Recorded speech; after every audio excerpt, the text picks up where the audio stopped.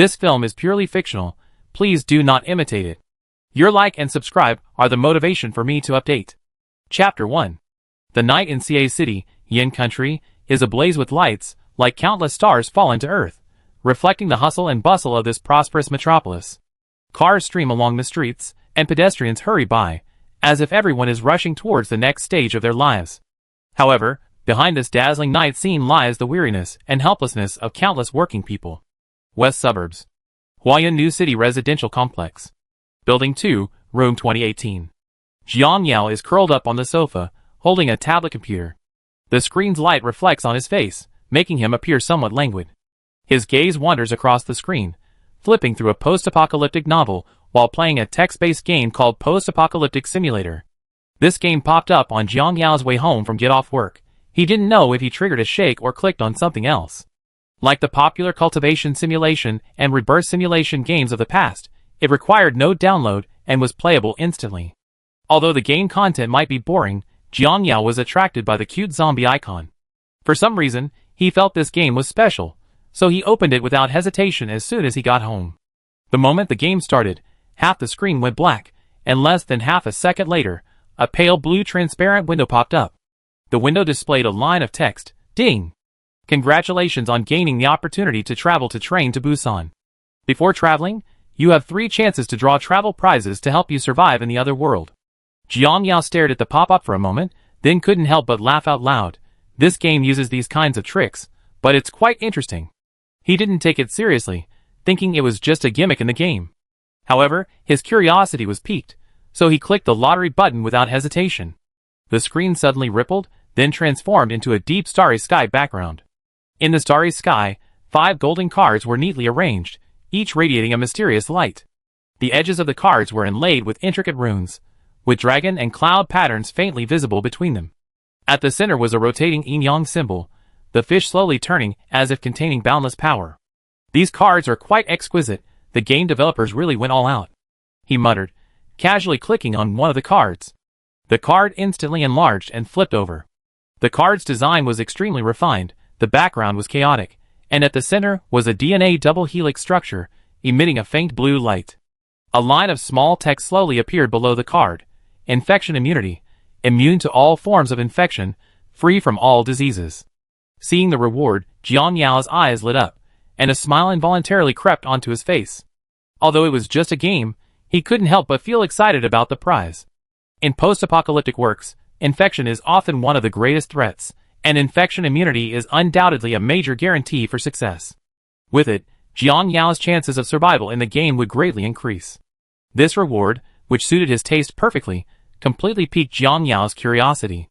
5 cards reappeared in the starry sky, and he didn't hesitate to draw a second card.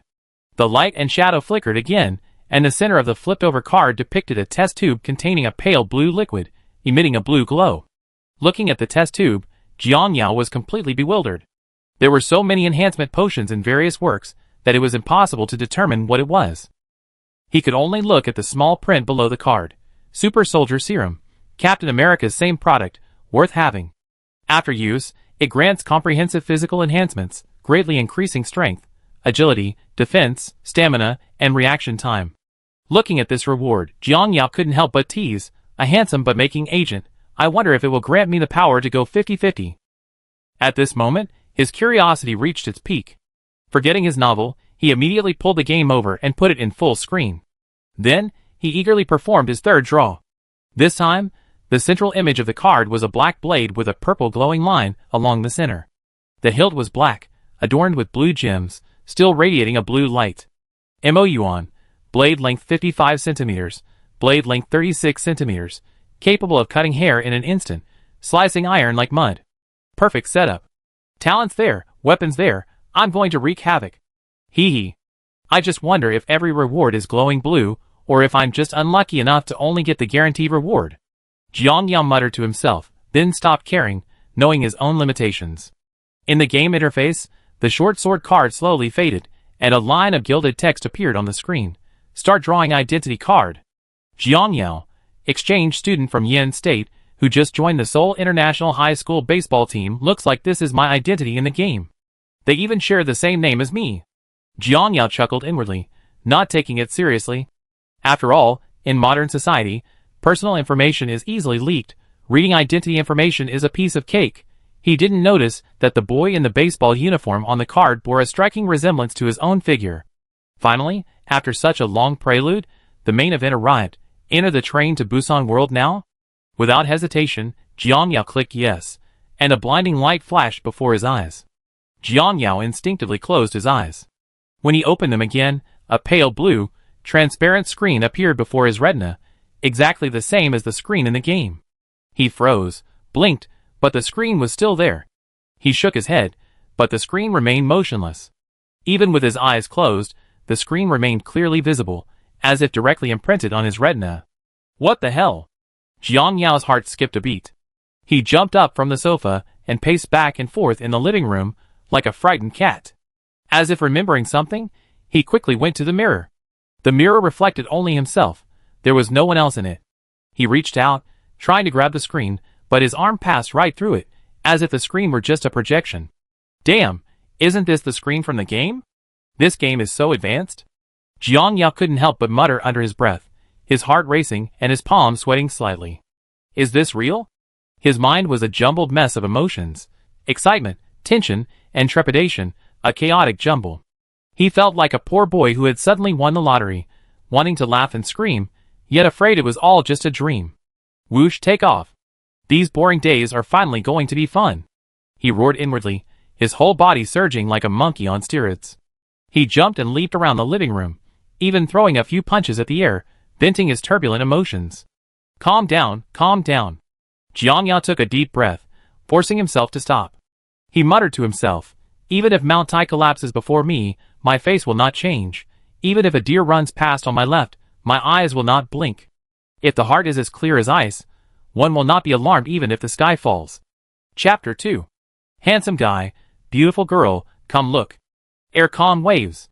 Muttering to himself, Jiang Yao finally managed to adjust his mindset, trying to calm himself down before focusing his gaze on the screen. Just then, a countdown appeared in the upper left corner of the screen. 2 hours. 1 hour 59 minutes and 59 seconds. 1 hour 59 minutes and 58 seconds. Several lines of red notifications appeared in the center of the screen. Main quest. Survive until the end of the story. Quest reward. Body enhancement potion plus 8 million. Note. The simulation uses a player clone. You can return after completing the main quest or dying. The clone will automatically decompose upon return. Jiang Yao stared at the screen, his mind racing. Although the screen clearly stated simulation uses a clone, you can return upon death. But he couldn't help but wonder, was death truly without any impact? Even if he wanted some excitement, he wouldn't disregard his own life. He had plenty of years to live for. No, I need to prepare, Jiang Yao muttered to himself. Although he enjoyed reading post-apocalyptic novels and watching movies, facing zombies in real combat was a first for him. The prizes he won: infection immunity and super soldier serum, whether they were as powerful as he imagined, remained unknown. The weapons he drew looked cool, but their usability was another story. After all, he was just an ordinary programmer, adept at using a mouse and keyboard, and as for knives, he only ever wielded a small, unopened dagger during his teenage years. Simulating the use of a clone means I can't bring anything with me except. Jiang Yao clenched one fist and slammed it against the other. Right, courage, only mindset can carry me through. Facing zombies, not being afraid is the first priority. Jiang Yao realized he was already 24, and had never even killed a chicken, let alone faced a zombie. He needed to overcome this psychological barrier as soon as possible, otherwise he would only become zombie food in the apocalypse. I need to find a way to toughen up, Jiang Yao muttered to himself, when a thought suddenly flashed through his mind. He remembered a large pet market near his apartment complex. His landlord had mentioned in casual conversation that there was a dogfighting arena in the basement of the market. The dogs were all rabid, extremely ferocious, and the landlord had a good relationship with the arena owner.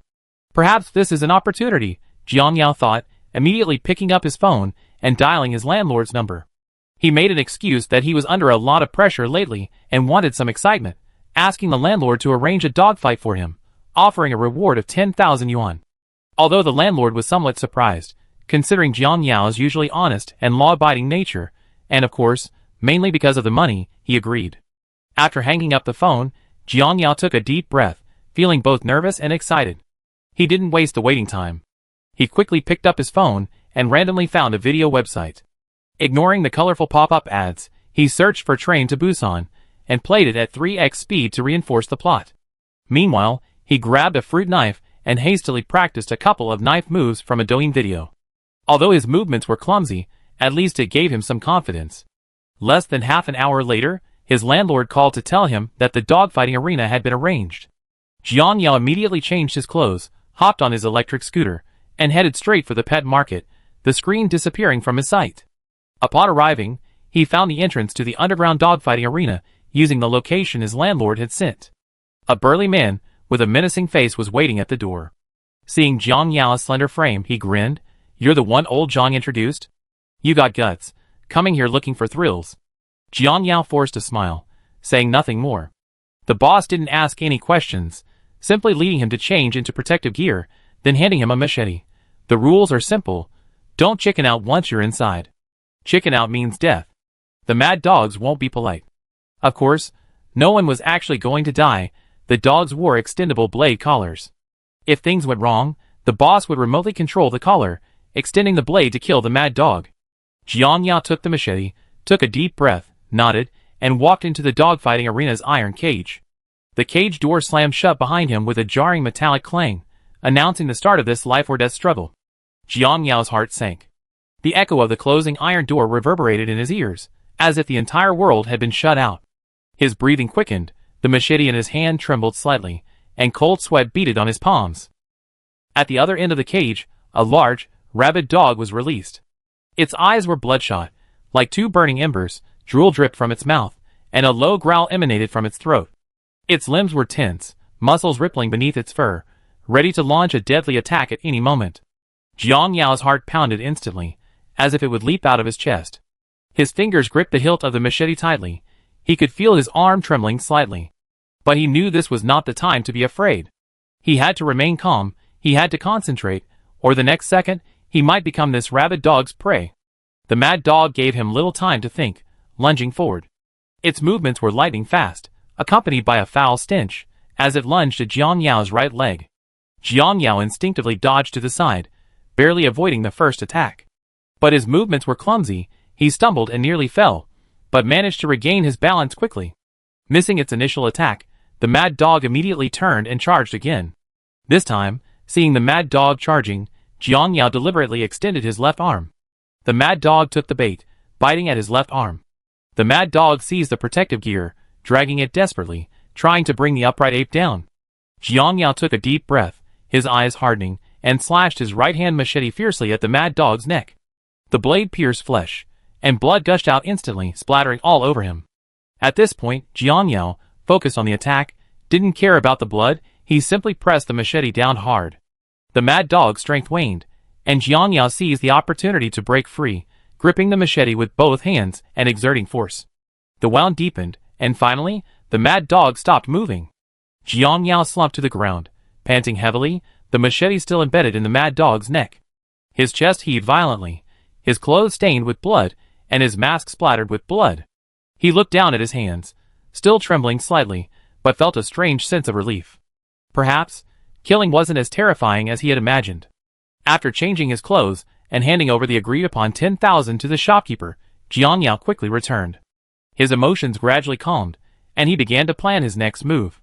He knew that courage alone wasn't enough, he needed more preparation. Jiang Yao glanced at the countdown timer. More than half the time had passed, leaving only half an hour. He continued his last-minute cramming, practicing his knife skills, and also specifically sought out compilations of demon attacks, watching them repeatedly. He forced himself to adjust to the terrifying feeling of something ghostly suddenly jumping in front of him. Time ticked by, and Jiang Yao's emotions gradually shifted from excitement, tension, and trepidation to calm. He knew he was mentally prepared. The real challenge was about to begin. It was like riding a drop tower. The scariest moment wasn't the drop itself. It was the slow ascent, the uncertainty of when he would fall, that was the most agonizing. Of course, although the light screen clearly indicated the simulation of using a clone, Jiang Yao had made two preparations. He put on a windbreaker, and used tape to bind several thick books to his limbs as makeshift armor. He carried a baseball bat and a cutting board, although it looked somewhat comical, It at least gave him a sense of security. The instant the countdown reached 0, a bright light flashed before Jiang Yao's eyes again, his mind spinning as if he were being swept into a giant vortex. In his last moments before losing consciousness, he had only one thought: "Train to Busan, here I come." Chapter 3. In a daze, the familiar blue screen appeared before Jiang Yao's tightly closed eyes. Although still feeling the effects of a hangover, his consciousness gradually cleared. It seems this isn't a dream. Then, a new notification appeared on the screen. Super Soldier Serum activated. The enhancement process will be completed in 2 stages. The first enhancement is about to begin. The process is painless. Please remain relaxed. Before Jiang Yao could react, a warm energy surged from his heart, rapidly spreading throughout his body. His muscles trembled slightly, and his bones made soft crackling sounds as the warm energy gradually penetrated every cell. His muscles became firmer, his bones more resilient, and even his thoughts seemed more active. The entire process was painless. Instead, it gave him an unprecedented sense of comfort, as if he were soaking in a hot spring. However, as time passed, Jiang Yao found himself unable to control his body. His limbs seemed bound by an invisible force. He couldn't even move a single finger. He tried to open his eyes, but found his eyelids as heavy as lead, and he couldn't open them no matter how hard he tried. What's going on? Why can't I move? Jiang Yao cursed inwardly. Before he could even struggle free, a message appeared on the screen again. During the enhancement process, the body will temporarily enter a dormant state to ensure stable energy absorption. Seeing this message, Jiang Yao suddenly realized. The reason he couldn't move was because the serum was taking effect. Since he couldn't control his body, he could only focus on the situation at hand. Language pack. Korean. Loading complete. The previously noisy chatter in the carriage had given him a splitting headache, but now, those sounds finally had meaning. Hey, I said I like you. Just accept it gratefully. It's your destiny. It is destiny. Accept it. Accept it.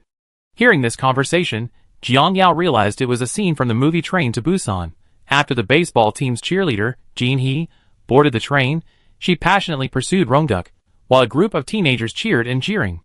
Watching the movie, the scene of this tragic couple going to their deaths had moved Jiang Yao deeply. Now, experiencing it up close, it felt quite different. Of course, he didn't have any particular feelings for Jin Hee, only remarking, "Shameless, brainless, but good legs." Ignoring the youthful turmoil of the teenagers, Jiang Yao focused on analyzing the plot of Train to Busan. According to the movie, an infected girl will break into the train, bite a female attendant, and then the virus will spread rapidly. After some twists and turns, the train conductor receives news of a military operation in Taejun, but the military fails, and everyone barely escapes Taejun Station, with the baseball team almost completely wiped out. The main characters board the wrong carriage while trying to save others, traversing 6 carriages. However, because the survivors refuse to open the doors, One Punch Man Sanghwa dies, and an old woman, after her sister's tragic death, opens the carriage door and dies along with her.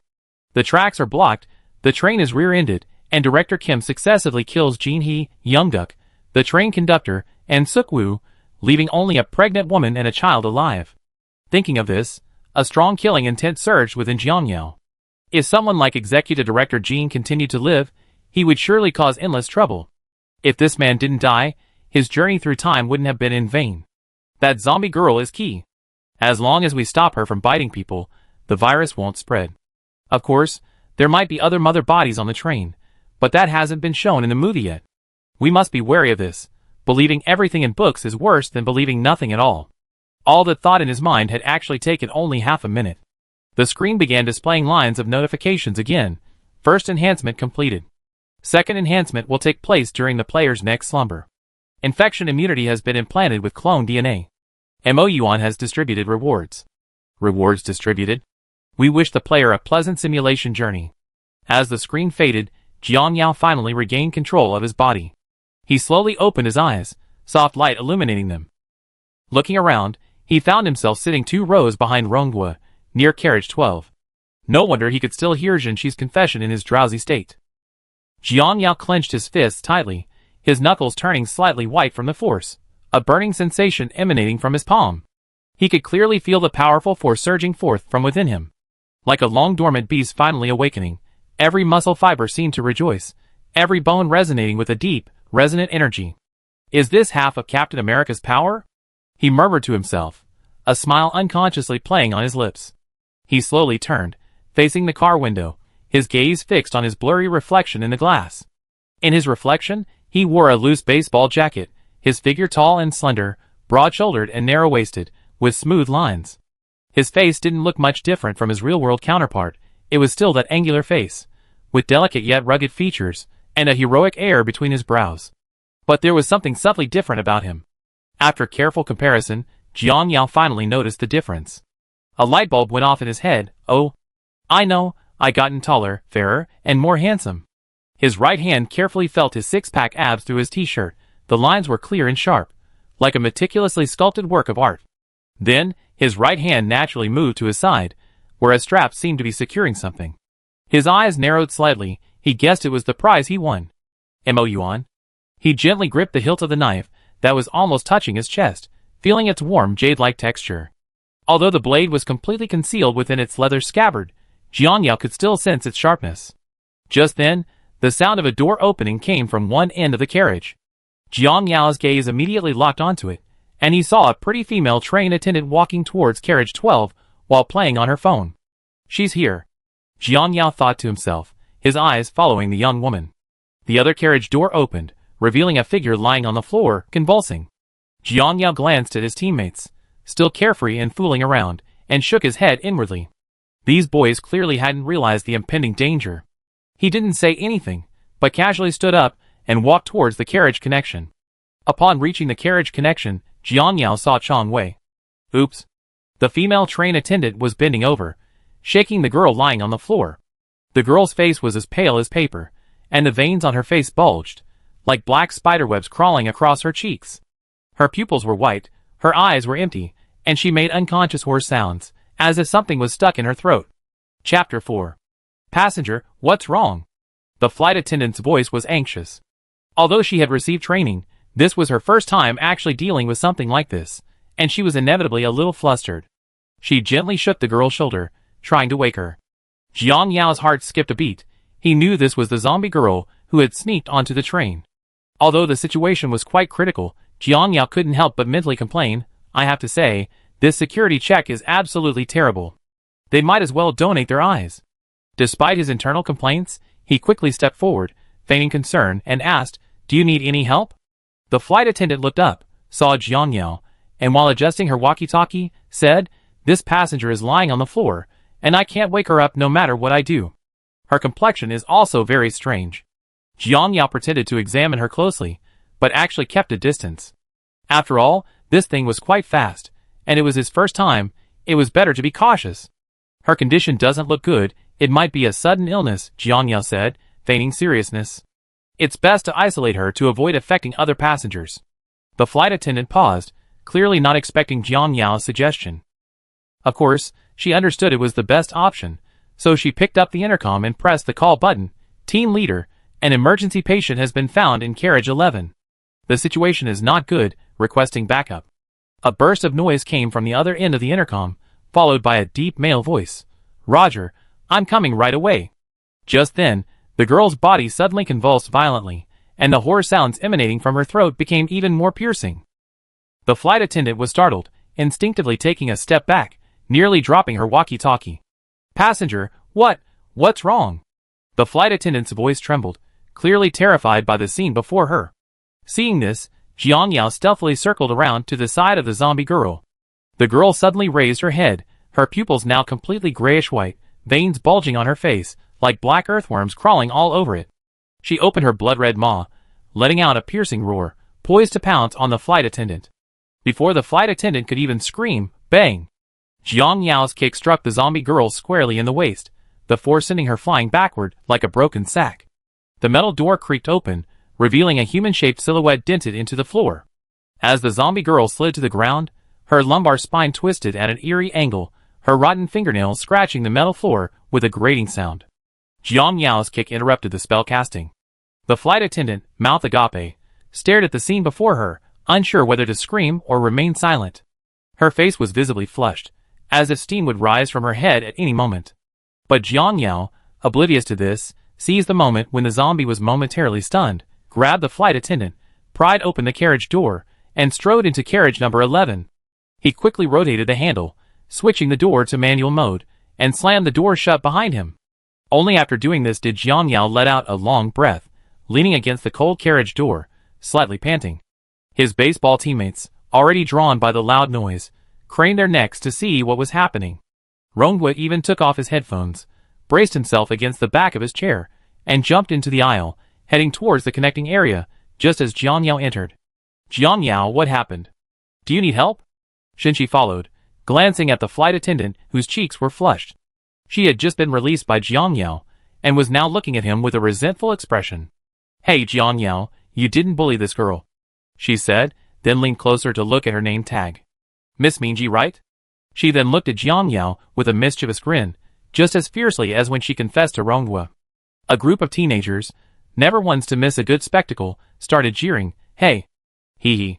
While the teenagers were making their nonsensical jokes, the flight attendant, though inwardly resentful of Jiang Yao's lack of chivalry, hurriedly explained, no, students, you misunderstood. A passenger seemed to have gone mad and tried to bite me. This student saved me. Before anyone could ask for details, bang! A heavy sound rang out as something slammed into the carriage door. Everyone turned to look and saw the zombie girl's face contorted in a grotesque grimace pressed against the glass. A face covered in bulging veins was clearly visible, crimson blood dripping from its mouth, emitting inhuman roars from time to time. The teenagers, in the throes of puberty, were initially terrified, but after realizing the monster couldn't get in, they crowded closer, commenting on the creature separated by a pane of glass. Hey, what kind of monster is that? Haven't you seen Resident Evil? Isn't that one of those zombies? Hey zombies? Do those things really exist? Speaking of which, isn't there a crawling zombie in Resident Evil? Ugh, you idiot, what are you talking about? How could such a thing exist? Seeing the teenagers' increasingly absurd discussion, some even reaching out to poke the glass, Jiang Yao had no choice but to step forward and shout, everyone back off. If the glass breaks, we're all doomed. Startled by Jiang Yao's words, the group of teenagers fled from the carriage door, as if their lives depended on it. Perhaps stimulated by the noise, the zombie girl let out an even louder roar, frantically biting at things. As for why Jiang Yao didn't take the opportunity to kill the zombie, firstly, with so many people around and the order not yet broken, no one could say for sure if killing her directly would cause some idiot to jump out. Secondly, it would be difficult to explain bringing up Mo Yuan in public. Thirdly, okay, to be frank, Jiang Yao just felt he wasn't ready, even after undergoing courage training and constantly giving himself mental pep talks. But looking at the zombie's human form, he ultimately lacked that final push and chickened out. Fortunately, the courage training did have some effect, at least that kick was quick, accurate, and ruthless, without a single tremor.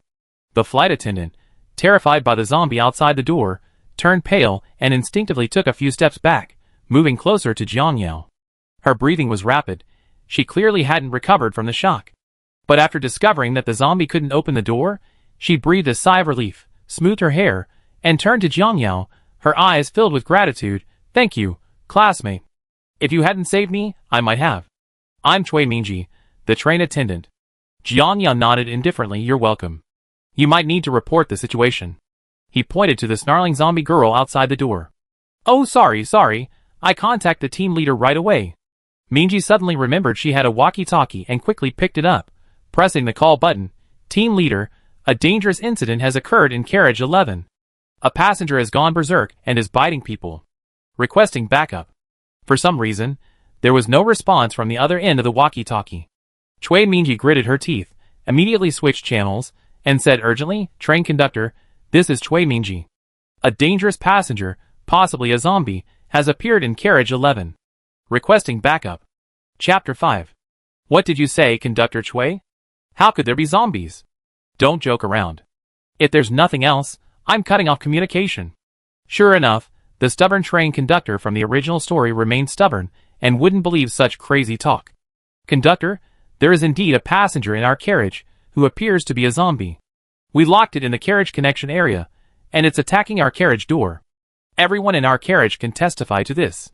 Please, conductor, arrange for a thorough search of the entire train to prevent similar incidents from happening in other carriages. Jiang Yao took over the conversation, trying to persuade the stubborn conductor. The train conductor remained silent for a few seconds, clearly impatient with Jiang Yao's insistence. However, out of respect for the passengers, He patiently replied, "Dear passengers, since you insist, I will send Team Leader Li to check the situation. However, Attendant Shui, I hope you can calm down and not cause panic among the passengers. This kind of thing is simply impossible." Jiang Yao shook his head helplessly. He had clearly failed. The conductor's stubbornness was unshakable. He quickly adjusted his strategy and continued, "Conductor, even if we don't thoroughly search the carriages, please at least turn off the automatic door system. If there is an emergency, manually controlling the doors will give us more options." "Turn off the automatic doors?" The conductor's voice rose 8 octaves, clearly finding Jiang Yao's suggestion absurd. Seemingly wanting to rebuke him, but mindful of Jiang Yao's status as a passenger, he could only reply sullenly, "Passenger, your suggestion has been received by the train crew. We will make the appropriate choice based on the actual situation. Please trust our professional capabilities. Thank you for your support. Have a pleasant journey." No further sound came from the walkie-talkie. The train conductor had clearly cut off communication. Jiang Yao understood that Plan A, implemented from top to bottom, was no longer feasible. However, he had expected this, and he wasn't discouraged. At least he had tried. Trying was enough. He would help others if he could, and that was all. While Jiang Yao was brainstorming, someone else was causing trouble on the other side. 3 minutes earlier. Carriage 12. Park Ji-shin, with a lewd expression and a monkey-like appearance, was leaning back in his seat, feigning sleep. He was planning to pick up a few small goods once they arrived in Busan, sell them in Seoul, and live a carefree life for several months. Suddenly, a loud bang interrupted Park Ji-shin's daydream, startling him so much he almost jumped up. However, seeing the tall figure through the carriage door, he abandoned his plan to confront the person. However, he had barely closed his eyes when another sound came from the carriage connection. A series of thuds followed. Bang! Bang! Bang! Park Ji-shin abruptly opened his eyes, turned around impatiently, and yelled at the connecting area between the carriages, "What's all the noise about? Can't a person rest?" He stood up and stormed towards the carriage door. Through the glass, he saw a girl frantically pounding on the other end of the carriage door. Her movements were stiff and eerie, and she was emitting low growls. "What is this crazy woman doing?" Park Ji-shin frowned, completely oblivious to the seriousness of the situation. He yanked open the carriage door, walked behind the zombie girl, shoved her shoulder, and yelled at her, "Are you crazy? Don't you know this is a public place? Have you no manners?" Hearing the noise, the zombie girl abruptly turned her head, her grayish-white eyes fixed intently on Park Ji-shin. A slight smirk appeared on her lips, revealing blood-stained fangs. She then let out a low growl and pounced on him like a hungry tiger. "Ah! What are you doing?" Park Ji-shin was startled and took a step back, but it was too late. The zombie girl clung to him, her blood-red maw opening wide, biting into his neck. Crimson blood spurted out like an arrow, reaching the ceiling. The excruciating pain made him scream in agony. "Help! Help!" Park Ji-shin struggled desperately, but the zombie girl's strength was astonishing. He couldn't break free. Blood streamed down his chest, staining his suit jacket. The passengers in the carriage screamed in terror at the sight, retreating hastily. No one dared to step forward to help. Park Ji-shin's face turned deathly pale, his pupils gradually losing their color. In just 10 seconds, his body convulsed violently a few times before ceasing its struggle. Jiang Yao, hearing the scream, rushed over. He arrived just in time to see Park Ji-shin being bitten. His heart sank. He knew the guy was doomed. "Damn it!" Jiang Yao gritted his teeth. He knew he had to be ruthless and finish off these 2 zombies quickly. Hearing the arrival of a new target, the zombie girl let out a low growl, released Park Ji-shin, and turned to pounce on Jiang Yao like a hungry wolf. Its movements were incredibly swift, its limbs twisting yet bursting with power. Its grayish-white pupils gleamed with a bloodthirsty ferocity, and Park Ji-shin's blood still clung to its mouth, making it appear exceptionally grotesque. Jiang Yao was prepared. He lowered his body slightly, his gaze locking onto the zombie girl's movements like a hawk's. His mind was focused. Everything before him seemed to be moving at half speed. Just as it lunged, Jiang Yao slipped, his figure flashing like a ghost as he sidestepped the zombie girl's attack. At the same time, he unleashed a powerful right leg kick, a fierce side kick aimed straight for the zombie girl's knee. Bang! A muffled thud echoed as the zombie girl's kneecap shattered, her body instantly losing its balance and lurching forward into carriage number 11. Jiang Yao's movements were fluid and seamless, without the slightest hesitation, as if everything was perfectly planned. "I can't give it a chance to breathe," Jiang Yao thought to himself, his eyes as cold as knives. He strode after the zombie girl, his adrenaline surging, all his worries forgotten. The zombie girl struggled to get up, but her knees could no longer support her weight. She could only crawl on the ground, emitting low growls. Without hesitation, Jiang Yao seized the opportunity, pinning the zombie girl to the ground with his left foot, while his right foot rose high and then slammed down like thunder. Crack! A crisp sound of bone breaking rang out as Jiang Yao's foot precisely struck the zombie girl's neck. Her cervical vertebrae snapped instantly, her body convulsed violently, and then collapsed completely to the ground, lifeless. At the same time, Park Ji-shin's body began to convulse violently. His eyes quickly rolled back, and he let out a low growl, like the howl of a wild beast. His skin turned ashen at a visible speed, his veins bulging beneath the skin, taking on an eerie bluish-black hue. A few seconds later, Park Ji-shin's body suddenly stiffened, then sprang up from the ground like a spring, completely transforming into a new zombie. Its movements were swift and frenzied, its limbs twisted yet full of power, lunging straight at Jiang Yao, emitting a chilling growl. Chapter 6. As expected, the zombie transformation was fast. Having taken down one zombie, Jiang Yao was much calmer. He quickly took a step back, increasing the distance between himself and the zombie. At the same time, his right leg slightly retreated, poised to strike. The zombie, Park Ji-shin, lunged forward, baring its fangs and claws. Although its movements were swift, at 0.5x speed, it was completely outmatched. Jiang Yao calmly observed its movements. When it was close enough, he suddenly exerted his strength, delivering a pre-prepared front kick straight for its chest. Bang! A muffled sound rang out as Jiang Yao's size 45 sneaker struck the zombie precisely in the chest. The immense force caused the zombie's body to freeze instantly, then it flew backward like a kite with a broken string, even faster than it had come. Its body slammed heavily against the glass door of carriage 12, producing a piercing cracking sound. Crack! The glass door, unable to withstand the immense impact, shattered into countless fragments instantly. The zombie's body, propelled by inertia, flew into carriage 12, crashing heavily to the ground, unable to rise again. Jiang Yao, who was about to finish it off, looked at the motionless zombie and muttered to himself, "This guy, one kick and he's dead." Wasn't he supposed to fight to the death until his head was severed? He didn't rush forward, waiting quietly for a moment. When the zombie indeed became still, Jiang Yao carefully stepped over the broken glass and entered carriage 12. The zombie's corpse lay sprawled on the ground, dark red blood slowly seeping from its head, staining the carriage floor. Upon closer inspection, he realized that a nearly 30 cm long shard of glass had struck the zombie squarely in the back of the head, causing it to die silently on the spot. Jiang Yao crouched down, grabbed the zombie by the collar, and glanced at the passengers in carriage 12 as he looked up. They huddled at the other end of the carriage, their eyes darting away, avoiding his gaze, as if he were the one who instilled fear. Jiang Yao chuckled, shook his head, and dragged the corpse to the connecting area between carriages. He returned to carriage 11, pulled the zombie girl's body out, and sat down next to Park Ji-shin. Jiang Yao stood there, his gaze complex as he stared at the two zombie corpses on the ground. His chest rose and fell with his breath, his fingers unconsciously rubbing together.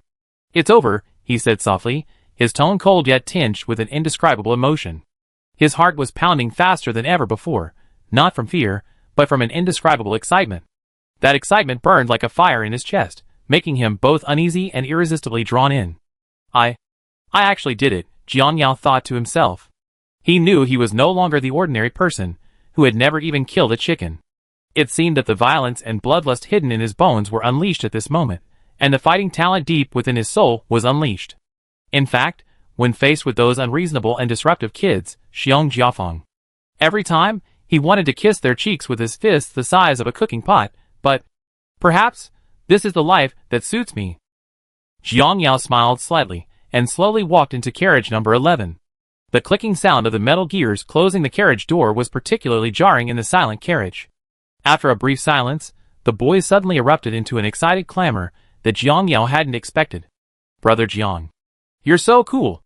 Li Yuanchuo was the first to rush over, grabbing Jiang Yao's shoulder, his voice brimming with excitement. He even gestured wildly. That move was absolutely amazing. Hee, how did you do that? Teach me. You kicked that zombie away. Jin Qinghao also crowded around, his eyes wide, his face filled with disbelief. Do all you Yen people know Kung Fu? Good thing we didn't bully you just because you arrived. Jiang Yao, are you alright? Rongwa pushed through the crowd, his tone concerned, but his eyes held a complex emotion. He looked at the pool of blood on the ground, then at Jiang Yao, seemingly wanting to say something, but ultimately just patted Jiang Yao's chest. That zombie didn't hurt you, did it? Jiang Yao simply shook his head slightly, his face still expressionless. However, heaven knows how secretly pleased this outwardly cold but inwardly passionate man was. Ah, punches, punches, so satisfying, he cheered silently in his heart, a slight smile unconsciously creeping onto his lips, but he quickly suppressed it. Jean He stood on the outskirts of the crowd, her hands clenched tightly together, her gaze fixed on Ronghua. Even though Kanyao was the center of attention, her eyes remained only on Ronghua. Hey, Kanyao! Captain Lee Jae-hoon approached, his tone relatively calm, but his eyes clearly showing excitement. He looked Kanyao up and down. Those moves you just made were even better than action stars in movies. If our team had you joined earlier, we would have made it to the tournament long ago. The boys surrounded Jiang Yao, their excitement spreading throughout the carriage. They seemed to have forgotten their earlier fear, their eyes filled only with admiration and curiosity for him. Some even began imitating Jiang Yao's movements, throwing punches and kicks, as if they too could kick a zombie away.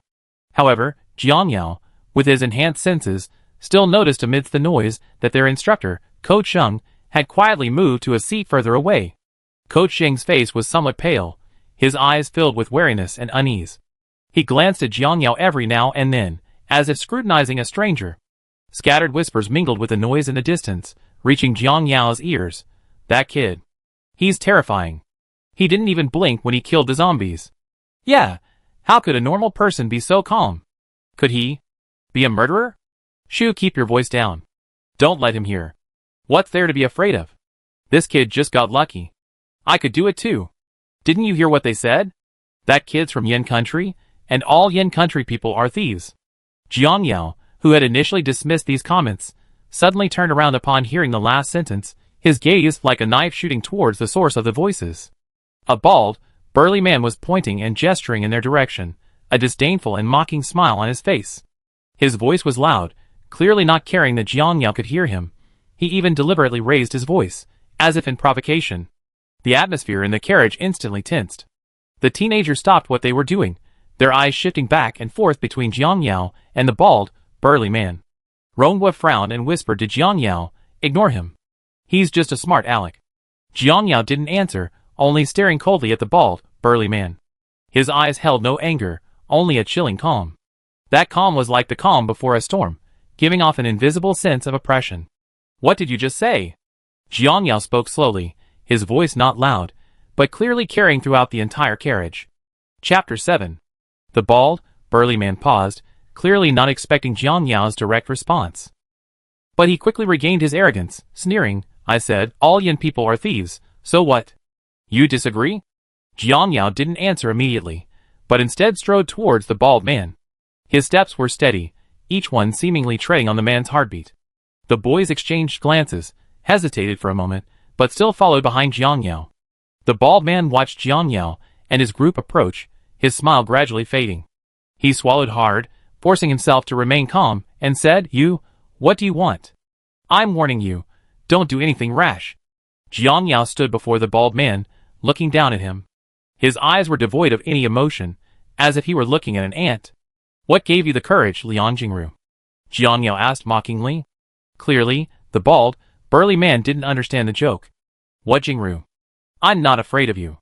With so many people watching, if you hit me, you won't get away." Jiang Yao immediately lost the desire to communicate with this idiot.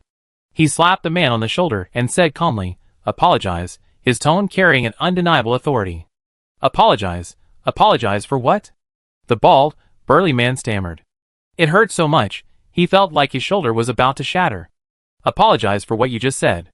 Jiang Yao's voice remained calm, but the increased pressure on his hand made the bald, burly man's face turn pale, and fine beads of sweat appeared on his forehead.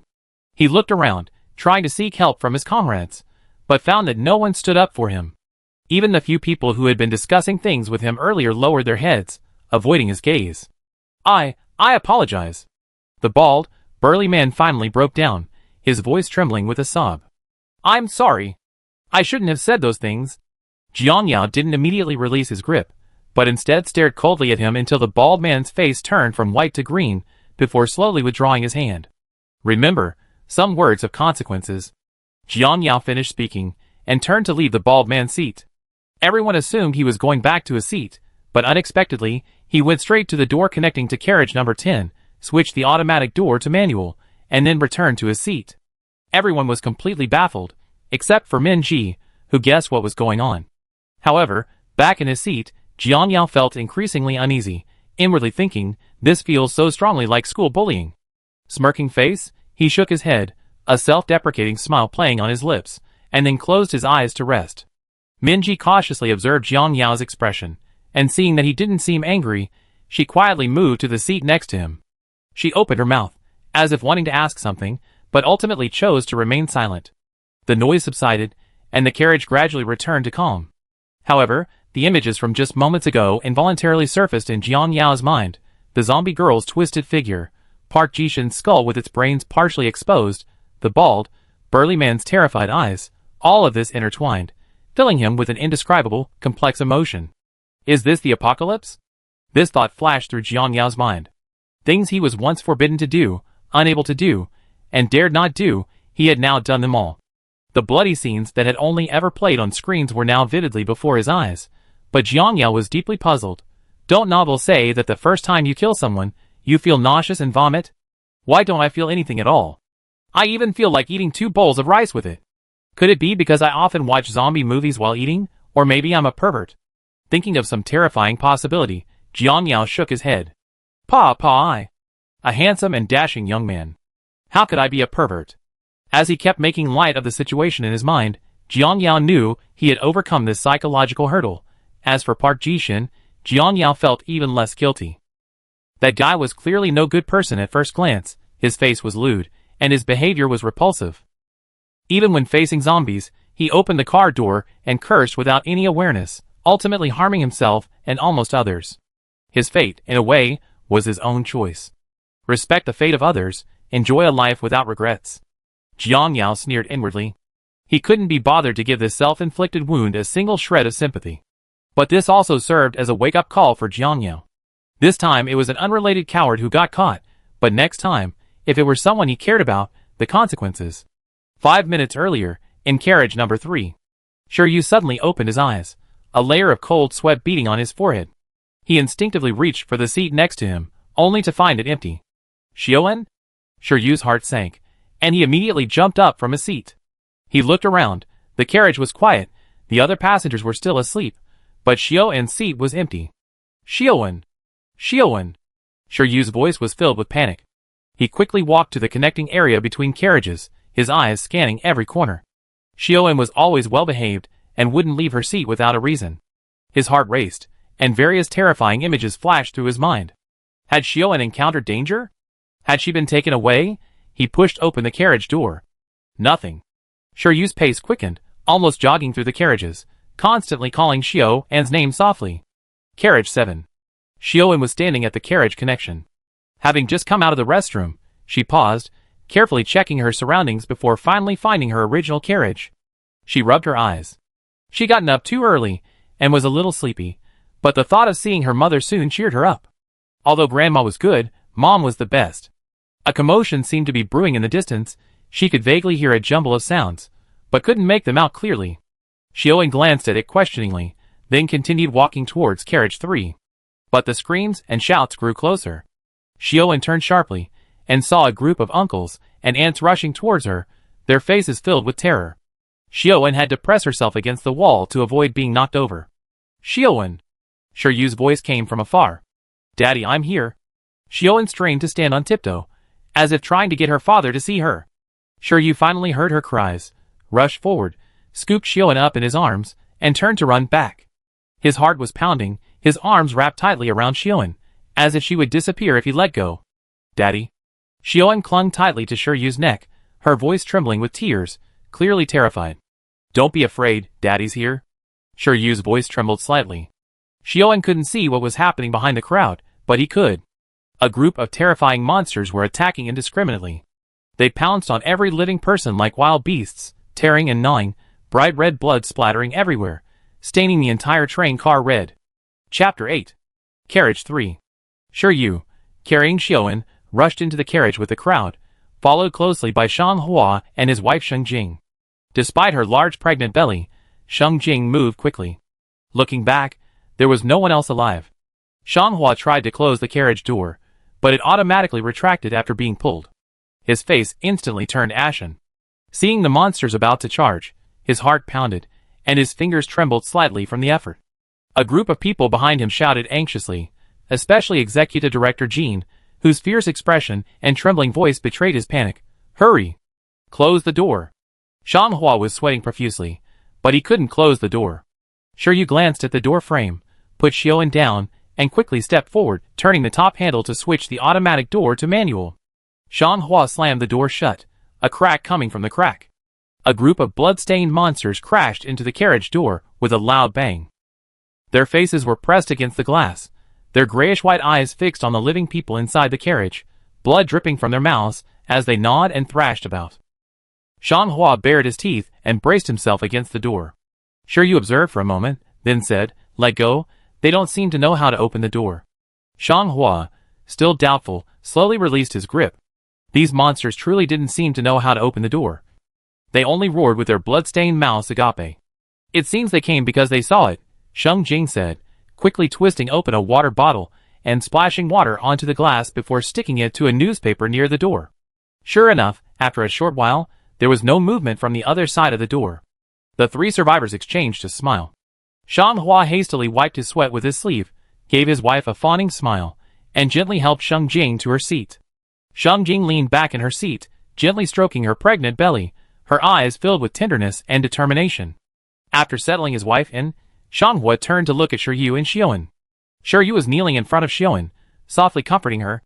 Xiaoan's face still bore traces of tears, but her eyes were much calmer than before. Xianghua walked over, forcing a smile to soften his otherwise fierce expression. "Little one, your dad's really amazing." Xiaoan looked up, glancing at Xianghua, then at Shiryu, and whispered, "Dad's the best." Shiryu patted Xiaoan's head, a tired smile on his face. "Thank you." Xianghua patted Shiryu's shoulder, his voice tinged with hearty enthusiasm. "Brother, thanks to you just now, otherwise we don't know what would have happened. My name is Xianghua. This is my wife, Sheng Jing." Shiryu nodded, shaking Xianghua's outstretched hand. "Shiryu, this is my daughter, Xiaoan." Just then, the train's announcement system suddenly blared. "Attention passengers, this is the train conductor. Due to unforeseen circumstances, this train will not be stopping at Tianyashan Station. For your safety, please return to your seats." The announcement was followed by a commotion in the carriage. "What? No stop at Tianyashan Station? What do we do? What happened?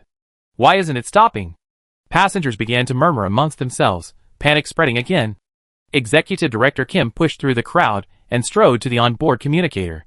His face was grim, his eyes blazing with anger. He pressed the communication button and shouted into the microphone, "Attendant? Yes, I'm the train attendant. Why didn't you stop at Tianyashan Station? Do you know what happened on the train?" "Yes, I know, our people are also taking refuge.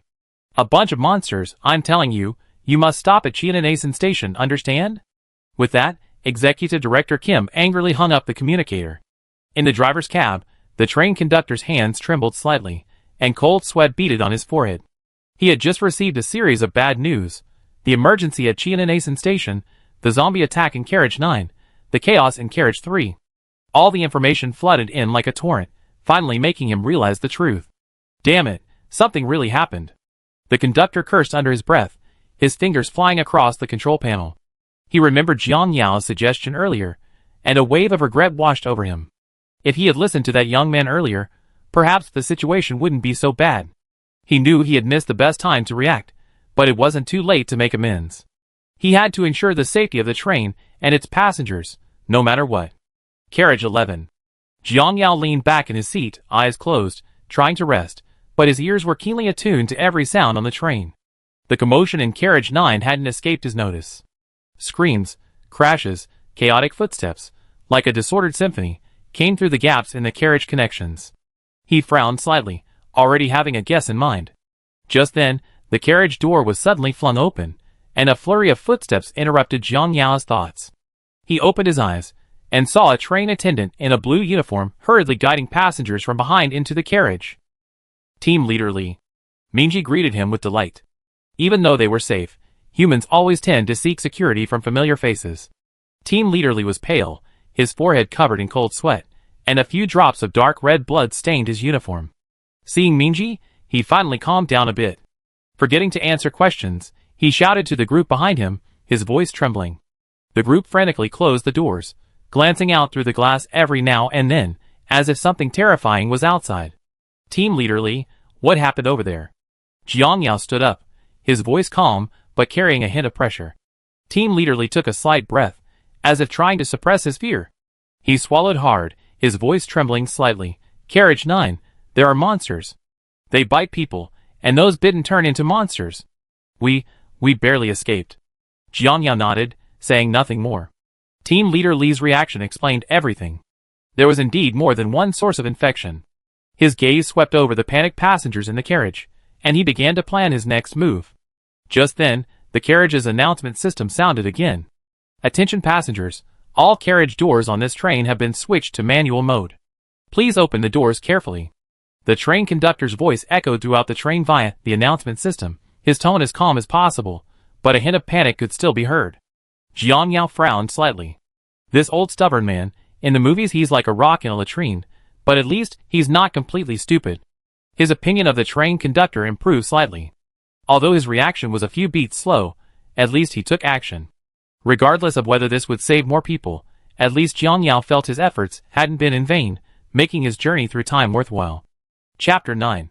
The KTX train sped along the tracks, the scenery outside the window rushing past. The once bustling suburbs were now a scene of chaos, black smoke billowing from distant buildings. Vehicles lay scattered haphazardly across the streets, and occasionally a few staggering figures could be seen wandering among the ruins. Those figures moved stiffly, their steps faltering. They were clearly no longer human.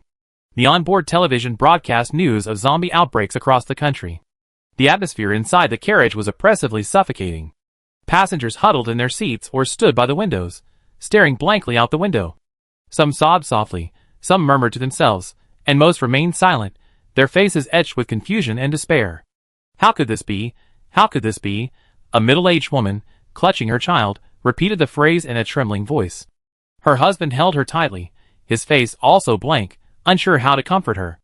Will we still be able to get to Busan? A young man asked in a low voice, a hint of uncertainty in his tone. No one answered his question. Silence filled the carriage. Jiang Yao sat in his seat, his gaze calmly sweeping over everyone in the carriage.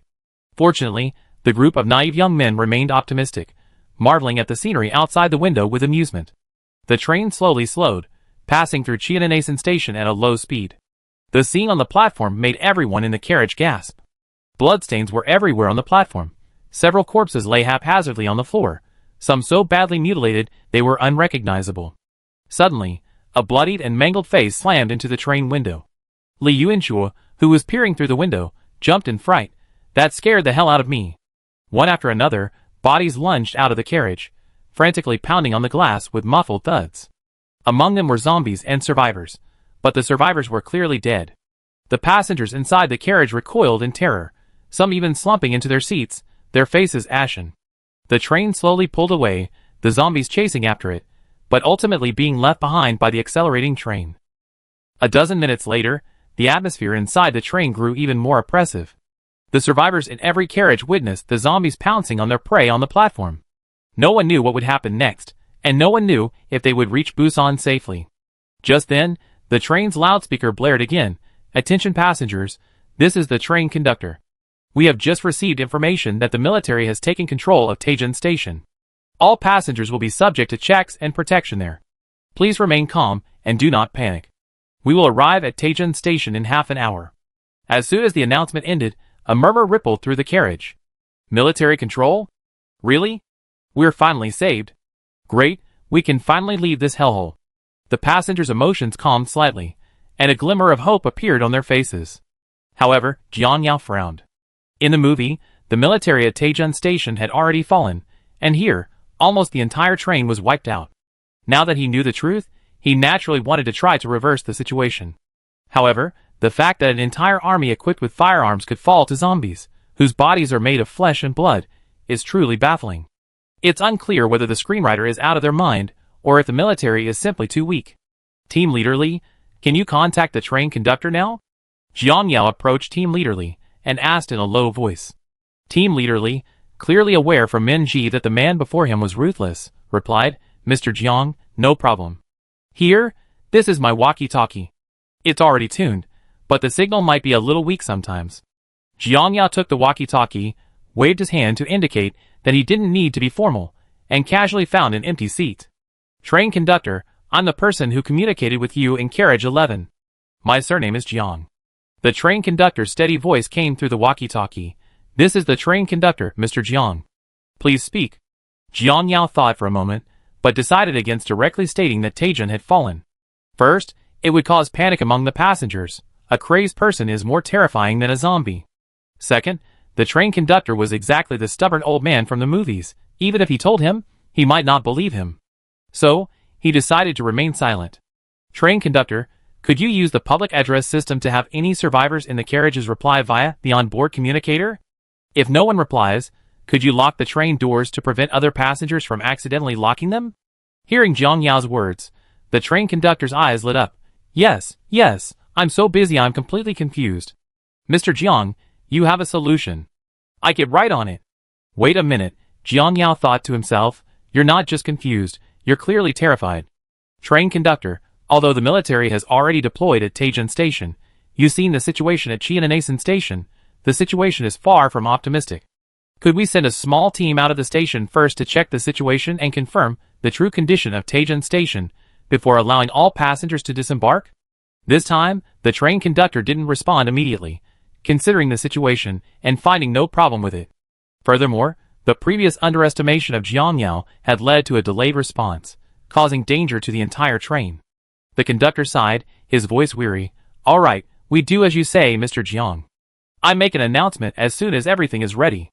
Jiang Yao returned the walkie-talkie and turned to walk towards the center of the carriage. The baseball team members were huddled together, discussing quietly. Seeing Jiang Yao approach, they all looked up. Jiang Yao, is there anything unusual? Ronghua was the first to speak, his voice tinged with anxiety. Jiang Yao briefly explained the situation. There will be an announcement soon. What we need to do now is select a small team to scout out the situation at Taejun Station. Didn't they say there's an army in Taejun? Li Yuanchua's eyes widened. Can't we all go out together? Although the boys were fearless, none of them wanted to stay with a trainload of zombies. Jiang Yao glanced at him, his tone mocking. An army? The Great Universe Kingdom's army? You believe that? Silence fell over the carriage. The boys exchanged glances, all choosing to remain silent. After all, it wasn't something to be proud of. Clearly, the boys, who had no expectations of their own army's combat capabilities, understood that selecting a small team to scout the situation was the best arrangement. However, knowing that Taejun Station might not be so safe, being the first to step forward wasn't an easy task. Just then, Ronghua suddenly stepped forward. I go.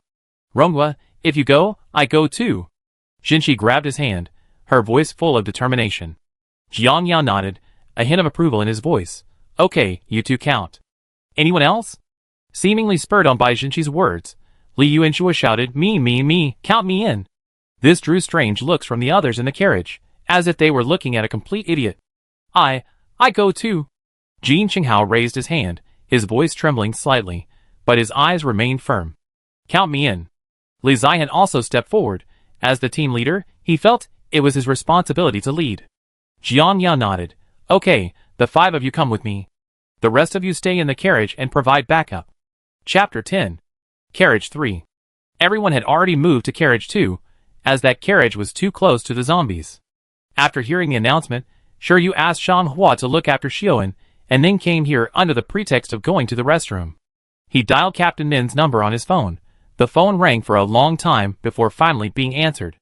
Captain Min, this is Shiryu. Shiryu's voice was urgent. We're heading to Taejun Station now. I heard there's a military presence there. Is that true? Captain Min's deep voice came from the other end of the line. Team leader Shir, the military has indeed set up a temporary command post there, but you need to be quarantined upon arrival. Shiryu's heart sank. Captain Min, please help me. I give you a tip about a great investment opportunity. There was a moment of silence on the other end. Shiryu's heart clenched, but thankfully, a voice came through shortly after. Team leader Shir, don't go to the main square. Exit from the east square. Thank you. Carriage 2. Executive Director Kim stood by the window, phone in hand, his face grim. He had just contacted his subordinates. Their company's buses were no longer allowed into Taejeon. Taejeon was clearly no longer safe. Damn it! Executive Director Kim cursed under his breath, slamming his fist against the window. Driver's cabin. The train conductor took a deep breath and pressed the announcement button. His voice echoed throughout the train through the loudspeakers. Attention passengers, this is the train conductor. Due to an unexpected situation, we need to take stock of the passengers in each carriage. Please contact the train attendant immediately using the communication devices on either side of the carriage. To reiterate, please contact the train attendant immediately using the communication devices on either side of the carriage. A few minutes later, the train conductor received feedback from each carriage. His face grew increasingly grim, the microphone in his hand almost deforming from his grip. Carriage 4, no response. Carriage 5, no response. Carriage 10, no response. The conductor's heart sank, his fingers trembling slightly. Carriages 4 and 10 were completely out of service, meaning they were likely already overrun. Are there any survivors? The fleeting glimpse of zombies at Cheonan Asan Station flashed through his mind. In the confined space of a carriage, if even one zombie appears, surely. He took a deep breath, abandoning unrealistic fantasies, and quickly flipped the switch on the control panel, completely locking the door of carriage 4 and 10. Attention passengers, this is the train conductor. His voice rang out again over the loudspeaker, a heavy tone in his tone. Given the current serious situation, I suggest that all passengers remain seated upon arrival at Taejeon Station. We will dispatch crew members to exit the station first. After confirming safety, we will then arrange for everyone to exit. Please remain calm. We will do our utmost to ensure your safety. The announcement echoed in carriage 2, and the passengers exchanged bewildered glances. What? We have to wait? What if those monsters rush in? A middle-aged man suddenly stood up, pointing towards carriage 3. Clearly, he was referring to the zombies just one carriage away. Yeah, why should we wait? We want to get off. Another young woman shouted, clutching her bag tightly, her eyes filled with unease. Executive Director Kim seemed thoughtful. Combining the information he had received, he was almost certain there was a problem at Taejeon Station. Thinking of this, he suddenly came up with a brilliant plan. In carriage 11, with Jiang Yao in charge, and most people having received advance notice from him, they didn't react much to the announcements. After a moment's thought, Jiang Yao turned to Ronghua and the others, and said in a low voice, Ronghua, Jinshi, Yuanshua, Chung Hao Zai Sun, come here for a second. Ronghua and the others immediately came closer. Jiang Yao's voice was low, but his tone carried a convincing certainty. Listen, the situation at Taejeon Station might be worse than we think. We need to prepare for the worst. The worst? Ronghua swallowed hard, his voice trembling slightly. You mean, the army might have turned into zombies too? Jiang Yao nodded, his gaze sweeping over each person's face. That's right. Therefore, we need to develop a contingency plan for the worst-case scenario. If Taejeon Station is safe and we can get military protection, that would be best, even if we're isolated. But if there are zombies outside, we must ensure a rapid evacuation. It was easy for a group of high school students to be hot-blooded, but asking them to develop a contingency plan was clearly asking too much. Jiang Yao had no choice but to assign tasks to each person one by one, emphasizing repeatedly to ensure everyone remembered the key points. After all, for others, this was an emergency plan that they might not even need, but for him, this was the action plan for the next step. The other passengers in the carriage watched as a group of high school students gathered together to plot something big.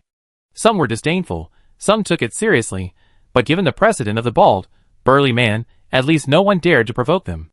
Some alert passengers huddled nearby, faintly hearing phrases like train conductor and early departure. The KTX train slowly pulled into Taejeon Station, the wheels screeching against the rails. The platform was deserted, the silence unsettling. Attention passengers, the train has arrived at Taejeon Station. Please remain seated while the crew checks ahead. Thank you for your cooperation. The conductor's announcement echoed through the carriages. Kong Yao stood by the door, followed by Jin Hee, Youngguk, Lee Won-suk, Kim Sung-ho, and Lee Jae-hoon. Team leader Lee and Minji had also been ordered by the conductor to disembark and scout ahead. All 8 of them carried baseball bats. Ready? Kong Yao asked in a low voice, his gaze sweeping over the 5. Ready! They answered in unison, their voices trembling, but their eyes filled with determination. Looking at the 2 train attendants behind him, trembling but resolutely carrying out orders, he said, stay close to us. If anything happens, get back to the carriage immediately. Minji nodded like a chick pecking at rice, and team leader Lee nodded slightly. Jiangya nodded and slowly opened the train door. The doors, which should have opened automatically in the original plot, had been changed to manual mode. The 8 people carefully stepped off the platform, their footsteps so light they were almost inaudible. Jiang Yao looked around and saw several figures in blue uniforms moving cautiously on the platform. I must say, the train attendants in this movie are indeed quite professional. However, besides the attendants, there were clearly many other passengers disembarking on the platform. Although the train conductor repeatedly advised passengers to wait for news from the attendants, in the face of disaster, passengers with different mindsets were clearly not going to completely follow instructions.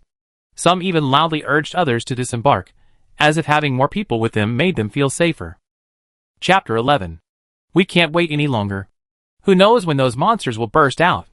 A middle-aged man shouted, leading his family hurriedly towards the exit. Yeah. Didn't the military say there's a surveillance operation here? We have to find them quickly.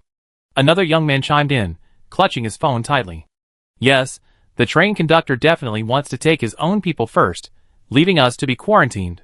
Conspiracy theories quickly spread, the crowd began to stir, more and more passengers disembarked, and the platform became chaotic.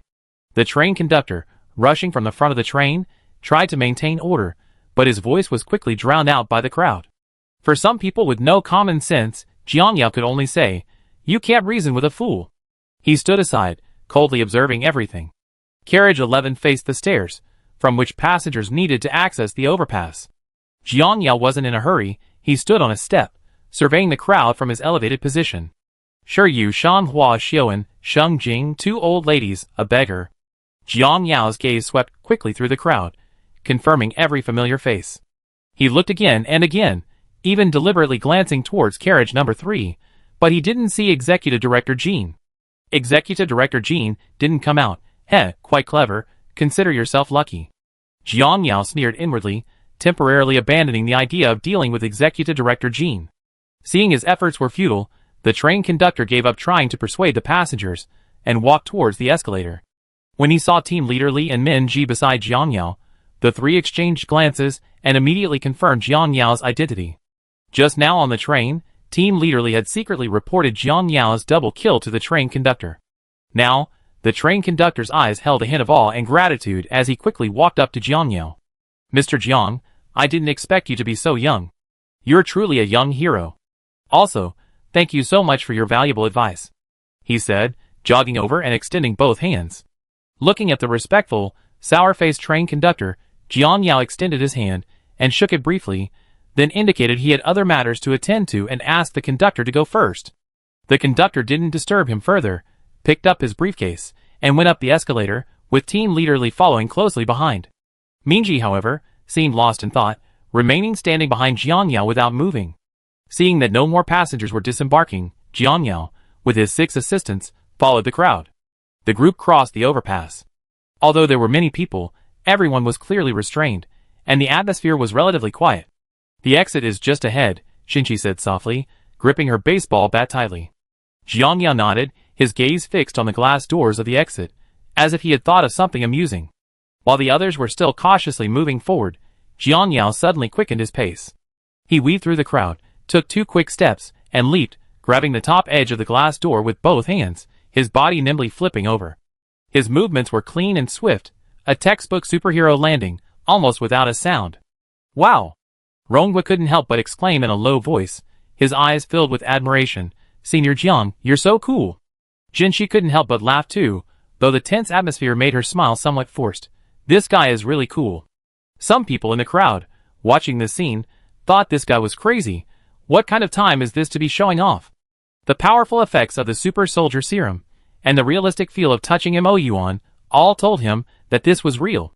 Then, the infection immunity must be real. To doubt the simulator is just needless worry. That way, he can play a little bigger, the Dragon King smirked. In the crowd, Shi Yu, holding Xiuan's hand, carefully passed through the glass doors. He glanced at Shang Hua, a complex emotion flashing in his eyes, but quickly looked away, whispering to Xiuan, "Xiuan, let's go this way." Xiuan nodded, gripping Shi Yu's hand tightly, and followed him towards the East Plaza. Xianghua frowned at Yu's actions, seemingly wanting to say something, but Sheng Jing gently pulled his arm and shook her head. Shortly, the passengers at the front reached the escalator, but they didn't rush down immediately. Instead, they stopped. The entire Taijin station was like a no-man's land. The promised military surveillance was nowhere to be seen. There's an old saying in Yin, those who are meticulous in their pursuits are heroes. Bah! Something abnormal must be sinister. Moreover, several blood-stained shields lay scattered on the steps below the escalator. Even a few military boots lay forlornly on the ground, silently recounting the fierce battle that had taken place here. Wasn't there supposed to be military surveillance? Where are they? A middle-aged man asked in a low voice, his eyes filled with fear. These shields? They're riot shields, right? How did they end up here? Another young man pointed to the black shields not far away. The crowd began to stir, the initial panic turning into deep fear. They stood before the escalator, caught between a rock and a hard place, as if every step could be a trap. Jiang Yao stood to the side of the crowd. Looks like it's time to show some real skill. Having made up his mind, Jiang Yao turned to the 5 Rongwa members and said, something's not right. You guys go back first, and remember to follow the plan. The 5 Rongwa members exchanged glances, their faces grave. Although they didn't know what Jiang Yao had discovered, they chose to trust him and turned to leave. Minji, you and Jinchi together, lend me your walkie-talkie. Minji hesitated for a moment, then handed over the walkie-talkie, glancing worriedly at Jiang Yao. Seeing that he seemed unaffected, she turned and followed Jinchi. Jiang Yao took the walkie-talkie and clipped it to his left belt, a thought creeping into his mind. Why is she looking at me like that? Could it be that this girl likes me? Sure enough, even the handsome Jiang Yao couldn't escape one of life's 4 great illusions. She likes me. Seeing that Li Yuanxue and the others had arrived at their designated positions and were ready, Jiang Yao's gaze swept across the crowd. He noticed they were still standing there, bewildered. The train conductor seemed to want to take the crew members down to scout the situation. He bypassed the crowd, approached the train conductor, and whispered something in his ear. The conductor seemed about to object, but ultimately nodded to indicate he understood. Then, he strode to the row of seats, picked one up with both hands, and deliberately swayed from side to side as he walked up the steps. The people in front, fearing they would be hit, quickly retreated. Seeing the crowd had retreated to a safe distance, Jiang Yao glanced back, a wicked smile playing on his lips. Hey! You guys down there. Jiang Yao suddenly raised his voice, shouting down the escalator, come on up and have some fun. His voice boomed like thunder in the station, instantly shattering the silence. A series of roars came from below the escalator, followed by a group of blood-soaked zombies in military uniforms, howling, as they charged up the steps from the shadows. Zombies! Someone screamed from the crowd. Run! Run! The crowd panicked instantly, turning and running back. They, who had been hesitant, now rushed toward the platform like a flock of frightened sheep. Chapter 12. Kim Sung-ho and Lee Won-suk stood guard on either side of the main entrance, waving and shouting, "Here, here!" Guided by Kim Sung-ho and Lee Won-suk, the crowd surged towards the glass doors like a tidal wave. Although chaotic, the shouts of the flight attendants and the commands of the baseball team members prevented the situation from completely spiraling out of control. Don't panic. Keep order. Priority for the elderly and children. The flight attendants shouted hoarsely, their voices almost drowned out by the clamor of the crowd.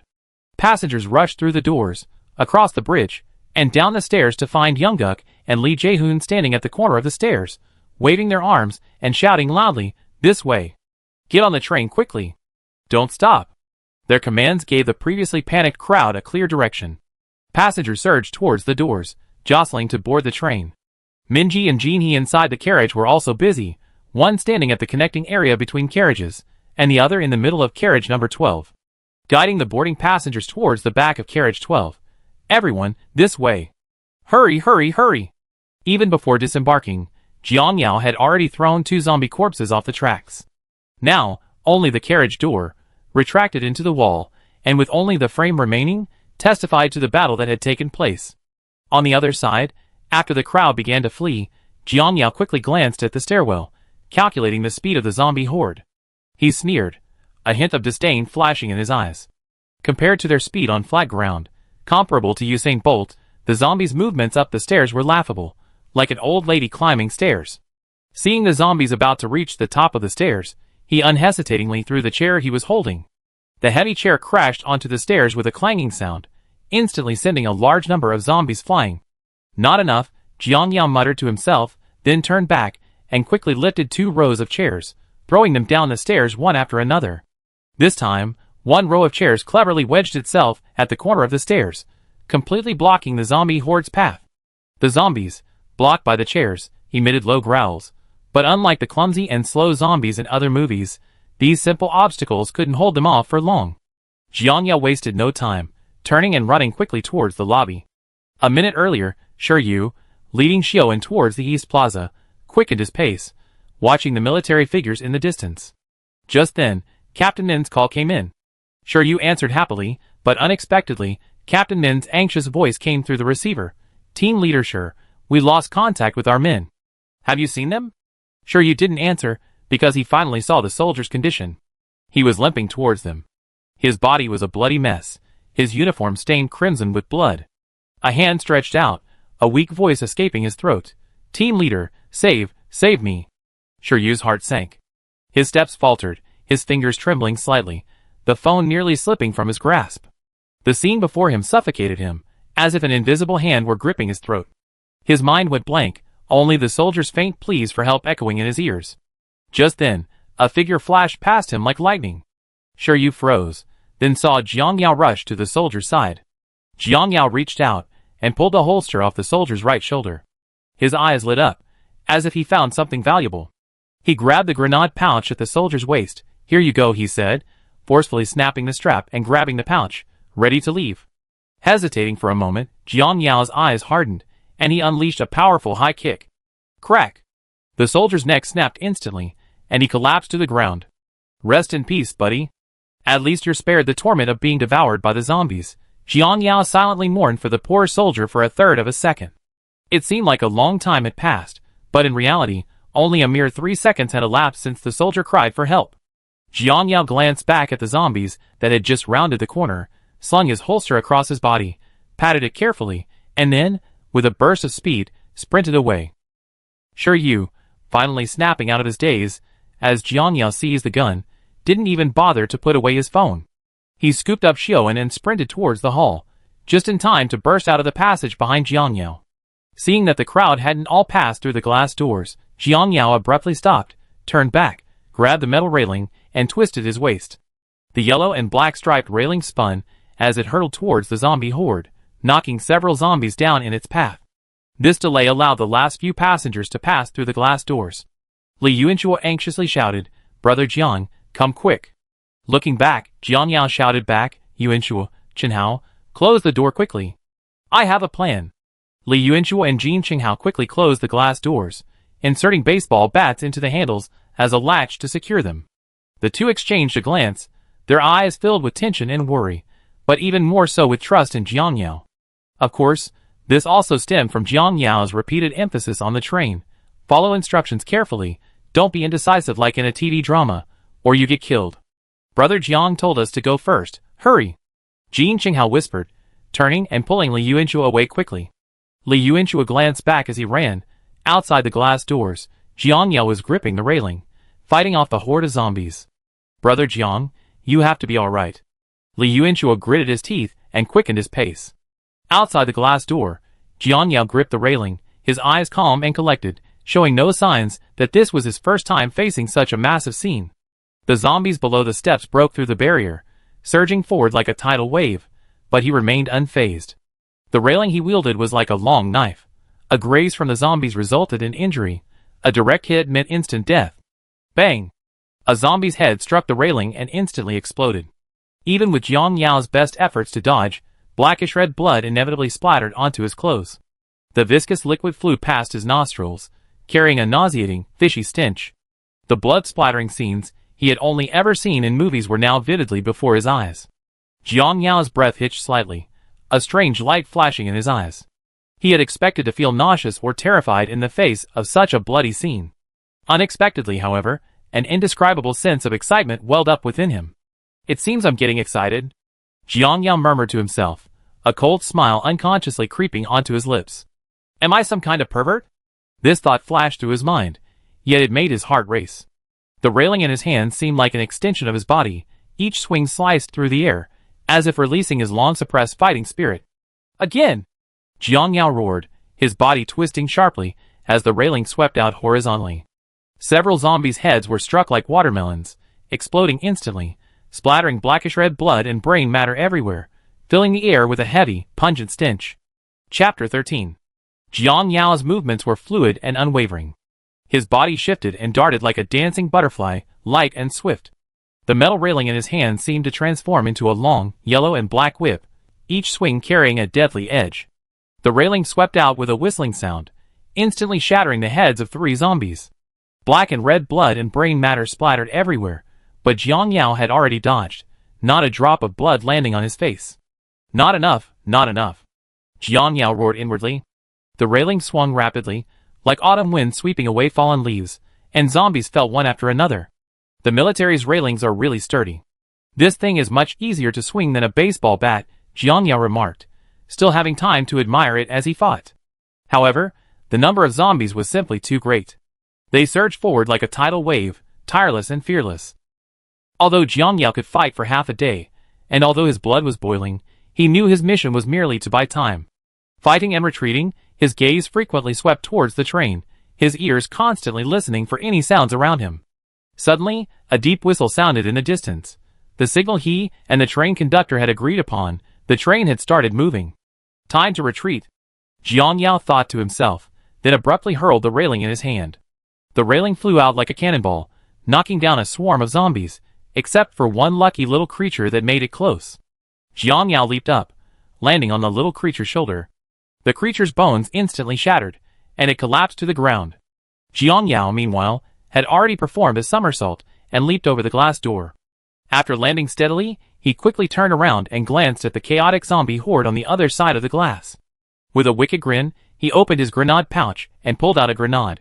Imitating those in movies, he gripped the handle tightly with his right hand, pulled the pin with his left, and threw it into the zombie horde without hesitation. "Bye-bye, see you there," he said, making a face, then turned and sprinted towards the stairs at breakneck speed. He swore he'd never been this fast in his life. In just a few seconds, he had crossed the overpass, rushed down the stairs, and caught up with the train's tail. Boom! The grenade exploded in the zombie horde, the massive impact shattering the station's glass into countless fragments. Jiang Yao glanced back, flames, and smoke instantly poured out of the shattered windows, as if the entire station was engulfed in flames. This must have triggered a secondary explosion. Thank goodness I didn't carelessly use a delayed airburst, Jiang Yao thought, a wave of fear washing over him, cold sweat beating on his forehead. Regaining his composure, he quickly regulated his breathing, pushed off with his feet, and caught up with carriage number 3 in a few strides. He pulled the door handle, opened the door, and dashed inside, slamming the door shut behind him with clean, decisive movements. This was the connecting area between carriages 2 and 3. Both glass doors were now covered with newspapers. Jiang Yao slowly made his way towards the small restroom a short distance away. After carefully observing the area and confirming it was safe, he slipped into the restroom, gently closed the door, and turned on the tap. The water flowed smoothly, like a brief, tranquil prelude. He placed his hands under the running water, carefully washing them. The cold water slid across his palms, washing away the blood and grime clinging to his hands. After washing his hands, he splashed water on his face, the cool water making him shiver. Although no blood had splattered on his face, he felt that after such a fierce battle, his face wouldn't be truly clean without washing it. Looking at his handsome face in the mirror, he murmured to himself, "Not bad." It was unclear whether he was referring to his looks, the feeling of the battle, or both. After leaving the restroom, Jiang Yao took out his walkie-talkie and pressed the call button. "Team Leader Lee, I'm safely on the train. Please inform my friend." A voice came from the other end after a while. "Mr. Jiang, that's wonderful. Everyone wants to thank you for saving our lives. I pass on the news that you're safe to your friend." Hearing this reply, Jiang Yao's eyes flickered. It seems Team Leader Lee wasn't with Ronghua and the others. He didn't have any particular thoughts about it. It was just a life-saving favor. He didn't really feel he had to repay them with his body. He also let the train conductor know he was safe. Jiang Yao couldn't wait to see his spoils. Fly rubbing his hands, he slowly pulled the pistol he'd taken from the soldier from its holster. For a scholar, that couldn't be called robbery, could it? It was an all-black pistol, with sleek lines, and a grip engraved with fine, non-slip grooves, cool and solid to the touch. The barrel gleamed coldly under the carriage lights, like a sleeping beast ready to awaken at any moment. Jiang Yao's fingers gently traced the gun's surface, feeling the texture and weight of the metal. His limited military knowledge told him he didn't recognize the gun. But his intelligence told him this should be the standard issue pistol of the great universe nation's army, the Daewoo K5 semi-automatic pistol. He skillfully removed the magazine, checking the number of bullets. A full magazine, just like countless times he played with toy guns as a child, only this time it was the real thing. The magazine clicked softly as it was reloaded, the allure of the firearm beginning to emerge. Jiang Yao gently pulled back the slide, inspecting the chamber, his arms drawn back to his chest, gripping the gun with both hands, muzzle slightly raised. At that moment, he felt incredibly cool. After checking the pistol, Jiang Yao holstered it, and then pulled a grenade pouch from his pocket. He unzipped it. 2 grenades remained, their round metal casings gleaming coldly in the light. He lightly weighed the grenades, confirming the fuses were intact, then zipped the pouch back up and stuffed it back into his pocket. Having tallied his loot, Jiang Yao listened carefully to the sounds around him. The carriage was silent, save for the clatter of the train and the occasional low growls of zombies emanating from carriage number 4. He took a deep breath and strode towards carriage number 2. Next, he planned to make a big scene, but first, he needed to ensure his safety. Pushing open the door to carriage number 2, Jiang Yao's gaze quickly swept over every corner. The carriage was empty, save for a few scattered pieces of luggage. He frowned and continued forward. As he pushed open the door to carriage number 1, a familiar voice reached his ears. Executive Director Kim was standing in the corner of the carriage with his back to him, holding a phone and speaking in a low voice. As for why Executive Director Kim was alone in carriage number 1, Jiang Yao only learned about it later from other survivors. It turned out that this guy had brainwashed all the passengers after arriving at the station. What if zombies break out of the train? What if the military isolates it? What if the military bombards the train with artillery? These questions completely misled the group. With Sure Yu leading the way and getting off the train, the others readily followed suit. Jiang Yao, upon hearing this news, couldn't help but laugh. He wondered if this was reaping what they sowed. Retribution may be delayed, but it seems to be happening in a parallel world. Chapter 14. Are you sure? All the entrances to Busan are guarded by the military, but what? You? Executive Director Kim's voice suddenly stopped, as if he had sensed something. He whirled around and saw Jiang Yao standing in the doorway. His gaze quickly swept over the bloodstains on Jiang Yao's body, and his pupils contracted slightly. Alarm bells rang in his mind. Could this guy have been bitten? But when he looked closely at Jiang Yao, he found that the other man was calm and his eyes were clear, showing none of the madness and bloodlust of a zombie. Furthermore, Jiang Yao was wearing a baseball uniform and had a still childish face. Executive Director Kim's vigilance relaxed slightly, replaced by the arrogance of a superior. Who are you? Who let you in? Executive Director Kim's voice carried a hint of condescension, as if he already considered this his private territory. He frowned, his gaze lingering for a moment on the bloodstains on Jiang Yao's body. Then he sneered, "Look at you, all filthy. You must have come running back in a sorry state, right? Lucky you, you caught up with the car. But this isn't a place for you. Get out of here. Get out now." Jiang Yao didn't answer, only silently approaching, staring coldly at the other man. Executive Kim felt uncomfortable under his gaze, his tone becoming even harsher. "Did you hear me? Get out of here right now. This isn't a place for you." Jiang Yao still didn't answer, instead slowly raising his hand and drawing a black pistol from a holster under his coat. Executive Kim's face instantly turned pale, and his voice began to tremble. What are you going to do? I'm warning you, don't do anything rash. Murder is illegal, I have connections. A cold smile played on Jiang Yao's lips as he pulled the slide, the pistol clicking as it chambered around. When the cold barrel was pointed at Executive Director Kim, he panicked completely. "No, don't kill me. I give you anything you want. I have money. My mother is waiting for me at home, please." Bang! The gunshot echoed in the carriage. Executive Director Kim's body stiffened for a moment, then collapsed limply to the ground. A bloody hole appeared in his forehead, his eyes filled with disbelief. Jiang Yao holstered his pistol, walked over, and stomped on the still connecting cell phone. Finding the SIM card among the shards, he coldly glanced at the corpse on the ground. Shut up. Even villains have a glimmer of humanity, but that's no excuse for his evil deeds, much less a reason for Jiang Yao not to kill him. It's understandable to flee in times of trouble, but sacrificing others' lives for one's own survival is unacceptable. Of course, none of the above were the main reasons. The main reason was, Jiang Yao couldn't find peace of mind without killing this guy. Jiang Yao stood in the corridor, glancing down at Executive Director Jean on the ground. The corpse lay there quietly, dark red liquid slowly seeping from the bloody hole in his forehead. His heart felt no emotion, as if he had merely swatted a bothersome fly. No fear, no guilt, not even a trace of excitement. His fingers gently stroked the handle of the gun in his hand, feeling the cold touch of the metal, as if confirming the reality of it all. My first time killing someone, and it seems like that's all, Jiang Yao muttered to himself. Perhaps it was because he was used to killing zombies, or perhaps it was because he had killed someone who deserved to die. He didn't know, and he didn't care. After the unexpected windfall of eliminating Executive Director Kim, Jiang Yao carefully inspected each carriage. Confirming it was temporarily safe, he chose a window seat and sat down. He pulled out his walkie-talkie. "Train conductor, this is Jiang Yao." The conductor's respectful voice came through. "Mr. Jiang, please speak. By the way, which carriage are you in now? Are you safe?" "I'm in carriage 3, currently safe." Jiang Yao paused, then asked, "Train conductor, I suggest disconnecting some carriages. Is that feasible?"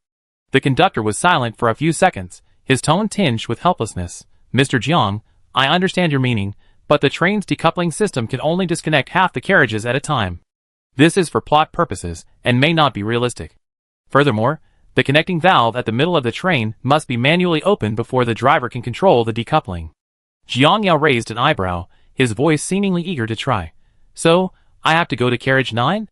Mr. Jiang," the conductor's voice was urgent, "we don't need to do that. There's no danger right now, is there?" Clearly, the conductor didn't have the ability to predict the future. Jiang Yao's desire to disconnect some carriages wasn't out of fear of zombies inside. What he feared was the train that would rear-end him in the storyline. Even though it might be a futile effort, he figured he should at least try. "I go to carriage 9 and open the control valve. You prepare to uncouple," Jiang Yao said decisively, turning off the walkie-talkie before the train conductor could reply. His solo 6-carriage adventure was about to begin, but this time, if anyone dared to challenge him with even more than 6 carriages, he would definitely show them who was truly powerful and why the flowers were so red. Then, Jiang Yao glanced at the scenery rushing past the window, took a deep breath, and began his final battle check. His fingers lightly traced the holster beneath his clothes, then checked his pockets, confirming that his pistol and grenade pouch were still in their places. "Little darling, it's finally your turn to shine." Jiang Yao eagerly gripped the hilt of the Mo Yuan sword at his waist. He gently drew the short sword. The blade slid gracefully from its leather scabbard like a nimble dancer. With a light flick of his fingers, the blade emitted a crisp, melodious ringing sound, like celestial music. The short sword was a deep, dark black, its blade straight and serene, like a pool of autumn water, its cold light sharp and piercing. Most peculiarly, within a transparent strip of light along the blade's center, a dragon-shaped phantom moved about. Seemingly noticing Jiang Yao's gaze, the strip of light on the blade now emitted a soft purple glow, as if responding to him with each breath. A dragon motif extended from the tip of the blade, purple gemstones were inlaid at both ends of the guard, and a blue gemstone on the hilt, like a tear of the ocean, added a touch of noble and mysterious aura to the entire short sword. Holding it in his hand, the short sword was cool and solid, like a precious work of art. Its weight was just right, neither too heavy nor too light. Jiang Yao gently swung the short sword, the blade sliced through the air like a breeze across a lake, emitting a faint hum, as if whispering to him. The sharpness of the blade was self-evident. Even just touching the skin, the chill made his skin sting slightly. "A fine sword," Jiang Yao murmured to himself, a hint of satisfaction in his voice. He gripped the short sword tightly, without any fancy moves, simply practicing a few basic sword techniques, a horizontal slash, a diagonal cut, a straight thrust. Each movement was clean and crisp, without any unnecessary flourishes, purely for practical combat. Chapter 15. After confirming the grip was correct, Jiang Yao gripped the short knife in reverse and walked to the carriage door. Through the gaps in the newspaper covering the glass, he cautiously observed the situation outside. At the junction of the carriages, 3 zombies were wandering aimlessly, their gray-white eyes vacant and lifeless, emitting low growls. Jiang Yao held his breath, stood beside the door, pressed against the wall, and gently placed his fingers on the door, slowly pulling it open. The door made a slight scraping sound, slowly opening to just enough for one person to pass through. One of the zombies seemed to hear the movement and staggered towards the door. Jiang Yao swiftly raised the short knife in his hand. The blade gleamed coldly in the sunlight, and the light strips on the blade shimmered with a golden glow. The zombie, oblivious, slowly walked through the door, a stench of blood assaulting his nostrils. Just as the zombie had completely passed through the door, Jiang Yao suddenly struck. The dagger flashed out like a venomous snake, its blade piercing the zombie's temple with pinpoint accuracy. A slight twist, and the zombie's body instantly stiffened. Before it fell, Jiang Yao swiftly reached out to steady the corpse, preventing it from attracting the attention of the other zombies. Unexpectedly, the damned zombie had a small bell on its sleeve, and his outstretched hand struck it by chance. Ding-ling. The crisp sound of the bell echoed jarringly in the narrow passageway between the carriages. "Oh my god," Jiang Yao muttered in annoyance, letting the corpse fall to the ground. The remaining two zombies abruptly turned their heads, their gray-white eyes fixed on the carriage door, letting out a low growl before lunging forward. The carriage door was only wide enough for one zombie to pass through. One of them, dumbfounded, crashed into the door with a dull thud. Another zombie had just stepped through the door when it tripped over a corpse on the ground, losing its balance and falling forward. Jiang Yao's eyes turned cold. Seizing this fleeting opportunity, he slashed horizontally with his short knife. The blade sliced across the zombie's neck with the ease of a hot knife through butter, the zombie's head instantly flying off, yet no blood spurted out. Without time to investigate the knife's strangeness, Jiang Yao lightly tapped on the car window with his left hand. The crisp tapping echoed in the narrow space, immediately attracting the zombie's attention. Its gray-white eyes stared intently at the door. Jiang Yao swiftly stepped to the side, the short knife flashing out like lightning, the blade precisely piercing the zombie's temple, the blade piercing through the entire skull. Only after dealing with 3 zombies did he have time to carefully examine the short knife he had pulled from the fresh brain. The blade was completely devoid of blood, as if the battle had never occurred. Purple pattern shimmered faintly on it, like a flowing galaxy. Even stranger, the 3 zombie corpses exuded a putrid aura, as if all their life essence had been instantly devoured. Their skin was withered, rough, and a dark color like long-buried bones, radiating an aura of death. Their wounds were charred black, as if they had been suddenly assaulted by extremely high temperatures, instantly burning away the tissue there. However, Jiang Yao felt no heat at all during the battle. "This knife seems more than just simple," Jiang Yao murmured, a glint of excitement in his eyes. He had initially thought the knife was just a bit sharper, but it had unexpectedly possessed such miraculous effects. The short knife could not only easily sever a zombie's head, but it could also instantly absorb the zombie's blood, preventing it from splattering. What Jiang Yao loved even more was that the knife seemed to emit a suitable glow based on its surroundings, adding special effects manually. "Nice, that's awesome." Jiang Yao gripped the short knife, his face beaming with the smile of a child who had just received a favorite toy. Sheathing the knife, he glanced at the zombies still wandering aimlessly in carriage number 4, and carefully dragged the corpse outside the door into the carriage. He searched the pockets of the 3 corpses, finding nothing of value, only 3 cell phones. Luckily, one of the phones had no password, otherwise he would definitely regret it and smash Executive Director Jin's phone. He set an alarm for 1 minute later, choosing the most jarring ringtone. Then, Jiang Yao tiptoed to the wall of the carriage's passageway, and quietly opened the door to carriage number 4 with his left hand, only opening it a crack. He held his breath, slipped his hand through the crack in the door, and with a flick of his wrist, the phone arced through the air and landed steadily on a seat in the middle of the carriage. A minute passed in the blink of an eye, and a loud alarm clock suddenly rang out in the carriage. "Appa just killed him! Oh, oh, oh!" The zombies, who had been wandering aimlessly, turned their heads abruptly, their gray-white eyes fixed on the direction from which the sound came. They let out a low growl, then frantically pounced on the phone. "Roar, roar!" Jiang Yao wasted no time, drew his short knife, quickly opened the door of carriage number 4, and slipped inside. His movements were light and swift, like a cheetah, his footsteps almost silent. The zombies at the back of the carriage, though attracted by the alarm clock, were completely blocked by their companions, and their frantic flailing was futile. Jiang Yao gripped his short knife tightly, swiftly closing in on the zombies' backs. The knife flashed, and several zombie heads slid off. After quietly eliminating a few zombies, the zombies in the front seemed to sense something was wrong. They abruptly turned around, letting out low growls, and pounced on Jiang Yao. Jiang Yao braced himself against the chair, his legs moving with lightning speed, each kick carrying the force of a thunderbolt, accurately striking the heads of the charging zombies.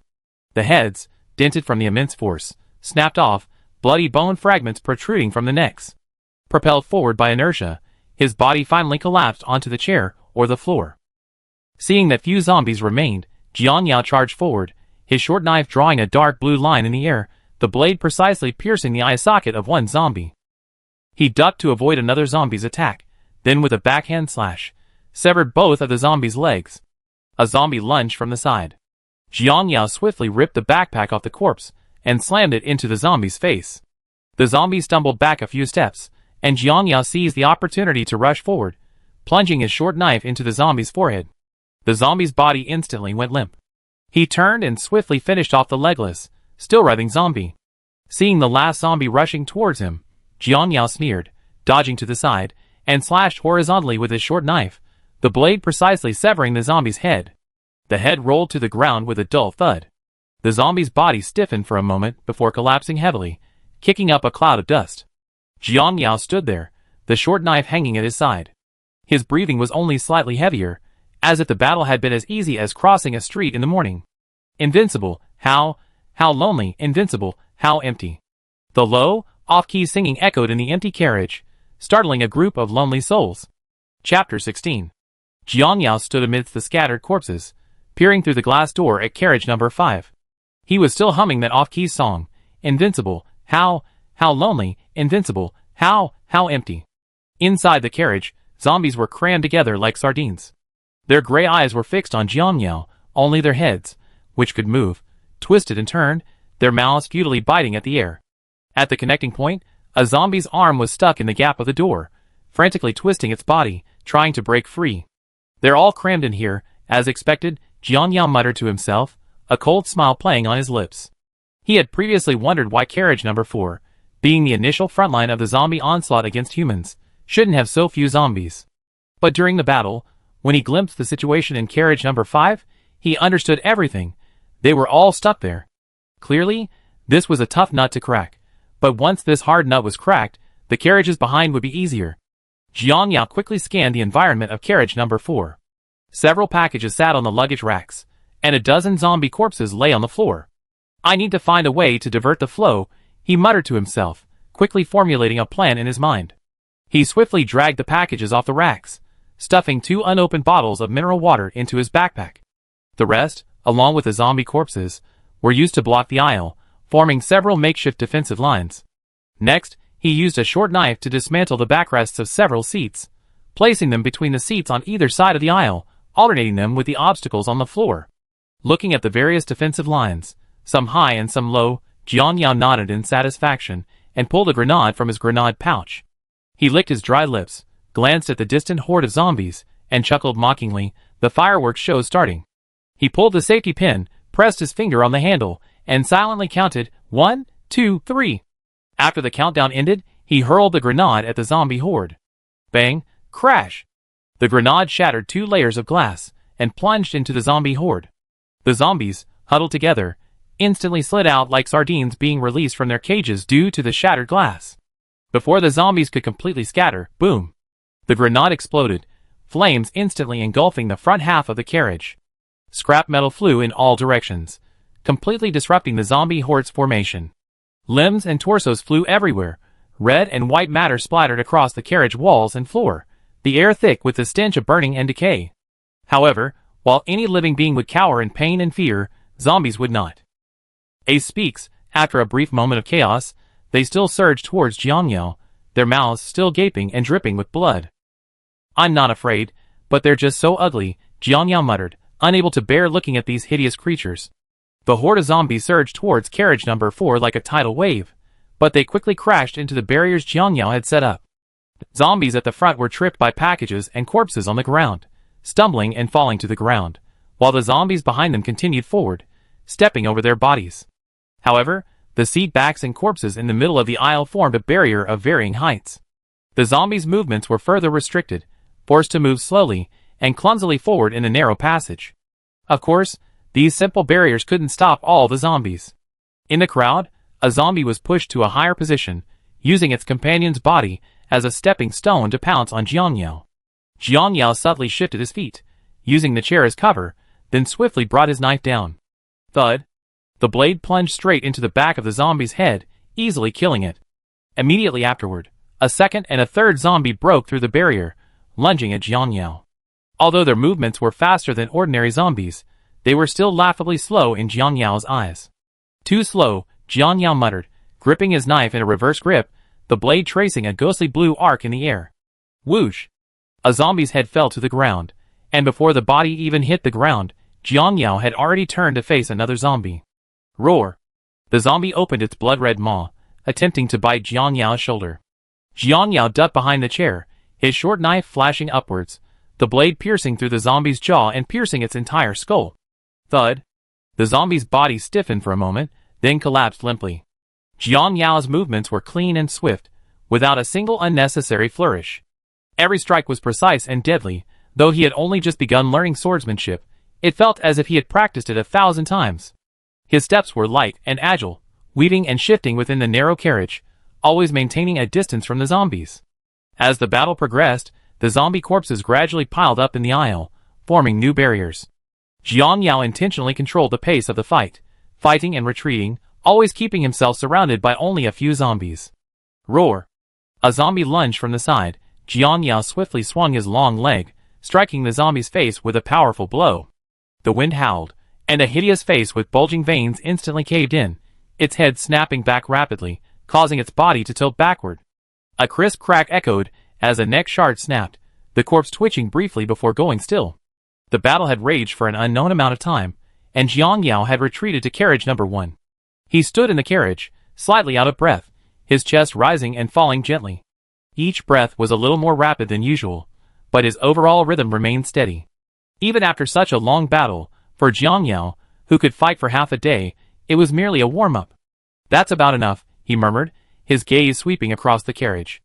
The corpses of zombies piled up along the way, almost filling the aisles of all 4 carriages. The remaining zombies, blocked by the corpses, could only awkwardly and slowly wade over the obstacles. A short knife flashed through the air, swish, swish, swish. The blade, like the scythe of death, precisely reaped the lives of the zombies. The last zombie's head rolled to the ground, and no more zombies crawled forward. Finally, some peace and quiet, Jiang Yao muttered to himself, then walked to a nearby chair and plopped down. During his brief rest, Jiang Yao pulled a bottle of water from his backpack and gulped down several mouthfuls. The cool water slid down his throat, instantly revitalizing his slightly tired body. He glanced down at the Mo sword in his hand. The purple dragon shadow within the blade seemed to move more merrily, and upon closer inspection, the tip of its tail appeared to have turned blood red. Watching this, a bold thought suddenly flashed through Jiang Yao's mind. Perhaps it can evolve. This idea, once it appeared, was like a seed planted in his heart, quickly taking root and sprouting. He secretly resolved to find a way to nourish it with more blood and see what surprises it would bring. After resting for a while, Jiang Yao stood up, and to prevent Old Six from rising from the corpse pile, he stepped onto the chair and quickly moved forward. When he encountered a place where he absolutely needed to find shelter, he deliberately made noise to confirm that it was all filled with corpses before passing through. Sure enough, this cautious approach allowed him to catch a few zombies still alive amidst the piles of corpses, which he then promptly killed, sending them to meet his great-grandmother. Chapter 17. Soon, Jiang Yao returned to the outside of carriage number 4. The situation here was far more complicated. Many zombies were trapped behind obstacles, struggling frantically to break through. Jiang Yao stood at the carriage connection, surveying the scene before him. The zombies were densely packed together, like a gray, decaying tide. Their lifeless, gray-white eyes stared intently at him, as if they wanted to devour him alive. Blood flowed freely from their mouths, the dark red liquid dripping incessantly from their chins and necks onto the carriage floor, emitting a pungent, fishy stench. "TSK, what a nuisance," Jiang Yao muttered to himself, then seemed to remember something. He quickly pulled out his phone, his slender fingers rapidly swiping the screen to check the train's trajectory. "Oh dear, 2 minutes until we enter the tunnel. Not bad luck," he said softly, a cold, confident smile playing on his lips. The darkness of the tunnel was a deadly blow to zombies. Even for ordinary people, vision is only slightly affected in the dark, but zombies would almost completely lose their sight and become paralyzed. As for smell and hearing, zombies have almost no sense of smell, and their hearing is barely passable. The only advantages of this version of zombies are their speed and rapid infection rate. 2 minutes passed in the blink of an eye. The train slowly entered the tunnel, like a giant steel beast plunging into the endless darkness. In an instant, the light inside the carriage vanished, and darkness, like thick ink, surged forth, engulfing everything. In the darkness, all objects were reduced to blurry outlines, a suffocating expanse of blackness. The zombies, suddenly losing their target, ceased struggling and began to wander aimlessly, practically treading water in their blocked position. Jiang Yao's vision remained clear in the darkness. His steps were as light as a feather, landing silently on the seats. Carefully avoiding the zombies' claws, he approached them, looking down at them, his short knife raised high. At this moment, the short knife completely concealed its light, like a black abyss in the night, deep and silent. Thud! The short knife flashed through the air, the blade piercing precisely into the zombie's head, sinking to the root. He withdrew the knife, and the zombie's body instantly went limp. Jiang Yao's movements didn't falter. His feet moved rapidly between the seats, like performing a dance of death.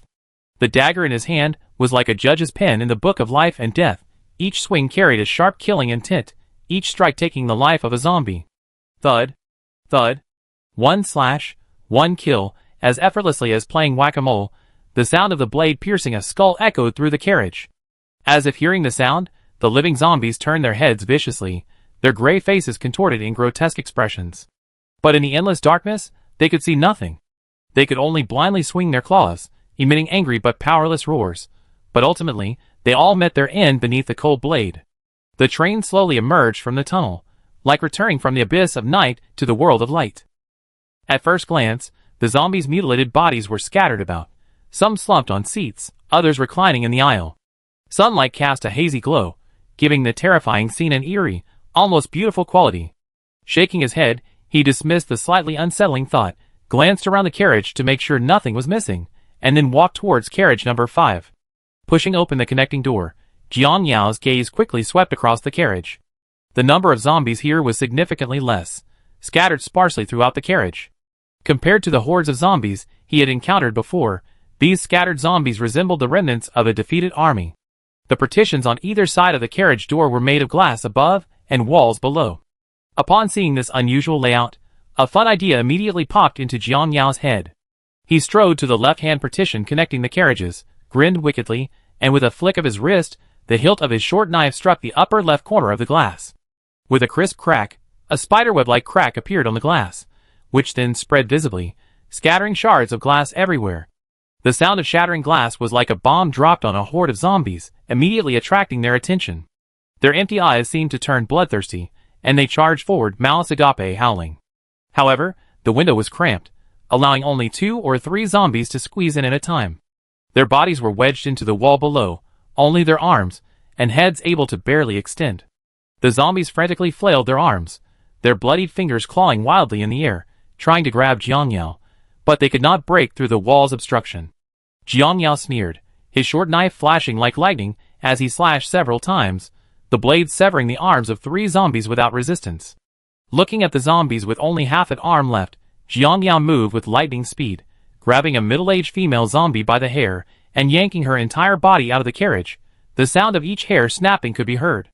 Before the zombie could even open its mouth to bite, Jiang Yao slashed again, leaving only a perfectly intact head in his hand. He tossed the head in his hand, then suddenly exerted force, his forearm expanding instantly, launching the head like a cannonball. The head flashed like a black lightning bolt, instantly making intimate contact with another zombie's head. Bang! Like a watermelon exploding, the 2 heads exploded instantly, brain matter and blood splattering everywhere like a fountain, forming a bloody mist in the confined space. Ugh! This feels a bit disgusting. Jiang Yao gagged, then stopped playing around.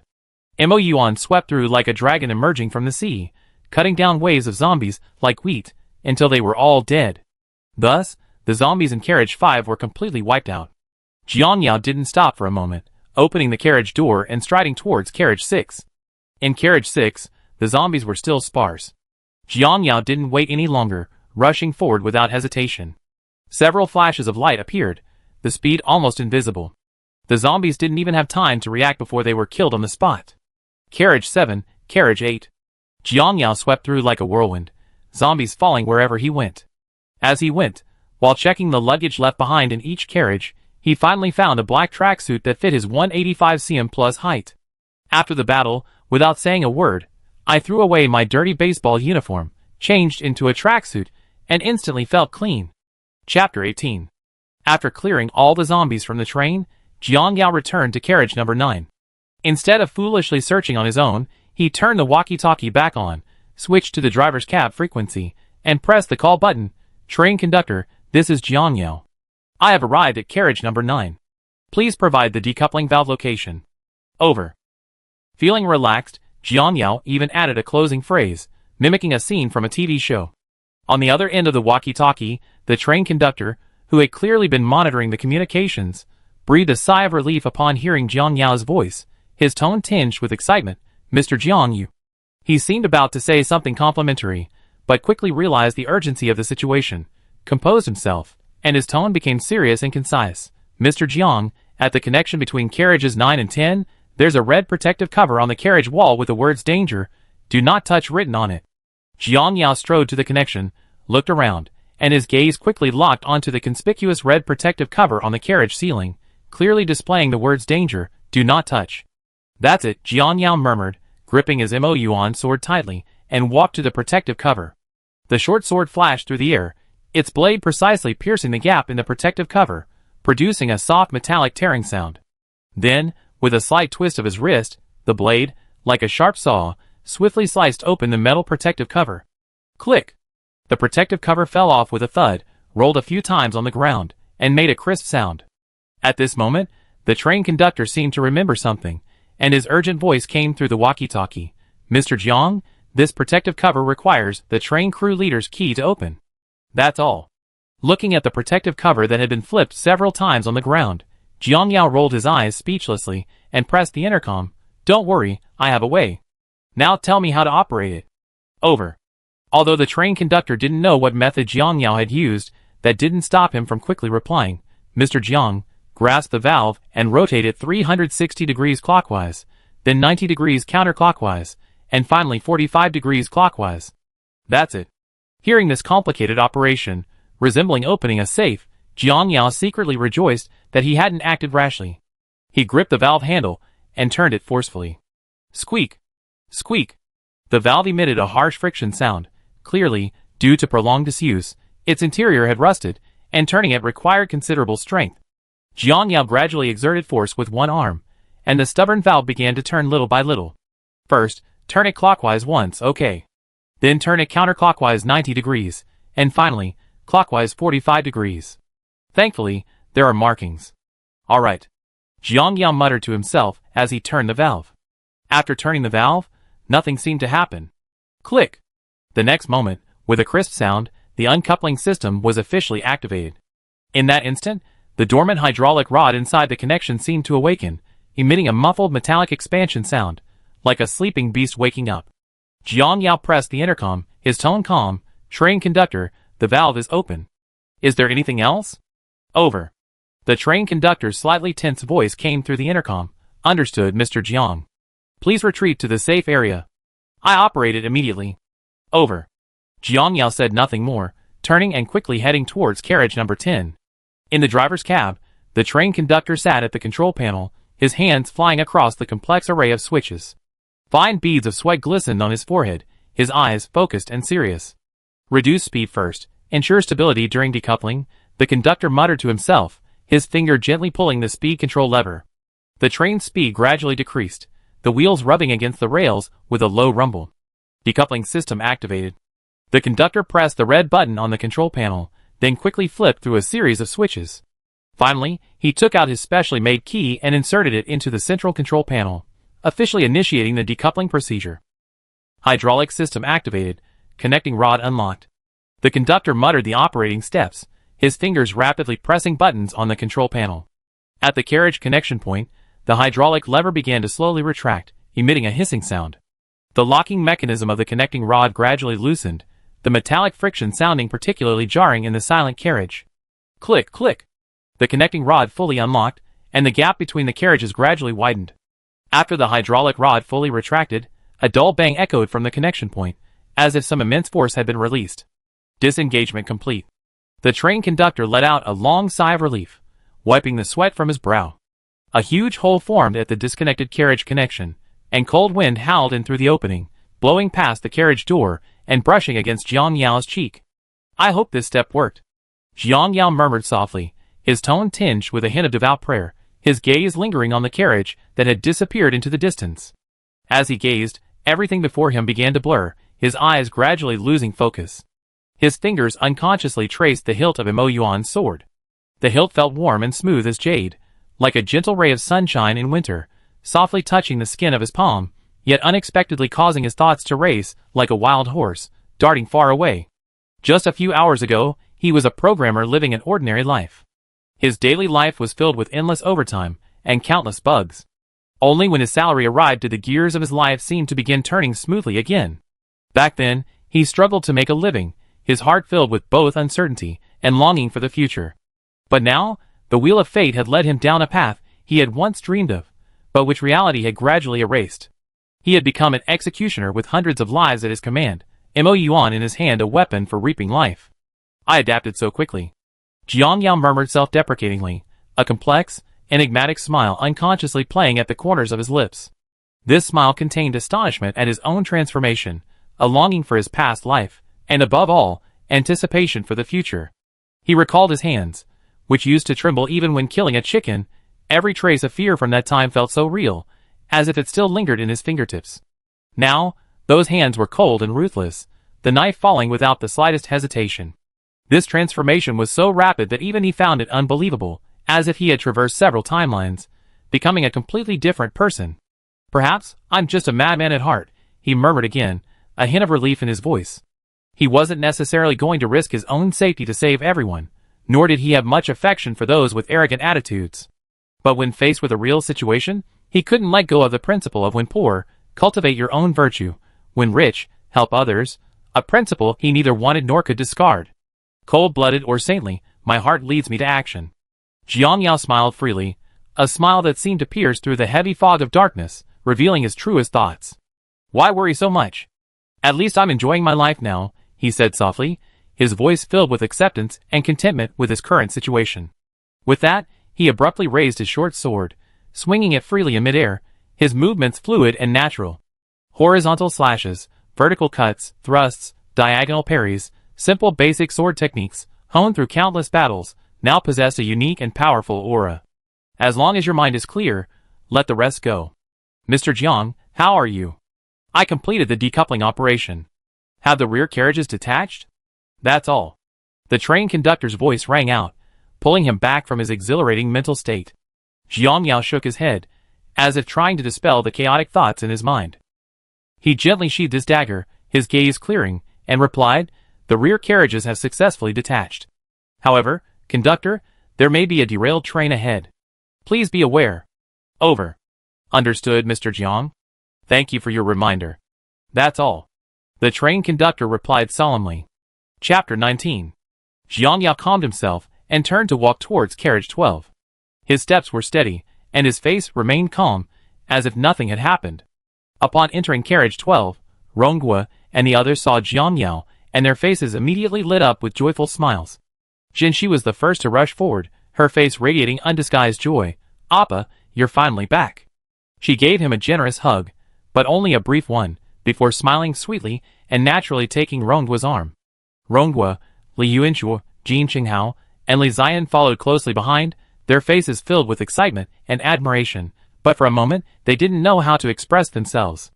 Seeing this, Jiang Yao stepped forward and lightly tapped a few of his underlings on the chest, laughing as he said, not bad, the plan was executed perfectly, you're all heroes. Ronghua scratched his head and smiled sheepishly, Brother Jiang, how could we dare take credit? If it weren't for you, we might not have survived. Li Yuanchuo also chimed in, his voice tinged with excitement, yes, Brother Jiang, if you hadn't held off those zombies, most of us would probably be dead. You're the real hero. Everyone around nodded in agreement. Jiang Yao smiled but didn't say much. His gaze swept across the crowd, noticing Minji standing outside, her hands clasped tightly together, her eyes filled with concern. She met Jiang Yao's eye, then immediately looked away, pretending to gaze at the scenery outside the window, her ears slightly red. Jiang Yao smiled inwardly, not taking it to heart. Beauty has always been hard to resist a hero, but time heals all wounds. Besides Jiang Yao's 6-person team and Minji, only the original main cast members from the drama, Shi Yu and his daughter, Shang Hua and his wife, and 2 elderly women, were waiting in carriage 12. No wonder these people can be main characters. Look at those supporting characters, they're all hiding somewhere now. Jiang Yao thought to himself, selectively forgetting that Executive Director Jin, whom he had killed, was also considered a main character. Sure you, pulling Xiaoan along, hurried over, his face filled with gratitude. Mr. Jiang, thank you so much this time. I'm sure you. This is my daughter Xiaoan. We never forget your life-saving grace. Xiaoan bowed obediently at a 90-degree angle, her voice clear and crisp. Thank you, brother. Jiang Yao squatted down, gently patting Xiaoan's head, his tone gentle. No need to thank me. Little one, you're so cute. Adults often say you're so cute when they see a child who isn't particularly good-looking. Shanghua also squeezed in, a smile plastered on his fierce face. Brother Jiang, no need for thanks. I'm Shanghua, a retired wrestler. Let's spar sometime. He even waved his fist, as if he couldn't wait to test his skills against Jiang Yao. Jiang Yao smiled and nodded in response. Definitely if there's a chance. After saying that, Shanghua ran over and helped his wife, Sheng Jing, up from her seat. Sheng Jing, heavily pregnant, looked tired, but her eyes were full of gratitude. Mr. Jiang, thank you for saving us. Jiang Yao nodded, his tone gentle. You're welcome, I'm just glad you're safe. He still admired the strong pregnant woman from the original story. The two elderly women were in relatively good health, holding Jiang Yao's hands and expressing their gratitude repeatedly, followed by conversation about their ages and whether they had girlfriends. Jiang Yao's inner monologue, just kill me with a sword. How did I end up in another world? Even in this apocalyptic world, I can't escape the curse of arranged marriages. At that moment, the train conductor's announcement came over the loudspeaker. Attention passengers, for your safety, this train will go directly to Busan station without stopping. Please prepare accordingly. The passengers weren't surprised. Before Jiang Yao arrived, they had learned online that Busan was currently relatively safe. Time flew by. Midway through the journey, Yu went to the restroom and emerged looking completely dejected. He glanced at Jiang Yao several times, hesitant to speak, but ultimately said nothing. Jiang Yao knew that Yu was devastated because he had personally manipulated the stock price to save Chang'an Biotechnology Company, and he had indirectly caused Yu's mother's death. Jiang Yao suspected that things weren't so simple, but he didn't know what would happen when the story ended, so he simply let Yu figure it out himself. A dozen minutes later, thick black smoke suddenly billowed from the tracks ahead, obscuring the view completely. The train conductor frowned, quickly pulling down the speed control lever, the wheels screeching against the rails. As the train slowly emerged from the smoke, visibility gradually improved. Not far ahead, several freight cars were on fire, belching thick black smoke, blocking the tracks and forming an angle with the train beside them, completely blocking its path. Luckily, I slowed down in time. The conductor murmured, a hint of relief in his voice. Taking a breath, he quickly grabbed the public address system, his voice booming through the loudspeakers throughout the train. Attention passengers, our train has stopped at Dongdaegu Station due to a disruption in the track ahead. Therefore, we only have two options: disembark and transfer to another train, or wait for rescue where we are. After the announcement, I will move the train to the far left track. Far left track, I hope the survivors can move safely. Good luck, carriage 12. Earlier, when the black smoke appeared, Jiang Yao sensed something was wrong. Looking at his team, he decisively ordered, there might be something ahead. Once the train stops, we get off immediately. Stay close to me. Understood. Ronghua and the others responded in unison, checking their equipment before proceeding to the train door. Jinshi and Ninji were responsible for supporting the two elderly women. As soon as the train stopped, Jiang Yao immediately opened the door, peering around to confirm it was safe. The group disembarked one after another. The man hurried towards the front of the train. Passengers in other carriages, seeing people outside, also disembarked and followed. By the time the train conductor finished his announcement and cautiously emerged from the driver's cab, Jiang Yao had already led nearly 100 passengers to the front of the train, meeting the conductor face to face. Mr. Jiang.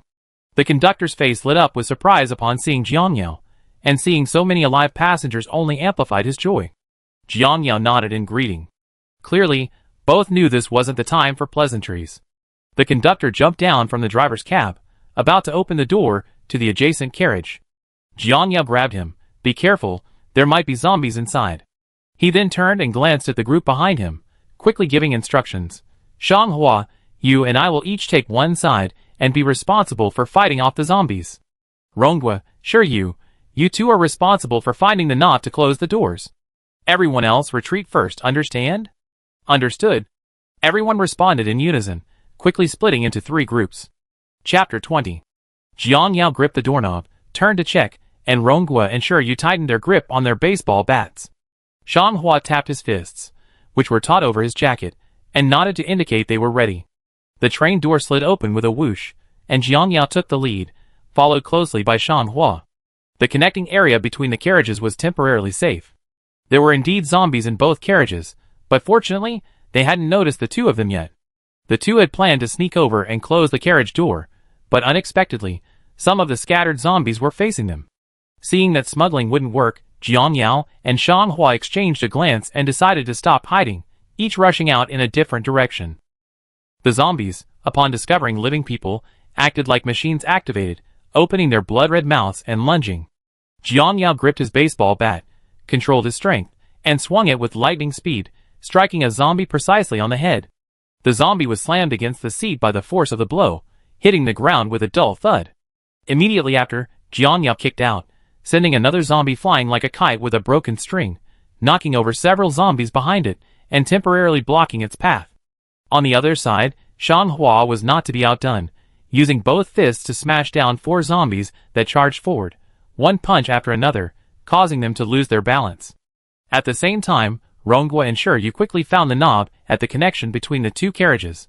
The 2 twisted the knob and turned it forcefully, then shouted, "You can close the door now, come back quickly." Hearing this, Jiang Yao and Shanghua quickly retreated to the carriage connection, and the door slammed shut behind them with a dull thud. The zombies, now able to move again, followed closely behind, crashing into the glass door, baring their teeth and claws but helpless. Seeing that the zombies were temporarily no longer a threat, Ronghua quickly poked his head out and waved excitedly, "It's safe now, everyone come quick." Soon, the group quickly passed through the connecting area between the carriages, followed by other passengers disembarking later. The train conductor looked around and pointed towards the depot. "The depot is over there. Let's go." Jiang Yao followed behind the conductor, glancing back at the group of over 100 people. A sense of pride welled up inside him. This was all thanks to his efforts. Moreover, so much time had passed, and the trains behind them hadn't crashed into them yet. Clearly, the detached carriages had stopped the trains behind them. His arrangement had worked. However, when they arrived at the depot, the scene before them stunned everyone. There were only 2 locomotives in the depot, which normally couldn't accommodate everyone. Why are there only 2 locomotives? How can there be enough seats? A middle-aged man shouted first, his voice filled with obvious anxiety and dissatisfaction. His words had barely left his lips when a heated argument erupted from the crowd. "Yeah. So many people, how can 2 locomotives be enough? Are we supposed to walk all the way to Busan?" A man in a suit pushed up his glasses, his tone laced with sarcasm. "Oh dear, how can you do this? In the old days, people like you would have been sent for re-education. Don't you know how to give way to the elderly and children?" The old woman Jean he was supporting snapped. "Elderly people and children? Who cares about that now? Just surviving is good enough." A burly man waved his hand impatiently, his tone full of disdain. "Exactly. Whoever grabs the seat gets it. Don't pretend to be moral exemplars." Another young man chimed in, his eyes cold. "Don't you people have any conscience? If it weren't for Mr. Jiang, you would all be dead in the carriage." Jinshi couldn't help but stand up, her voice filled with anger and disappointment. "Humph, it was his own choice. What does it have to do with us?" A middle-aged woman said coldly, arms crossed. "That's right, who cares about others now? Survival is the most important thing." Another man echoed, his tone full of selfishness. The argument in the crowd grew louder. Human nature, indeed, is the most vulnerable thing. Jiang Yao shook his head in disappointment. Indeed, he shouldn't have had any expectations of this rabble. Ignoring the argument, he and the train conductor quickly boarded the first engine of the train. The 2 approached the driver's cab and saw a zombie inside, lying on the control panel. Hearing the noise, it slowly raised its head, its gray-white eyes staring straight at them. "Watch out!" The train conductor whispered a warning, instinctively taking a step back. Jiang Yao gestured for the conductor to move aside, then drew his pistol from its holster and deliberately opened the train door. The zombie, already impatient, pounced out, baring its fangs and claws as it charged at Jiang Yao. Jiang Yao calmly stood his ground, waiting for the zombie to get close before raising his hand and firing a shot. The bullet struck the zombie precisely between the eyebrows. The zombie's body stiffened for a moment, then it vaulted over the railing and crashed heavily off the train. Bang! The gunshot rang out in the garage, the piercing sound echoing in everyone's ears like thunder. The previously noisy crowd fell silent instantly, all eyes fixed on Jiang Yao. The muzzle of his gun still emitted a faint puff of smoke, his eyes cold and icy, like a beast poised to pounce on its prey. "Those who don't want to die, do as I say." Jiang Yao's voice was deep and cold, carrying an undeniable authority. His gaze swept across the crowd, and everyone he looked at involuntarily lowered their heads, avoiding his eye contact. Under his intimidation, the crowd quickly quieted down and began to act according to his instructions. The able-bodied young men climbed the ladder beside the engine onto the roof, their movements somewhat chaotic but still orderly. The elderly, women, and children were positioned along the railings, gripping them tightly, their faces filled with tension and unease. Jiang Yao wasted no time, quickly learning from the train conductor how to start and stop the train. The conductor gave a brief explanation, and Jiang Yao nodded, indicating he had mastered it. He turned and walked to the other locomotive, jumped into the driver's seat, and started the engine. Boom! The locomotive emitted a deep rumble, like a sleeping beast being awakened. The vibrations of the engine reached everyone's feet, as if reminding them that the hope of escape was just around the corner. Soon, both locomotives were filled with people, like a train in some country. The roofs, railings, and even the sides of the locomotives were packed with people. Every face was filled with tension and expectation, as if they had grasped at the last straw. The conductor led the way, Jiang Yao followed, and the two locomotives slowly pulled out of the depot one after the other. However, at that moment, a series of screams and roars suddenly came from afar. Jiang Yao frowned and quickly peeked out to investigate. He saw the doors of the train carriages in the distance being pulled open, and a dense horde of zombies surged out, frantically attacking the surrounding survivors. What idiot did this? Jiang Yao cursed under his breath, a flash of anger in his eyes. His fists clenched tightly, his knuckles turning slightly white from the force. This foolish act not only harmed the survivors, but also drew the zombie horde towards them. The loud commotion of the moving vehicle caused most of the zombies to frantically chase after it. The speed, comparable to Usain Bolt's, made everyone in the vehicle's scalp tingle, some even couldn't help but scream. Chapter 21. Help! Help me! In the distance, a few survivors cried out, trying to catch up with the accelerating train. Jiang Yao coldly watched the survivors, showing no intention of stopping. His eyes were unwavering, as if the cries for help were merely insignificant background noise. The train conductor ahead seemed somewhat reluctant, leaning out of the window to glance at Jiang Yao, seemingly wanting to help. "Do you want to kill us? Ignore them, speed up," Jiang Yao shouted, his tone tinged with exasperation. The conductor gritted his teeth, ultimately abandoning his plan to help, and accelerated at full speed. Jiang Yao leaned out of the window. Seeing that some zombies were about to catch up with the train, and remembering how the train had almost been brought to a stop by zombies in the original storyline, he didn't hesitate. He quickly pulled out his last grenade from his pouch, pulled the pin, and threw it forcefully behind him. "Goodbye, you ugly things." Boom! The grenade exploded in the zombie horde, flames shooting into the sky, and zombie limbs and torsos flew everywhere. The train's speed increased rapidly, leaving the zombie horde far behind. Amidst the flames and smoke, the train sped forward towards the rising sun. The sunlight shone on everyone's faces, as if gilding them with a golden glow. On the roof, someone couldn't help but cheer, as if the joy of surviving a disaster had overshadowed the fear they had just felt. After nearly an hour's journey, the train finally arrived at the tunnel that had been blocked in the original storyline. The tunnel entrance was a mess, with twisted railings and fallen barricades scattered haphazardly, several flames still burning, and the barbed wire gate severely deformed. The air was thick with the smell of burning and blood. Shell casings and shattered equipment littered the ground, and several soldiers in camouflage lay dead by the roadside. Clearly, a fierce battle had taken place here. The two vehicles slowly slowed down, and finally came to a stop. "Everyone, get out!" Jiang Yao jumped down from the hood first, standing beside the vehicle and shouting loudly and forcefully. His gaze swept over the crowd, making sure everyone heard his command. Those on the roof carefully climbed down the ladders, while the elderly and children were helped to the ground safely by others. A head count revealed that 168 people had survived. Upon hearing the number, Jiang Yao frowned slightly. 18 carriages, carriage 10 is occupied, leaving 11. The train isn't very full in the early morning, so let's say 20 people per carriage. After a quick mental calculation, Jiang Yao's brow relaxed. As for those fools who insisted on waiting for rescue, he could only say goodbye. The group carefully navigated around the obstacles and entered the tunnel. The tunnel was pitch black. Everyone turned on their phone flashlights, the lights flickering in the darkness like fireflies, gathering together to illuminate the path ahead. "Let's sing a song to celebrate our survival," Xinqi suddenly suggested, her voice light. Her suggestion was immediately met with a shout from the crowd. "Sing You Are My Destiny." Everyone's heard it. Soon, the familiar melody filled the tunnel. Everyone swayed their phones to the rhythm, the lights tracing graceful arcs in the darkness. Someone began humming, the voice initially disjointed, but quickly becoming rhythmic and gentle. The singing echoed through the tunnel, the soft melody seemingly dispelling the fear of the darkness and bringing a touch of warmth and comfort. The light from a cell phone flickered in the darkness, like twinkling stars in the night sky, moving slowly forward with the singing. At the other end of the tunnel, 2 soldiers were stationed at an outpost. Upon spotting the lights in the tunnel, the spotter raised his binoculars and saw a dense mass of figures slowly approaching. This startled them greatly. The sniper immediately moved his scope closer. If things went wrong, his gunshot would be the fastest signal for help.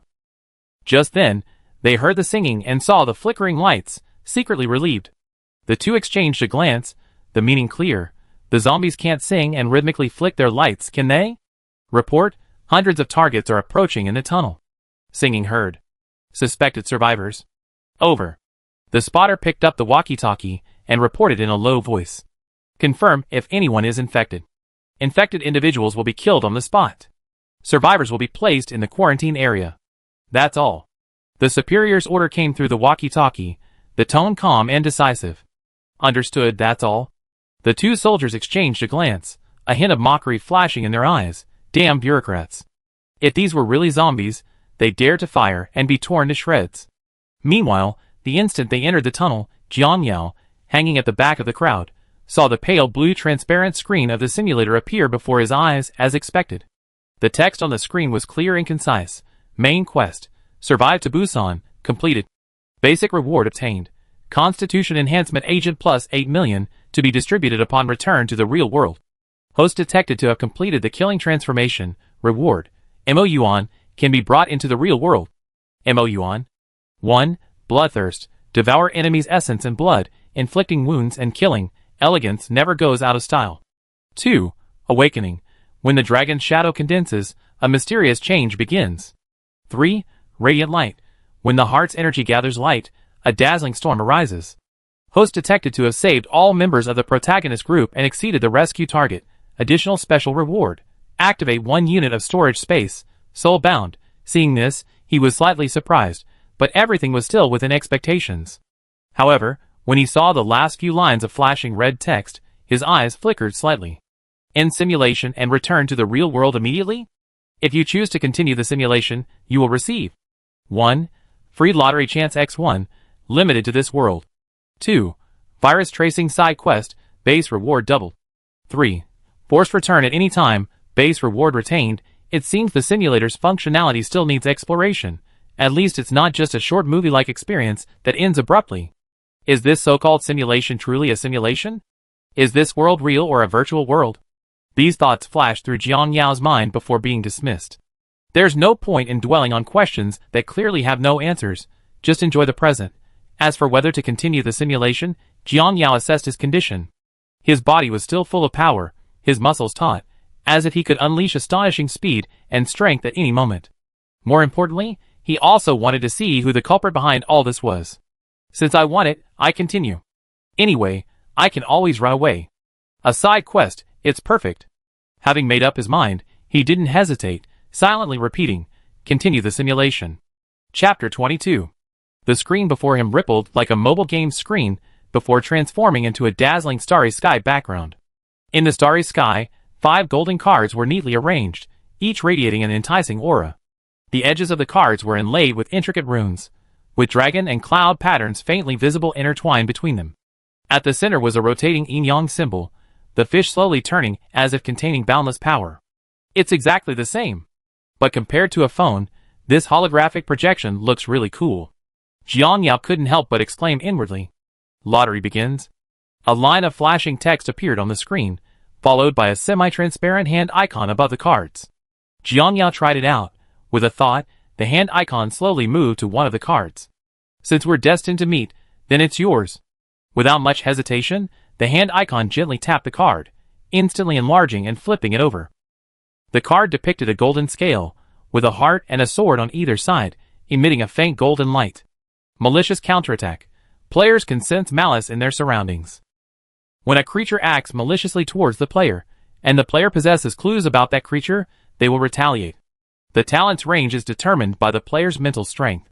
The counterattack effect depends on the degree of malice and may include, but is not limited to, mental shock, behavioral backlash, karmic retribution, etc. A line of small text appeared below the card, then the card transformed into a golden light and entered Jiang Yao's brow. Just after merging with the malice perception, Jiang Yao sensed a faint malice emanating from a certain direction. Following his perception, he glanced discreetly in that direction, a thoughtful look flashing in his eyes, before pretending nothing had happened. The golden light emanating from the card, however, attracted Jiang Yao's attention more. Sure enough, the initial draw always guarantees a minimum reward, but this golden reward looks much more impressive. Clearly, the rewards were tiered, but Jiang Yao wasn't discouraged. After all, he wouldn't have wanted this golden reward at the start. At the same time, he also saw the existence of the storage space, a spherical space with a radius of 1 meter. The screen immediately displayed the following information. Storage space. 1. A spherical space with a radius of 1 meter, capable of storing non-living objects. 2. Items can be instantly stored anywhere within the space. 3. When an item is retrieved, it can appear anywhere the player touches it. 4. Current weight limit, 1,000 kilograms. 5. Using the space consumes stamina. 6. There is no time flow within the space. The screen then discreetly disappeared after displaying the information. Jiang Yao quickly scanned his surroundings, and after confirming that no one was paying attention, he gripped the Mo-Yuan sword at his waist. With a thought, the short sword, sheath and all, vanished and reappeared in his storage space. The short sword hovered within the space, able to instantly move to any location within it with a thought. With another thought, the short sword returned to his waist. As expected, it can choose its location. This suits me perfectly. Jiang Yao's inner sixth brother began to burn fiercely. As for the stamina consumed by using the space, it was negligible for him now. After testing the space's functions, he stored the short sword away. After all, he planned to infiltrate the military camp, and this thing wouldn't be easy to explain. Indeed, after drawing the prize and testing the space's functions, and after a brief weighing of the pros and cons, Jiang Yao decided to travel with the main force. Throughout the journey, aside from displaying a bit more courage and quick wit, he hadn't shown anything extraordinary. The only one who might have a concept of his capabilities was the train conductor. Everyone else was merely guessing. Moreover, he chose to trust that the stubborn old man wouldn't say a word. And even if things went wrong, he could always run away. After all, 800,000 against 600,000, the advantage was his. Having said all that, the main force had only moved about 100 meters. At this moment, those in the front row were almost out of the tunnel, but unconsciously slowed down. After all, once bitten, twice shy, they were afraid the military might fall again. At the tunnel exit, two soldiers looked at the approaching but increasingly slow-moving crowd, exchanging bewildered glances, wondering why these survivors hesitated upon seeing soldiers. The spotter, having no other option, gave the sniper a warning signal, picked up his rifle, climbed out of cover, and shouted to the crowd, "Hurry up, line up in front of me." Hearing the soldier's words, the crowd finally relaxed their last bit of hesitation and quickened their pace towards the exit. Jiang Yao stood in the middle of the line, his gaze sweeping over the surroundings. Outside the tunnel exit was a makeshift outpost, with only rudimentary cover offering any psychological comfort. 2 layers of shipping containers, arranged in AU shape, blocked off the outpost in the middle. Looking at this setup, Jiang Yao internally groaned. Isn't this just sending them to their deaths? If the 2 soldiers heard Jiang Yao's groan, they would undoubtedly agree. The crowd gradually emerged from the tunnel, forming a loose square formation in front of the spotter. Seeing the threat gone, the sniper also lowered his sniper rifle and stood up, picking up his own. 2 soldiers stood atop sandbags, surveying the crowd. Though travel-worn, the people were relatively clean. After a quick count, the observer gripped the walkie-talkie and reported calmly, 168 survivors confirmed, no infected. Requesting further instructions. Over. A reply came quickly from the walkie-talkie. Guide the survivors to the quarantine area. Over. Hearing the order, The observer strode to a nearby container, took out a key, and unlocked a small door. "Go through here, someone will guide you." A soldier waved, his voice weary, but still maintaining a soldier's authority. Jiang Yao followed the group forward, entering from the side, and exiting through the main entrance. Containers stood neatly arranged on either side, like two towering walls, with a makeshift disinfection tunnel sandwiched between them. The tunnel was constructed from several thick, transparent plastic sheets pieced together, supported by a metal frame at the top and secured with sandbags and iron frames on both sides, simple yet practical. Disinfectant mist sprayed on both sides of the passage, filling the air with a pungent odor, a mixture of disinfectant and acrid smells that made one grimace. He instinctively held his breath and hurried through the passage. Emerging from the disinfection tunnel, he found himself in a large open area. A row of soldiers, armed with metal detectors, had barricades separating different lanes. The crowd automatically split into lines, holding their phones and other metal objects as they passed through security. Jiang Yao stood in the line, slowly moving forward with the crowd. Suddenly, he felt a strong sense of malice, like being targeted by a venomous snake. Chapter 23. Following his senses, Jiang Yao noticed a bald, burly man in front of him stealthily glancing back, a sinister glint in his eyes. This bald man was the one Jiang Yao had forced to apologize in the car. Surprisingly, this guy wasn't stupid, he hadn't waited for rescue. "Report? He has a gun!" The man suddenly shouted, raising his hand and pointing at Jiang Yao, his voice shrill and piercing. The surrounding soldiers immediately became alert, their guns all pointed at Jiang Yao. A soldier strode over, scanning Jiang Yao's waist with a metal detector, which immediately emitted a piercing alarm. "Don't move! Hands up!" The soldier shouted sharply, his finger tightly gripping the trigger. Jiang Yao remained calm, slowly raising his arms, his gaze still calm, fixed on the bald man without a trace of emotion. The man felt a chill run down his spine, as if he were being stared at by a prehistoric beast, his blood instantly freezing. His pupils contracted sharply, his throat tightened, and even breathing became difficult. A low, animalistic roar seemed to echo in his ears, making his eardrums ache. He instinctively stepped back, his steps faltering, his shoes scraping the ground with a thump-thump-thump sound, like stepping on empty drumheads, each sound striking his nerves. Suddenly, something tripped him, causing him to lose his balance and fall backward. Before he could react, his body was uncontrollably thrown backward. Then, with a dull thud, his buttocks landed heavily on the sharp wooden spikes of the chevaux de frise. The spikes, like sharp steel knives, mercilessly pierced his private parts. Instantly, a piercing pain spread from his buttocks, like a surging tide, rapidly coursing through his entire body. He instinctively gasped, the breath carrying an unbearable pain. In an instant, his face turned ashen, utterly devoid of color. The surrounding crowd gasped in shock, then fell silent before erupting into laughter. The laughter spread through the air like countless sharp knives, mercilessly piercing the man. The man's face began to change drastically, from pale to a deep crimson. The red seemed to burst from his skin, his eyes widened, bloodshot, filled with rage and humiliation.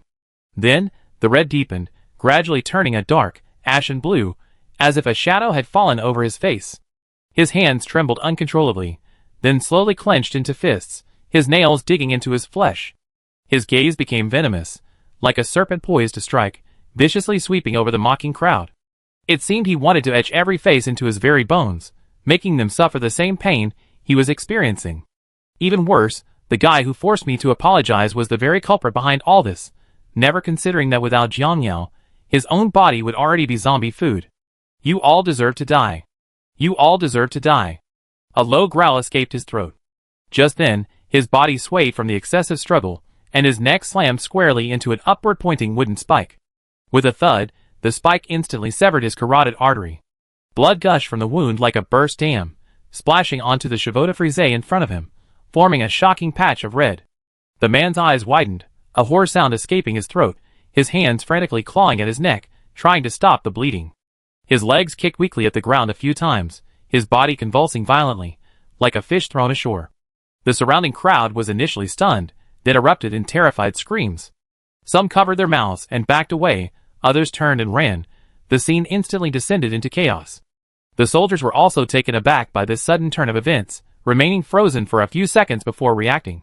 Some soldiers quickly stepped forward to maintain order and calm the panicked crowd. Others swiftly approached the man's body, deftly lifting him from the chevaux de frise. Blood dripped down the splinters, pooling into a dark red puddle on the ground. The soldiers carried the body away expressionlessly, as if it were merely part of a routine task. Witnessing all this, Jiang Yao secretly marveled at the astonishing power of this malicious counterattack. This talent is truly amazing, but it saved me a lot of trouble. Otherwise, I would have had to personally kill this bastard. In such chaotic times, any mercy or hesitation could bring unnecessary trouble. Although the bald man was dead, the trouble he caused still needed to be dealt with. Fortunately, Jiang Yao had discovered the bald man's malice in the tunnel. After much thought, he realized that the weak could only turn the tables by using external means. Combined with the only exposed items, a pistol and a grenade, reporting him to the army was the best way to annoy him. Therefore, he let the guy jump out, deliberately not putting the pistol in his storage space. Hiding it too neatly would only create loopholes. Wait! Don't misunderstand. Shiryu suddenly squeezed out from the line, blocking Jiang Yao's path. Mr. Jiang, you stole this gun from the zombies at Taijin Station. I was there. The soldier frowned, his gaze shifting between Shiryu and Jiang Yao. Snatched from a zombie? Are you sure? Absolutely. Shiryu's tone was firm. If you don't believe me, I can call Captain Min. The surrounding survivors also stepped forward, chiming in to corroborate Jiang Yao's story. Yes, Mr. Jiang protected many of us along the way. If it weren't for him, we would have died in the car long ago. Whether out of fear of Captain Min or the survivors' explanations, the soldier's expression softened slightly, but his gun remained pointed. He picked up the walkie-talkie, whispered a few words, and then told Jiang Yao, "Stand still and wait for the officer to handle this." A few minutes later, an officer strode over. He was tall, and the rank insignia on his shoulder straps indicated he was a major, something Jiang Yao obviously wouldn't recognize. His gaze swept over Jiang Yao, then turned to the soldier. "What's going on?" The soldier stood at attention and saluted respectfully. "Sir, this man is carrying a pistol, saying he stole it from a zombie." The officer nodded, walked up to Jiang Yao, and asked sharply, "What's your name?" "Jiang Yao," he replied calmly, his eyes showing no sign of panic. "You stole this gun from a zombie?" The officer continued, his tone scrutinizing. "Yes," Jiang Yao answered briefly, "the situation was urgent. I had no other choice." The officer stared into Jiang Yao's eyes, seemingly assessing the truthfulness of his words. After a moment, he nodded and gestured for the soldiers to lower their weapons. "Since it was for self-defense, we won't pursue the matter further. However, according to regulations, weapons must be surrendered." Chapter 24. Jiang Yao didn't refute, only nodded, took his pistol from his waist, and simultaneously pulled out a pouch of empty grenades from his pocket, handing them both to the officer. The officer took the gun, inspected it carefully, and then handed it to the soldier behind him. "You're very good," the officer said with a hint of appreciation. "To be able to snatch a gun from zombies, and bring so many people here safely, that's not something an ordinary person could do." Jiang Yao nodded slightly, saying nothing more. The officer waved, signaling the soldiers to continue their work, then turned and left. After the dust settled, Jiang Yao patted Shiryu on the shoulder. "Thank you." Shiryu smiled and said softly, "It was nothing, Mr. Jiang, you're too kind." Jiang Yao didn't say anything more, and continued moving forward with the group. His gaze swept around, noticing Jinqi and Minji standing not far away, their faces showing a hint of worry. He nodded to them, indicating that he was all right. After the security check, men and women were led to two separate large tents. Several medical personnel in protective suits stood to one side, gesturing for everyone to remove their outer clothing, leaving only their underwear for inspection. "Hurry up! Take off your outer clothing and put it in the basket over there." One of the medical personnel shouted impatiently, a hint of anxiety in his voice. Jiang Yao didn't hesitate, quickly removing his clothes and placing them in the designated basket. The medical personnel's attention was involuntarily drawn to him. Jiang Yao had a tall, well-proportioned physique, with smooth yet not exaggerated muscle lines. His six-pack abs were particularly clear under the lights. His shoulders were broad, his waist narrow, and his back muscles rippled slightly with his movements, as if every muscle was brimming with power. The silhouette faintly visible beneath his boxer shorts made the fingertip universe member slightly wary. Several medical staff exchanged glances, a hint of surprise and admiration flashing in their eyes. While they had seen many muscular men, a physique like Jiang Yao's, combining strength and beauty, was rare. A young female medical staff member paused, then lowered her head, pretending to focus on her notepad, but her ears were slightly red. The male medical staff member next to her coughed and whispered a reminder, "Concentrate, don't waste time." If you didn't see the envious look in his eyes, You think he was completely indifferent. The examination was quick. The medical staff merely checked for any recent wounds, and after confirming there were no signs of infection, they gestured for them to put on their protective gear and exit from the other side. Go forward through that door. A soldier pointed to a row of containers in the distance, whose door had just been opened, his tone urging. Jiang Yao quickly surveyed the area, passed through the inspection tent, and saw a large open space behind it. To his left was a fenced-off area with barbed wire, and in the distance, he could see a group of figures in camouflage uniforms. To his right was the container door, as the soldier had pointed out, with a sign above it bearing the words Isolation Zone in large red paint. Jiang Yao followed the group through the door, past the containers, and into the isolation zone. Here, thousands of green tents were neatly arranged, with white lime lines dividing the space between them. The area was completely enclosed by 2 layers of containers, resembling a makeshift fortress. Every 20 meters on top of the containers, an anti-aircraft machine gun was mounted, with several armed soldiers standing guard, vigilantly watching the crowd below.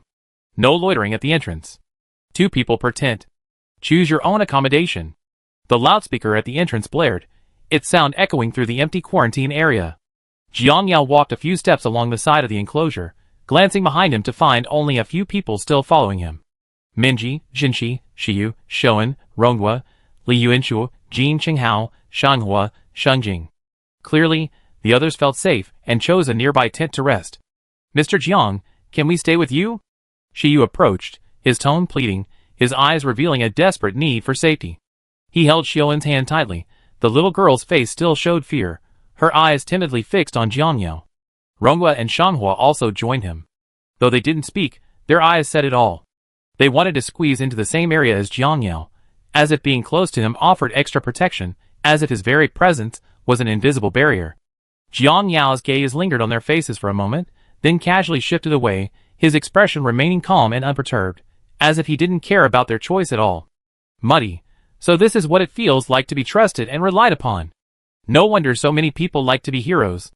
Despite feeling incredibly pleased inside, Jiang Yao still nodded with feigned indifference. Then he pointed to the corner furthest inside, closest to the containers. There are fewer people there. It's quieter. Let's go there. His voice was calm, yet carried an undeniable firmness. The group quickly reached a consensus and followed Jiang Yao to the southeastern corner of the quarantine area. This place was far from the entrance and close to the containers, relatively quiet, and not many people were crowding around. A large loudspeaker hanging high above blared, "Attention everyone. You need to quarantine here for 3 days. Health certificates will be issued on the 3rd day. You can only enter Busan City after confirming you are free of infection. Do not move around unnecessarily during this period, and please maintain order." Hearing the words health certificate, Jiang Yao chuckled wryly. In the years since the pandemic, this thing had almost become a mark of that period of history. He turned to look. Jin He and Minji were holding hands, choosing tents, intending to stay together. Jiang Yao walked to the tent he had chosen, bent down, and crawled inside. Then, as if remembering something, he poked his head out and waved to Youngguk. Youngguk pointed to himself with a look of surprise. After Jiang Yao nodded in confirmation, he trotted over and followed him into the tent. The tent wasn't large, but it was enough for 2 people. In the corner were some daily necessities, and 3 days' worth of food, a few packets of compressed biscuits, and a few bottles of mineral water. Clearly, due to the emergency, they could only survive on these simple supplies for the next 3 days. The 2 lay in their sleeping bags, the sounds of others entering their tents coming from outside. Soon, snoring filled the air. Jiang Yao closed his eyes, but the image of the officer from earlier floated into his mind. He had sensed a faint malice emanating from that man, though subtle. It felt like a tiny thorn pricking his consciousness. He seemed lost in thought, his fingers unconsciously tapping the edge of his sleeping bag, as if weighing something. "Brother Jiang, what are you thinking about?" Ronghua turned his head and asked in a low voice, a hint of curiosity in his tone. Jiang Yao didn't answer immediately, but simply waved his hand and smiled faintly. "Nothing, sleep," he said softly, then closed his eyes, as if everything was under his control. Chapter 25. Meanwhile, the officer returned to his tent. The tent was dimly lit, and a faint smell of tobacco filled the air. He sat on a simple folding chair, pulled an old cell phone from his pocket, and dialed a secret number. A deep male voice came from the other end. "What is it?" The officer's lips curled into a cold smile, his voice low. "Found a good one. Good physical condition, Quick reflexes, looks like a tough nut to crack. When are you coming to collect him? There was a few seconds of silence on the other end, then the voice said, tomorrow night. Make your move during the shift change in the quarantine zone. Keep a close eye on him, don't let him escape. Don't worry, he won't get away. The officer hung up, stuffed the phone back into his pocket, a sinister glint in his eyes. He stood up, walked to the tent entrance, lifted the curtain, and looked towards the quarantine zone, his smile deepening. He woke up to find it already dark. The lights in the quarantine zone shone brightly in the night, the air thick with the aroma of food and the cacophony of voices. Throughout the day, the quarantine zone had received many more survivors, and the open spaces between the tents were packed with people. Some took out their own army-style hot pots, others huddled together in small groups, talking quietly, and occasionally, suppressed sobs could be heard. Jiang Yao emerged from his tent, stretched, and his joints crackled and popped like popping beans, as if they had been tightened and then suddenly released. He looked down at his hands, clenching and unclenching, feeling the power surging within him, as if every muscle fiber was rejoicing. His body underwent a second enhancement during his slumber, his strength, speed, and endurance reaching new heights, completely surpassing the limits of ordinary humans. It feels so good to be stronger, he thought to himself, a smile unconsciously creeping onto his lips. He tried jumping lightly, finding his body as light as a feather. With a light touch of his toes, he leaped effortlessly into the air. However, considering the many eyes and ears around, he only jumped about half a meter high, landing silently, like a leaf gently touching the ground. Then, he tried punching, the wind whistling past his ears, the force of his punch even causing the tent fabric several meters away to sway slightly. This powerful feeling made him a little smug. I should be as strong as Captain America now. However, the thought had barely formed when he shook his head and chuckled self-deprecatingly. No, that guy has a 50-50 buff, he can even hold his own against Thanos. I can't mess with him. He looked up at the brightly lit quarantine zone, a hint of mockery flashing in his eyes. These idiots haven't discovered the zombies' weaknesses yet. But thinking of the army's complete annihilation at Taijin Station, it all made sense now. Not far away, Ronghua, Shiyu, Shanghua, and others had gathered around a simple folding table, on which were several packets of compressed biscuits and bottles of mineral water. Xiaoan sat next to Shiyu, nibbling on a biscuit, unusually well-behaved. Brother Jiang, come and eat with us. Ronghua waved to him, a warm smile on his face. Jiang Yao nodded, walked over and sat down, casually picking up a bottle of water and taking a sip. What are your plans next? Shanghua spoke first, his hand gently resting on Xingjing's swollen belly, his eyes filled with tenderness and worry. Xingjing's due date is approaching. I need to take her home. Although things are chaotic outside, home is safer than here. Shiyu nodded, glancing down at Xiaoan, his tone firm. I'm taking Xiaoan to find her mother. It's not far from here. No matter what, I must get her safely to her mother's side. He then seemed to remember something, looking expectantly at Jiang Yao. Mr. Jiang, what are your plans? Jiang Yao pondered for a moment, then replied, I want to try and find the real culprit behind this apocalypse. He spoke with his usual calm as if he were saying he wanted to buy a steamed bun. Everyone instinctively chose to believe him, because Jiang Yao had never been wrong along the way. Only Shiyu's eyes flickered slightly upon hearing this. Noticing the atmosphere seemed to have become somber after his words, Jiang Yao chuckled softly. Ronghua, Yuanshua, Qinghao, what about you? Any plans? Ronghua, Li Yuanshua, and Jin Qinghao exchanged a glance, a bitter smile on their faces. We came here to participate in the competition, but now it's definitely over. Ronghua shrugged. We're all from Seoul. We have to find a way back. Although the situation in Seoul is unclear, it's still our home. Minji sat to the side, silently munching on a biscuit, her fingers trembling slightly when she heard the word Seoul. She looked up, her voice slightly choked. I'm from Seoul too. I want to go back and see my parents. I wonder how they are. Her voice grew softer and softer until it was almost inaudible. The atmosphere suddenly became heavy again, an invisible oppression filling the air. Jean gently patted Minji's shoulder and said softly, Don't worry, everything will be alright. Once the quarantine is over, we figure out a way to go back together. Kangyo didn't speak, just listened quietly. His gaze fell into the distance.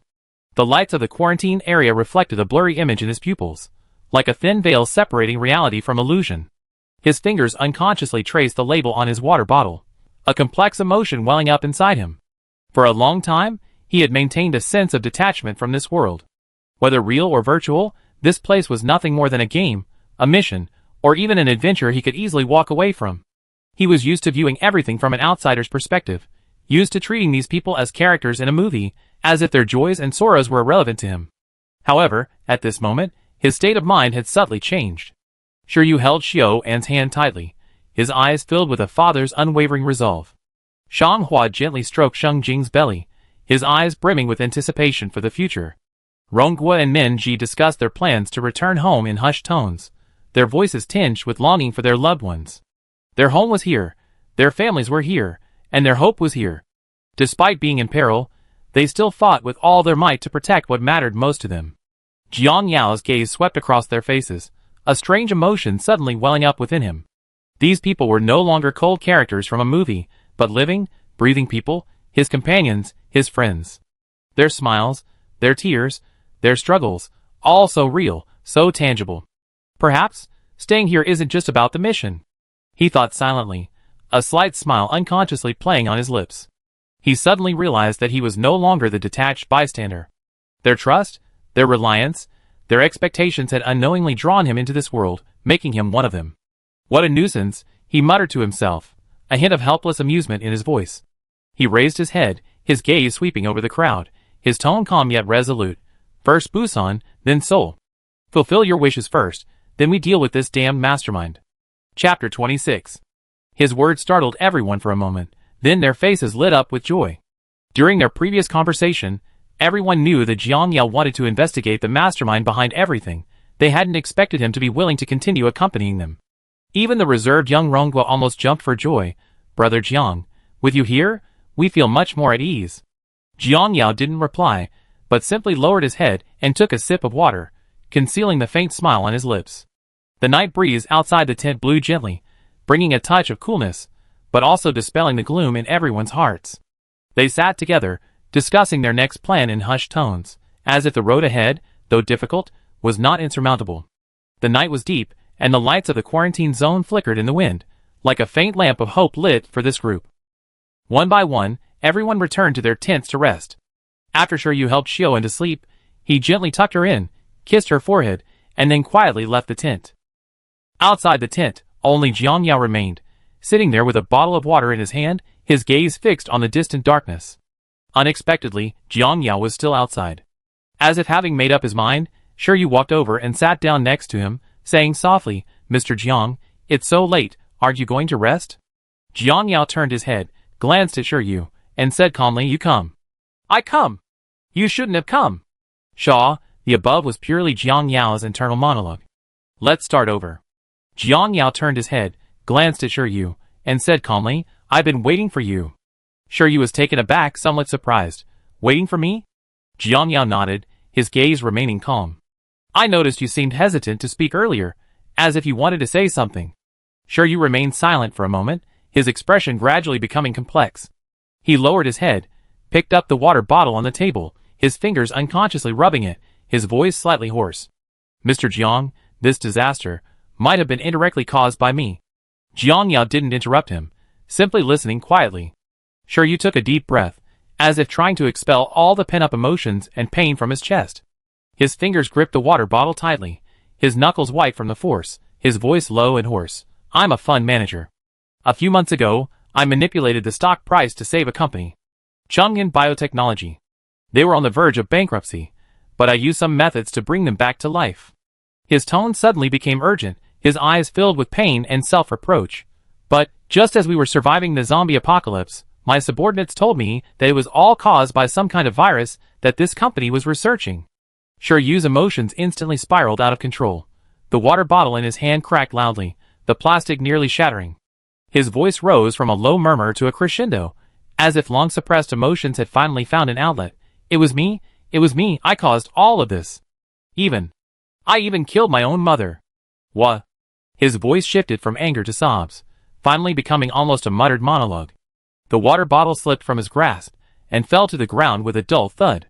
Shiryu covered his face with his hands, his shoulders trembling violently, tears seeping through his fingers and sliding down his wrists. His sobs were suppressed and painful, like a mournful cry torn from the depths of his soul. Jiang Yao sat quietly to his side, neither interrupting nor comforting him. He knew that Shiryu needed this moment of catharsis. Only when Shiryu's sobs subsided did Jiang Yao speak slowly, his voice carrying a convincing firmness. You might have been used as a pawn. Shiryu's sobs stopped abruptly. He looked up, his eyes blurred with tears, at Jiang Yao, his voice hoarse. Used as a pawn? Jiang Yao nodded, his gaze calm and sharp. Since Chang'an Biotechnology has the ability to research this virus, it means they have a much larger force supporting them. You're just a pawn in their plan.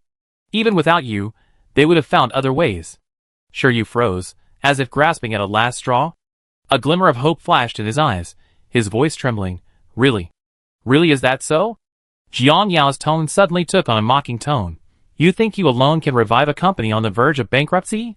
They planned this all along, simply using your abilities and resources to achieve their goals. There was one thing Jiang Yao didn't mention. The people behind the scenes might have just randomly selected an outstanding fund manager to operate under the guise of something else. Shiryu's eyes gradually cleared, as if he had just woken from a nightmare.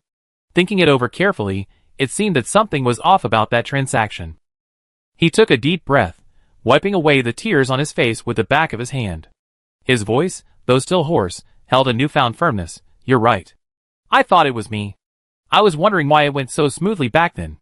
Turns out someone was using me, and I was completely unaware. He abruptly stood up, his eyes burning with anger and determination.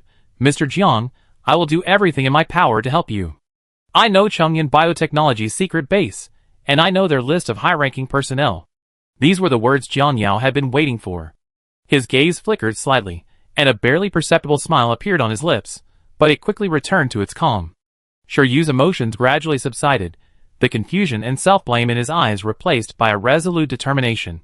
He clenched his fist, his voice low but powerful. I won't let them get away with this again. Someone must be held accountable for this disaster. Jiang Yao stood up, patted Shiryu on the shoulder, and said with a hint of approval, remember, self-blame won't solve anything, action is key. Shiryu took a deep breath and nodded heavily. I understand. Mr. Jiang, thank you. If it weren't for you, I might still be trapped in self-blame. Jiang Yao waved his hand, his tone indifferent. We've been through thick and thin together, no need to be so polite. Having made his decision, Shiryu acted decisively, taking out his phone and sitting down next to Jiang Yao. His fingers swiped rapidly across the screen, bringing up a document. His voice was low and serious. Mr. Jiang, the chairman of Chang'an Biotechnology is named Yin Taishuan. His name hasn't been publicly disclosed, he's very mysterious. But that's not the point. The order to revive this company was personally given by our head office chairman, and according to rumors within the company, he seems to have connections in the government. Shiryu paused, then continued, according to my investigation, Chang'an Biotechnology has a secret base near Semhuangsa Temple in Busan. Now that I think about it, it's very likely they're researching zombie viruses. However, I don't know the exact location. Hearing Shiryu's revelation, Jiang Yao's eyes lit up. He hadn't expected this guy to be so knowledgeable, knowing so much inside information. His fingers tapped lightly on his knees, as he quickly analyzed the information in his mind. Yun Tae-hoon, the government. Jiang Yao muttered softly, a hint of coldness in his voice. It seems there's more to this disaster than meets the eye. Shiryu nodded, a touch of helplessness in his voice. If even the government is involved, then the enemy we're facing might be even more terrifying than zombies. Jiang Yao sneered, a glint of disdain in his eyes. No matter what kind of monsters or demons they are, if they stand in my way, I make them pay the price. Chapter 27. No one knows what Jiang Yao and Shiryu talked about that night. All they know is that Shiryu seemed much more cheerful when he woke up the next day. His eyes no longer held that heavy self-reproach, replaced by a firm resolve. Although his smile was still somewhat forced, it was at least no longer as gloomy as before. The quarantine zone remained peaceful all day. Although sporadic gunshots could be heard from afar from time to time, and black smoke rose occasionally from burning structures, the atmosphere within the quarantine zone was relatively calm. In fact, since they entered the quarantine zone yesterday, they had been able to hear occasional gunfire, presumably from other survivors attracting zombies. However, the scattered zombies were simply easy prey against the overwhelming firepower. At dusk, everyone sat together for dinner. Jiang Yao had just taken a bite of a compressed biscuit when suddenly his brow furrowed, and he stopped eating. He clearly sensed a powerful malice approaching from afar, like a cold, venomous snake lurking in the shadows. Even eating a meal can't be peaceful. There are always treacherous subjects trying to harm me. Jiang Yao muttered to himself, his gaze subtly sweeping towards the gate of the quarantine zone. The malice was identical to what he had sensed from the officer earlier, even more intense. He immediately realized the officer might be planning something. Sure enough, shortly after, Jiang Yao saw the quarantine zone gate open, and a squad of uniformed soldiers walked directly towards them. This confirmed to Jiang Yao that, with his current mental strength, he could roughly sense targets within a 300-meter radius who harbored malice towards him. The soldiers were fully armed, marching in unison, their faces bearing a cold expression. They were clearly not there for a routine patrol. Their arrival immediately attracted the attention of the surrounding survivors, many stopping what they were doing and looking nervously in their direction. Taking advantage of the soldiers' approach, Jiang Yao quickly pulled Shi Yu and Ronghua aside and gave them a few words of advice, having already given them a heads-up the night before. "Remember, stick to the plan, don't act impulsively," Jiang Yao said in a low voice, his tone carrying a hint of authority. Shi Yu nodded, a hint of worry in his eyes. "Mr. Jiang, you must be careful." Ronghua also clenched his fists, his voice low. "Brother Jiang, we wait for you to come back." Jiang Yao patted their shoulders, his tone calm. "Don't worry, I be fine." Just then, the soldiers reached them. The lead soldier coldly glanced at the group, then fixed his gaze on Jiang Yao. "Mr. Jiang Yao, please come with us." His tone was icy, as if issuing an unquestionable order. "We need to ask you some questions about the incident at Taijin Station and on the train." Jiang Yao stood up, his gaze sweeping indifferently over the soldiers, his tone calm. "I can ask questions, but why only me?" The soldier replied expressionlessly, "These are orders from our superiors. Please cooperate." The impulsive Shang Hua was about to rush forward to argue when Ronghua and Shi Yu each grabbed one of his arms. They also kept giving winks to the surrounding crowd.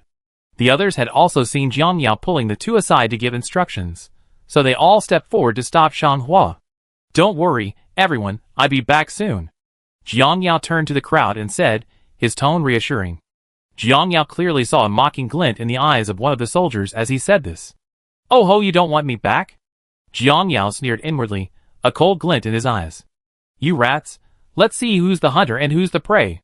He turned and followed the soldiers away, his steps steady, his face still expressionless. The crowd's eyes followed his retreating figure until he disappeared through the gate of the quarantine zone. Ignoring their worries, Jiang Yao followed the soldiers through the main gate and through a small door in the barbed wire fence beside the inspection tent. Then, they walked across an open area before entering the military camp area, which was also protected by shipping containers. The camp was bustling with activity, soldiers moving back and forth, a tense atmosphere permeating the air. At that moment, Jiang Yao suddenly sensed a wave of malice washing over him. Out of the corner of his eye, he saw the curtain of a tent a dozen meters away lifted, and the officer he had seen before was stepping out, looking at him expressionlessly.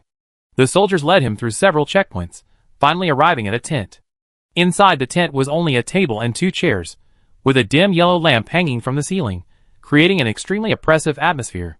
"Sit down," the lead soldier gestured to a chair, his tone icy.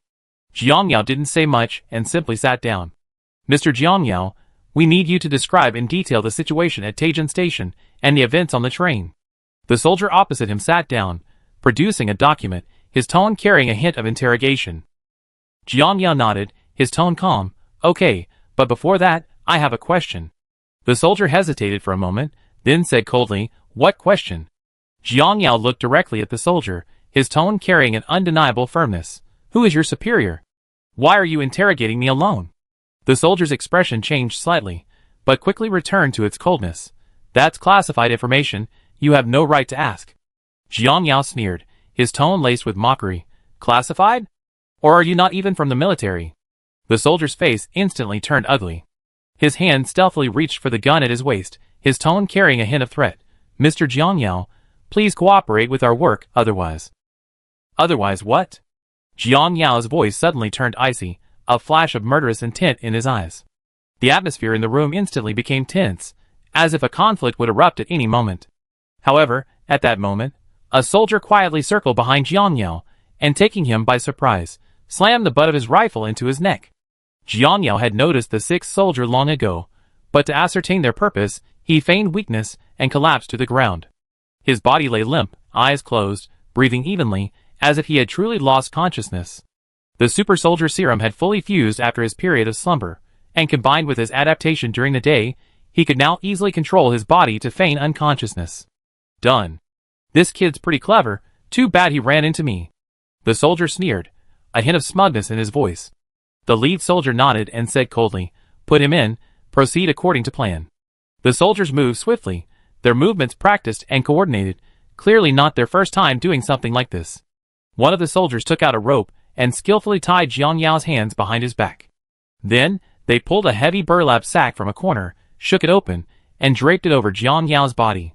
The rough fibers of the sack rubbed against Jiang Yao's skin, carrying a musty smell, but he remained calm, allowing himself to be manipulated. Hurry up, stop dawdling. The leading soldier urged in a low voice, his tone tinged with impatience. Chapter 28. 2 soldiers lifted Jiang Yao, one in front and one behind, and moved him out of the tent. Jiang Yao, still inside the sack, adjusted his breathing slightly, his ears keenly listening for any sounds around him. After walking a short distance, he heard the soldier's footsteps become muffled, interspersed with a cracking sound, like walking on muddy soil covered with fallen leaves. This way, behave normally, one soldier whispered, a hint of tension in his voice. Jiang Yao felt himself being carried through a patch of low bushes, branches occasionally scraping against the sack, making a rustling sound. The air was filled with the damp scent of earth, mixed with the fresh fragrance of leaves. Clearly, they were far from the core area of the military camp. Bang! A muffled thud, and Jiang Yao was thrown heavily into the wagon. His back slammed against the hard metal plate with a low thud. Immediately afterwards, he heard the wagon door close, and the wagon became dark and stuffy. Get in! The lead soldier commanded in a low voice. Several soldiers quickly climbed into the truck bed. The rear door slammed shut with a click, followed by the roar of the engine starting. The truck slowly began to move, the bumpy road making the atmosphere inside the truck bed even more oppressive. Jiang Yao lay quietly in the sack. After a while, the soldiers began to talk in hushed tones. This mission went really smoothly. I didn't expect to catch such a high-quality cargo so easily, one soldier said with a smile, a hint of pride in his voice, as if he could already see the hefty reward. Yeah, this guy's in good physical condition. Luckily, he wasn't careless and didn't dodge. The employer will definitely be satisfied. Another soldier chimed in, a hint of greed in his voice. His hand unconsciously touched the purse at his waist, seemingly already calculating how to spend the money. Why do you think the employer always makes us store the goods in that abandoned factory near Senkoji Temple? Are they researching something strange?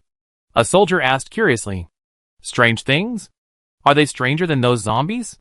I wonder where all those zombies came from. Another unfamiliar voice rang out. Don't ask too many questions, just do your job, the lead soldier interrupted coldly, a warning in his tone. The employer's pay isn't cheap. We just deliver the goods, don't pry. Then, as if remembering something, he chuckled, brothers, after this delivery, I treat you to a good time, it'd be very lucrative. Clearly, this guy also knew the art of controlling subordinates, with a carrot-and-stick approach. Jiang Yao paid no further attention to the more suggestive topics, as he had already obtained the information he wanted. Sanguang Temple, the secret laboratory sure you mentioned last night, it really was like finding a needle in a haystack, only to have it fall into his lap effortlessly.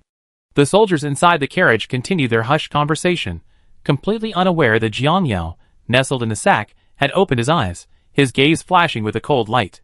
His breathing was steady and shallow, his ears picking up every sound within the carriage. The soldiers' conversations, the roar of the engine, the vibrations of the wheels rolling over the road, all formed a clear picture in his mind.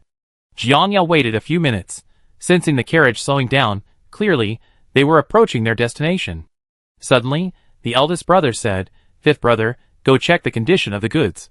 Then, a man stood up and slowly walked over. Now! Jiang Yao roared inwardly, leaping forward. With a thought, the Mo Yuan sword instantly appeared in his hand. Following Jiang Yao's intention, the purple light on the blade completely disappeared, the entire sword like a stalker in the night, ready to devour its prey. With a flick of his wrist, the short sword sliced through the rope, then he struggled violently within the sack. A rip was heard as the rope snapped, and the sack was torn open. Thud! The blade precisely pierced the fifth brother's throat. The Mo Yuan's blood-devouring properties activated instantly, the soldier's blood being rapidly absorbed by the blade, not a single drop spilling. The fifth brother's relaxed expression remained frozen on his face, as he was already in paradise. Before the remaining men could react, Jiang Yao had already appeared before them like a ghost. His movements were lightning fast. Mo Yuan traced a dark blue arc in the air, the blade piercing the second soldier's heart with pinpoint accuracy. The soldier didn't even have time to utter a sound before collapsing limply to the ground. The third soldier finally reacted, trying to raise his gun, but Jiang Yao was faster. He sidestepped the soldier's hand, and Mo Yuan slashed upwards diagonally, the blade cutting across the soldier's neck. The soldier's head seemed to have barely registered what was happening before it slumped limply to the ground. The fourth soldier was about to scream when Jiang Yao was already upon him, his left hand covering his mouth, his right hand gripping Mo Yuan tightly. The blade instantly pierced his temple. The soldier's body convulsed once, then he lost all life. The entire process took only a few seconds. 4 soldiers had fallen silently, leaving only the lead soldier in the truck, while the driver remained completely oblivious. The lead soldier looked at Jiang Yao, his face ashen, clearly stunned by the sudden turn of events. Don't kill us!" the lead soldier stammered, his voice trembling. "We're just doing this for money. We really don't know who the client is." Jiang Yao stared coldly at him, the purple patterns on his sword, the ink abyss, began to flash rhythmically with each breath. His tone was icy. "Who is the client? How did you accept this mission?" The lead soldier hurriedly replied, "We really haven't seen the client. They just drop off the goods and leave. We never even seen them. Our missions are from the dark web. We only contact major men. We're just doing this for money." Jiang Yao narrowed his eyes, silently memorizing the name Major Min. The truck slowly came to a stop. They had clearly arrived at their destination. Without a word, Jiang Yao swiftly swung his Mo Yuan sword, the blade slicing across the lead soldier's throat. Ignoring the soldier's terrified expression as he died, as if to say, "You broke your promise." Jiang Yao quickly stuffed a corpse into a sack and tossed it out of the truck, creating the illusion that the goods had been delivered. Then he forcefully slapped the metal plate behind the cab. Hearing the noise, the driver quickly started the engine and drove away. After driving a short distance, Jiang Yao mercilessly killed the driver and parked the truck beside a secluded grove of trees. He entered the truck and stored all the weapons and equipment left behind by the men in his storage space. He then got out and walked towards the abandoned factory. As for how he would get back, it wasn't far from the isolation base. The light shining from the base would be his guide. In the darkness, Jiang Yao's figure moved like a ghost through the trees. His movements were light and swift, the Mo Yuan sword in his hand glowing faintly, as if guiding him. Chapter 29. Jiang Yao silently returned to the abandoned factory along the edge of the woods. In the distance, the factory gate slowly opened, and 2 figures in yellow protective suits and gas masks were carrying goods into the factory. Jiang Yao originally wanted to sneak in, but with his superhuman eyesight, he discovered that there were at least 5 hidden cameras installed at the factory's main entrance alone. These cameras were cleverly concealed in cracks in the walls, edges of door frames, and even depressions in the ground, practically covering every corner of the factory's perimeter. "TSK, really watertight," Jiang Yao muttered to himself, his brows slightly furrowed. The situation inside was unknown. He couldn't just force his way in. As for pretending to be carried in as cargo, that was even more out of the question. Who knew what methods these people had? He only had Captain America's physical abilities, not the Hulk's. He couldn't withstand rocket-propelled grenades, so he had to think of another way. Jiang Yao stood there, his brows furrowed, his fingers unconsciously tapping the Mo Yuan sword at his waist. His gaze swept across the factory's perimeter, his mind rapidly calculating his next move. He needed a way to attract their attention without putting himself in danger. "Since I can't get in silently, I let you out," Jiang Yao muttered to himself, a cold smile playing on his lips. He crouched down, gently brushing aside the fallen leaves and picking up a few pebbles from the soil. He squeezed the pebbles, feeling their weight and shape, his gaze sweeping over the factory's security cameras in the distance. "I need to practice first," Jiang Yao muttered, taking a few steps back, turning and venturing deeper into the woods, finding a relatively open clearing. The surrounding trees were tall and dense, their branches rustling gently in the night breeze. His gaze locked onto a small hole in a tree trunk 100 meters away. He tossed a pebble through the air. It then disappeared into the dark woods, its whereabouts unknown. Jiang Yao paused, then awkwardly cleared his throat. No, let's try again." Another pebble flew out with a gust of wind, only to be blocked by the tree trunk, creating a crater the size of a bowl. Countless pebbles flew out, but it was clear that almost all the surrounding trees had been damaged. Finally, a pebble struck the small hole in the tree trunk, shattering it and revealing what lay behind. Jiang Yao nodded, satisfied with his aim. "I truly am a genius of hidden weapons. Call me the Prince of Hidden Weapons." He made no mention of the tree trunks around him, riddled with holes. He tried a few more times, each time hitting the target precisely. Once, he even struck an ant on a tree trunk, instantly turning it to dust. "That's about enough," Jiang Yao said softly, then turned and returned to the edge of the woods. His gaze locked onto a security camera embedded in a crack in the wall outside the factory. He took a deep breath and gripped a pebble the size of a pigeon's egg. His gaze locked on the camera, his body leaning slightly forward, his arm muscles tensing slightly. Then he flicked his wrist, sending the pebble flying. Whoosh!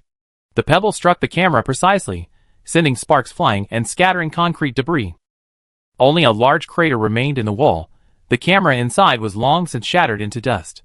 Jiang Yao's movements were fluid and unwavering.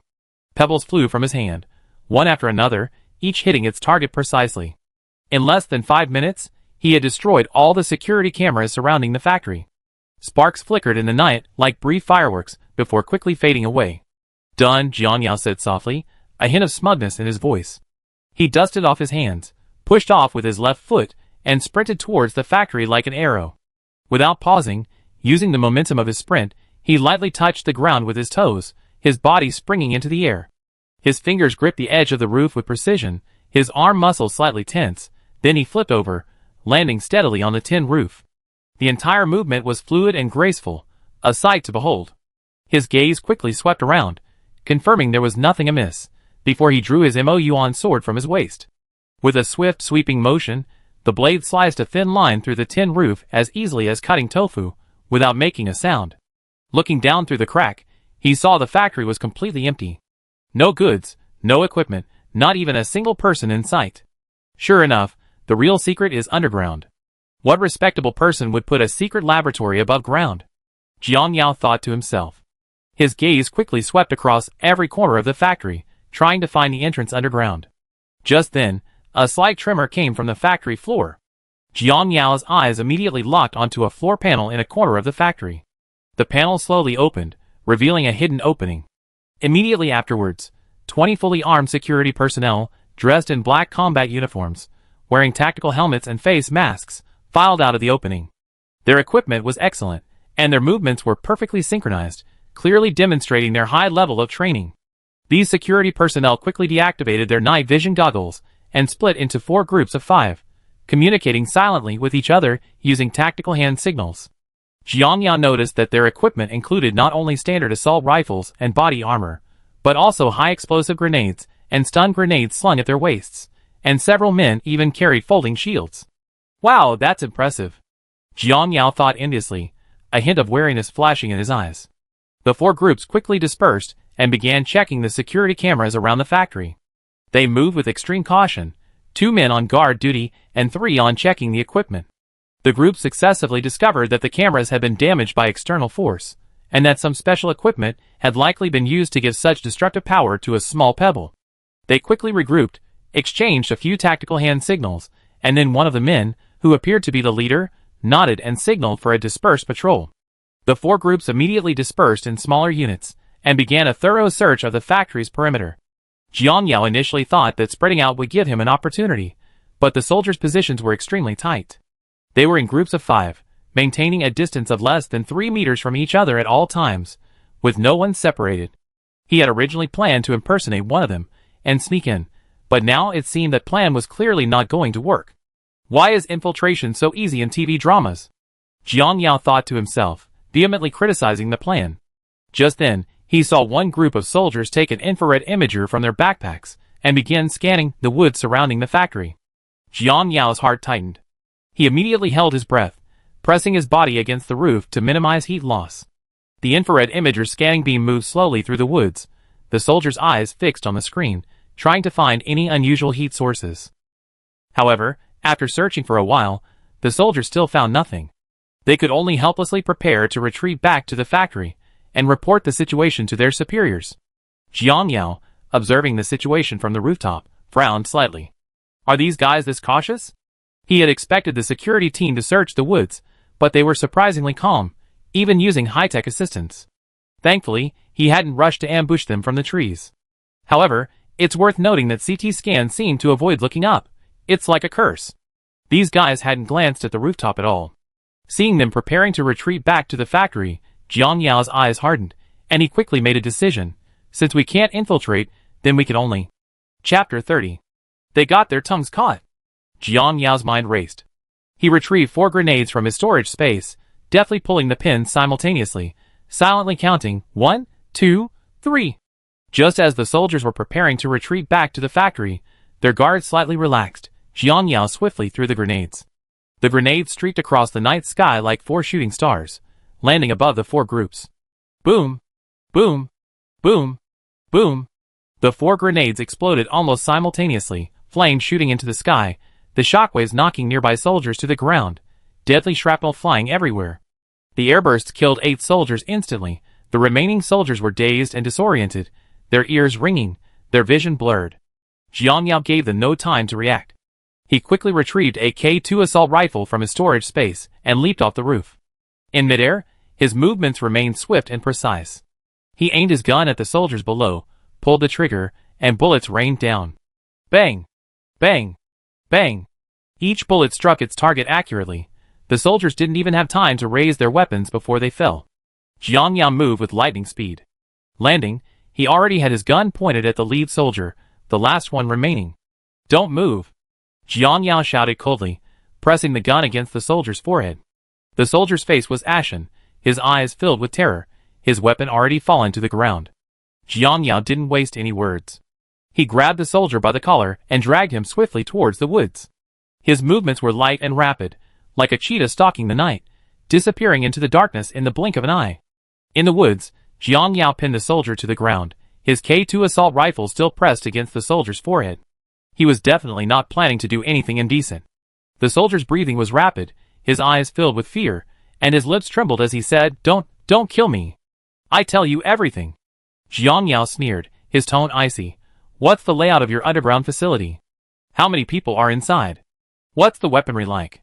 The soldier stammered, The underground is only 1 level, but it's very large. Right at the beginning is a warehouse, then a laboratory. Inside, there are more than 30 people inside, with the same weapons as us, K2 assault rifles, grenades and stun grenades, and there's also a heavy machine gun. Hearing the soldier's unwavering answer, Jiang Yao was speechless. I thought this guy was elite, but it turns out he's a spineless coward. If the soldier knew what Jiang Yao was thinking, he would definitely cry foul. Elite soldiers are human too. Facing a monster who instantly killed 19 skilled men, and still not backing down. That's just being a fool. Besides, they're just paid a few $100 a month. Why risk their lives? Are there any traps inside? No. In the exchange, Jiang Yao quickly figured out the detailed layout of the underground laboratory. After a moment's thought, he decided to take the risk. Although there was a risk, he felt he could handle it. So, without giving the soldier a chance to react, Jiang Yao tied him directly to a tree, ensuring he couldn't escape. Then, Jiang Yao quickly returned to the factory entrance. He glanced down at the corpses scattered on the ground, quickly squatted down, and began to loot the soldier's equipment. K2 assault rifle, tactical helmet, body armor, tactical knife, high explosive grenades, flashbangs. He stored each item in his storage space.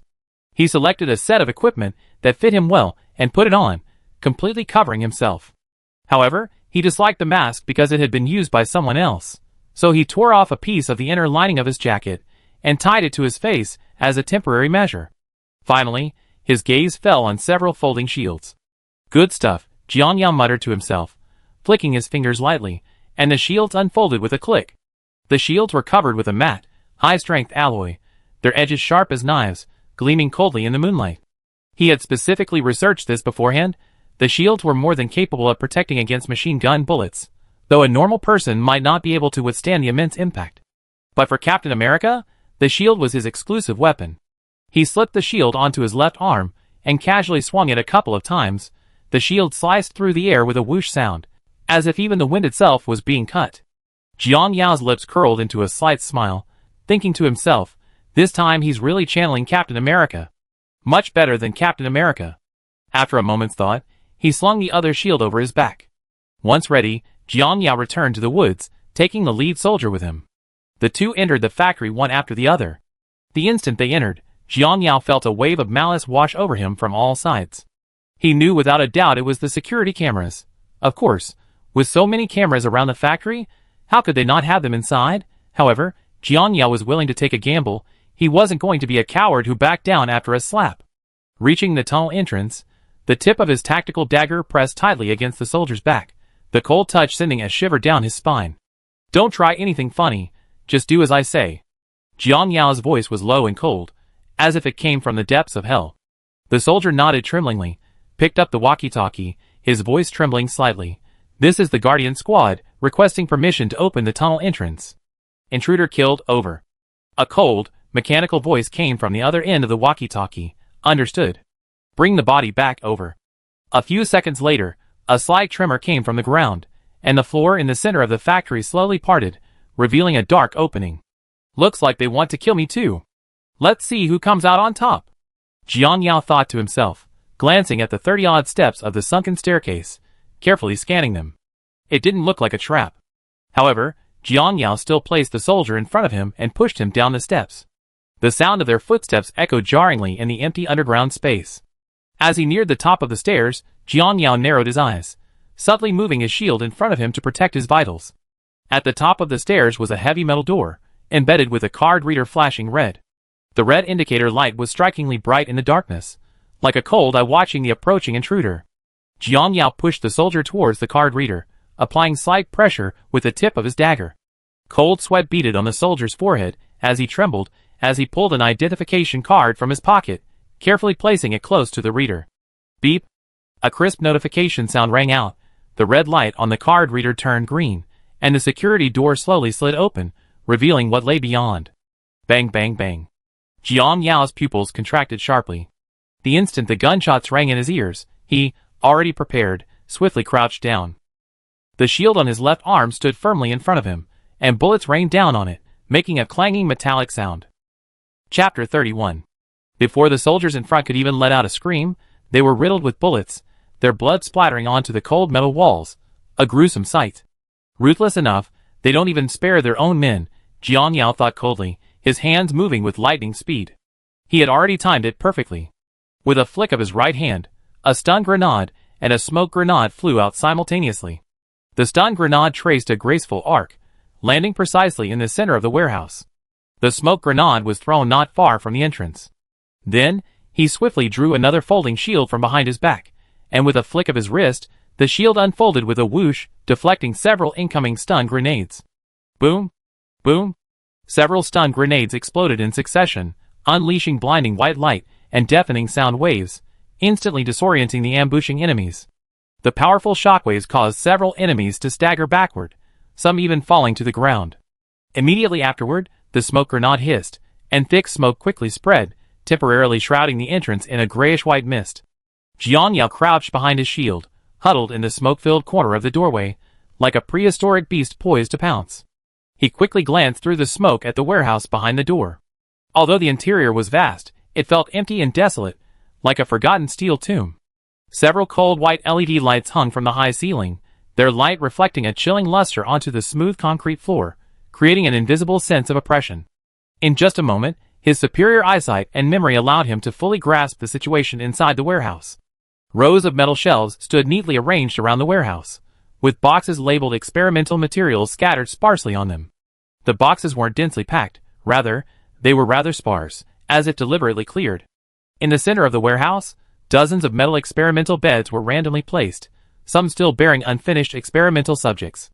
Some subjects were tightly bound with restraints, their bodies twisted and deformed, as if silently screaming. Others had already lost all signs of life, their skin as pale as paper, their eyes staring blankly at the ceiling. The air was thick with a pungent odor mixed with the smell of blood and chemical reagents, sending chills down one's spine.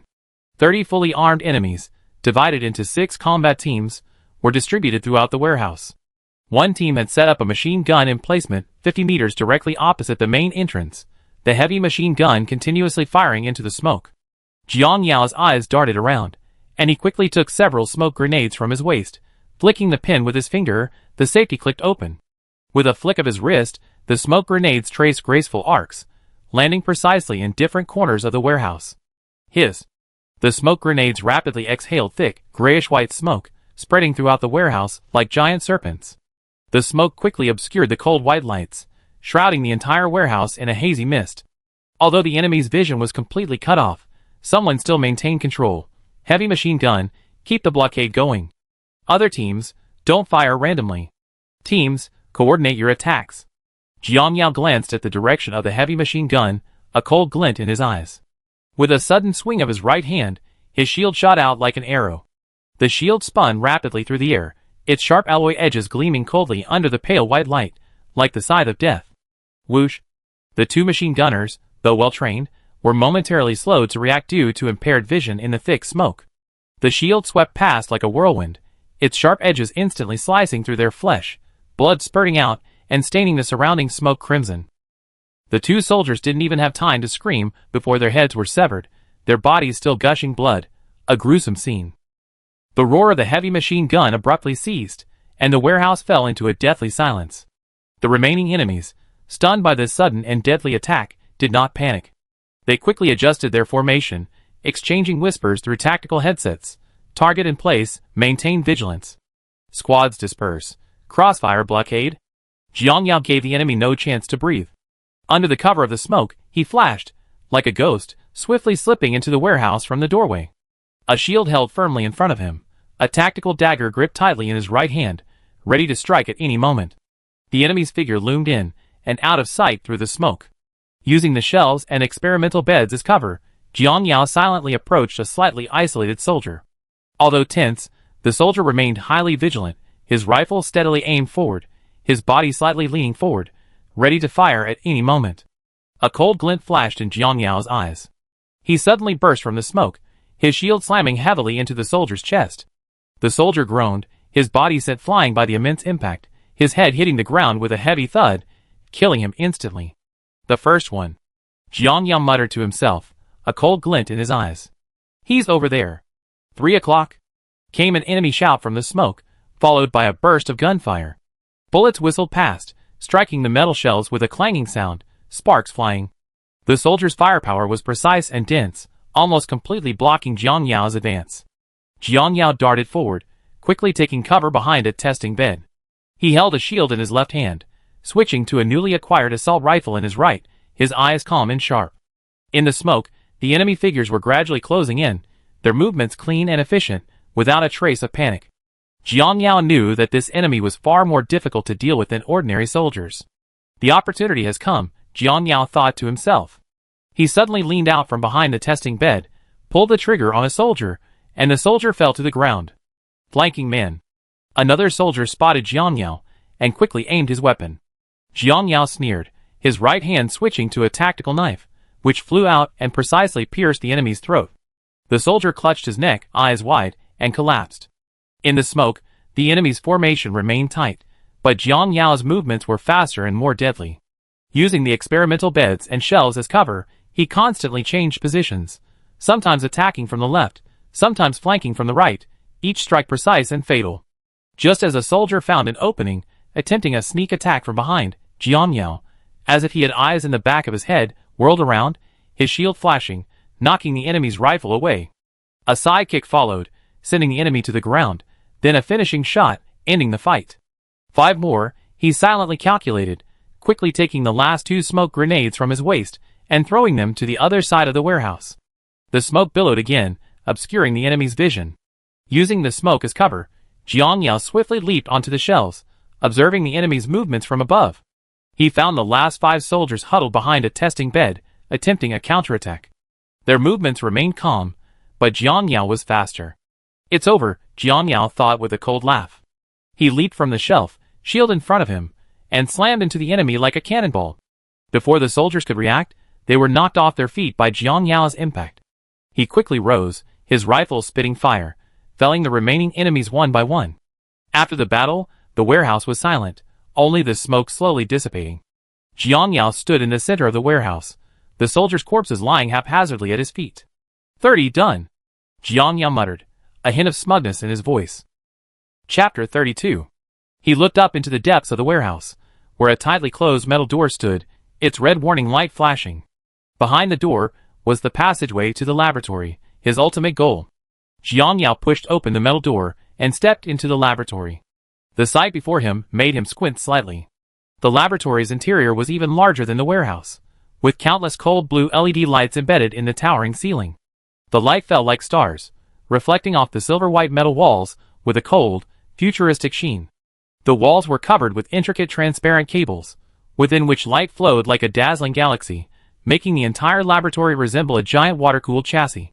The laboratory floor was paved with a non-slip metal mesh, beneath which a faintly visible, flowing liquid glowed with a ghostly green fluorescence.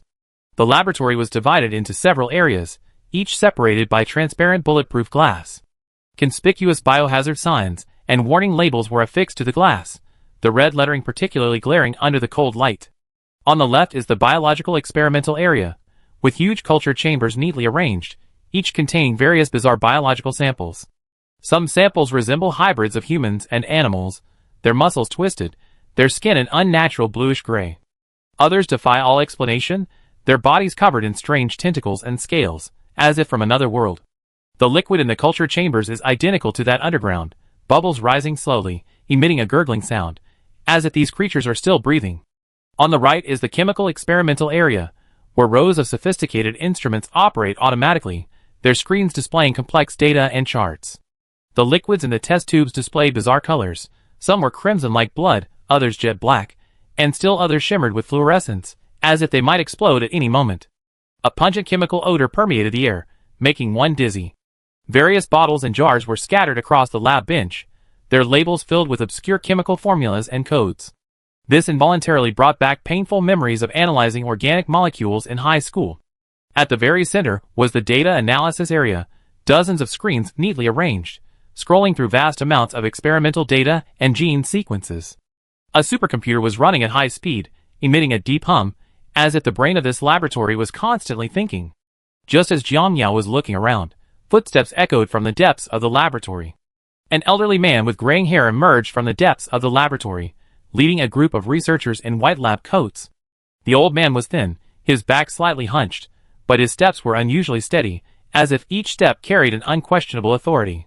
His face was etched with deep wrinkles, like the furrows of time. But his eyes, hidden behind thick glasses, shone with a fervent light, as if burning with boundless ambition and desire. He wore a slightly worn white lab coat, the hem frayed, but still neat. A gold badge was pinned to the chest of the lab coat, engraved with intricate symbols, seemingly the mark of some senior researcher. In his hand, he held a folder crammed with densely packed experimental data and charts. The edges of the pages were curled, clearly indicating he had reviewed it countless times. The researchers following behind him all looked tense, heads bowed, avoiding eye contact with Jiang Yao. Their white lab coats were stained with various colors, some resembling chemical reagents, others like dried blood. They held tablets or lab notebooks in their hands, their fingers trembling slightly, as if uneasy about the scene before them. "Welcome to my lab, young man," the old man said with a smile, his voice hoarse and deep. "I am Dr. Yin, the head of this lab." Jiang Yao remained silent, coldly watching him, his rifle steadily aimed at Dr. Yin's chest, quietly waiting for this man to complete his NPC mission. Dr. Yin seemed unfazed by Jiang Yao's hostility, continuing, "If you had come a few months earlier, you might have met Dr. Wu. He researches bio-soldiers, and someone as strong as you would certainly be of great interest to him. Unfortunately, he was transferred." A hint of disdain lingered in Dr. Yin's tone. "However, I never bothered with that kind of research. My pursuit is immortality, eternal life beyond human limits. Those muscle-bound soldiers and money-grubbing tycoons will never understand. They only use my research to create weapons and monsters. Only the president, only those with true vision, can comprehend my greatness." Jiang Yao remained silent. Silence is golden, silence is victory, silence is the Cambridge of tonight. Dr. Yin sighed, as if talking to himself, "I know you won't let me go.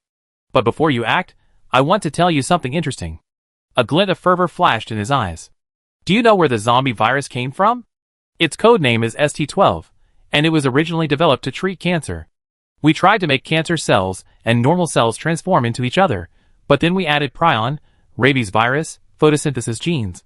Biology experts, please be gentle, and everything spiraled out of control. Those monsters, those zombies, were just byproducts of the experiment." Jiang Yao analyzed the situation using his remaining high school biology knowledge. Cancer cells could indeed divide infinitely, possibly related to immortality. He wondered why prion and rabies virus were added. Photosynthesis genes? Was it because unlimited cell division required a huge amount of energy, which food couldn't provide? No wonder the zombies crashed in dark environments. While Jiang Yao was internally conducting what he considered a reasonable deduction, he maintained a cool and aloof demeanor. Dr. Yin, on the other hand, became increasingly excited, his voice tinged with a twisted pride. But it's all worth it. Just give me a little more time, and I will find the key to immortality. Humanity will no longer be limited by lifespan. We will become gods. At this point, Dr. Yin's tone suddenly softened, a hint of expectation flashing in his eyes. Young man, you are strong, extremely strong. Your physical abilities far surpass those of ordinary people. This is exactly the perfect experimental subject I have been searching for. If you're willing to join me and pursue immortality together, we can transcend the limits of humanity and become true gods. You won't need to fight those meaningless battles anymore.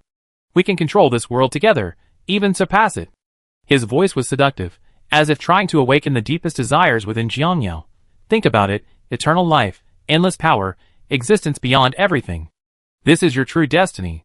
Jiang Yao stared at him coldly, his eyes unwavering. What a joke. Why would I abandon the broad road to cross a narrow bridge with you? Chapter 33. Seeing Jiang Yao's lack of reaction, Dr. Yin's fervor gradually froze, replaced by an undisguised panic and despair. His lips twitched slightly, as if he wanted to force a smile, but the smile appeared incredibly stiff. His fingers unconsciously tightened their grip on the folder in his hand, as if he wanted to open it to show off his findings. You really don't understand? Dr. Yin's voice trembled, almost pleading. Immortality isn't a fantasy. It's science, it's the future of humanity.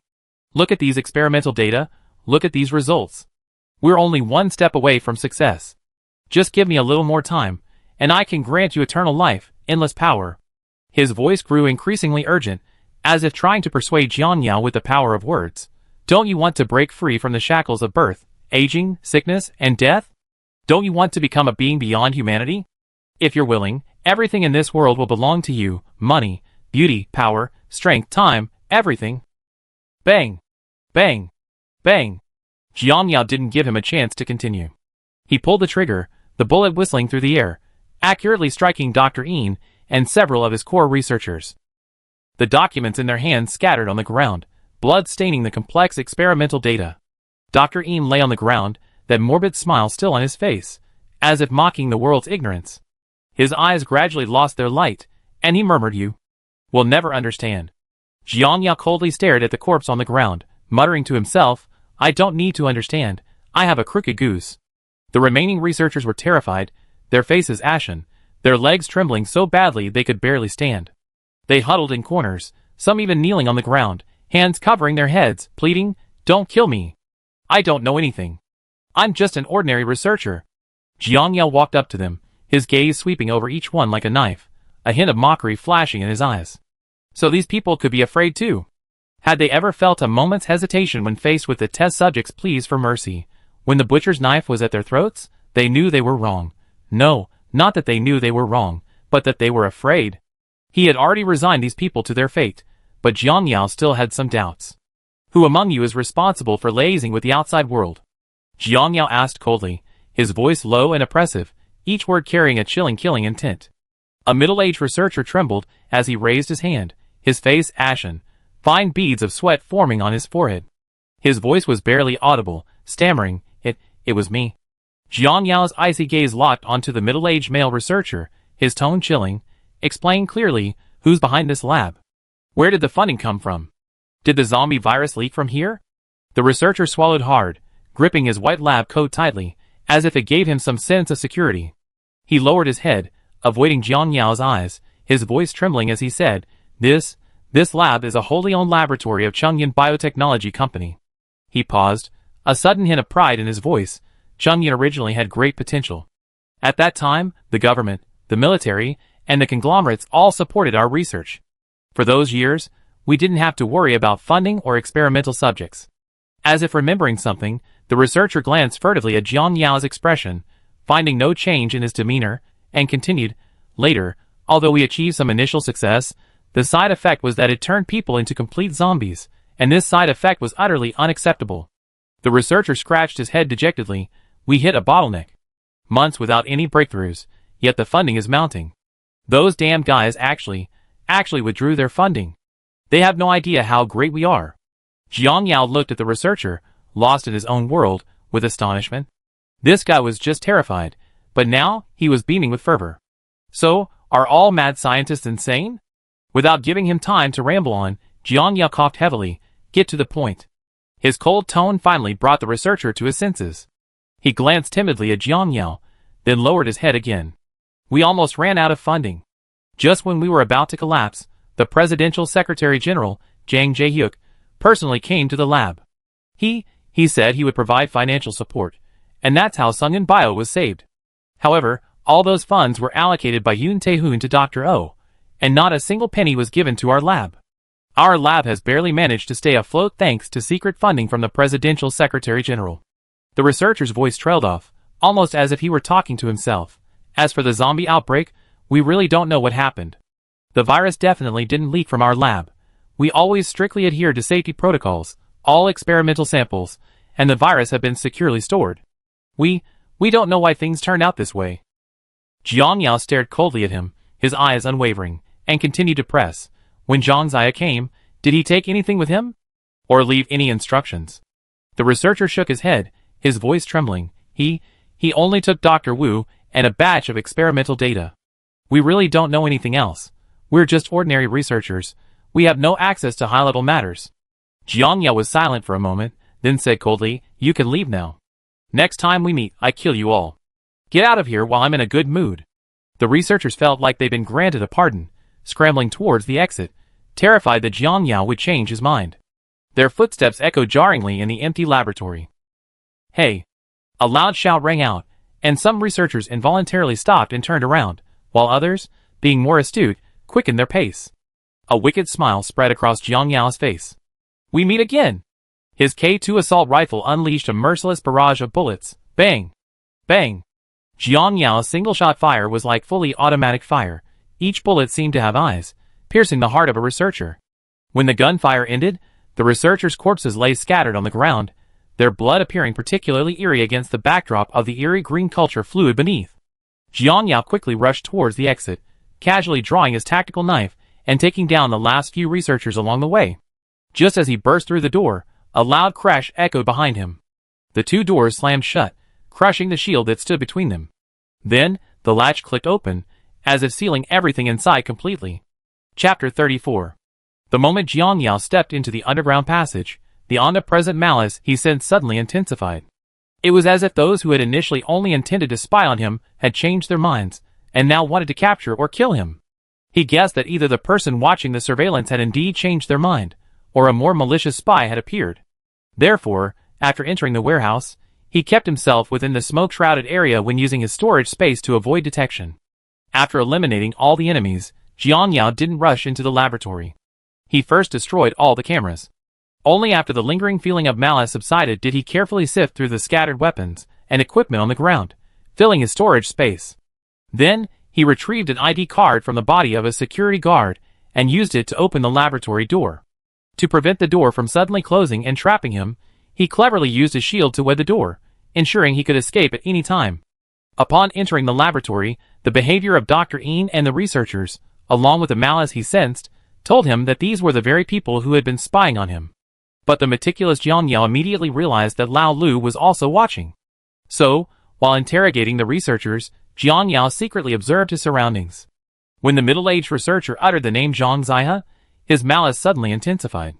His gaze quickly swept across the crowd, spotting a researcher stealthily moving towards the control panel. Although the movement was discreet, it didn't escape Jiang Yao's notice. Jiang Yao pretended not to notice, and as soon as the man approached the control panel, he suddenly played his We Meet Again game, shooting down the entire group of researchers. Just as the researcher who had been quietly moving forward began confirming the procedure, Jiang Yao had already dashed out of the laboratory like a gust of wind. His speed was incredible, like a Mercedes-Benz, instantly passing through the warehouse and rushing out of the base gates. The gates slammed shut behind him, shutting out the chaos and danger within the base. Meanwhile, far away in a secluded room in the Blue House, Jang Jae-hyuk was watching everything through surveillance cameras. His fingers tapped lightly on the table, his eyes filled with a hint of amusement and anticipation. Interesting, very interesting, Jang Jae-hyuk muttered to himself, a cold smile playing on his lips. He had received a notification from security personnel before Jiang Yao even entered the warehouse. Therefore, He had watched the entire performance and developed a strong interest in Jiang Yao's physical abilities. But now that the situation outside was gradually slipping out of their control, he couldn't allow a powerful individual who harbored hostility towards him to live. Besides, his interest in barbarians was lukewarm at best. What good were their fighting skills? In this world, it's all about tactics and power. Activate the self-destruct program, Zhang Zaya coldly commanded, a cruel satisfaction in his voice. He activated the base's self-destruct program remotely, and had the assassin disguised as a researcher confirm the execution at the control panel. However, just as the assassin was about to complete his mission, Jiang Yao dashed out of the base like a gust of wind. Zhang Zaya's smile froze instantly. His eyes widened as he stared in disbelief at the monitor. Jiang Yao's speed was astonishing, like a bolt of lightning, disappearing from the monitor's view in the blink of an eye. How is this possible? Zhang Zaya muttered to himself, his fingers unconsciously gripping the corner of the table. His plan was originally flawless, but he hadn't expected Jiang Yao to see through the trap so quickly and escape so swiftly. On the surveillance footage, the base's self-destruct program warnings blared incessantly, the piercing alarm echoing through the empty laboratory. Red countdown numbers flashed on the screen, like the Grim Reaper's countdown, each second suffocating. The assassin stood before the control panel, his face filled with despair. His fingers frantically typed on the keyboard, trying to stop the self-destruct program from activating, but all in vain. Seemingly knowing he couldn't escape death, he gave up struggling, went to a camera, seemingly wanting to say something, but finally collapsed to his knees in despair. Useless. Zhang Zaya slammed his fist on the table, his voice filled with anger and resentment. His face was ashen, veins bulging on his forehead, his eyes flashing with a frenzied rage. He had thought everything was under his control, but he hadn't expected Jiang Yao to be so cunning and decisive, directly circumventing the base's self-destruct program.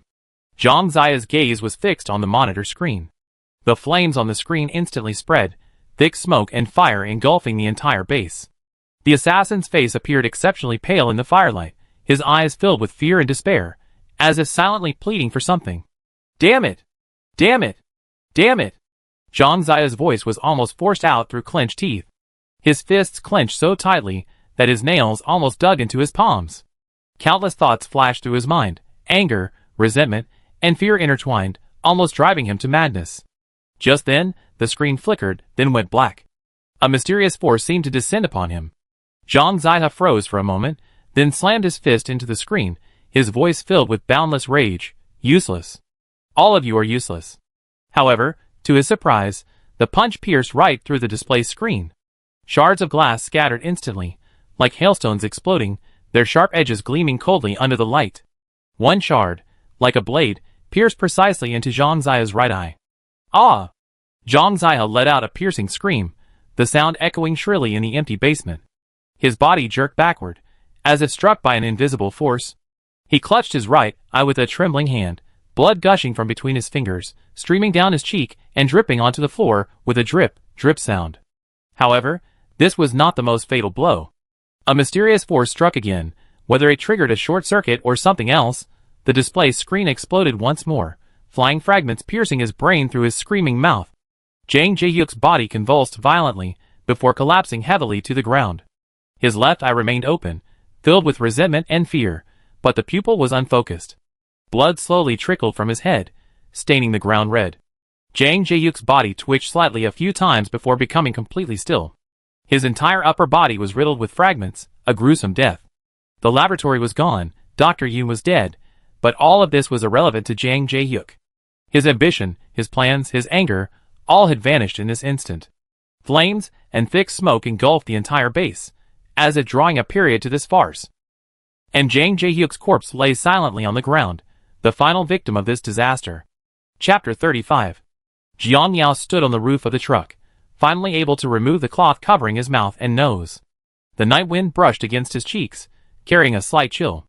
In the distance, towards the laboratory, flames shot into the sky, thick smoke billowing, like a monstrous beast ablaze in the night, its claws outstretched, devouring everything around it. The aftershocks of the explosion even caused the truck beneath his feet to shake slightly, and a burnt smell filled the air. Mixed with the cool night wind, an indescribable sense of oppression arose. Boom! Another deafening roar, and flames shot into the sky again, illuminating half the night. Such a loud commotion, the quarantine base must have heard it. Jiang Yao muttered to himself, but he wasn't particularly concerned. By the time they sent someone, he would have already slipped away. He was currently busy processing the information he had just received, trying to piece together the truth behind the zombie outbreak. Chungyun Biotechnology Company had created the zombie virus, that was beyond doubt. The reason for its near collapse was now reasonably explained. The withdrawal of investment from the government, the military, and the conglomerates nearly caused the company's complete downfall. Then, just as the company was about to collapse, Presidential Secretary General Jang Jae-hyuk intervened, providing funds. Meanwhile, someone in the government, or perhaps even the president himself, ordered Sukwu to manipulate the stock price, allowing Sungun Bio to survive. Speaking of Jang Jae-hyuk, I wonder if that guy is dead or not. Jiang Yao muttered to himself, a thought flashing through his mind. Finding the source of the malice through the cameras, does that count as finding a biological clue? If so, that guy might already be dead. However, this thought only flashed through his mind, and was quickly dismissed. Now was not the time to dwell on these things, he had more important matters to attend to. Sungun Biotechnology is clearly not a monolithic entity, Jiang Yao thought to himself. From the researchers and Dr. Yoon, he learned that the company was divided into at least two factions, one dedicated to researching bio-soldiers, and the other focused on longevity research. The lab he had just shut down was the stronghold of the longevity research faction. However, although these two factions have different research directions, they are both connected to the president. A cold glint flashed in Jiang Yao's eyes. The longevity faction could be directly identified as having presidential support, given Jang Jae-hyuk's personal involvement and financial backing. But who was behind the bio-soldiers faction remained a mystery. Where was Dr. Oh? What was Yoon Tae-hoon's identity? All of this was still unknown. He just felt like he overlooked some important clue. At this crucial moment, forgetfulness got the better of him. It was really annoying. Fortunately, Jiang Yao wasn't one to dwell on things. Now that he had a clue, he just followed it. Regardless of the internal situation, I have to go to the presidential palace to find out. However, Jiang Yao still felt something was off. If the president really is behind this, why does the presidential secretary have to show up personally? Didn't they already find Shiryu as a front man? And thinking about the typical disaster movies from the Great Universe Kingdom, the president is always a spineless but righteous person who always manages to do something positive at the end. Therefore, regarding the president, Jiang Yao felt he might be a friend, not an enemy. But thinking so much won't help. Jiang Yao shook his head, putting those thoughts aside. He only needed to know that his next destination was the presidential palace. Whatever conspiracy lay behind it, he would uncover it himself. Sure enough, I'm not cut out for brains. Too much brainpower, just brute force is much more fun. Jiang Yao mentally berated himself, a self-deprecating smile playing on his lips. He always preferred the simplest, most direct way to solve problems.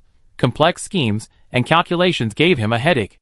However, just as he was preparing to return to the quarantine base, he glanced at the distant mountains and noticed something unusual. The mountains in the night resembled black silhouettes, silent and majestic, like a herd of sleeping giants, quietly prostrate on the earth. The moonlight was obscured by thick clouds, with only scattered patches of light illuminating the ridges, outlining indistinct shapes. However, in this silent darkness, some places among the mountains flickered, the light flashing and dimming, like some kind of signal, or perhaps a man-made source of light. Jiang Yao squinted, trying to make out the details in the distance, but the distance was too great. He could only vaguely make out something that seemed even darker than the night itself moving behind him, but nothing was clear. Since gaining the ability to sense malice, Jiang Yao's sixth sense had been greatly enhanced. Although the flickering lights were still far beyond his perception range, he still felt a chill, as if some danger was approaching. He didn't ignore this feeling, quickly jumped off the truck, and rushed towards the flickering lights. After running through forests and across streams for more than 10 minutes, Jiang Yao finally reached the location of the light sources. He finally saw the flickering lights clearly. They were a group of fully armed personnel. Wearing the same black combat uniforms as him, they were driving dozens of all-terrain vehicles. A powerful light was mounted on the roof of the vehicle, its beam flickering as if guiding something. Jiang Yao's gaze followed the light, and his pupils contracted instantly. He saw hordes of zombies, drawn by the light, slowly moving in one direction. The number of zombies was enormous, densely packed, covering the entire field of vision like a black tide, slowly surging towards a target. Whenever the zombies got too close to the convoy, the lights would suddenly turn off. Even though zombies could pinpoint the location of their prey by hearing, the loss of light would severely impair their mobility. And when the horde might veer off course, the lights would turn back on, guiding them back onto the correct path. This precise control was clearly intentional, and the horde's direction was towards the quarantine base. These guys, are they leading zombies to the quarantine base? Have they gone mad? Jiang Yao was startled, a cold glint in his eyes. It seems things are worse than I imagined, Jiang Yao muttered to himself, gripping his shield and rifle tightly. He didn't care about the others in the quarantine base, but his friends were inside. Since saving one was the same as saving the whole group, he might as well save them one more time. Recalling the behavior of some people in the crowd, if anyone dared to complain again, he'd make them line up and lie on their knees. Having made his decision, he quickly approached the convoy, using the terrain and the cover of night to silently creep to the nearest SUV. The armed men inside were focused on manipulating the lights, completely unaware of Jiang Yao's approach. Bang! Bang! Bang! Jiang Yao suddenly struck, his rifle spitting fire, accurately killing the armed men in the vehicle. The SUV lost control, crashing violently into a nearby rocky area with a loud thud. The front of the vehicle was instantly dented, and black smoke billowed from the hood. The armed men in the other vehicles reacted immediately, turning their guns to try and take down Jiang Yao. However, Jiang Yao was even faster. He moved through the convoy like lightning, his rifle and shield moving in perfect coordination. Every strike was precise and deadly. The enemy had no time to react. Besides, he didn't need to kill everyone because... Chapter 36. Quick! Turn off the lights. Don't let the zombies get any closer. An armed man shouted, but it was too late. The armed men, busy dealing with Jiang Yao, forgot to turn off the lights, and the zombie horde closed in instantly. Roar! The low growls of the zombies rose and fell, surging towards the convoy. The armed men panicked, trying to escape in their vehicles, but the zombies quickly grabbed the chassis, grabbing onto each car one by one, drastically reducing the vehicle speed. Jiang Yao, while running, fired sniper shots, shooting out the tires of any car that was about to escape, letting the zombies behind carry out the rest. However, the armed men had spread out too wide, and Jiang Yao's weapon had insufficient range, allowing some SUVs to escape. Seeing that few armed men remained, he quickly seized an SUV, turned off the lights, and sped towards the base. Jiang Yao drove his SUV at breakneck speed, quickly returning to the vicinity of the quarantine base. To avoid any misunderstanding, he abandoned the vehicle some distance from the base, and then swiftly disappeared into the night. He wasn't worried about the zombies immediately arriving. After all, the armed personnel were either dead or scared away by him. With a dozen or so vehicles with spotlights on, the zombies wouldn't notice this place several kilometers away for a while. The quarantine base was surrounded by tall stacks of shipping containers. The makeshift military camp appeared rudimentary, but was heavily guarded. Beams of searchlights swept across the camp, and patrolling soldiers, rifles in hand, moved back and forth in orderly steps. Jiang Yao, like a shadow lurking in the darkness, silently slipped over the shipping containers. His movements were light and swift, as if blending into the night, each step precise and silent, as if even the wind made way for him. The container's surface was cold and rough, but his hands gripped the edge firmly. His body, like a nimble cat, leaped lightly and flipped over. Upon landing, he touched the ground with his toes, his knees slightly bent to cushion the impact, making almost no sound. After landing, Jiang Yao didn't rush into action. Instead, he quickly crouched down, concealing himself in the shadows, his eyes sharp as a hawk's, rapidly scanning his surroundings. The beam of a searchlight swept overhead, illuminating the container behind him, but failing to capture his figure. He held his breath, his ears twitching slightly, carefully listening to the sounds around him. The footsteps of patrolling soldiers came from afar, heavy and rhythmic, but still too far away to pose a threat. Only after confirming there was no danger did he slowly rise, and continue forward like a ghost. His figure moved swiftly through the base, sometimes hugging the walls of crates, sometimes using cover to avoid the beams of searchlights. His movements were fluid and graceful, like a meticulously choreographed dance. Every turn, every pause was perfectly timed. His heartbeat was steady, his breathing shallow, and he seemed to merge with the darkness. Even though he had never studied stealth techniques, his powerful body control and superhuman senses made him appear like a master infiltration expert. Soon, Jiang Yao had thoroughly explored the entire base. Even though he had decided to cooperate with the military, Jiang Yao still cautiously planned his escape route first. The western side of the base was a line leading from the tunnel entrance to the quarantine zone, the area brightly lit by overhead lights. Heaven knows how long he and Rong would talk to each other to fall asleep on the first night. The corner he chose was conveniently located in the southeast of the quarantine zone, not far from the highway. If things went wrong, he could safely take Rongwa and the others away. To the east was the military camp, where the soldiers' tents and command center were located. The various equipment in the camp made Jiang Yao's heart flutter. Why had he so readily surrendered his pistol, only to be eyeing this equipment? Tanks, armored vehicles, self-propelled artillery. Slurp, so damn tempting. Forcing himself to resist the urge to steal one right now, Jiang Yao looked away and continued surveying the base's terrain. Barbed wire separated the survivors and the military on both the east and west sides, forming a clear boundary. Recalling the anti-aircraft machine guns mounted every 20 meters on the containers around the quarantine zone, it was clear that the military commanders were currently focused on preventing the survivors from turning into zombies. A highway connected to the northeast of the base, the direction Jiang Yao had returned from, and also the direction from which the large horde of zombies was approaching. Abandoned vehicles lined both sides of the highway, their bodies riddled with bullet holes and bloodstains, clearly the result of a fierce battle. To the south, a highway led to Busan city. Jiang Yao's gaze followed the road. He saw the city's silhouette faintly visible in the night, its lights still shining brightly, illuminating the surrounding area even in the dead of night. To the north and northeast, a dozen or so winding paths connected to the mountains, leading into the depths, also directions from which zombies might arrive. After surveying the base's layout, Jiang Yao's gaze settled on a tent within the military camp, Major Min's tent. A cold smile curled at the corner of Jiang Yao's lips. He thought to himself, "Serves you right for coming out to confirm I've been taken away. You remember this." His figure flashed, swiftly approaching the tent like a silent ghost, easily evading the patrolling soldier's sight. He held his breath, his ears twitching slightly, carefully listening to the sounds inside the tent. He heard steady, heavy breathing. Good, the kid's already asleep. Jiang Yao sneered inwardly. After confirming that only one person was inside, he slipped into the tent like lightning, taking advantage of the fact that no one was watching. The tent flap swayed slightly, as if merely a breeze.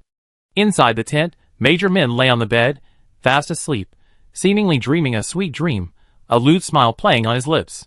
Jiang Yao quietly approached, standing beside the bed, a slight smile playing on his lips, as if he had thought of something amusing. He removed his gloves and quietly pulled a small syringe from his pocket, containing a colorless and odorless nerve-numbing agent. This drug could temporarily cause a person to lose control of their body, while maintaining consciousness. Jiang Yao had found this on the group of men who had kidnapped him. Luckily, those guys hadn't used it to save money, otherwise he would have had to abandon his disguise and killed him first. Jiang Yao's movements were extremely gentle. The needle tip silently pierced Major Min's neck, and the drug was quickly injected. Then, he reached out and firmly covered Major Min's mouth and nose. Major Min instantly awoke, his eyes snapping open. Through his dazed state, he saw a face as pale as paper, eyes empty and lifeless, like a bottomless abyss. "I died so tragically. Give me back my life, you dog Min." Jiang Yao's voice echoed eerily, as if from the distant depths of the earth, carrying a chilling resonance. Major Min's pupils contracted sharply. He recognized Jiang Yao's face, and his expression instantly turned deathly pale. His heart clenched, as if gripped tightly by an invisible hand. He instinctively tried to struggle, but his body was bound by invisible chains, unable to move. Major Min tried to gasp for air, but found he couldn't get any fresh air. A suffocating feeling washed over him. The faces of those he had personally sent to hell involuntarily surfaced in his mind. Those desperate eyes, those piercing cries, all seemed to surge up at that moment. Major Min's chest heaved violently, his heart pounding as if it would leap out of his throat. His vision began to blur, the wails of countless wronged souls echoing in his ears, as if countless hands reached out from the darkness to drag him into an endless abyss. Major Min's pupils dilated, the light in his eyes gradually fading. His body stiffened abruptly, then slumped limply onto the bed, motionless. The room returned to a deathly silence, broken only by the gentle breeze blowing through the window, as if whispering something. Chapter 37. Jiang Yao silently left Major Min's tent. The patrolling soldiers in the camp continued their movements, their searchlights sweeping the ground but failing to spot him. He looked towards a tent deep within the camp, the most heavily guarded area of the entire base, clearly the command center. For guards stood outside the tent, rifles in hand, their expressions vigilant.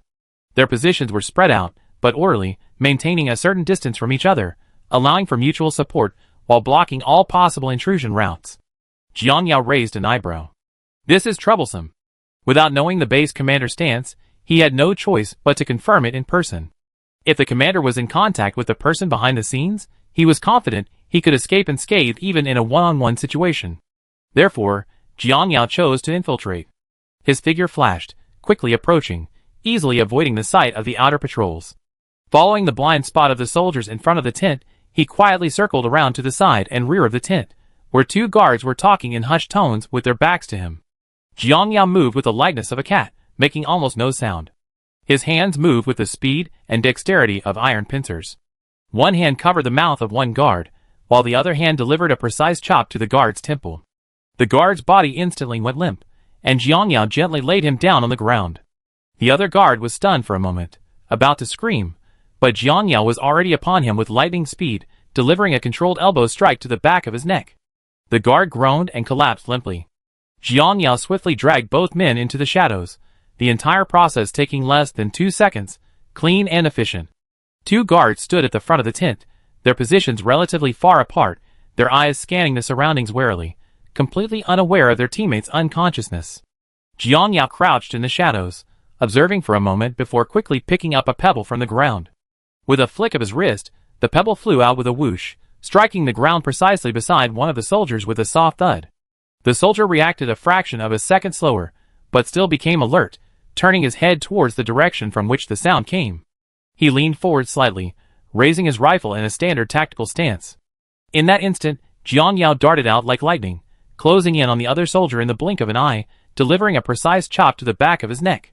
At the same time, the soldier whose attention had been diverted by the pebble noticed something amiss. Just as he was about to turn around, Jiang Yao rolled over, swiftly closing in on him. Before the soldier could react, Jiang Yao's fist struck his chin, causing the soldier to grimace in pain before collapsing to the ground. After taking down 4 guards, he checked his surroundings to ensure no other patrols were approaching before lifting the tent flap and silently entering. Inside the tent, a middle-aged officer with a square face was intently focused on a screen displaying a map of the entire country. The map was marked with various colors, with red dominating most of it. Even in the dead of night, the officer remained completely absorbed in the screen, his brow furrowed, seemingly troubled by the current situation. This must be the base's highest-ranking officer. He seems quite upright. Jiang Yao, lost in thought, glanced at the epaulets on the man's shoulders. Embarrassing, he didn't recognize the epaulets of the great universe kingdom. Seeing the man so engrossed in studying the map, Jiang Yao had to break the silence. "Hello, sir, what's your name?"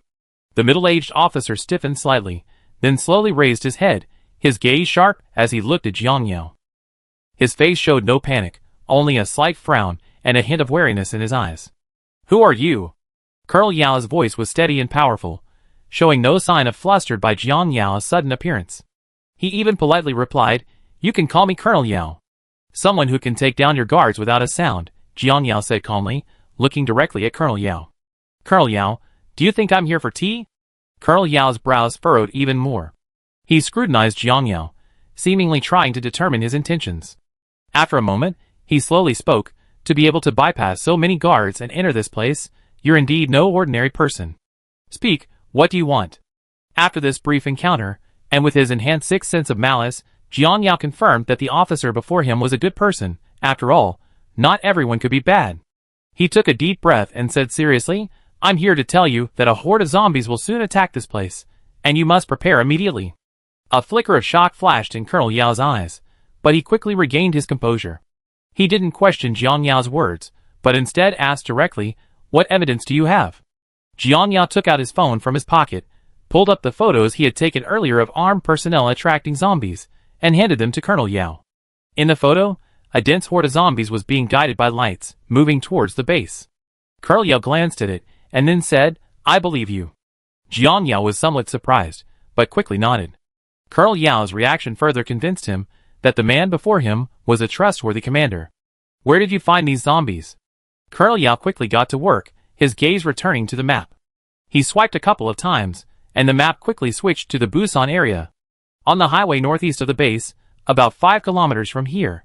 The hillsides are teeming with zombies. I'm afraid the entire northern and northeastern parts of the base need to be defended. Jiang Yao walked to the screen, pointed to a point on the map, and then drew an arc. They are being guided towards the base by a group of unidentified armed personnel. Of course, There was one thing Jiang Yao didn't say. These armed personnel probably wouldn't dare to continue their actions now. Colonel Yao's expression grew even more grave. He quickly marked several points on the map, then looked up at Jiang Yao. Our current forces are limited, only one regiment of soldiers. What are your suggestions? Jiang Yao pondered for a moment, then said, the number of zombies is too great. A direct confrontation is not the solution. I suggest you evacuate the survivors to Busan City in advance. This will reduce the pressure on defenses and free up the troops guarding the survivors. As for the zombie horde, you can set up several lines of defense to buy time and allow the survivors a chance to evacuate. Colonel Yao thought about it. He had witnessed the speed at which the zombies mutated. If they were still alive after so long, then they should be fine. He nodded, a hint of approval in his eyes. Your suggestion is reasonable. However, evacuating the survivors requires time and manpower, and we are already stretched thin. Jiang Yao looked at Colonel Yao, his tone firm.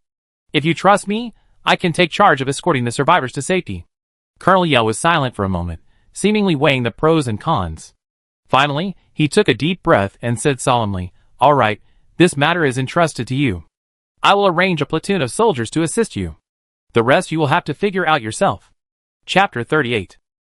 At Colonel Yao's command, the entire base instantly entered a state of emergency. His voice, calm and powerful, resounded throughout the broadcast system. Attention! The zombie horde is approaching, expected to arrive after dawn. The base is on full combat readiness. Anyone who disobeys orders will be executed on the spot. Inside the base, the previously silent night was instantly ignited. Soldiers rushed out of their tents, fully armed and solemn. The roar of armored vehicles and tank engines was deafening, their tracks churning the ground with heavy thuds. The muzzles of self-propelled howitzers slowly rose, aiming at the distant darkness. The entire base seemed like a colossal beast awakening, beginning to display its formidable fighting power. Colonel Yao stood in the command center, his eyes fixed on the monitoring screen. His fingers slid rapidly across the map, quickly adjusting the defense plan. According to the information provided by Jiang Yao, the zombie horde was approaching from the northeastern highway, but it covered the entire northern part of the base. The base's defenses were originally designed to defend against highways and railways. Now, it was necessary to block the small roads connecting the mountains. After all the survivors were evacuated, a significant portion of the defensive forces in the quarantine zone could be redeployed elsewhere. First line of defense, immediately adjust deployment, block all paths leading to the base. Colonel Yao's voice came through the communicator to every squad leader. Armored vehicles and tanks dispersed to key points, self-propelled howitzers provided fire support. All defensive fortifications must be completed before dawn. The first line of defense was the container wall to the north of the base, the frontline position. To block the paths, the soldiers used sandbags and abandoned vehicles to build temporary shelters, and set up heavy machine guns and rocket launchers. Armored vehicles were dispersed to key positions along various paths, their guns aimed at the possible directions of the zombie horde's attack. Self-propelled howitzers were positioned within the base, their gunners quickly adjusting angles and setting firing parameters, preparing for long-range fire support. Second line of defense, your mission is to stop the zombie horde from advancing further after breaking through the first line of defense. Colonel Yao's voice rang out again. Landmines and incendiary bombs are our trump cards. Use them at critical moments. The second line of defense was located inside the base, approximately 500 meters from the first line. An east-west barbed wire fence would be erected here, with soldiers laying mines and incendiary bombs behind it as the final barrier. Several armored vehicles were deployed in key positions, their roof-mounted heavy machine guns ready to fire at any moment. The only 2 tanks were also positioned in open areas for mobile warfare. The third line of defense was set up on the road leading south to Busan, responsible for protecting the survivors' evacuation route. A small number of armored vehicles and infantry were deployed here, their primary task being to ensure the security of the evacuation route. Third line of defense, your mission is to ensure the safe evacuation of the survivors and protect our regiment's retreat route. Colonel Yao's voice was firm and powerful. Any zombie attempting to approach must be eliminated. At the same time, Jiang Yao led a platoon of soldiers in swift action, his figure moving rapidly and decisively across the base. He stood on a high platform, his gaze piercing, his voice booming through the loudspeaker across the open space before him. First platoon, listen up. You immediately proceed to the parking lot and notify all transport vehicle drivers to start their vehicles. Including the handcarts, all of them, drive to the southern highway and wait. Once the trailers are full, depart, don't delay. The soldiers moved swiftly, the roar of engines echoing through the night, breaking the silence of the base. Trucks started one after another, their headlights piercing the darkness, illuminating the road ahead. The sound of tires rolling over the ground mingled with the soldiers' footsteps, creating a tense yet orderly rhythm. Every soldier's face was filled with determination. They knew that time was life, and every second of delay could have irreversible consequences. The other two squads of soldiers followed Jiang Yao to the quarantine zone. Inside the quarantine zone, the survivors had been awakened by the broadcast, their faces filled with fear and unease. Children clung tightly to their parents' hands, while the elderly wore worried expressions, their eyes revealing fear of their unknown fate. Jiang Yao stood atop the shipping container, his gaze sweeping over the crowd. His voice, amplified by a loudspeaker, echoed throughout the quarantine zone. Don't panic. The zombie horde won't arrive until at least dawn. There's plenty of time. We will escort you to safety. Now, everyone, take your necessities and immediately stand by your tents to await further instructions. The soldiers swiftly opened the quarantine zone gates and filed in, their movements clean and efficient, their expressions serious. But their tone carried a hint of reassurance. Please maintain order and don't crowd. We will ensure everyone's safe evacuation. Although the survivors were initially panicked, they quickly sprang into action under the soldiers' command. They gathered their meager belongings, helping the elderly and children, and stood beside their respective tents. Throughout the quarantine zone, despite the tension, order prevailed. Seeing everyone already lined up around the tents, Jiang Yao took a deep breath and spoke again through the megaphone. We are now recruiting retired soldiers. We need your help. You will be assigned weapons and responsible for escorting vehicles, ensuring the safety of every vehicle and every person. Those willing to step forward, please step forward. Before he finished speaking, a group of people swiftly stepped forward from the crowd. Their eyes were resolute, their steps powerful, as if they had been prepared for this moment. Perhaps life had worn down their edges, perhaps they had long since left the battlefield.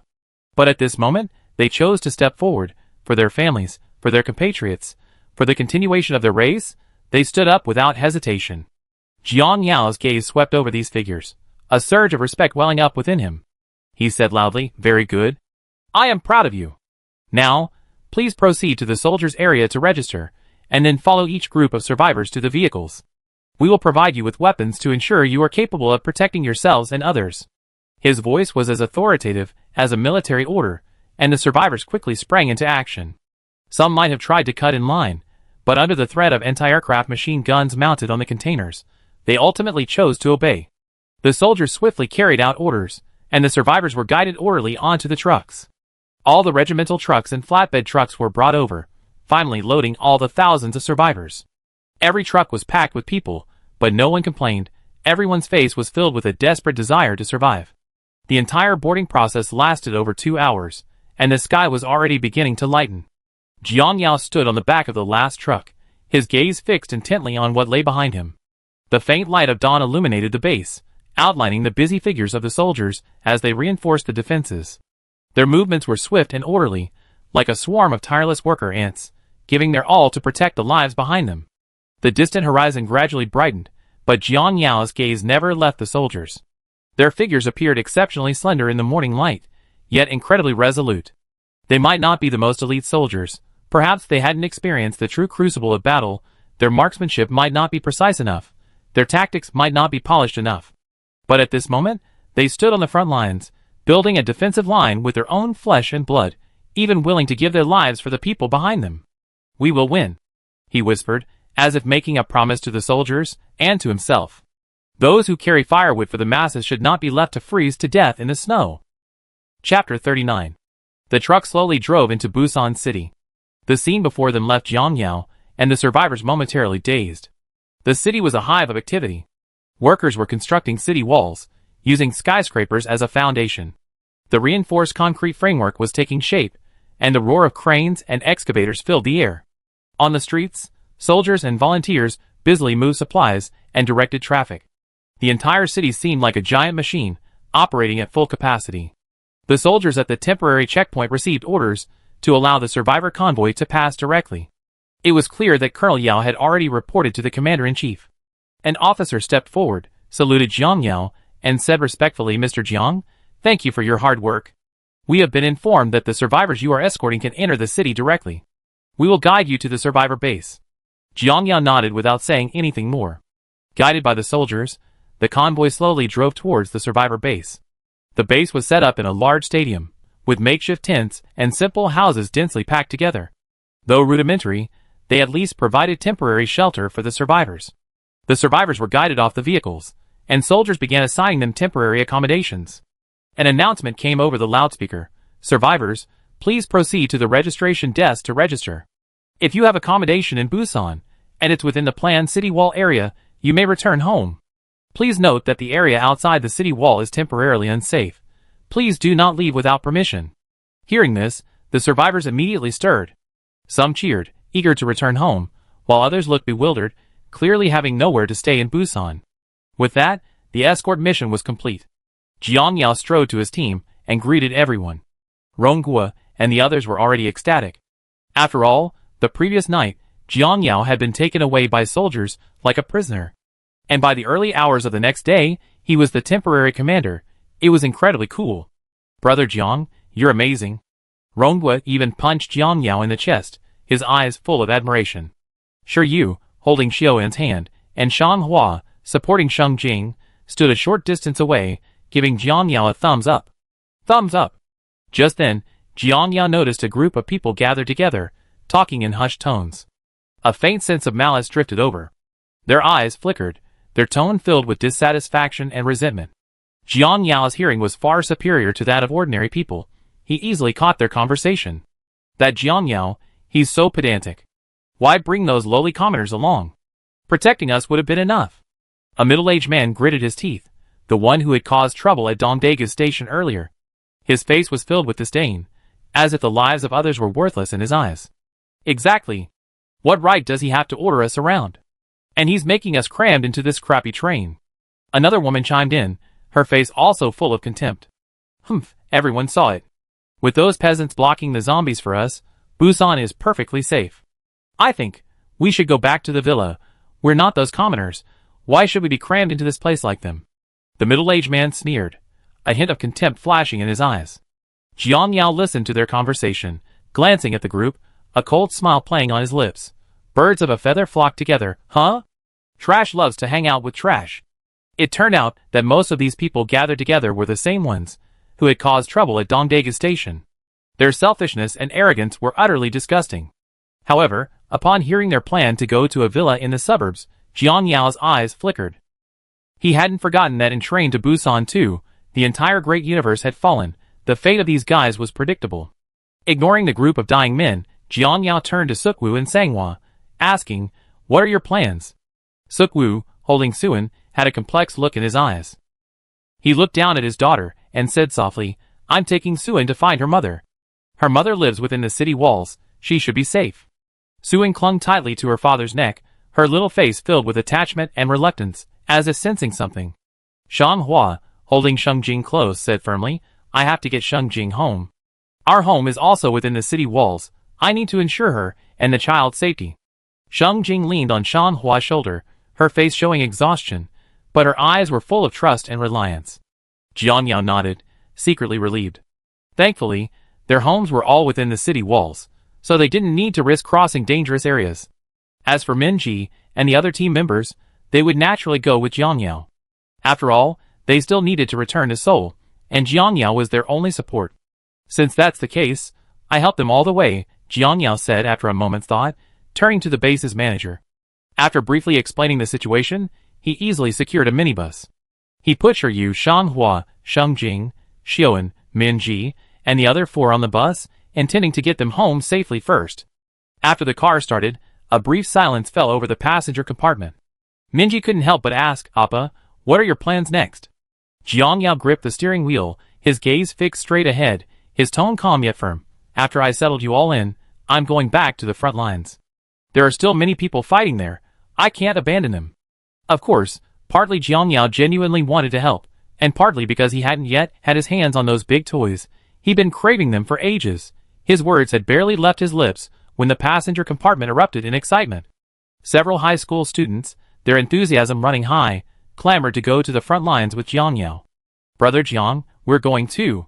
We can help too," Li Wonsuk exclaimed excitedly, his face beaming with eagerness. "Yeah, we don't want to hide here, we want to do our part." Jean, he echoed, her eyes gleaming with determination. Jiang Yao frowned, his tone stern as he reprimanded, nonsense. The front lines aren't for you. You can't even use a gun properly, you only cause trouble. Stay in the city, and wait for me to return. The high school students lowered their heads, resentful but daring not to say anything more. Shiryu and Shanghua sat in the back, watching Jiang Yao thoughtfully, without interrupting. The car weaved through the empty city. People were either at home or helping out at the city walls, making the city streets unusually quiet. Soon, the car stopped downstairs at Xiuan's mother's house. Shiryu carried Xiuan out of the car and softly said to Jiang Yao, "Wait a moment, I take her upstairs." Jiang Yao nodded, watching Shiryu carry Xiuan into the building. The moment the door opened, Xiuan's mother froze, looking at her daughter, tears instantly welling in her eyes. She pulled Xiuan into her arms, her voice choked with emotion. "Xiuan. My Xiuan. I'm so glad you're alright." Xiuan hugged her mother tightly, her little face covered in tears. Chapter 40. Shiryu stood at the door, watching his ex-wife and daughter embrace and weep, a complex emotion flashing in his eyes. He opened his mouth, as if he had 1,000 words to say, but in the end, it came out as, "Are you alright?" Xiuan's mother looked up at Shiryu's face, not answering his question, but instead sighing, "You lost weight." Hearing this, Shiryu almost burst into tears. He awkwardly lowered his head, bent down, and patted Xiuan's little head. "Xiuan, Daddy's leaving. Listen to Mommy, okay?" Xiuan seemed to have sensed this beforehand, her little hands clenching tightly together. "Daddy, can you stay?" Shiryu hesitated for a moment, then slowly shook his head. "No, Daddy has more important things to do. Next time I come back, Daddy will be the kind of person Mommy likes, and our family can be reunited." Having said that, without looking up at his ex-wife's complicated gaze, he turned and left, seemingly utterly carefree. His ex-wife watched his departing figure until it was almost hidden in the elevator. "Shiryu, come back and marry me," she cried. Shiryu paused, then simply waved, but Xiuan clearly saw her father's shoulders tremble. He returned to his car. Jiang Yao didn't ask any questions, simply nodded and started the car. They understood each other implicitly. The car then drove to Shanghua's house. Shang Jing gently straightened her husband's clothes at the door, her eyes filled with worry and reluctance. In their unspoken understanding, she already knew her husband's choice. After all, he was such a strong and upright man, and wasn't that why she chose to marry him? She whispered, "Go, I know you come back." Shanghua held Xingjing's hand, his eyes filled with tenderness. "Darling, wait for me." He seemed to remember something, but hesitated. Shangjing quickly guessed his thoughts. "Let the children and Minji stay with us. Someone will take care of me." Shanghua gently embraced his wife, greedily inhaling her scent, as if trying to etch it into his soul. "Wait for me, I will definitely come back." Shangjing nodded, tears glistening in her eyes. She gently kissed Shanghua's forehead, then turned and went inside. Shanghua stood there, took a deep breath, then strode towards the car. Suddenly Xingjing's voice, choked with sobs, came from behind. "Hey, Shanghua, you haven't named your daughter yet?" Shanghua resisted the urge to turn around. He feared that if he did, he would lose his resolve. "Yunshu, let's call her Yunshu, that's our daughter's name." Shangjing gripped the doorframe, softly murmuring, "Yunshu, Yunshu," a tear sliding down her cheek. Watching the others reluctantly get out of the car and wave from the roadside, the three men sat in the car, exchanging a glance, their eyes filled with determination. Jiang Yao started the engine, and the car slowly drove out of the residential area, speeding towards the quarantine base. The morning light shone on the street, illuminating the three men's resolute faces. Inside the car, the atmosphere was heavy and solemn. No one spoke. But everyone understood in their hearts that they were about to embark on a battle of life and death. Of course, Jiang Yao was still confident he could save their lives amidst the horde of zombies. As the vehicle drove out of the city, soldiers at a temporary checkpoint stopped them. An officer stepped forward, his tone urgent yet respectful. "Gentlemen, a convoy of supplies is about to head to the front lines. You can park here and board the transport. The front lines are in dire need of manpower, and your addition will be a vital force." Jiang Yao nodded, indicating he understood. The three parked the minibus at the temporary checkpoint, and then boarded the convoy. The convoy consisted of several armored vehicles, and a large number of trucks, loaded with ammunition and supplies. Half an hour earlier, at the quarantine base. In the distance, the low growls of zombies grew closer, surging like a tidal wave, carrying a suffocating sense of oppression. "All soldiers, attention! Colonel Yao's voice boomed through the loudspeaker, echoing throughout the entire defensive line, carrying an undeniable authority. His tone was firm and steady, seemingly piercing through the fear in everyone's hearts. I know you're all scared. Colonel Yao's voice softened slightly, tinged with understanding. Those monsters are right before our eyes. Their growls are chilling. But, remember, you are not fighting alone. Beside you are your comrades, your brothers. And behind you. His voice suddenly rose, carrying a stirring power, your homeland. Your parents. Your loved ones. A brief silence followed from the loudspeaker, as if to allow everyone to process the weight of those words. Then, Colonel Yao's voice rang out again, even more resolute and powerful than before. I ask you, do you dare to fight? His voice struck like a hammer blow, landing squarely on everyone's hearts. Dare! The soldiers on the defensive line responded in unison, their voices shaking the heavens and earth, as if trying to dispel all fear in their hearts. We fight to the death. I'm with you. Kill! Colonel Yao's voice rang out again, carrying an almost roaring power. Kill! Kill! The soldier shouts rose and fell, as if they were trying to concentrate all their anger and determination into this single word. The soldiers on the first line of defense could clearly see the densely packed figures in the morning light. Their gray eyes were lifeless, and thick liquid dripped from their mouths, like demons crawling out of hell, approaching step by step. However, the soldiers were no longer afraid. Their eyes were firm, and their hands gripping their weapons did not tremble in the slightest. Behind them were their homes, their families, everything they swore to protect with their lives. Fire! With the commander's order, the heavy machine gun spat fire, bullets raining down, turning the leading zombies into fragments.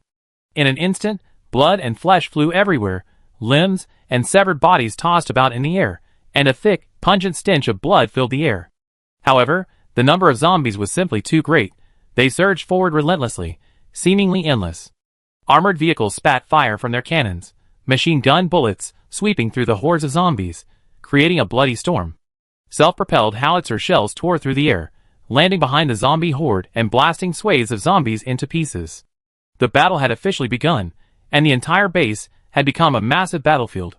Gunfire, explosions, and the howls of zombies mingled together, shaking the very souls of everyone present.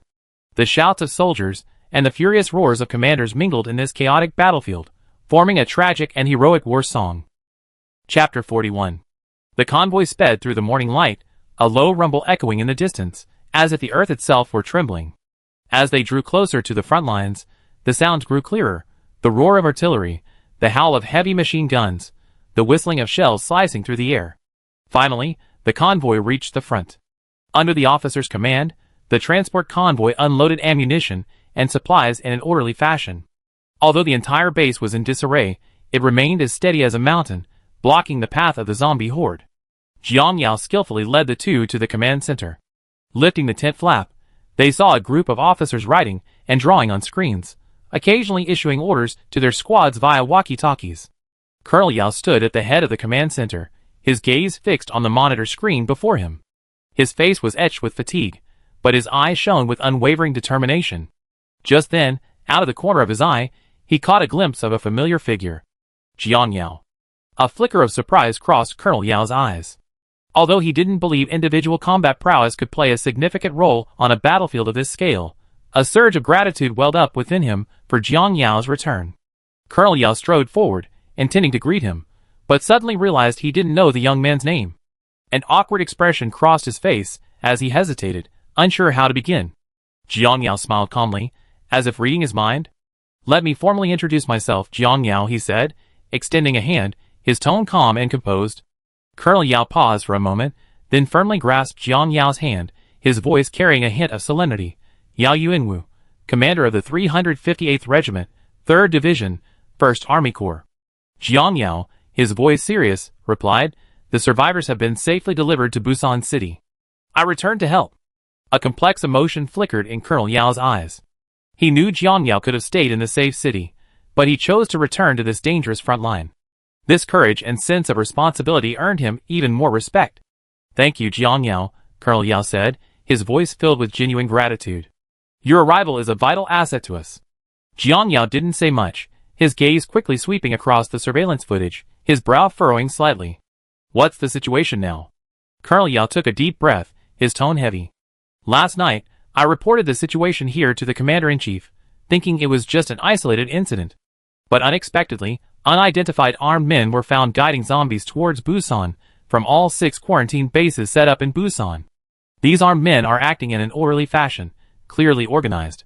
Their objective is clear: to use the zombie horde to overwhelm our defenses and completely destroy Busan's defensive system.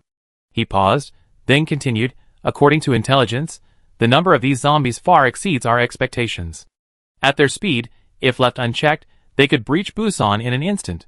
The Commander-in-Chief has ordered that we must hold off these zombies for 3 days to buy time for Busan to construct its city walls. If the walls cannot be completed, the entire city of Busan will face an irreparable disaster. Hearing this, Jiang Yao suddenly understood. No wonder they saw so many more soldiers at the city wall construction site when they left the city. He pondered for a moment, then looked up at Colonel Yao. Is there anything we can help you with? Colonel Yao nodded, his gaze sweeping over Shiryu and Shang Hua behind Jiang Yao. And these two are? Jiang Yao stepped aside, and Shiryu and Shang Hua stepped forward. Shiryu straightened his back and gave a standard military salute, reporting, Colonel, Shiryu served in the 7th Armored Regiment as a tank commander.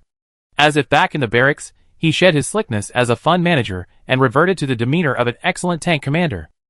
Shang Hua followed closely behind, his voice steady, reporting, Colonel, Shang Hua, transferred from the 3rd Armored Brigade, once won 3rd place in the all-army tank driving competition. A hint of approval flashed in Colonel Yao's eyes. He was clearly satisfied with their backgrounds. Even Jiang Yao hadn't expected that these two protagonists, whose lives ended tragically in the movie, had such an unknown side. Especially Shang Hua, a burly man, who turned out to be a skilled driver. Colonel Yao pondered for a moment, then made a decision. All right, now is the time to use our manpower. Shang Hua, you will take over the 1st tank crew as driver, Shiryu as commander. He paused, glancing at Jiang Yao. Jiang Yao feigned composure and said, I be the gunner. Although his heart was pounding with excitement, he maintained a cool facade. Good, then you be the gunner. Supplies are plentiful now, so I give you the authority to act as you see fit. Support the 1st line of defense if necessary. Colonel Yao issued the order without hesitation, completely ignoring the possibility that Jiang Yao might be a high school student. But then again, Jiang Yao appeared in full black combat gear, and coupled with his composed demeanor, how could anyone guess he wasn't even an adult yet? As for why Colonel Yao would entrust them with only one of his tanks, Jiang Yao only learned later that Colonel Yao's regiment had been formed recently, and most of the soldiers were new recruits, who had just completed basic training. The three then quickly walked towards the tank position, and saw a K2 Panther main battle tank parked silently there, its streamlined hull covered by thick composite armor. The dark muzzle of the turret pointed imposingly to the sky, and the reactive armor modules on both sides of the hull gleamed coldly in the sunlight. The entire tank resembled a black beast poised to pounce, exuding a chilling sense of oppression. Shang Hua stroked the tank's outer armor with an expression of rapture, excitedly introducing, the K2 Black Panther main battle tank is equipped with a 120mm smoothbore gun, boasting powerful firepower, an automatic loading system, and an astonishing rate of fire. Shiryu nodded, adding, the K2 Black Panther's top speed can reach 70 km per hour, and its acceleration performance is also excellent, going from a standstill to 60 km per hour in just 7 seconds. The main gun has 40 rounds of ammunition. In addition to the main gun, it is also equipped with a 7.62mm coaxial machine gun with 12,000 rounds of ammunition, and a 12.7mm anti-aircraft machine gun with 3,200 rounds of ammunition. Jiang Yao listened quietly, outwardly calm, but inwardly his blood was boiling. He had finally achieved his wish of personally operating such a war machine. He quickly climbed onto the tank, crawled into the gunner's position, and paused for a moment, looking at the control panel before him, a hint of embarrassment flashing across his face. He scratched his head, embarrassed, and said, I don't think I know how to operate this yet. Shang Hua and Shiryu were both stunned for a moment, then realized. Jiang Yao was still a high school student. Shang Hua couldn't help but laugh out loud. You little rascal, weren't you pretty calm just now? Why are you chickening out now? Shiryu also shook his head helplessly, but his tone was gentle. It's okay, the gunner's operation isn't too difficult. Shang Hua, you teach him. Shang Hua squeezed over from the cockpit and patted Jiang Yao on the shoulder. Okay, I teach you. Look carefully, this is the main gun sight, this is the fire control system's control lever, and this is the fire button. First, use the crosshairs to lock onto the target, Then use the control lever to fine-tune the angle, and finally press the button. Firing isn't difficult, the difficult part is hitting accurately. Jiang Yao nodded, took a deep breath, and began to operate according to Shang Hua's instructions. He gripped the control lever and moved it gently, his eyes fixed on the sight. Although it was his first time, his strong learning ability allowed him to quickly grasp the key points. There was no test firing. After all, once on the battlefield, with zombies roaming the hills, there would be plenty of opportunities to practice skills. Shang Hua returned to the driver's seat, started the engine, and the tank emitted a deep rumble. Shiryu sat in the commander's seat, responsible for command and coordination. The three exchanged a knowing glance, and then the tank slowly drove out of the base, heading east. Chapter 42. Before setting off, the three had studied the map. The base was surrounded by hills and sparse woodland, backed by a small mountain. To the north and northeast lay an open plain, from which the zombie horde was surging. After the tank left the base, Shang Hua drove the K2 Black Panther along a hidden path, flanking eastward. Shiryu carefully observed the surrounding terrain and the zombie horde's movements through the panoramic sights. The main force of the zombie horde is surging in from the north and northeast in massive numbers. The vanguard is being held back by the first line of defense, Shiryu calmly analyzed. Our mission is to harass them from the flanks, slowing them down as much as possible. Jiang Yao gripped the control stick tightly, his eyes fixed on the scope, ready to fire at any moment. The tank slowly climbed a small hill and stopped at the top. From here, the movement of the zombie horde was clearly visible. A dark mass of zombies surged in like a tide, their sheer number terrifying. Fire one test shot first, adjust the parameters, Shiryu ordered. Jiang Yao nodded, his gaze fixed on a densely packed area in the center of the zombie horde. He took a deep breath and steadily pressed the fire button. With a deafening roar, the shell sliced through the air, whistling sharply, and struck the very center of the zombie horde. Instantly, flames shot into the sky as the high-explosive shell exploded with immense energy upon impact. The shockwave spread outwards with devastating force, instantly sending dozens of zombies flying, limbs and fragments scattering like broken rag dolls. A huge crater was blasted into the ground, and the surrounding zombies were thrown about, some even torn to pieces by the blast. The zombie horde's advance slowed noticeably in this area. The previously dense formation was abruptly breached, like a tide stopped by a boulder, instantly halting its advance. Well done! Shang Hua couldn't help but exclaim, his voice tinged with excitement. Your aim is better than a veteran's. You're a born gunner. Shiryu also showed approval, calmly adding, the parameters were adjusted perfectly. Next, we continue guerrilla warfare, focusing on supporting those positions under excessive pressure. The tank slowly rolled down the embankment, Shang Hua skillfully maneuvering the steering wheel, flanking the zombie horde along the edge of the plain. His driving skills were extremely adept. Even on the rugged plain, the tank maintained a steady speed. The tank maneuvered nimbly across the plain, sometimes accelerating forward, sometimes quickly retreating, always maintaining a safe distance from the zombie horde. Jiang Yao, meanwhile, focused intently on adjusting the gun barrel, aiming at the densest area of the zombie horde. Every artillery barrage was incredibly precise. The shells, like the Grim Reaper's scythe, reaped swathes of zombies. Amidst the flashes and smoke of the explosions, the advance of the zombie horde was repeatedly slowed. Switch to the machine gun, clear out the approaching zombies. Shiryu ordered again. Jiang Yao quickly switched weapons, gripping the control lever of the 7.62mm coaxial machine gun. The machine gun bullets poured out like a torrential rain, the dense barrage tearing the approaching zombie horde to shreds. Zombie remains flew through the hail of bullets, the air thick with the stench of gunpowder and decay, a scene of utter carnage.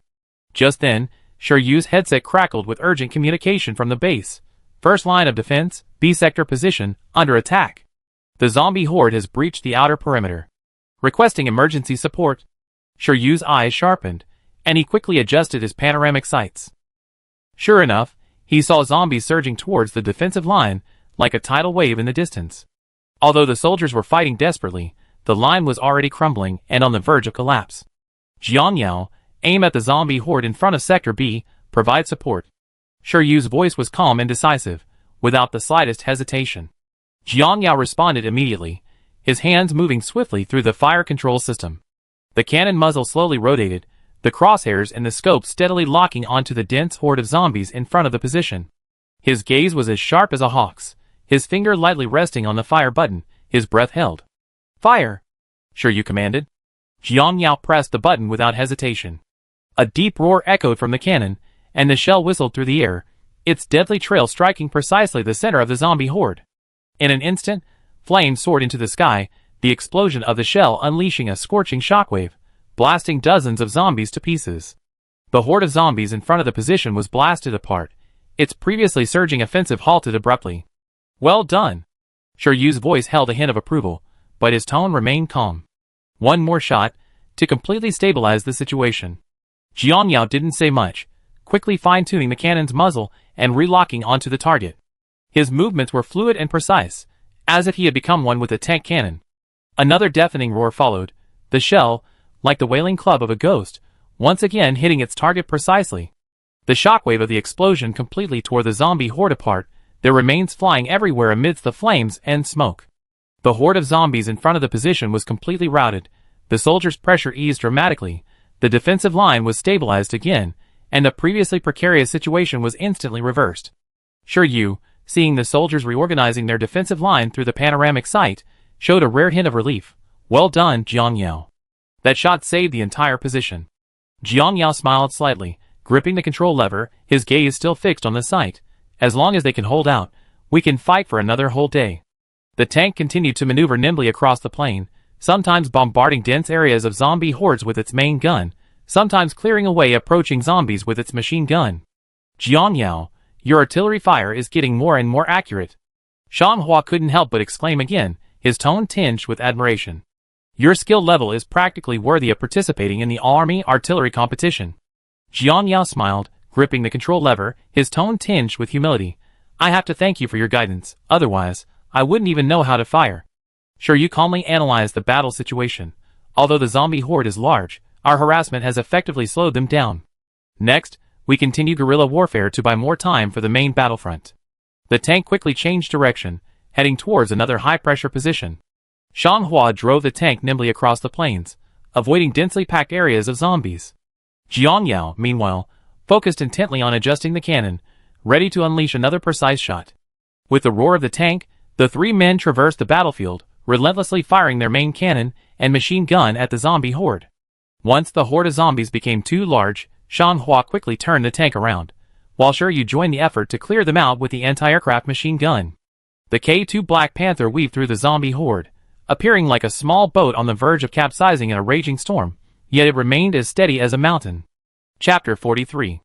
Jiang Yao and his two companions fired their last shell, and the tank slowly drove back to base for resupply. The battle had lasted all day. As dusk approached, the last rays of the setting sun were swallowed by thick, dark clouds, making the sky appear gloomy. Jiang Yao jumped off the tank and strode towards the command center. His combat uniform was covered in gunpowder and dust, and his eyes gleamed with the killing intent of a seasoned veteran. His face remained calm, as if the intense battle had left no trace of fatigue on him. Pushing open the door to the command center, Colonel Yao stood before the screen, his brow furrowed as he listened to the staff officer's reports. On the screen, the animated image of the zombie horde flashed incessantly, densely packed with red dots, like a tidal wave about to engulf everything. "Colonel, I have an important suggestion," Jiang Yao said directly, his voice steady yet carrying an undeniable urgency. Colonel Yao looked up, saw it was Jiang Yao, and nodded. "Speak." Jiang Yao didn't beat around the bush, saying directly, "Zombies can't see at night. If we turn off all the lights in the base, they lose their targets, and their movements will become slow or even stop."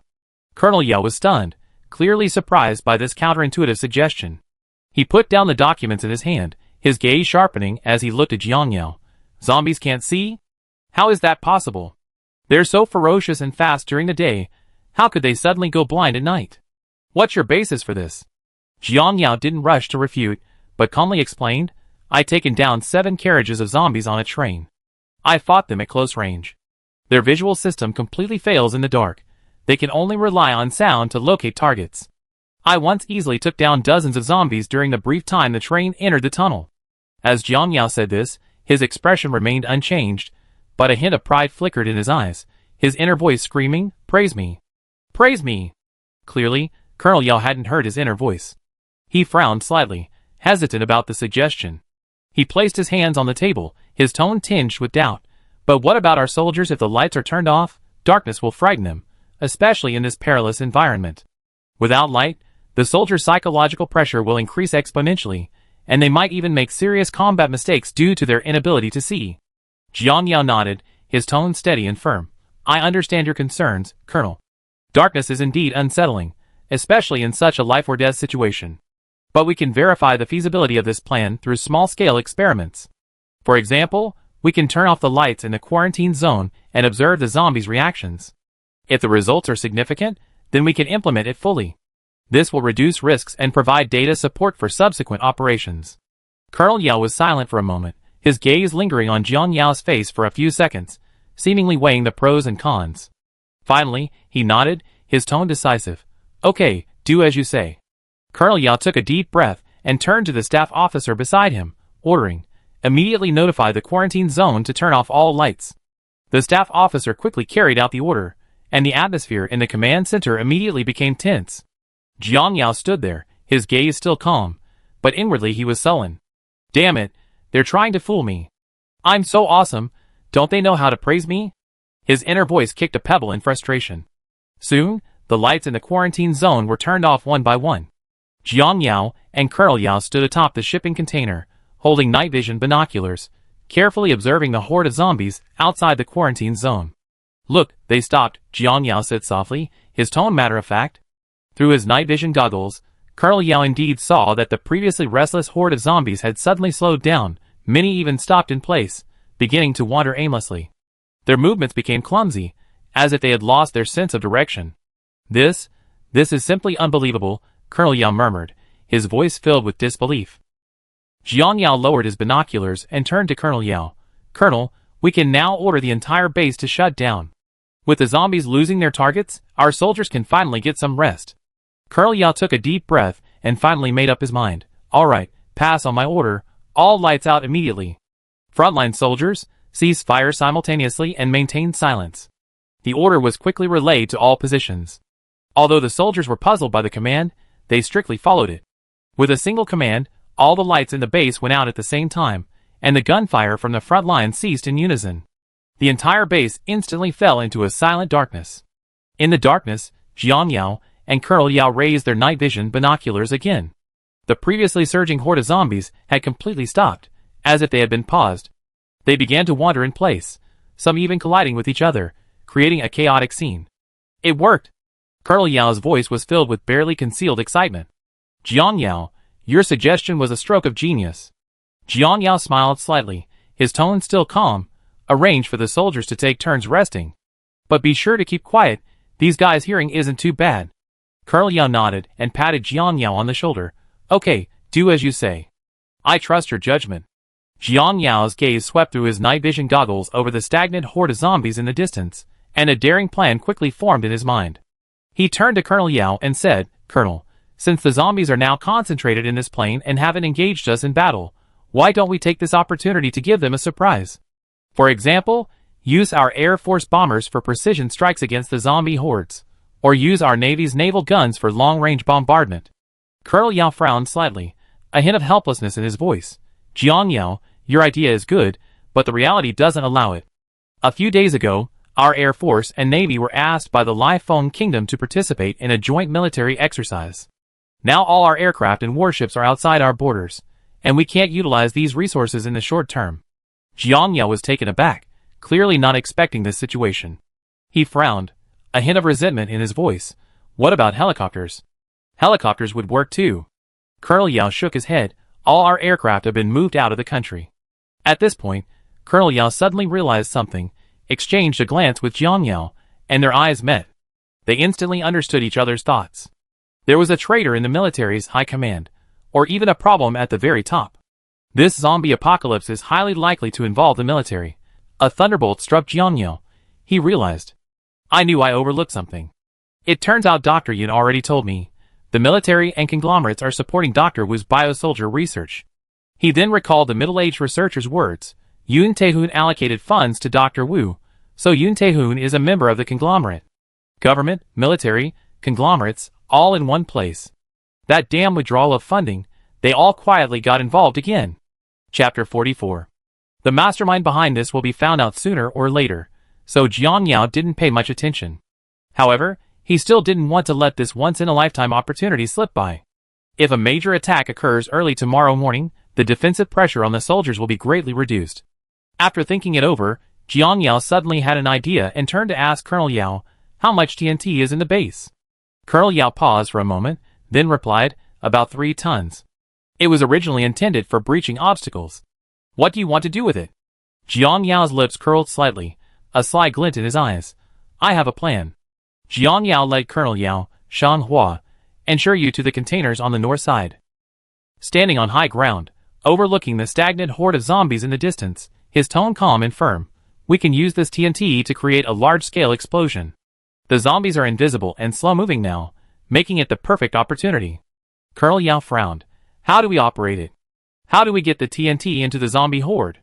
If it's too far, we can't get there. If it's too close, it'd affect our own men. Jiang Yao smiled and patted his chest. I'd be the catapult. Shan Hua and Shiryu's eyes widened simultaneously. Shan Hua couldn't help but ask, are you crazy? That's over 1,000 meters away. How can you possibly throw the explosives there? Jiang Yao shrugged, his tone relaxed. We see after we try.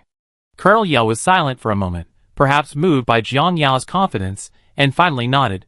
Okay, we do it your way. Soon, the soldiers divided 3 tons of TNT into more than 100 explosive packages, each equipped with a remote detonation device. Jiang Yao stood atop the shipping container, took a deep breath, and grabbed a satchel charge with both hands. He spun around like a top, then with a powerful flick, the charge flew out like a cannonball. It traced a graceful arc through the air, and landed in the horde of zombies, over 1,000 meters away. This is too outrageous. Shan Hua stared at Jiang Yao in disbelief, as if looking at a monster. Sure, you couldn't help but exclaim, your arm strength is even more impressive than a catapult. Jiang Yao smiled, said nothing, and continued throwing satchel charges one by one into the zombie horde. Soon, over 100 satchel charges were lined up in the zombie horde, forming an explosive line several kilometers wide. Having done all this, Jiang Yao glanced at the soldiers standing guard beside him. Although they were exhausted, they still forced themselves to stay alert, their eyes fixed intently on the movements of the distant zombie horde. The low growls in the darkness seemed to emanate from the depths of hell, and one could sense the recruits occasionally jolting at the sudden sound. However, after a day of combat, whether they had adapted or not, these recruits were beginning to resemble elite soldiers. Their eyes held less of their initial fear and more of a resolute determination. Although the weapons in their hands were still heavy, their movements were no longer frantic, but rather efficient.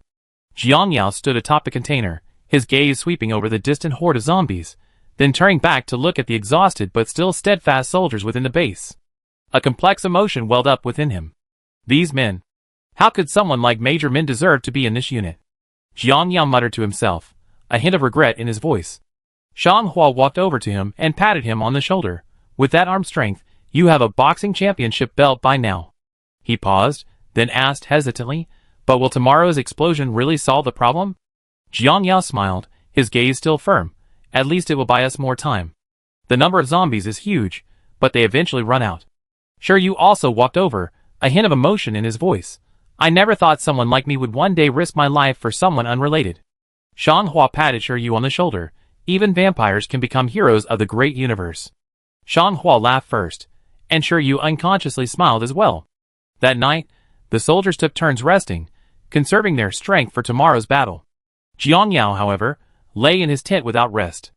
As cautious as he was, displaying superhuman strength in public wouldn't give anyone an opportunity to take advantage. With a malicious counterattack, as long as he was conscious, no one could ambush him. The battle resumed at the crack of dawn the next day. The zombies surged forward like an endless tide, their dark silhouettes appearing particularly menacing in the morning light. Inside the base, the rocket artillery cluster was already prepared, its muzzles all aimed at the center of the zombie horde. Fire! With the commander's order, 12 rocket launcher vehicles opened fire simultaneously. Whoosh, whoosh, whoosh. Rockets, trailing long plumes of flame, whistled through the sky, crashing into the center of the zombie horde like a meteor shower. The deafening roar of the rockets filled the air, along with the pungent smell of gunpowder. Each rocket landing triggered a violent explosion, sending flames soaring into the sky and smoke billowing everywhere.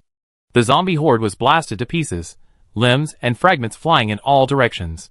However, this was only the beginning. Meanwhile, Jiang Yao stood high above, his gaze coldly fixed on the distant zombie horde. His fingers steadily pressed the detonation button. Boom! A deafening roar shook the entire earth. A massive mushroom cloud instantly rose from the explosion's epicenter, a fireball with a radius of tens of meters shooting into the sky, its intense heat spreading outwards, filling the air with the acrid smell of gunpowder. The fireball's intense heat instantly incinerated the zombies within its radius, even scorching the ground black. The shockwave from the explosion spread outwards, with overwhelming force, tearing apart zombies within a 500-meter radius, limbs and fragments flying everywhere. A long, narrow crater was blasted into the ground, as if drawing a no-go zone for the zombies. The shockwave also scattered the zombie horde further away, blasting a massive hole through their previously dense formation. The low growls of the zombies were completely drowned out by the roar of the explosion, and the entire battlefield seemed to fall into a brief silence. The salvo of rocket artillery and the explosion of TNT created a double blow, causing the zombie horde to tremble in the flames and smoke. Modern weaponry, facing the dimensional reduction of flesh and blood, began to show its ferocity. The flames from the explosions reddened half the sky, and the smoke and dust, like a thick curtain, shrouded the entire battlefield. After the explosion subsided, Jiang Yao and Colonel Yao stood on higher ground, observing the distant zombie horde through binoculars. The epicenter of the explosion was charred black, the ground littered with the remains of zombies, while the zombie horde further away was in chaos, momentarily disoriented. "This effect is simply astonishing," Colonel Yao murmured, his voice filled with undisguised shock. Chapter 45. The pressure of the battle eased considerably that day. The long, narrow craters stretching for kilometers across the battlefield, coupled with the occasional rocket bombardment, created distinct breaks in the zombie onslaught. The zombie horde no longer advanced in dense clusters, but dispersed into waves, the relentless pace of the attack significantly reducing the pressure on the defense. Jiang Yao, Shan Hua, ensure you continue their tank assault. "It's much easier today," Shan Hua said with a smile, as he maneuvered the tank. Sure you nodded, a hint of relief in his voice. "Looks like the explosions this morning were effective. The zombie offensive has noticeably weakened." The battle continued all day until complete darkness fell, at which point the zombie horde finally ceased fighting. The soldiers at the base had grown accustomed to the tranquility of the night. After the order to turn off the lights was given, they carried it out methodically, plunging the entire base into silent darkness. Before dawn, the base was already a scene of tense yet orderly activity. The soldiers quickly and silently packed their equipment, heavy backpacks slung over their shoulders, and the clanging of guns and ammunition boxes echoed softly in the darkness. Jiang Yao, Shan Hua, and Sure Yu strode towards the tank parked in the corner. Its thick armor gleamed coldly even in the night. They quickly climbed inside and began checking the systems and ammunition. The squad leader's walkie-talkies crackled with Colonel Yao's deep, powerful command. "Attention, squads! Infantry to begin withdrawal." The large contingent of soldiers began their evacuation on foot, their footsteps barely audible in the wind, unnoticed by the horde of zombies nearby. Their figures gradually blurred in the dim light, finally disappearing in the direction leading to the south bank of the Heian Bridge. There, they would establish a defensive position to provide cover for the subsequent evacuation of vehicles. All the vehicles remained stationary, engines shut off, like a slumbering beast awaiting its final command. Time ticked by, a tense silence filling the air, as if even breathing became cautious. "Vehicles, start engines.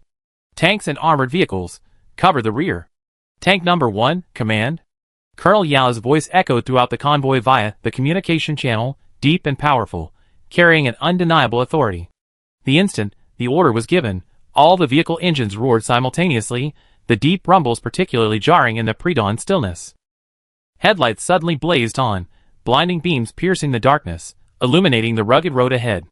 Armored vehicles and tanks, like awakened beasts, swiftly entered combat readiness. The drivers skillfully maneuvered their vehicles, launching into the air, drifting, their movements fluid and seamless, as if engaged in a life-or-death race. No, not just as if. From the darkness in the distance, low growls drew ever closer. The zombie horde, attracted by the roar of the vehicles, began to surge madly from outside the defensive line. Sure Yu sat in the commander's seat of the tank, observing the situation behind him through the panoramic mirror. His pupils suddenly contracted. A dense mass of dark figures was tumbling over containers behind him, falling into the base like dumplings being dropped into a pot. The zombies' figures appeared twisted and grotesque in the dim light, their bulging veins and grayish-white eyes sending a chill down one's spine. Shan Hua sat in the driver's seat, his fingers gripping the control lever tightly, the accelerator poised to fire. His gaze was fixed on the road ahead, the tank engine humming as if awaiting a final command. He knew that once the zombie horde closed in, they had to break through quickly, or the consequences would be unimaginable. Just then, the vanguard of the zombie horde finally reached the traps of the second line of defense. A series of explosions suddenly erupted, flames shooting into the sky, and smoke instantly filled the entire field of vision. The zombie horde was blasted apart by the explosions, and the flames formed a wall of lamentation on the second line of defense, temporarily halting the zombies' advance. Fire! Shiryu roared into the commander's communicator. The tanks and armored vehicles left to cover the rear open fire, their cannons spitting flames, and machine guns roaring. Shells and bullets flew into the zombie horde like locusts, then exploded violently, the flames and shockwaves tearing the zombies to shreds. Explosions erupted one after another, the flames illuminating everyone's faces and revealing their tense expressions. For a moment, the zombie horde was unable to advance an inch. Retreat! Shiryu ordered again, his voice carrying throughout the convoy through the communication channel, tinged with fatigue but still resolute. Upon hearing this order, the other armored vehicles and tanks maintained suppressive fire, while quickly turning around and beginning an orderly retreat. Leaving at the rear, Shiryu saw through his panoramic mirror that the other vehicles had already retreated some distance, and he breathed a slight sigh of relief. He took a deep breath and growled into the vehicle's communicator, "We retreat too." Xianghua slammed on the accelerator, the tank engine groaning, the tracks grinding against the ground with a dull thud. He tried to speed up his escape from the zombies, but the sheer number of zombies was overwhelming. Even though the minefield and explosions temporarily halted their advance, many zombies still burst through the gaps in the blasts, frantically attacking the tank. Jiang Yao quickly adjusted the turret, aiming at the approaching zombies. The cannon spat fire, and the coaxial machine gun unleashed a torrential downpour of bullets, tearing the charging zombies to shreds. Each shell exploded within the zombie horde, the force of the blast sending them flying like rag dolls. Shiryu also controlled the heavy machine gun, firing wildly at the zombie horde, creating puffs of blood mist. However, the number of zombies seemed endless. Even as they were torn to pieces, more and more surged forward. "These guys are relentless." Shiryu gritted his teeth, veins bulging on his forehead. His voice, tinged with suppressed anger, came through the vehicle's communicator to Jiang Yao and Xianghua. "Stop talking nonsense, focus on firing." Jiang Yao's voice remained calm, as if the impending crisis was nothing to worry about. His fingers moved rapidly across the control levers, adjusting the turret's angle to ensure every shell fired had maximum power. Xianghua, while operating the tank, couldn't help but interject, "Shiryu, did you wet your pants in fear?" "Ha ha." His laughter carried a hint of teasing, attempting to ease the tense atmosphere inside the tank. Shiryu rolled his eyes, and retorted irritably, "Shut up. Focus on driving. If you flip, I throw you out to feed the zombies." Jiang Yao listened to their banter, a slight smile playing on his lips, but quickly returned to his usual composure. Suddenly, a horde of zombies pounced from the side, their arms slamming against the tank's armor. Each strike produced an ear-piercing crash, a deafening clang. The sound was like death itself frantically beating its war drums, echoing endlessly in the confined space, making one's ears ache. Xianghua, sitting in the tank's driver's seat, instantly sharpened his gaze. As if becoming one with the tank, he abruptly turned the control lever to the left. In an instant, the tank's massive, heavy body darted around like an agile cheetah, making a clean, sharp turn. The powerful inertia caused everything inside the tank to shake violently, various instruments beeping and blaring alarms, as if protesting the sudden turn. But Xianghua remained unmoved. He firmly gripped the control lever, precisely adjusting the tank's turning angle according to the direction and force of the zombies' attack. The horde of zombies that had charged at them seemed to be flung away by an invisible force, falling backward and leaving long trails of filth on the ground. Finally, after Xianghua's series of fluid maneuvers, the tank completely shook off the zombies' frenzied pursuit. Outside the car window, the previously cramped view seemed to be slowly drawn back by an invisible hand, gradually widening. Just then, the rising sun gracefully crested the distant mountain ridges.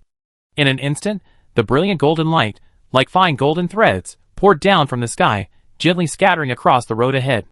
Every speck of dust was coated with a sacred halo, and the road resembled a golden ribbon meticulously sculpted by time. Wandering into the distance under the morning sun, it seemed to lead to a dreamlike world, filled with endless hope and the poetry of the unknown. Chapter 46. Xianghua let out a long sigh, his fingers trembling slightly as he released the control lever. Shiryu slumped into the commander's seat, his eyes unfocused, muttering, "I thought we were never going back." Xianghua wiped the sweat from his brow and smiled at Shiryu. "Haha, were you really scared to death just now? Want to check your pants?" Shiryu glared at him, annoyed. "Get lost. You're the one who was scared to death. I was fighting harder than anyone else." Jiang Yao, listening to their bickering, finally couldn't help but chuckle. "All right, you two stop arguing. Actually, what seems dangerous isn't really safe. Haha, relax. If the tank were really surrounded by a horde of zombies, that would be troublesome. Just now, it was only a small group of zombies charging at us, no problem at all." Shiryu and Xianghua exchanged a glance, surprised that the usually cold Jiang Yao had such a lively side, which unconsciously brought the three of them closer. Xianghua shrugged and laughed. "Jiang Yao's right, our tanks are made of iron. No matter how many zombies there are, they can't break through." Shiryu shook his head and smiled helplessly. "You two are really... Never mind, I'm too lazy to argue with you." The tank continued forward, leaving the horde of zombies far behind, the flashes of the explosion gradually disappearing from sight. The tank successfully crossed the Heian Bridge and reached the south bank. Infantry positions covering several kilometers along the south bank had been completed, and soldiers quickly guided vehicles through the defensive line. Jiang Yao's tank stopped at the southern end of the bridge, its gun pointed at the other side, ready to intercept any pursuing zombies. "Prepare to detonate." Colonel Yao's voice came through the communicator. The engineers swiftly evacuated the bridge, their figures appearing hurried in the morning light. With a deafening roar, the middle section of the Heian Bridge was blown off, the massive structure collapsing into the river and splashing water everywhere. The shockwave from the explosion made the ground tremble slightly, and flames and smoke instantly filled the entire river surface. Broken pieces of the bridge fell into the river, creating layers of waves.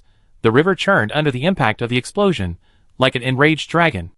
The Heian Bridge, though called a bridge, was actually only a little over 100 meters long. Beneath it flowed the Fengying River, a tributary of the Luoyang River, running east to west, and about 100 meters wide. The bridge deck was only about 10 meters above the river, but now, this hurdle would have to be filled by the zombies. Jiang Yao looked at the surging river, his thoughts drifting back to last night. Back then, Colonel Yao had summoned him to the command center, his expression serious, yet tinged with barely suppressed joy. Thanks to the information he provided, the defensive operations at the 6 quarantine bases in Busan were progressing smoothly, and the Busan city wall was nearing completion. Of course, there was also bad news. Other bases in their area, overwhelmed by the pressure, had to retreat to the south bank of the Fengying River the following day. Their base became a salient, and the commander-in-chief worried that those behind them might continue to attack, guiding zombies to their rear. Therefore, he ordered an overnight evacuation, setting up positions on the south bank to block the zombies. "The bridge is broken. The zombies can't cross." Xianghua's voice interrupted Jiang Yao's thoughts, his tone carrying a hint of relief. The dawn gradually brightened, and the morning sunlight shone on the Fengying River, reflecting shimmering waves. However, this brief tranquility was soon shattered. The horde of zombies finally reached the riverbank. A group of zombies, like out-of-control beasts, displayed the classic scene Xiaobu had described, a line of sows jumping into the water. No, wait, a line of zombies jumping into the water.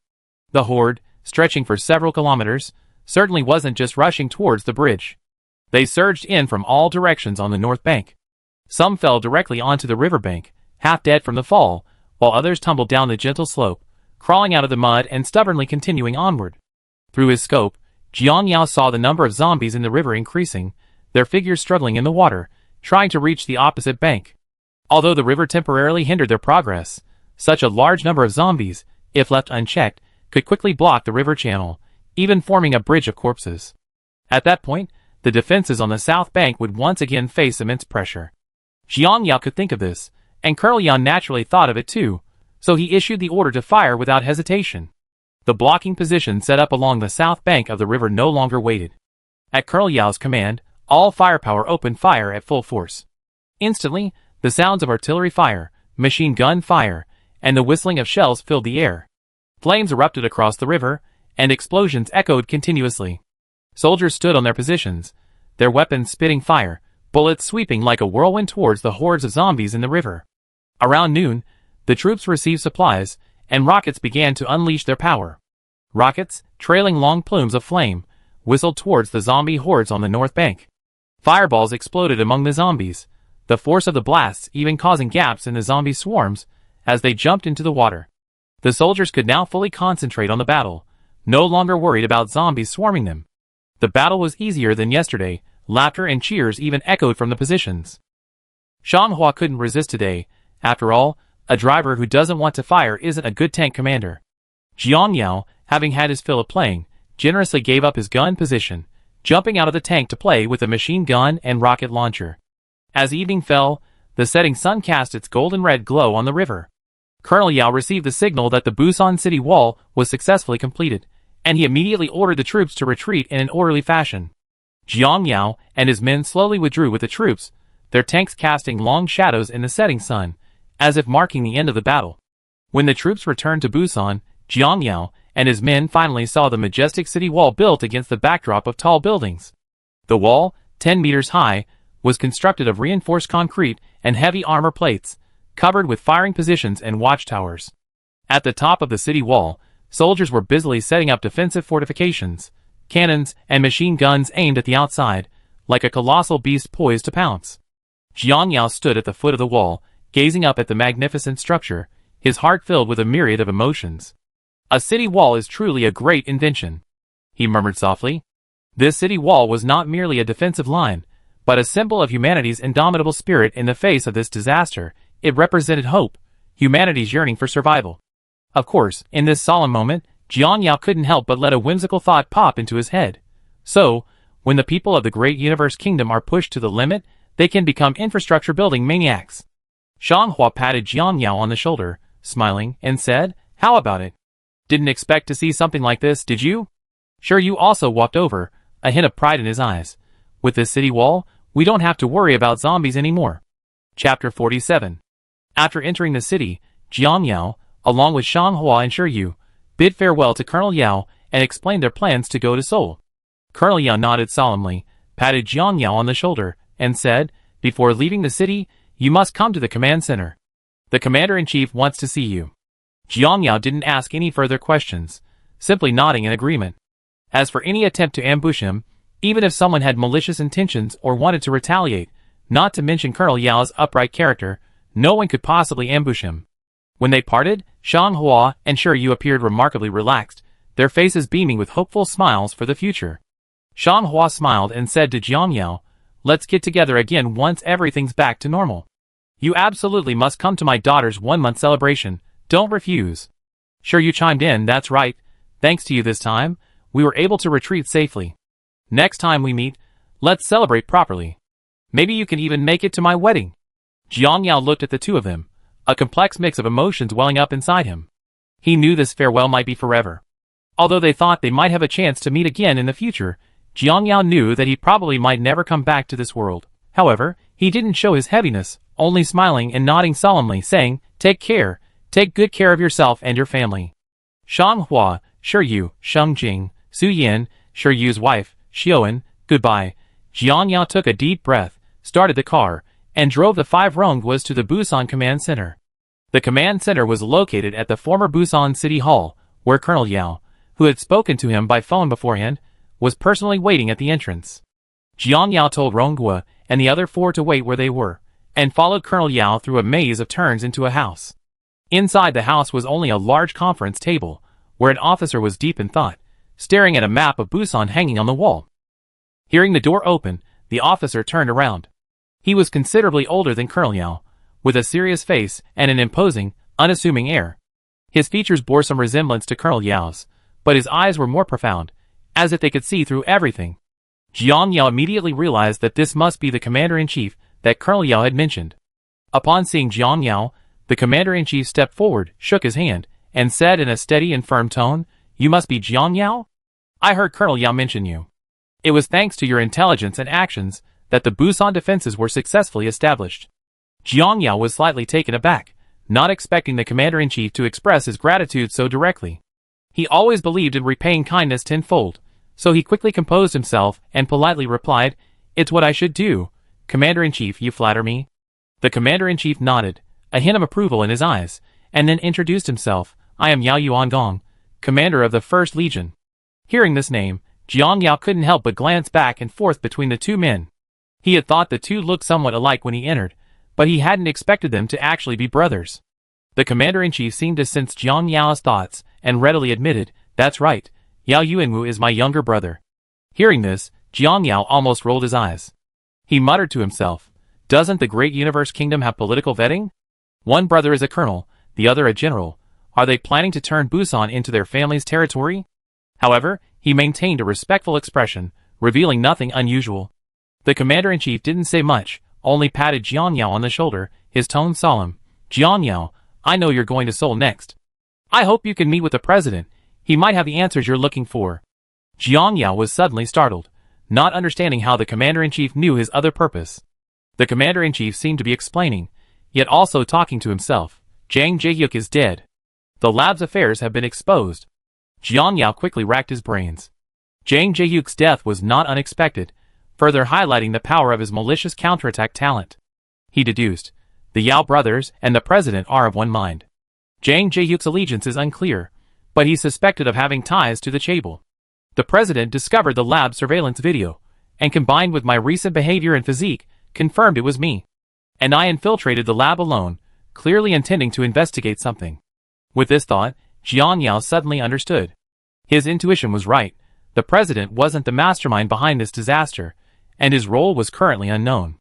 Moreover, the president should have obtained some clues through the search of Zhang Ziha. Therefore, he still had to go to the presidential palace regardless.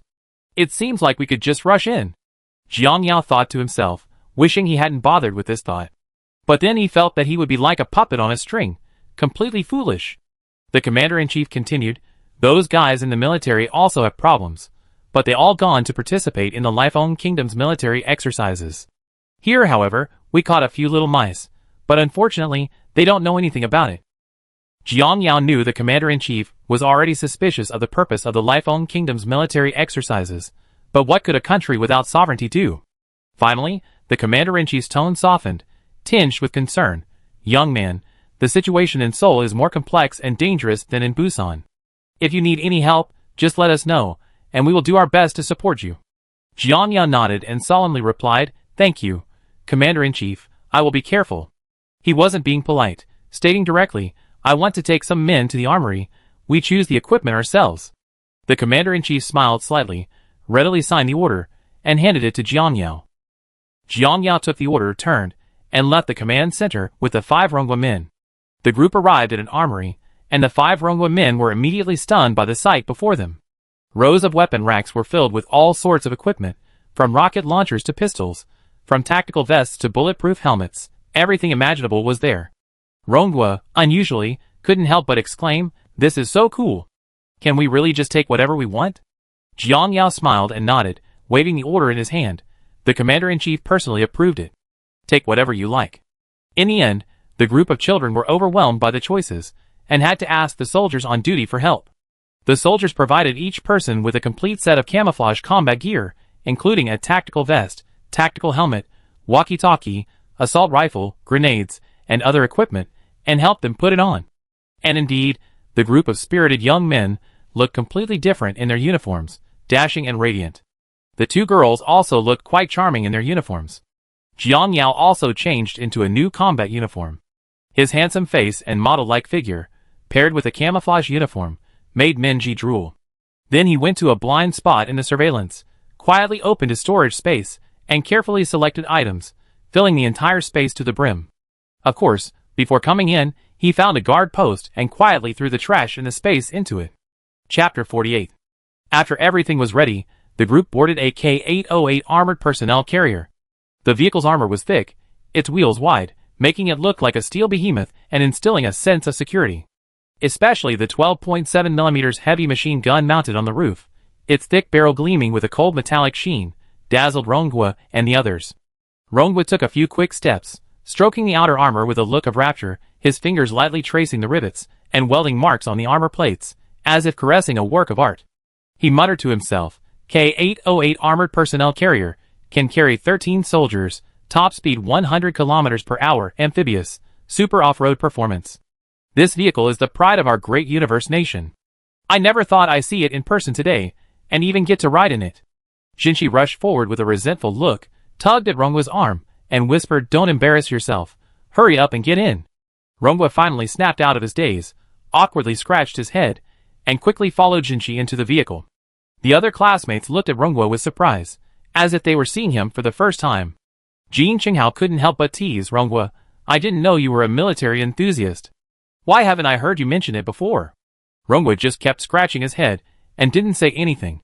Sitting inside the vehicle, Li Yuanchu excitedly patted the side wall and said with a smile, "With this thing, what are we afraid of zombies for?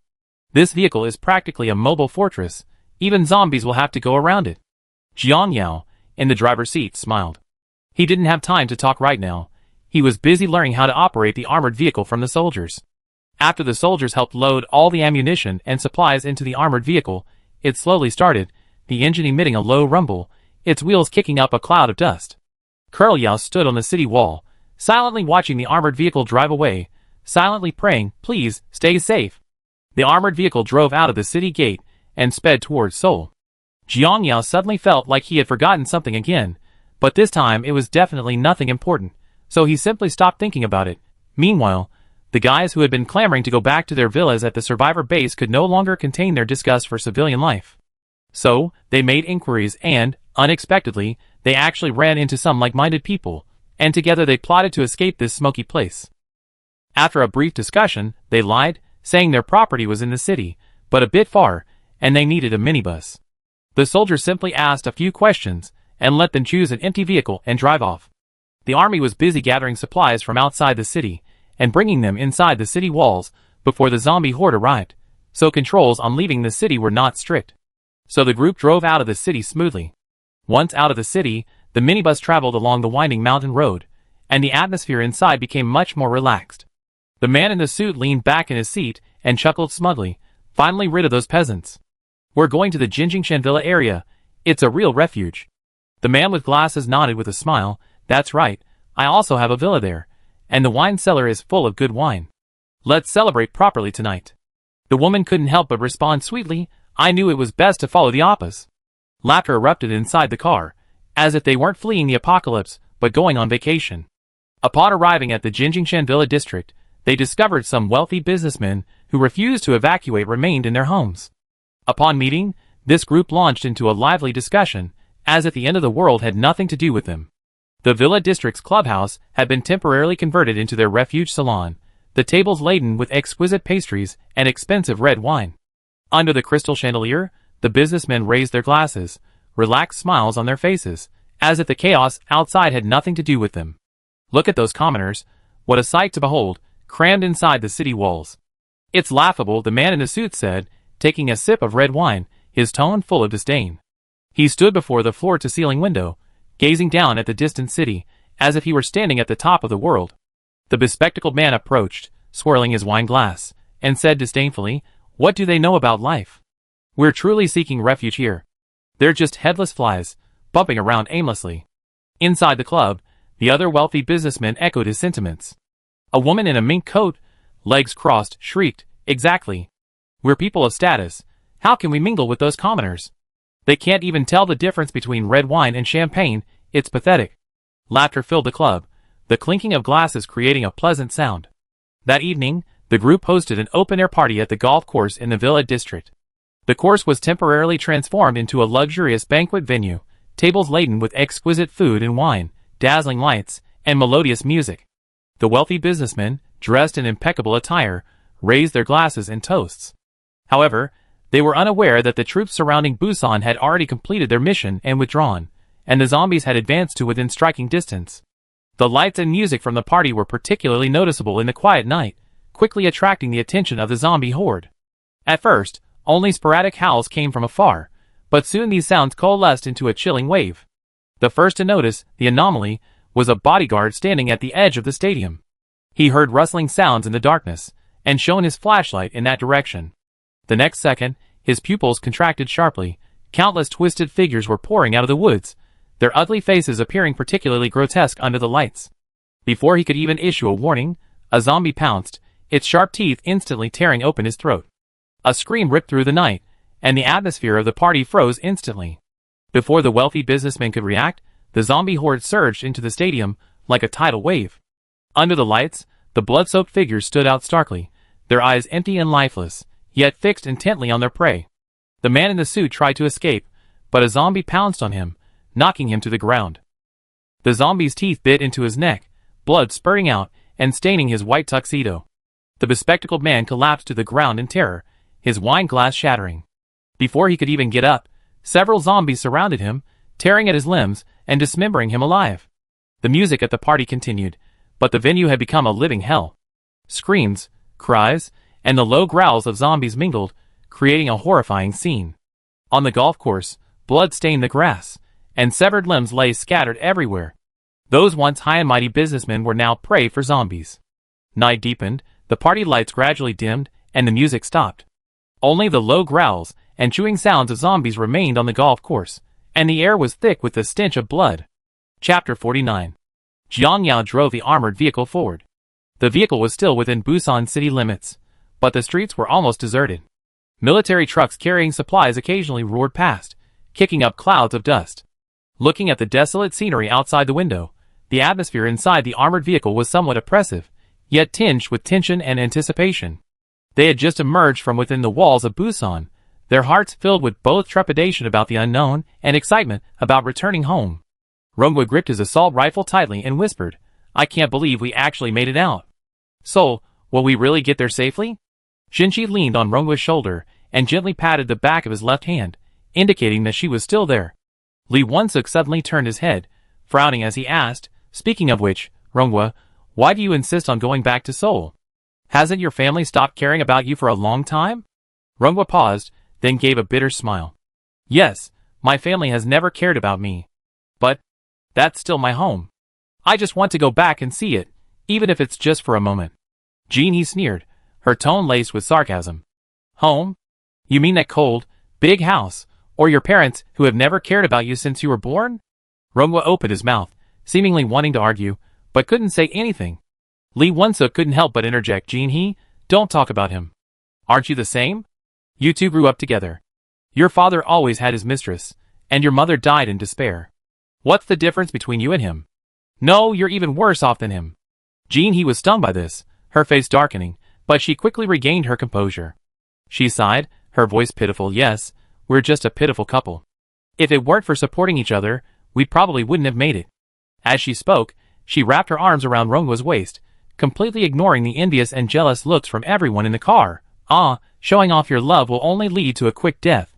Lee Yuanchua seemed to have been touched by painful memories, his tone tinged with self-deprecation. "I did have a grandmother to take care of me, but she passed away early. After that, I was all alone. The house was empty. There was no point in going back." Jean Qinghao, sitting in the corner, hadn't spoken until now, when he suddenly said, "You guys are lucky. My dad is an alcoholic. He beats me when he's drunk. My mom remarried and doesn't care about me at all. Home? I haven't wanted to go back to that place for a long time." Silence fell over the car, broken only by the roar of the armored vehicle's engine. Jiang Yao, who was driving in the front and listening intently to the conversation, almost spat out blood. He had boasted that he would fulfill everyone's wishes, but before setting off, he specifically inquired with Colonel Yao. Seoul, as the initial epicenter of the zombie virus outbreak, was almost entirely overrun. The army had been wiped out, with only a small armed force remaining at the Blue House. Under these circumstances, the chances of their families escaping were less than 1 in 10, and he was racking his brains trying to figure out how to tell them this. It turned out that each of them had a more tragic backstory than the last, showing absolutely no attachment to their families. It was practically a massive misery contest, a gathering place for troubled children. Given this situation, only one remained. So, Jiang Yao glanced at Minji in the rearview mirror, only to find the silly girl staring at him with a lovesick expression, lost in her own fantasies. Jiang Yao coughed lightly. "Minji, what about you? Have you been able to contact your family?" Minji, hearing the question, hurriedly composed herself. Oh, right, I got through to my dad in Busan." All eyes immediately turned to her. Lee Won-suk asked in surprise, "Your parents are still alive?" Minji nodded, a relieved smile on her face. "Yes, they're at the Blue House. My dad's a government official, so he was put on refuge there. My mom's there too." Lee Won-suk's eyes widened. "Your dad's a high-ranking official? Then why are you working as a train attendant?" Minji smiled, her tone light. "I love the feeling of a train speeding by. That freedom, that speed, it makes me feel exhilarated. Jin-hee, hearing this, couldn't help but tease, I didn't expect we had a second-generation official among us. Ah! Minji waved her hand and laughed. What second-generation official? I'm just an ordinary person. But since my parents are at the Blue House, why don't we go there directly? It's better than going home separately. Ronghua hesitated for a moment, then looked at Jiang Yao. Brother Jiang, what do you think? The Blue House is indeed a good choice. Jiang Yao nodded. There's military protection there, and resources are relatively abundant. Besides, Minji's parents are there, so we can look after them. What Jiang Yao didn't say was that his original destination was also the Blue House. He thought he could find the answers he wanted there. Li Wunsuk slapped his thigh and said excitedly, then it's settled. Let's go to the Blue House together. Jin-hee also nodded, her tone filled with relief. Anyway, no one at home is waiting for me, so it doesn't matter where we go. After speaking, he looked at Ronghua expectantly. Jin Qinghao said softly, I have no objection either. Ronghua glanced at everyone, then saw Jinxi's expectant eyes, and finally nodded. Okay, let's go to the Blue House together. Jiang Yao looked at the expressions of everyone in the rearview mirror, feeling a pang of emotion. Perhaps, for them, their true home wasn't that empty house, but this group of people who had gone through life and death together. The armored vehicle continued forward, and the atmosphere inside gradually relaxed. Li Yuanshua even started humming a song, while Jinxi leaned on Ronghua's shoulder, the two whispering to each other. Minji still occasionally stole glances at Jiang Yao, a hint of expectation on her face, while Jin Qinghao leaned against the vehicle wall and gradually fell asleep. The scenery outside the vehicle gradually became desolate, and the night deepened. On both sides of the road, abandoned vehicles were parked haphazardly. Some crashed into the guardrails, others overturned in the middle of the road. The car windows were shattered, the doors were wide open, and the interior was empty except for bloodstains and scattered belongings, telling tales of past chaos and despair. The armored vehicle continued forward, the scene ahead making everyone inside gasp. At the highway entrance, dozens of cars had collided, their bodies twisted and deformed, completely blocking the road. Worse still, about 100 zombies were wandering around. They had been aimlessly wandering, but upon hearing the roar of the armored vehicle, they all turned and frantically charged towards it. Damn it, the road's blocked. How come these zombies are still so fast? Li Yuanshua cried out, his voice trembling with tension as he lay prone beside the firing port. Jiang Yao calmly glanced ahead, his tone steady. Everyone, hold your positions. I just run them over. Ronghua, you lead the group to prepare to fire. Don't let the zombies get close. Ronghua nodded, quickly turning to the others and saying, listen up, everyone. Once the zombies get close, fire from the firing ports. Don't panic, I teach you how to shoot. The group then quickly took up positions at the firing ports, securing themselves with the harnesses, and stood ready, rifles in hand, watching the oncoming horde of zombies. Chapter 50. Ronghua gripped his assault rifle and demonstrated, shoulder firmly against the stock. Remember the three-point alignment principle when shooting. Eyes, sights, and the target must be in a straight line.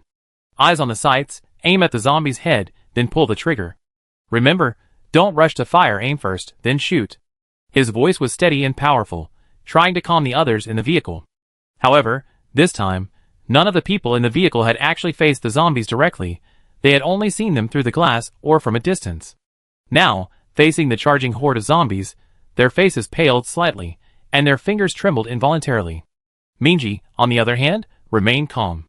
After all, she was the only one in the carriage, emphasis added, who had directly faced the zombie attack. She could even smell the stench from the zombies' mouths, and feel the nauseating stench. However, the rest of the passengers in the carriage were all high school students. At that age, they were fearless, their adrenaline surging, their blood boiling. Who cares about zombies? They just wanted to die. The three high school students completely forgot Ronghua's teachings, only remembering to rest their guns on the firing ports, desperately pulling the triggers, and firing a burst of bullets in an instant. Rat-a-tat-tat. The gunshots echoed in the carriage, making everyone's eardrums ache. The bolts clicked shut, and the flying bullets blasted blood from the zombies, but only 2 or 3 were actually killed. Most of the bullets missed, some even hitting the abandoned vehicles, sending sparks flying. Hey! Don't fire randomly. Aim for the head. Ronghua couldn't help but shout, his tone tinged with helplessness. In contrast, Ronghua and Minji, though their faces were pale, and their throats were even heaving, remained calm and continued aiming. One shot, one kill, The zombies fell instantly. Jiang Yao, seeing this through the rearview mirror, couldn't help but glance sideways, thinking to himself, these second-generation rich kids are something else. Yes, with such excellent resources and a good environment, how could so many idiots possibly grow up? Except for the nouveau riche. The armored vehicle continued to advance, crushing the abandoned vehicles and zombie corpses. Inside the vehicle, everyone's breathing gradually became rapid, sweat streaming down their faces. After all, although they knew the zombies couldn't harm them, being surrounded by so many ghosts still made them uneasy. Don't panic, maintain firepower, we'll be able to break out soon. Jiang Yao reassured them, while skillfully driving the armored vehicle. His voice was calm and firm, as if possessing an invisible force that calmed everyone's nerves somewhat. Finally, the armored vehicle broke through the congested road, accelerating rapidly and instantly leaving the zombies behind. The people inside breathed a sigh of relief, their tense nerves relaxing slightly. Phew, we finally made it out. Li Wonsuk slumped into a seat, wiping the sweat from his brow. Jean he patted Minji's shoulder, laughing, you were amazing just now, 1 shot, 1 kill.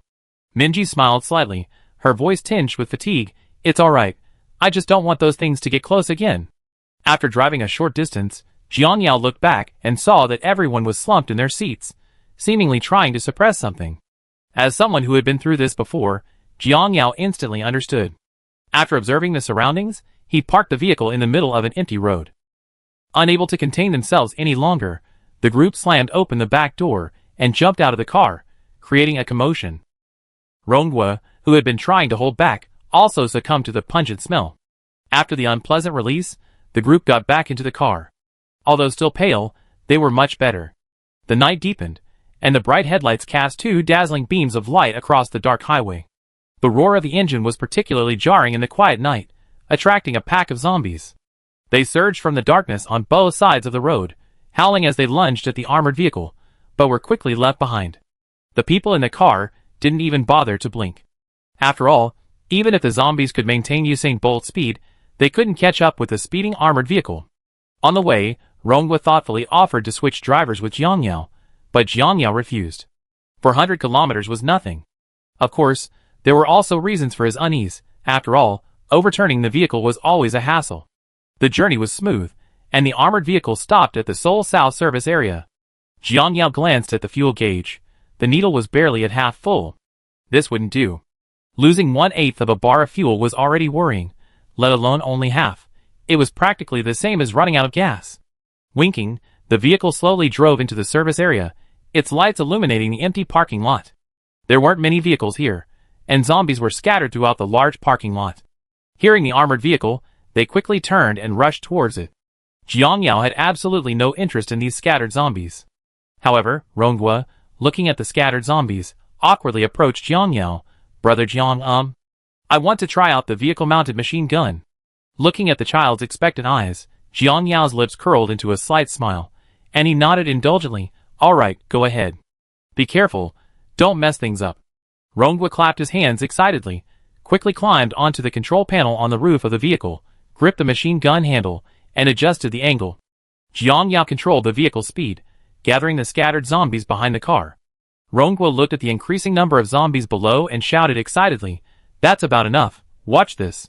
He pulled the trigger hard, and the vehicle-mounted machine gun immediately spat out flames, bullets raining down like raindrops. With a series of rapid gunshots, the zombie horde was instantly torn apart. Rongwa shouted excitedly as he fired, awesome, so awesome. This thing is much more powerful than a rifle. A few minutes later, the parking lot was completely cleared of zombies. Rongwa, still savoring the experience, released the trigger, jumped off the roof, and beamed with excitement. That was awesome. Now we can refuel without worry. Jiang Yao smiled, drove to the gas station, and Rongwa and Li Yuanshua quickly got out, grabbed the fuel nozzles, and started refueling. The others picked up their rifles, and got out to stand guard. After the tank was full, everyone quickly got back into the car. Jiang Yao glanced at the navigation. They weren't far from the blue house. Li Yuanshua shouted energetically, Blue house, here we come. The armored vehicle started again and sped towards Seoul. As Jiang Yao had expected, the exit area was a scene of utter devastation. Hundreds of vehicles lay scattered about, looking like they had suffered a massive impact. A truly gruesome sight. The wreckage was piled up like mountains, completely blocking the exit without leaving a single gap. But the group was no longer worried, because they believed that the man was omnipotent. Chapter 51. Jiang Yao calmly glanced ahead. Hold on tight, we go from the side. He then turned the steering wheel sharply, and the armored vehicle crashed through the guardrail, its heavy wheels grinding through the roadside grass before plunging into the fields. The vehicle shuddered slightly, but continued to move steadily forward. The weeds in the fields were flattened, mud flew everywhere, and the armored vehicle, like a steel behemoth, carved a new road through the wilderness. Wow, this car is amazing! Li Yuanxue exclaimed excitedly, his eyes fixed on the window. Jinzi gripped the edge of the seat nervously, whispering, I hope we don't get stuck. Ronghua smiled, his tone relaxed. Don't worry, this car has excellent off-road capabilities, it'd be fine. After traveling a distance through the fields, the armored vehicle rejoined the Seoul Ring Expressway. With no obstacles along the way, the armored vehicle quickly arrived at the Changjianggung toll station. The toll booth barriers had already been broken, and several abandoned vehicles blocked part of the road. Jiang Yao didn't hesitate, ramming the vehicles in his path. The heavy armored vehicle shoved the abandoned cars aside like toys, its wheels screeching as they crushed shattered glass and metal fragments. After passing the toll booth, the armored vehicle continued forward, with zombies scattered sparsely along the road. Hearing the sound of the armored vehicle, they all turned and rushed towards it. Jiang Yao didn't slow down at all, smashing into several zombies blocking his way. The vehicle trembled slightly, but that was all. Finally, the outline of the blue house came into view. Jiang Yao drove the armored vehicle directly to the cratered plaza in front of the blue house. We arrived. Minji whispered, her voice tinged with excitement and anticipation, then asked, where's Jiangbakgung Palace? At this moment, Ronghua and the others realized that Jiangbakgung Palace, which stood before the blue house, was gone. The once magnificent ancient architectural complex was now nothing but ruins. Bricks and stones scattered everywhere, charred marks remaining on the ruins, clearly indicating a fierce battle had taken place. What happened? Jinzi's eyes widened, her voice filled with disbelief. Ronghua frowned and said in a low voice, it seems there was a fierce battle here as well. Even Jiangbakgung Palace wasn't spared. Jiang Yao didn't say much, his gaze calmly sweeping over the surroundings. As for Jiangbakgung Palace, it wasn't even worthy of carrying the shoes of the Forbidden City. The blue house had constructed a tight defensive fortification along its walls, the high walls riddled with firing positions, soldiers vigilantly watching the movements outside. The searchlights that had just been turned on shone their beams onto the armored vehicles, the blinding light causing everyone to instinctively squint. Soon, a hissing sound came from the vehicle's radio, followed by a serious male voice. This is the Blue House Defense Command. Please state your identities and purpose. Jiang Yao quickly connected the communication, his tone steady. We are survivors from Busan, with General Yao Yuanwen's warrant. The other party was silent for a moment, then said, please wait, we need to verify. Everyone in the vehicle held their breath, waiting quietly. A few minutes later, the radio crackled again. Confirmation complete, entry permitted. Please follow the indicated route. Jiang Yao nodded, started the armored vehicle, and slowly drove through the gates of the blue house. The heavy iron gates slowly opened, and the armored vehicle, having passed through layers of defenses, finally stopped in front of the blue house's main building. After everyone disembarked, several soldiers quickly stepped forward. One of them, who appeared to be an officer, said to Jiang Yao, the president invites you for a talk. Please follow me. Jiang Yao nodded and glanced back at Ronghua and the others. Although somewhat surprised, Ronghua waved, Brother Jiang, don't worry about us. We go find Minji's parents with her. Zhen 11 also smiled and said, don't worry, we take care of ourselves. Minji nodded in agreement, her voice filled with anticipation, my parents should be nearby. I take everyone there. Jiang Yao watched Ronghua and the others leave, then followed the officer into the blue house's main building. The corridor was brightly lit, the soft light spilling onto the smooth marble floor, creating a tranquil atmosphere. However, from the outside, not a single ray of light could be seen, clearly to avoid attracting the attention of zombies. Portraits of past presidents hung on the walls, each one solemn and dignified, seemingly silently watching over everyone who passed by. The officer led Jiang Yao through a long corridor, finally arriving at a heavy wooden door. He knocked gently, and a gentle yet authoritative voice came from inside, come in. The officer opened the door, stepped aside, and gestured for Jiang Yao to enter. Jiang Yao stepped into the room, where a spacious and elegant office came into view. The layout of the entire room was grand, with every detail exuding understated luxury. The floor was covered with a high-quality dark carpet, its footsteps barely audible. Several paintings of considerable artistic value hung on the walls, adding a touch of cultural atmosphere to the space. A mahogany desk stood in the center of the room, piled high with documents. A distinguished-looking middle-aged man sat at the desk, head down, writing something. He wore a well-tailored dark suit, his face handsome, his eyes deep, giving him an air of refined elegance yet unfathomable depth. "Mr. Jiang Yao, please have a seat." The president smiled slightly, gesturing for Jiang Yao to sit in the chair opposite him. Jiang Yao, as always, maintained his aloof persona, walking to the chair and sitting down, his gaze calmly meeting the president's. Actually, he was tempted to take a picture and post it on social media. The president. How rare. The president put down his pen, crossed his hands on the table, and said gently, "I am President Moon Jae-woo, and it's a pleasure to meet you. Although the current situation isn't suitable for pleasantries, I still want to thank you for everything you've done for this country." Jiang Yao nodded slightly, saying nothing more. He knew the president hadn't summoned him simply to express gratitude. When Ziyu seemed to sense Jiang Yao's thoughts, smiled, and continued, "I know you have some information, so I invited you here today to have an open and frank discussion. Ask me anything, I answer to the best of my ability." Jiang Yao nodded and asked directly Jang Jae-hyuk, "Who exactly is he?" When Ziyu's expression turned serious, his tone carrying a complex emotion, "Jang Jae-hyuk is my Secretary General, and one of my most trusted people, but he suddenly disappeared a few days ago. I had his room searched, and we discovered a secret room." He paused, then continued, "In the secret room, we found some documents and information, and that's when we discovered that Jang Jae-hyuk actually has connections with the Chaebol." Chapter 52. Jiang Yao raised an eyebrow, pressing for details. "Chaebol? Who exactly?" When Ziyu took a deep breath, his tone tinged with anger. "The Yoon and Lee Chaebols. They're using Zhang Ziya's position as Presidential Secretary General as a cover, secretly supporting Dr. Yoon's longevity research. Zhang Ziya is responsible for using the Chaebol's funds to advance this research, but their so-called longevity research is actually about capturing people for human experimentation."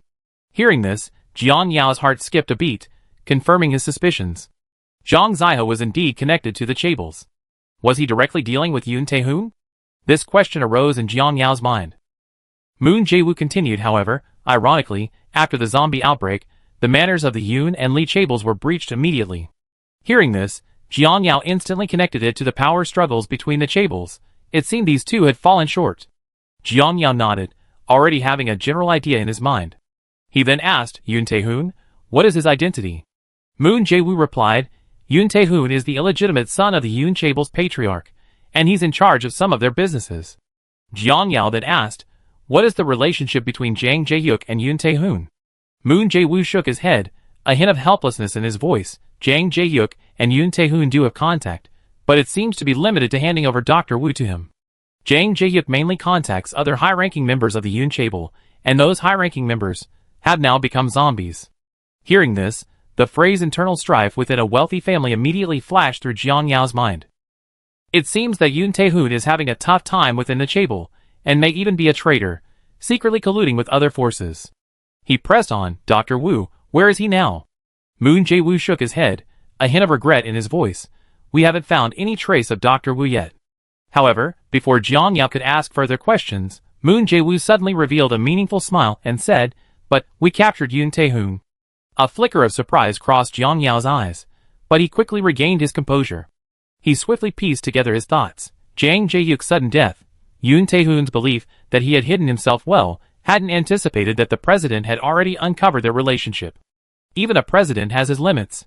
A wrecked ship still has some nails, and besides, with a calculated attack on an unsuspecting enemy, capturing Yoon Tae-hoon wasn't difficult. Jiang Yao had essentially pieced together the whole story, but he had one last question. "Mr. President, what role did you play in this disaster?" He asked this with a nonchalant air. After all, before entering the Blue House main building, his malicious senses had told him there were no bad guys inside. As for Yoon Tae-hoon, who does he even know, Mr. Kong? He's probably still clueless. Moon Jae-woo, upon hearing this question, showed no displeasure. Instead, he gave a bitter laugh, his tone tinged with self-mockery. "To be honest, I'm not a competent president. I haven't protected my people." He paused, seemingly gathering his thoughts. Before continuing, Jang Jae-hyuk was one of the people I trusted most. I never imagined he would betray me. He exploited my trust to cover up many of the Chaebol's and military's actions. Moon Jae-woo's tone carried a hint of anger and self-reproach. Actually, I knew about ST-12, but its side effects were too severe. When we withdrew our investment, we only instructed Jang Jae-hyuk to oversee Sungyun Bio's destruction of the virus. But I never expected him to outwardly comply while inwardly defying the rules, colluding with the chaebols to continue supporting the virus research. And at the time, nobody believed that those flesh and blood monsters could cause so much damage to the country. Even in the early stages of the outbreak in Seoul, we only deployed security forces to maintain order. He slammed his fist on the table, his voice tinged with suppressed anger. But how dare they?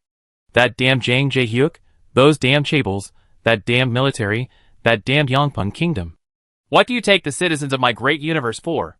What do you take my great universe nation for? An experimental field? Jiang Yao listened quietly, inwardly applauding his intuition. A spineless president with a strong sense of justice, finally managing to save face. The familiar presidential image, just right.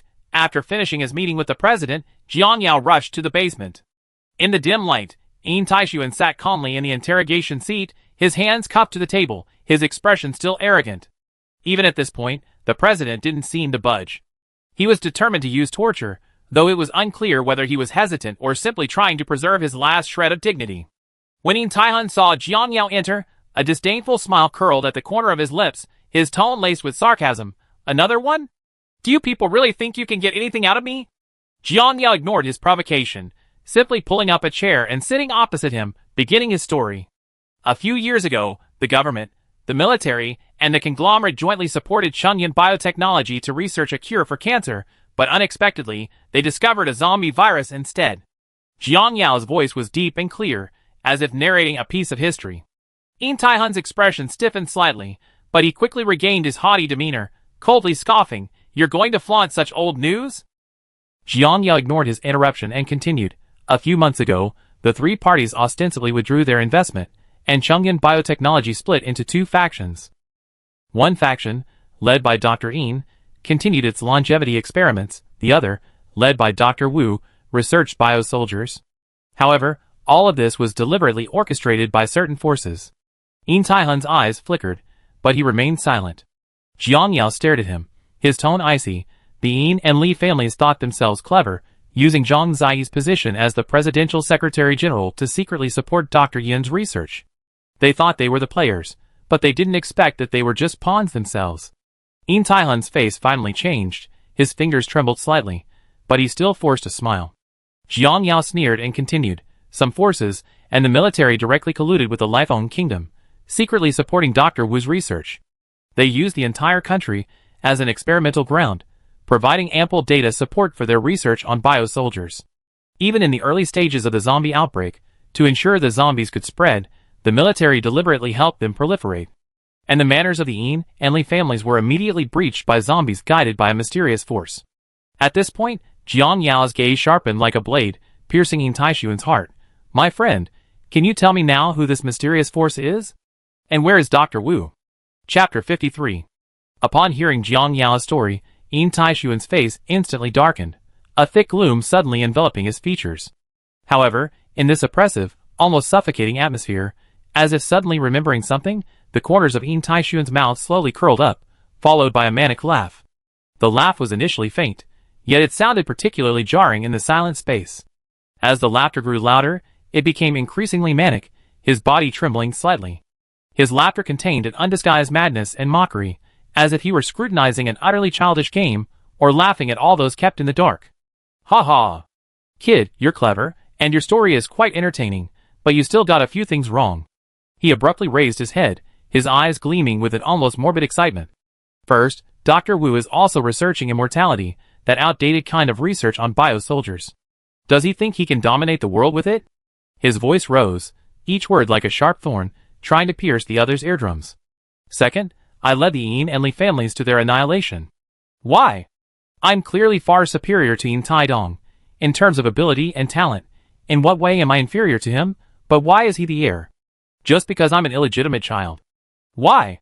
His face flushed crimson, as if ignited by inner rage, his crazed expression making the surrounding air seem even hotter. You want to know the forces behind this? Fine, then I tell you clearly. He paused slightly, as if savoring this moment of triumph. the madness in his eyes undiminished. It's the Kim and Park Chables. They're the real masterminds behind this game.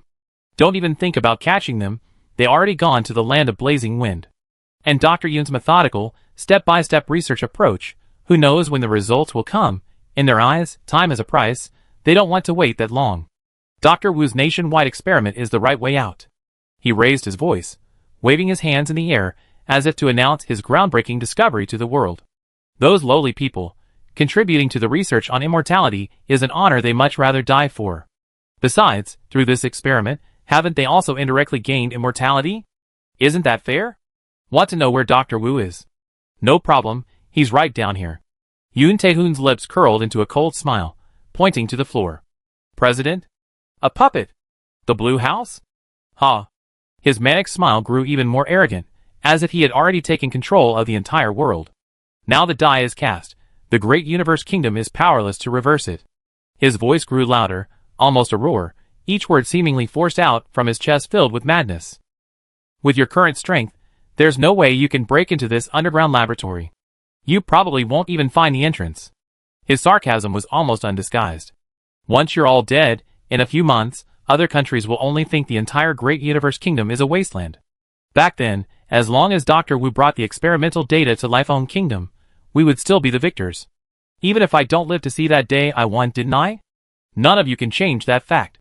Jiang Yao looked at him coldly, his eyes filled with undisguised mockery. So, you're willing to be a pawn, even at the cost of destroying your own family. Yin Taishuan's laughter abruptly stopped, like a mad farce suddenly interrupted. His expression instantly became ferocious, his facial muscles contorted, as if countless resentments and unwillingness surged deep within his heart. However, in just a moment, he regained his composure, a composure tinged with an eerie relief. He took a deep breath, as if burying all this madness and frenzy deep within his heart, his tone carrying an unfathomable ease. It doesn't matter anymore. Anyway, I completed my mission. I was just a pawn. But so many high and mighty people have perished with me, and my contributions to the research on human immortality are immense. Isn't that enough? He finished speaking, slowly leaning back in his chair, his body relaxing, a relieved smile appearing on his face. He looked at Jiang Yao, a knowing glint in his eyes, and said softly, "Boy, even if you know all this, what can you do? The great universe kingdom is finished. None of you can change this fate." Jiang Yao slowly walked out of the room. Everything was clear now. He could only conclude that Yin Taishuan knew nothing about power. He had originally planned to use Mo Yuan's resources to force his way into the underground laboratory again, but... I have a better way. Then, Jiang Yao recalled his last conversation with the president. At that time, he had asked bluntly, "Now that things have come to this, what will you do?" The president was speechless for a moment, his brows furrowed, clearly stung by the question. Jiang Yao gave him no chance to catch his breath, continuing to apply psychological pressure. Now that Life's kingdom has already made its move, it will absolutely not accept you back. After all, if you don't cut the weeds at the root, they grow back in the spring.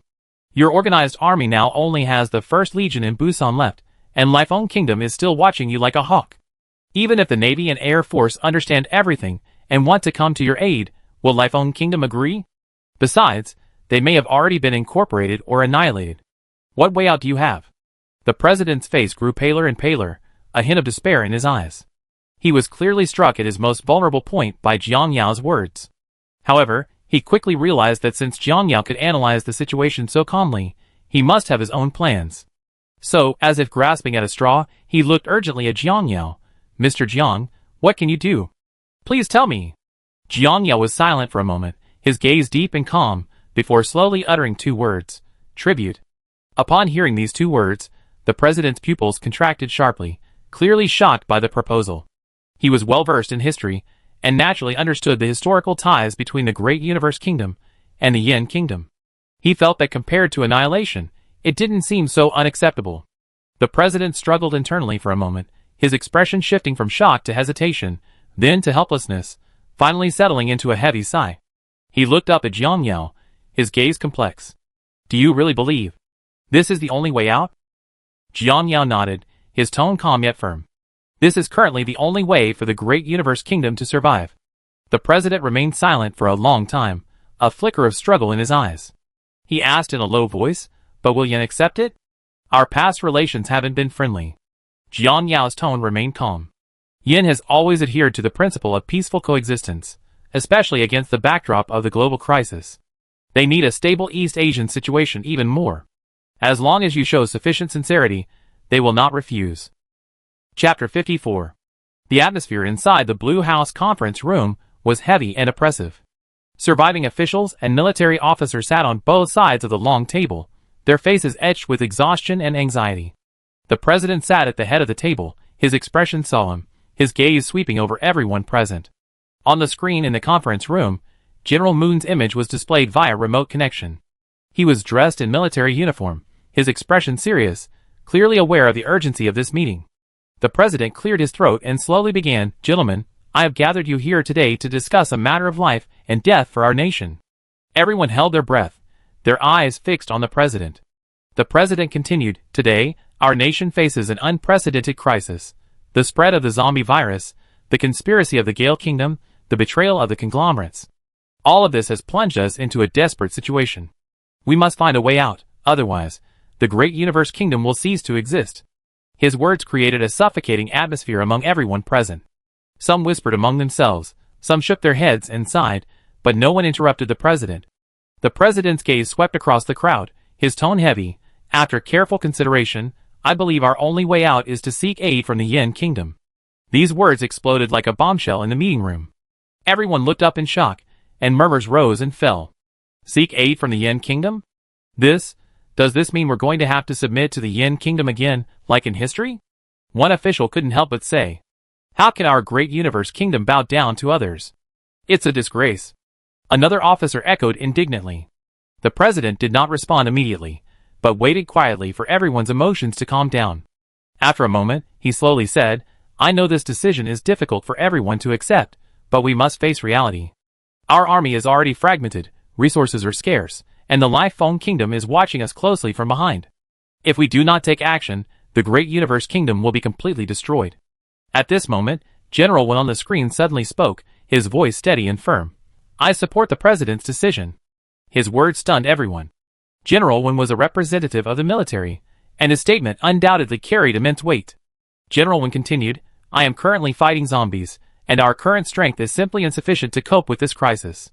If we do not seek external assistance, only annihilation awaits us. Seeking aid from the Yin Kingdom, although seemingly humiliating, is our only way out." As soon as he finished speaking, the atmosphere in the conference room changed instantly.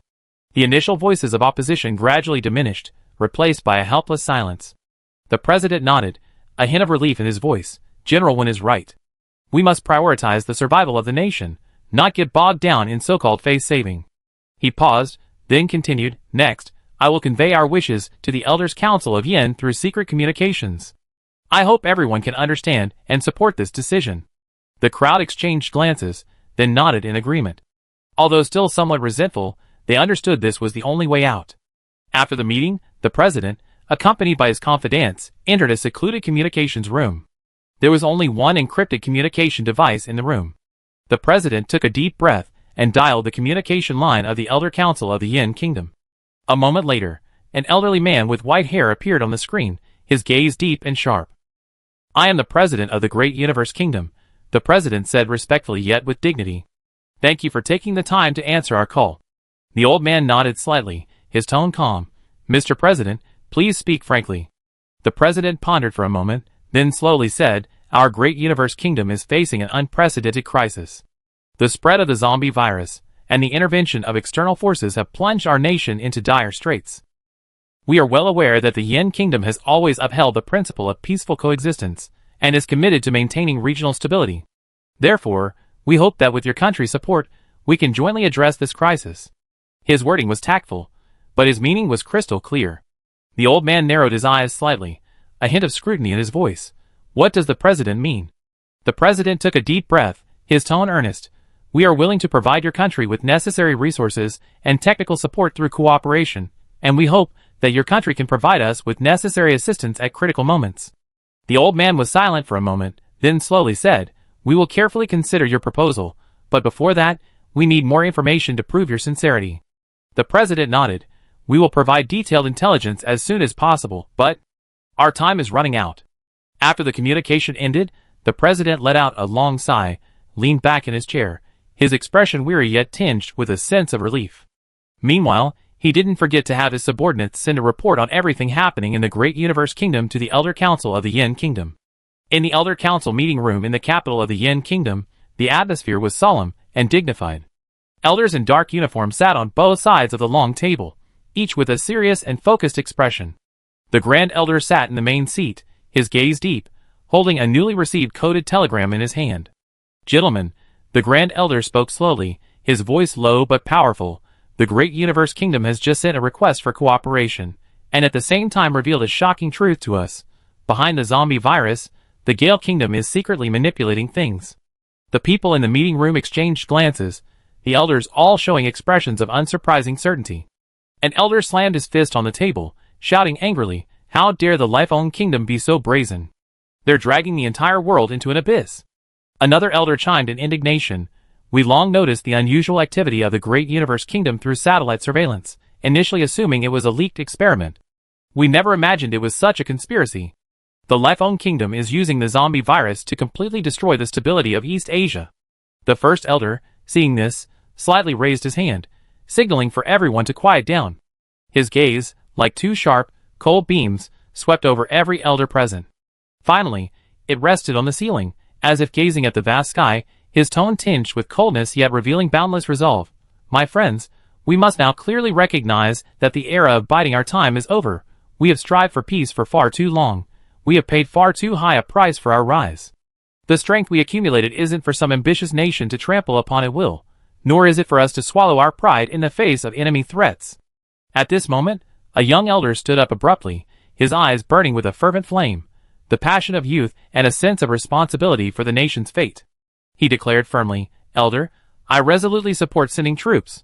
Damn it, the enemy's bayonets are practically at our doorstep. Can we still swallow our pride and retreat? No. Absolutely not. Now is the time to show the blood and courage of our Yin nation, the time to let them know the consequences of angering us. Unsheathing our swords is urgent. Even if it's a mountain of knives and a sea of fire ahead, we will fearlessly charge forward and fight them to the death. For our country, for our people, let us win dignity and peace." His words had barely faded when a chorus of approval erupted in the meeting room. The elders unanimously expressed their support for the decision to send troops. The Grand Elder slowly rose to his feet, his gaze piercing, as if he could see through time. He saw the humiliation and struggle of the Yin Kingdom throughout history, saw the immense sacrifices made by the Yin people for peace and dignity. His voice resonated throughout the room, like a booming bell. "You are all right. Hiding our strength and biding our time was our way of accumulating power, and waiting for the right opportunity, and today, that opportunity has arrived. Unsheathing our swords is our only way to defend our dignity. This path is our inevitable choice to defend our interests." The Grand Elder's footsteps pounded heavily on the floor, like the sounding of a battle horn. He raised his head high, his eyes flashing with unwavering determination. "Gentlemen, remember the leader's words. A single punch now prevents 100 later.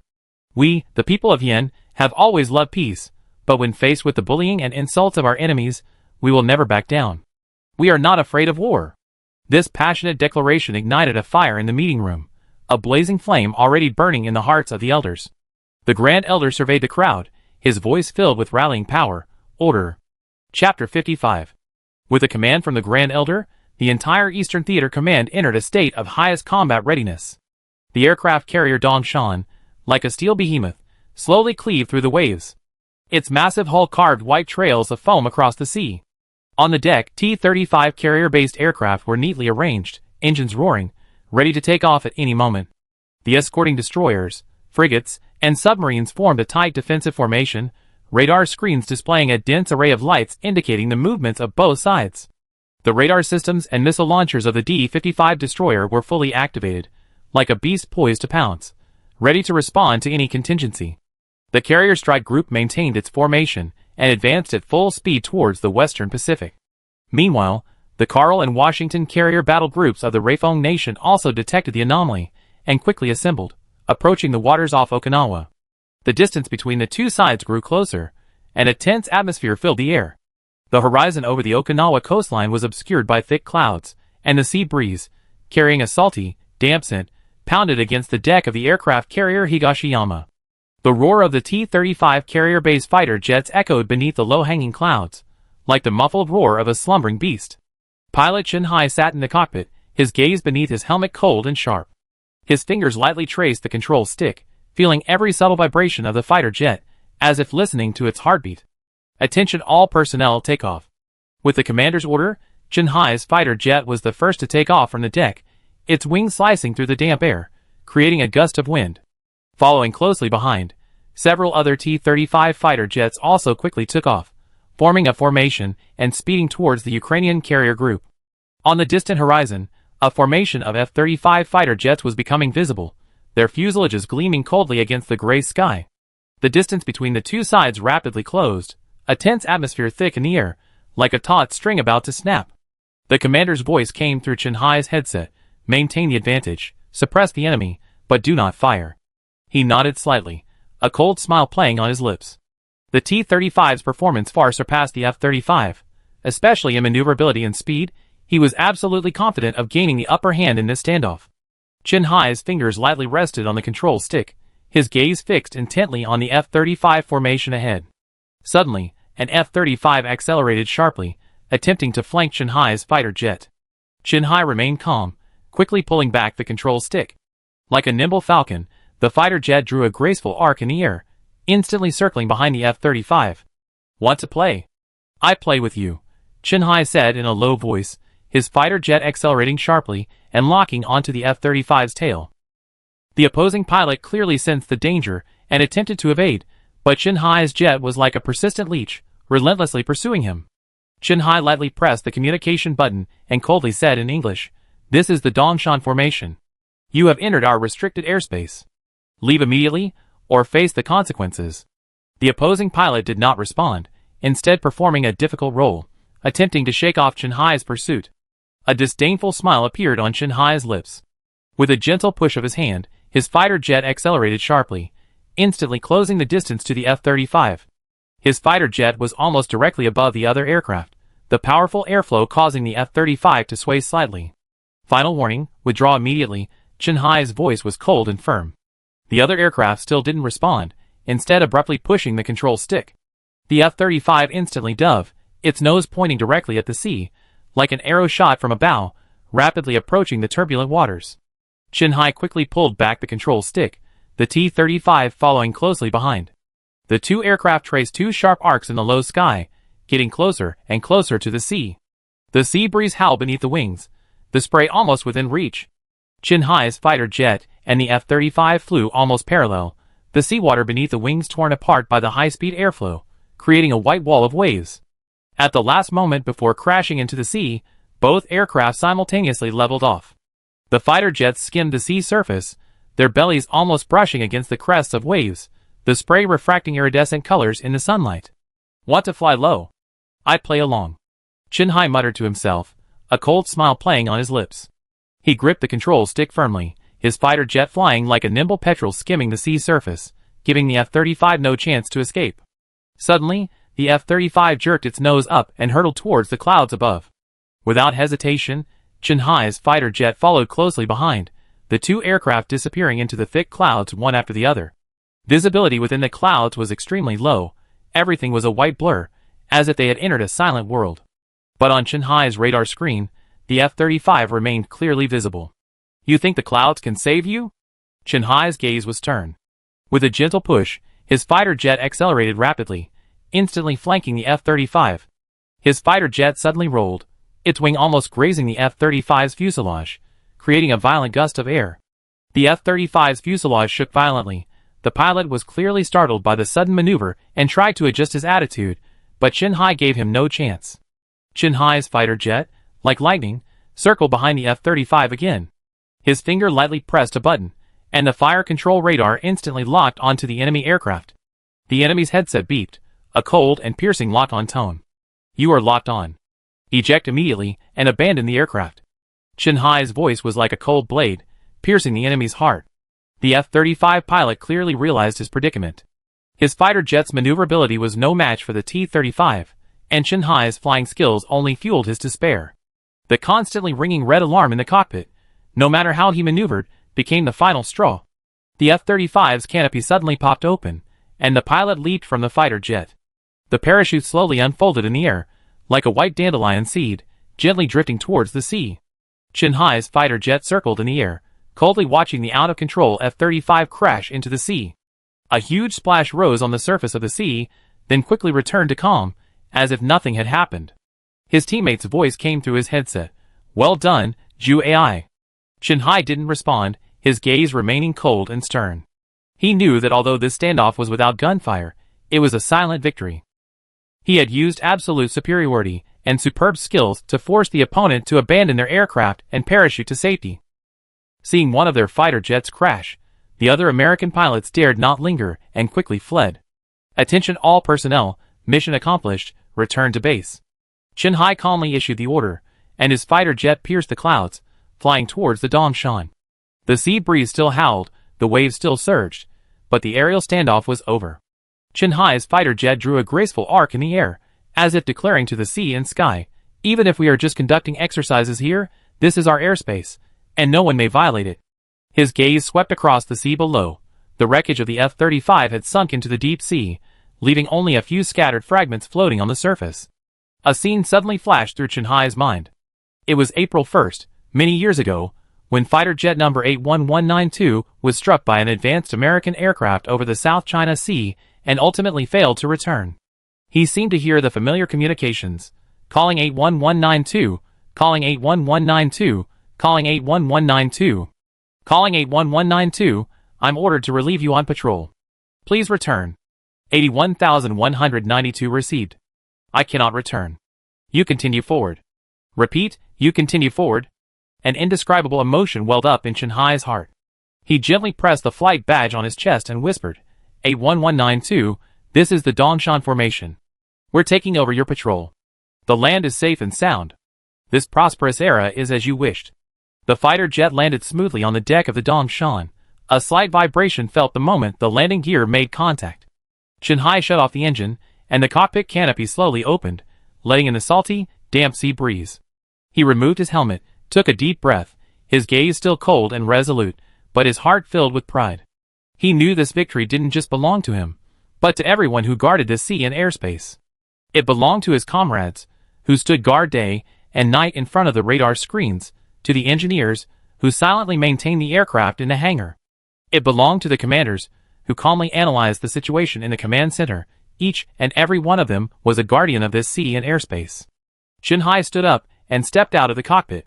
The ground crew on deck quickly surrounded him, beginning to inspect and maintain the aircraft. He looked up at the distant horizon, where sunlight pierced through the clouds, casting golden light across the sea.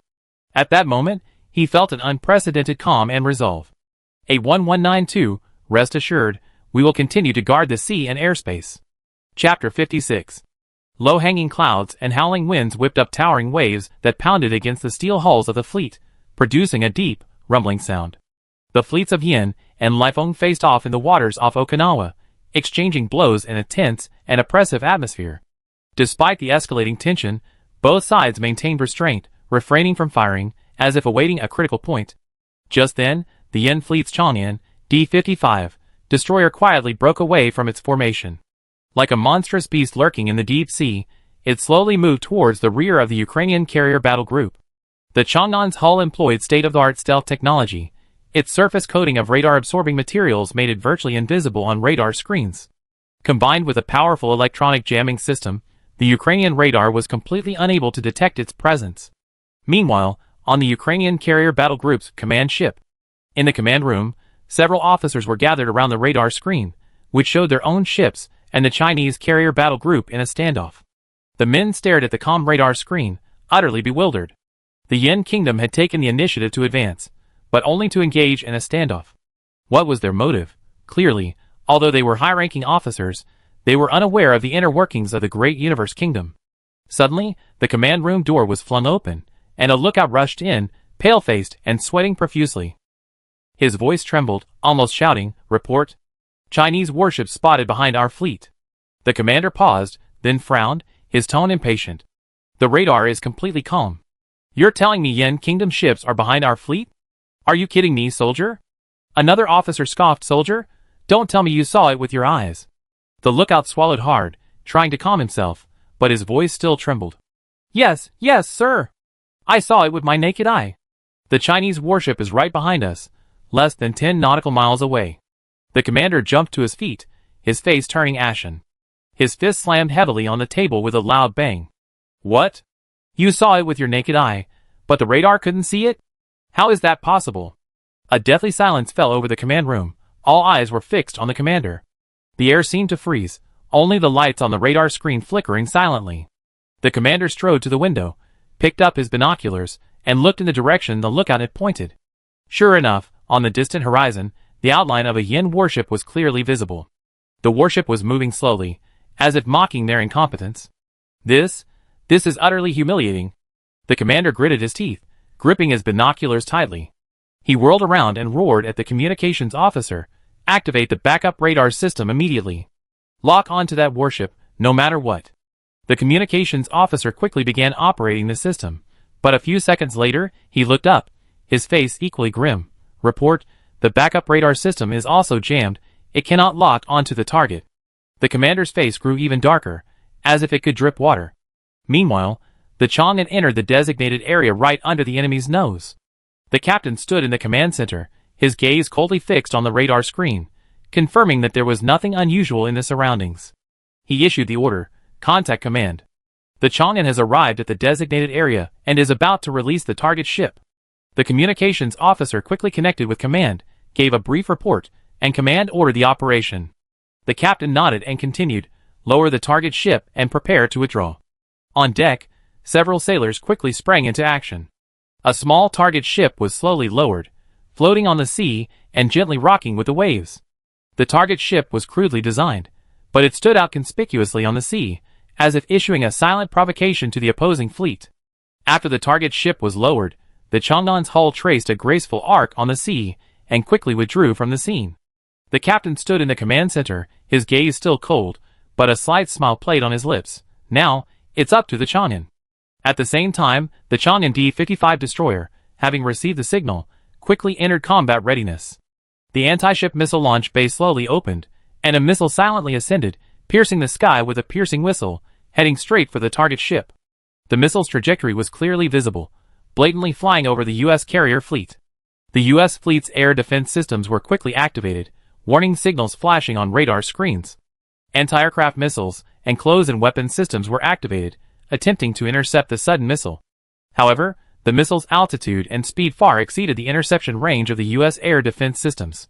The anti-aircraft missiles traced several arcs in the air, but could not catch up with the target. The close-in weapon system's barrage of fire weaved a web in the air, but had no effect on the missile. The missile, with a piercing whistle, accurately struck the target ship. A deafening roar erupted as the target ship was instantly blasted into pieces, flames shooting skyward and thick smoke billowing across the sea. The shockwave from the explosion created massive waves, even affecting nearby U.S. ships, sending sailors staggering on deck. The commander of the U.S. carrier strike group stood on the deck, watching the scene unfold, his face ashen. His fists clenched tightly around the railing, the metal seemingly bearing its marks. This is utter humiliation. The commander gritted his teeth, his voice trembling slightly. The captain of the Chang'an issued a final warning to the U.S. fleet via radio. "This is the Yen Navy's Chang'an. You are ordered to immediately withdraw from this area, or face the consequences." The sea wind howled, the waves surged, and the Chang'an slowly sailed away from the rear of the U.S. carrier strike group. Under the furious glare of the U.S. commander, it leisurely returned to the Yen fleet's formation. Just then, the communications officer rushed over, his face grim. "Report. We just received news that one of our F-35s, during a standoff with the Chinese, had its pilot eject." The commander whirled around, his face turning ashen, almost black. "What? He ejected voluntarily? Has that pilot gone mad?" The communications officer lowered his head, his voice trembling. The pilot reported that the Chinese fighter jet's performance far exceeded expectations. He couldn't shake off their lock-on and had no choice but to eject. The commander slammed his fist on the control panel, making a loud bang. "Useless. Utterly useless. Our F-35 was forced to eject. This is an utter disgrace." Just then, Hua Fong's voice suddenly came through the communication channel. Hua Fong's tone was calm, yet tinged with sarcasm. "Ugly fleet, your pilots seem to enjoy jumping out of their planes for fun. You're certainly well off, unlike us, used to being poor. Oh, and we like to see ships scuttled. Why don't you give us a performance? The ugly fleet commander, his face turning ashen with rage, grabbed the communicator and roared, "Don't be so smug. This was just an accident. Our F-35s are the most advanced fighter jets in the world. How could we possibly lose to you?" Hua Fang's voice remained calm, even carrying a hint of amusement. "Oh? The most advanced fighter jets in the world? Oh. I see. The first one to jump into the sea, right?" The ugly fleet commander was speechless, his fist clenching the communicator so tightly it rattled. He took a deep breath, trying to calm himself, but Hua Fang's voice came through again. "By the way, is your radar broken? How come you can't even detect our warships? Should we lend you a few radars? After all, friends should help each other." The ugly commander finally snapped, bursting into a tirade. "Don't be so arrogant. This is just the beginning. We make you pay the price sooner or later." Hua Fang's voice remained calm and even slightly mocking. Hey, why are you swearing? Aren't you supposed to be the beacon of civilization?" Getting impatient, really impatient. "I know you're impatient, but please don't be. The world is so beautiful.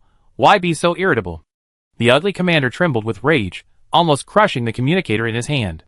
He knew that if this continued, he would only lose his temper because of Hua Fang.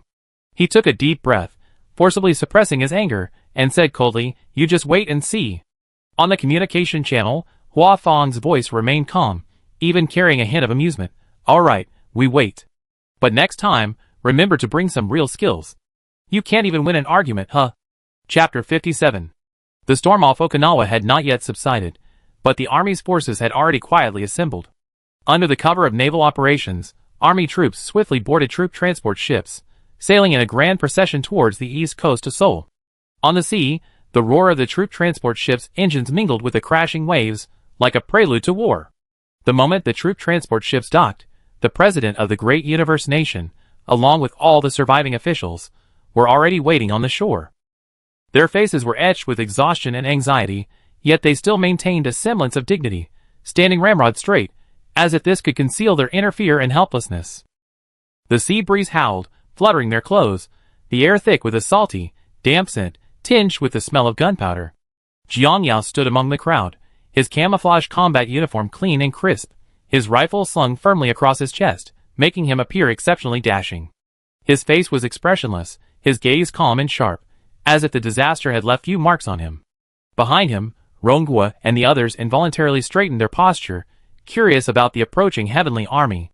The hatch of the troop transport ship slowly opened, and a colonel in military uniform strode off the ship. His epaulets gleamed coldly in the setting sun, his steps were steady and powerful, clearly those of a seasoned veteran.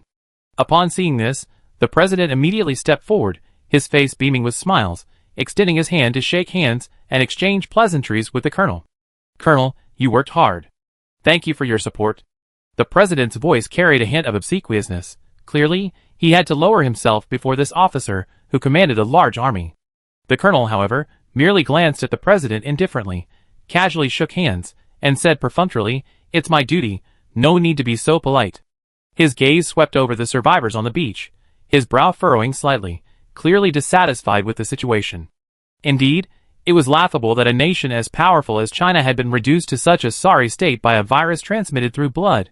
Just then, Jiang Yao stepped forward, stopping before the colonel, raising his hand in a crisp military salute, his voice loud and clear, reporting, "Colonel, I am Jiang Yao, an exchange student from Yin country at Seoul International High School." At this moment, he could no longer maintain his aloof persona. In a foreign land, seeing our army arrive, especially since he was the one who had orchestrated it all, his heart was already pounding with excitement. The colonel was a shrewd man. A Yin country exchange student standing at the forefront among a group of high-ranking officials from a major cosmic nation, combined with this sudden action. It wasn't hard to guess that this young man had played an irreplaceable role. A slight smile of approval appeared on the colonel's lips. He stepped forward, patted Jiang Yao on the shoulder, a light touch, yet carrying the approval of an elder for a younger, a promising young man. "With someone like you, our future is hopeful." Jiang Yao stood firmly, a man who could speak eloquently even before a president, yet now he was lost in thought, speechless. The colonel withdrew his hand, turned, and waved to the soldiers behind him, "Attention! Deploy immediately." The soldiers responded in unison, "Understood," and quickly sprang into action, the beach instantly bustling with activity. On the beach, rows of Type 8142 rocket launcher vehicles slowly rolled off the transport ship, their wheels grinding against the sand. 300 rocket launcher vehicles lined up on the beach, their barrels pointed directly at the distant city of Seoul, like a group of steel Garurumons poised to unleash devastation at any moment. The air on the beach seemed frozen, with only the sea breeze whistling in their ears, carrying a salty, damp scent, as if preluding the impending destruction. Prepare to fire. The commander's voice echoed across the entire position via radio, cold and authoritative, like the whisper of death. The gunners swiftly adjusted the barrel angles and loaded ammunition, their movements perfectly synchronized, like a precision war machine. Jiang Yao stood not far away, his gaze sweeping over this torrent of steel, utterly shocked. Although extremely outdated, these things were incredibly effective. Moreover, Jiang Yao strongly suspected that our army was here to clear out its inventory. The sheer number of 300 rocket launcher vehicles was enough to instill fear in anyone, but he vaguely felt that the firepower was still insufficient. A severe case of insufficient firepower phobia, target, Seoul city center, indiscriminate bombardment. The commander's voice rang out again, cold and resolute, as if pronouncing a death sentence on the city. With his order, the 300 rocket launcher vehicles opened fire simultaneously. In an instant, scorching flames spewed from the cannon barrels, and rockets rained down like a storm, piercing the sky and hurtling into the distance with ear-piercing whistles. The entire beach was illuminated by the firelight as if it were daytime, the air thick with the stench of gunpowder, making even breathing feel heavy. The rockets' exhaust plumes crisscrossed in the air, forming a fiery net, like a destructive meteor shower, crashing down upon Seoul. Attracted by the incoming flames, the swarms of zombies in the city, driven by instinct, chased after them like moths to a flame. Their roars echoed through the night sky, as if welcoming this feast of death. The moment the rockets landed, the entire city seemed to be shattered by an invisible hand. A series of massive explosions followed, shockwaves instantly destroying buildings, flames, and thick smoke shooting into the sky, engulfing the city in flames. The flames consumed everything, the howls of the zombies drowned out by the deafening explosions. Their bodies rapidly carbonized in the intense heat, turning to ash that drifted away with the wind. On the streets, the once densely packed hordes of zombies, under the bombardment of rockets, fell in droves, like ears of wheat being harvested by a scythe. Meanwhile, far away in Yin country, on the Thunderbolt Army's position, 120 PHL-16 rocket launcher vehicles had been assembled. On the position, the soldiers stood solemnly, their movements swift and precise. Using a satellite positioning system, the gunners had already locked onto the coordinates of the zombie hordes outside Busan. Every piece of data was precisely calculated, every rocket aimed at the area with the highest concentration of zombies. At the commander's order, 120 rocket launcher vehicles opened fire simultaneously. On the Busan city walls, the defending soldiers watched the approaching flames from the horizon, their hearts filled with a mixture of shock and complex emotions. The rockets landed precisely in the midst of the zombie horde, the explosions tearing through the night, flames and debris dancing in the air like a grand fireworks display. This firepower, it's terrifying, a young soldier murmured, his eyes filled with awe. He stared at the distant explosions, the firelight reflecting off his face, making him appear exceptionally bright. Yes, if we had firepower like that, we wouldn't be besieged by zombies. Another veteran sighed, his tone tinged with helplessness and envy. However, someone quickly broke the somber atmosphere. Stop lamenting. We're part of the heavenly army now. With this kind of firepower support, the zombies are nothing to fear. We soon be able to live normal lives again. Upon hearing this, the soldiers on the city wall nodded, relieved smiles appearing on their faces. Yes, they were no longer fighting alone, they had a powerful backing. Although accepting this fact was somewhat surreal, no one could resist such strength. That's right. We're part of the heavenly army now. A soldier patted his chest, his tone filled with pride. Of course, one culprit wasn't forgotten.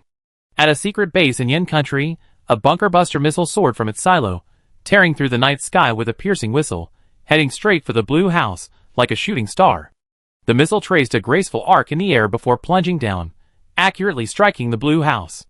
The moment it hit the ground, the missile's bunker buster warhead rapidly pierced the surface, penetrating dozens of meters underground. Immediately afterward, a deafening explosion rang out.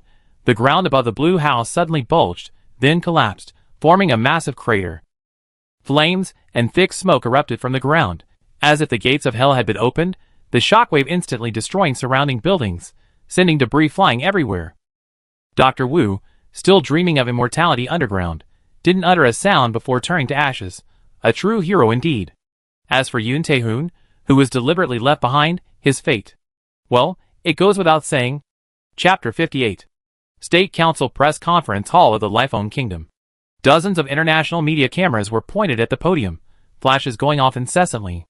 John Carlson, spokesperson for the Lifeone Kingdom State Council, slowly walked onto the stage, his expression solemn, holding a prepared statement. Ladies and gentlemen, friends from the media, Carlson greeted them with a gentlemanly bow. Today, on behalf of the Lifeone Kingdom's government, I issue a formal statement regarding the standoff in the waters off Okinawa.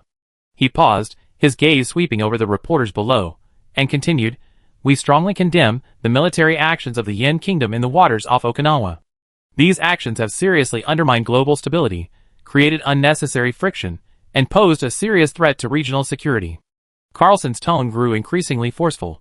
In this incident, the Yen Kingdom's military actions directly resulted in the crash of one of our F-35 fighter jets. The pilot was forced to eject, and his current whereabouts are unknown. We express serious concern for the pilot's safety and demand that China immediately and unconditionally release the pilot and ensure his safe return. He raised the prepared statement, his voice even more stern.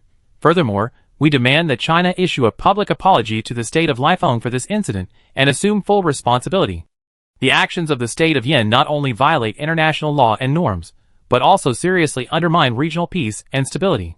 Carlson put down the prepared statement, looking directly at the camera, his tone carrying a hint of warning.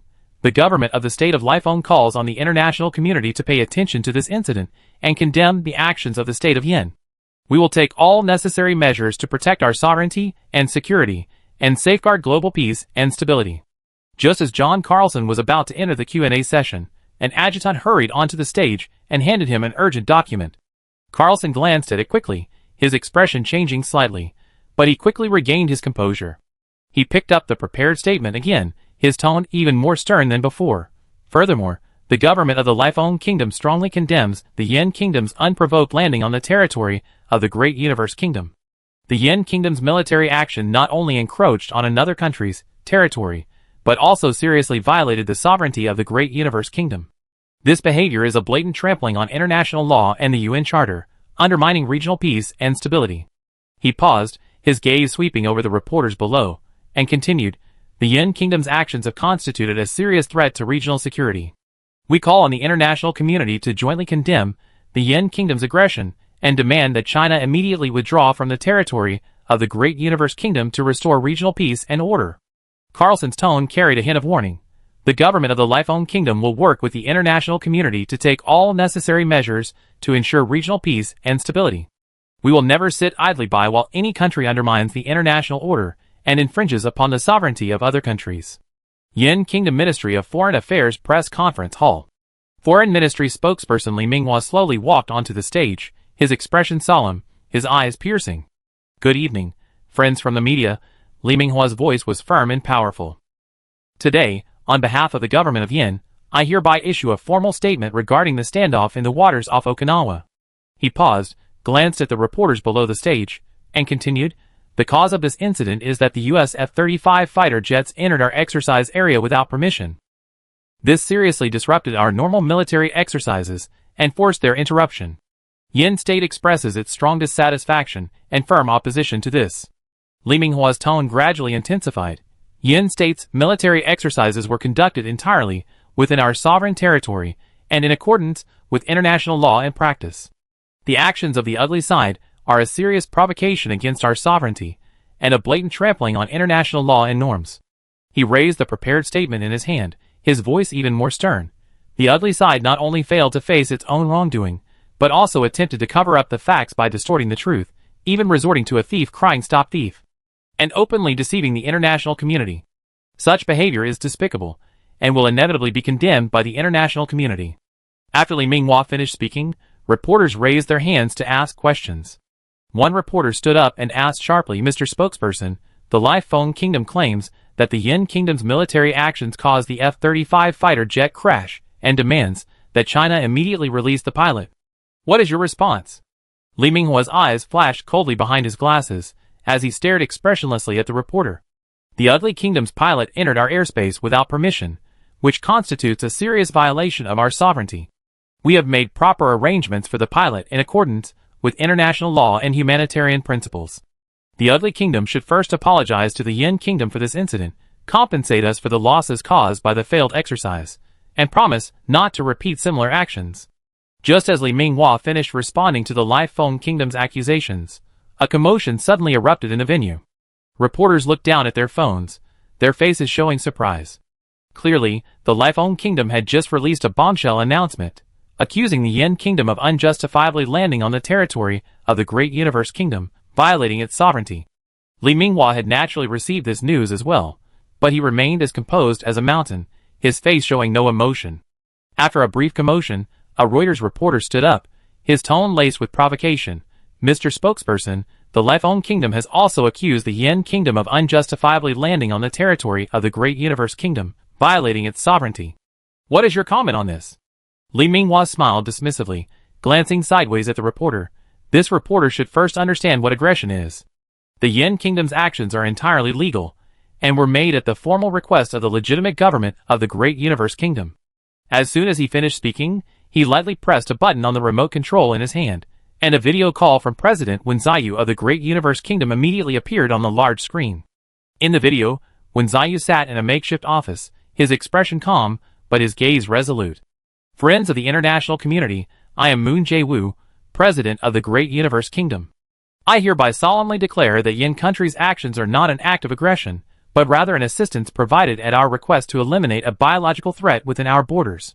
Moon Jae-woo paused, looking directly at the camera, his tone unwavering. "In fact, certain countries have long been conducting illegal activities within our territory, leading to a serious biological leak and triggering a large-scale crisis. Yin country's actions are not only to safeguard our sovereignty, but also for global security and stability." After hanging up, Li Minghua looked at the Reuters reporter again, his tone tinged with sarcasm. "Now, do you still believe Yin country's actions are an act of aggression? Or are you more inclined to believe those countries that create crisis and endanger global security?" The reporter was speechless, and could only sit down awkwardly. The hall fell silent. Everyone was stunned by Moon Jae-woo's statement, and Li Minghua's response. Standing on the podium, Li Minghua's gaze swept over the reporters below, his tone firm. "Yin country's actions are not only to safeguard the sovereignty of the Great Universe nation, but also for global security and stability. We call on the international community to jointly condemn those actions that endanger global security, and demand that relevant countries immediately cease all illegal activities, and withdraw all illegal facilities from the Great Universe nation's territory." His words were met with enthusiastic applause. The reporters bowed their heads to take notes, gaining a new understanding of Yin country's stance. Li Minghua knew that although Lifeng country wasn't directly named, Wen Ziyu's statement was enough to make Lifeng country hesitant to act. They knew that Yin country possessed some evidence, but they didn't know how much. This veiled deterrence was far more effective than direct naming. Chapter 59.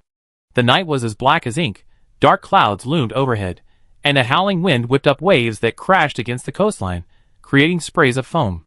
The entire Wolf-Fong Special Operations Brigade, comprised of 365 Special Operations teams, like 365 unsheathed swords, was silently crossing the strait, their target the core of the traitorous faction on the outlying island. On the sea, dozens of high-speed assault boats sliced through the waves, their hulls low, almost skimming the surface. The roar of their engines was drowned out by the wind and the sound of the waves, like a group of silent ghosts moving through the pitch-black night. On the assault boats, the Special Operations soldiers were fully armed, their faces painted with heavy camouflage, their eyes cold and resolute. Their equipment was sophisticated, intelligent robotic dogs lay silently at the stern, and tactical drones hovered low, transmitting real-time images from the front. A brief but powerful declaration from the commander came through the headset. "Tonight, unify the island." These words, like a bolt of lightning, shattered the silence of the night, igniting a flame in the hearts of every team member. The assault boat rapidly approached the island's coast, and the Special Operations team, like arrows released from a bow, quickly dispersed and disappeared into the darkness. Intelligent robotic dogs led the way, their footsteps almost inaudible. Only the occasional low rumble of mechanical operation reminded the team members of their presence. Tactical drones hovered overhead, transmitting real-time images back to the command center, ensuring that the movements of every target were under control. Just 1 hour before the Wolf-Fong Special Operations Brigade crossed the strait, 20 T-20 stealth fighter jets of the Air Force had silently taken off, flying low around the island. The fighter jets' wings sliced through the air, emitting deafening sonic booms that reverberated to the ground, shaking the eardrums of everyone present. However, the island's radar remained completely silent, as if the aircraft didn't exist. The T-20's stealth technology and electronic jamming system completely suppressed the island's air defense system. The radar screens were blank. Chaos erupted in the island's command post. Commanders frantically pounded on the radar screens, trying to pick up a single signal, but to no avail. What's going on? Why isn't the radar responding at all? A commander roared, his voice tinged with panic. Report, our radar system is completely jammed. We can't pick up any signals. The technician, sweating profusely, typed rapidly on the keyboard, but still couldn't solve the problem. The commanders paced anxiously, trying to find a solution. However, no matter how they adjusted the radar system, the screen remained blank. Report, our air defense missile system can't lock onto the target either. Another technician said helplessly, a hint of despair in his voice. At that moment, the commander seemed to have a brilliant idea, his eyes lighting up.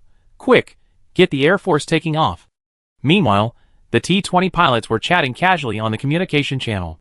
Brothers, today is the day to bring glory to our ancestors. Pilot Li Yunlong's voice came through the headset, tinged with excitement and pride. We've been flying for so many years, waiting for this day. The unification of Yen is just around the corner. We are the witnesses to history. Haha, old Li, when we get back, shouldn't we add a separate page to our family tree? Another pilot, Chu Yunfei, joked with a lighthearted tone. Honestly, this mission, while important, felt a bit too smooth, didn't it? There wasn't even a decent resistance from the island. We didn't even get a chance to spar. Yeah, I was hoping to get a taste of the island's air force, but we didn't even see a shadow of them. Old Zhang's voice chimed in, tinged with regret. I heard their F-16 verses are pretty good, but a pity, we didn't even give them a chance to take off. Just then, suddenly, a pilot's song came through the communication channel. My warplane circled the islands, carrying the longing of my homeland, softly calling you home. My warplane circled the islands, circling the islands. The pilots laughed, the atmosphere relaxed and cheerful, but a fire burned in their hearts. Because they knew, the recapture of the islands was today, at the same time as the T-20 fighter jets took off, at a military base in Huzhou. 240 PCL-16 rocket launcher vehicles raised their barrels high, firing rockets straight into the sky. The commander decisively ordered fire. One of the young officers seemed hesitant. Sir, the island troops are still Chinese citizens. Shouldn't we give them a chance to reform? The general scoffed. Su, report to your company tomorrow. Come back after you gain some experience. Then, perhaps still hoping for the young officer, he explained, in war, there is only the enemy. Are we going to give them time to react, allowing them to turn their guns on our soldiers and let them suffer casualties? Silence fell in the command room. Su's face showed deep thought. Just as the fighter jets circled the island, rockets, like shooting stars in the night sky, crashed into the island troops' military bases. In an instant, flames shot into the sky. Aircraft, tanks, and artillery, just about to take off, were instantly obliterated like paper. The officers of the island's military command were vaporized, leaving no trace. Following this, 150 WZ-10 helicopters, escorted by 800,000 drones, flew across the strait in a massive procession. The drone swarm formed a massive cloud in the sky, blotting out the sun. The helicopter's loudspeakers continuously broadcast reassuring messages to the public. Please stay home and do not go out. This operation is only targeting traitors, and will not harm innocent civilians. The message resounded throughout the island, and residents quickly took refuge in their homes. The streets were deserted. Special forces teams rapidly infiltrated key locations across the island. Robot dogs led the way, using their infrared detection and sonar systems to precisely locate targets. The hideouts of the traitor leaders were pinpointed one by one. The operation was swift and silent. Wu Meiwen, the ringleader of the traitorous faction on the outlying island, was hiding in a secluded underground bunker.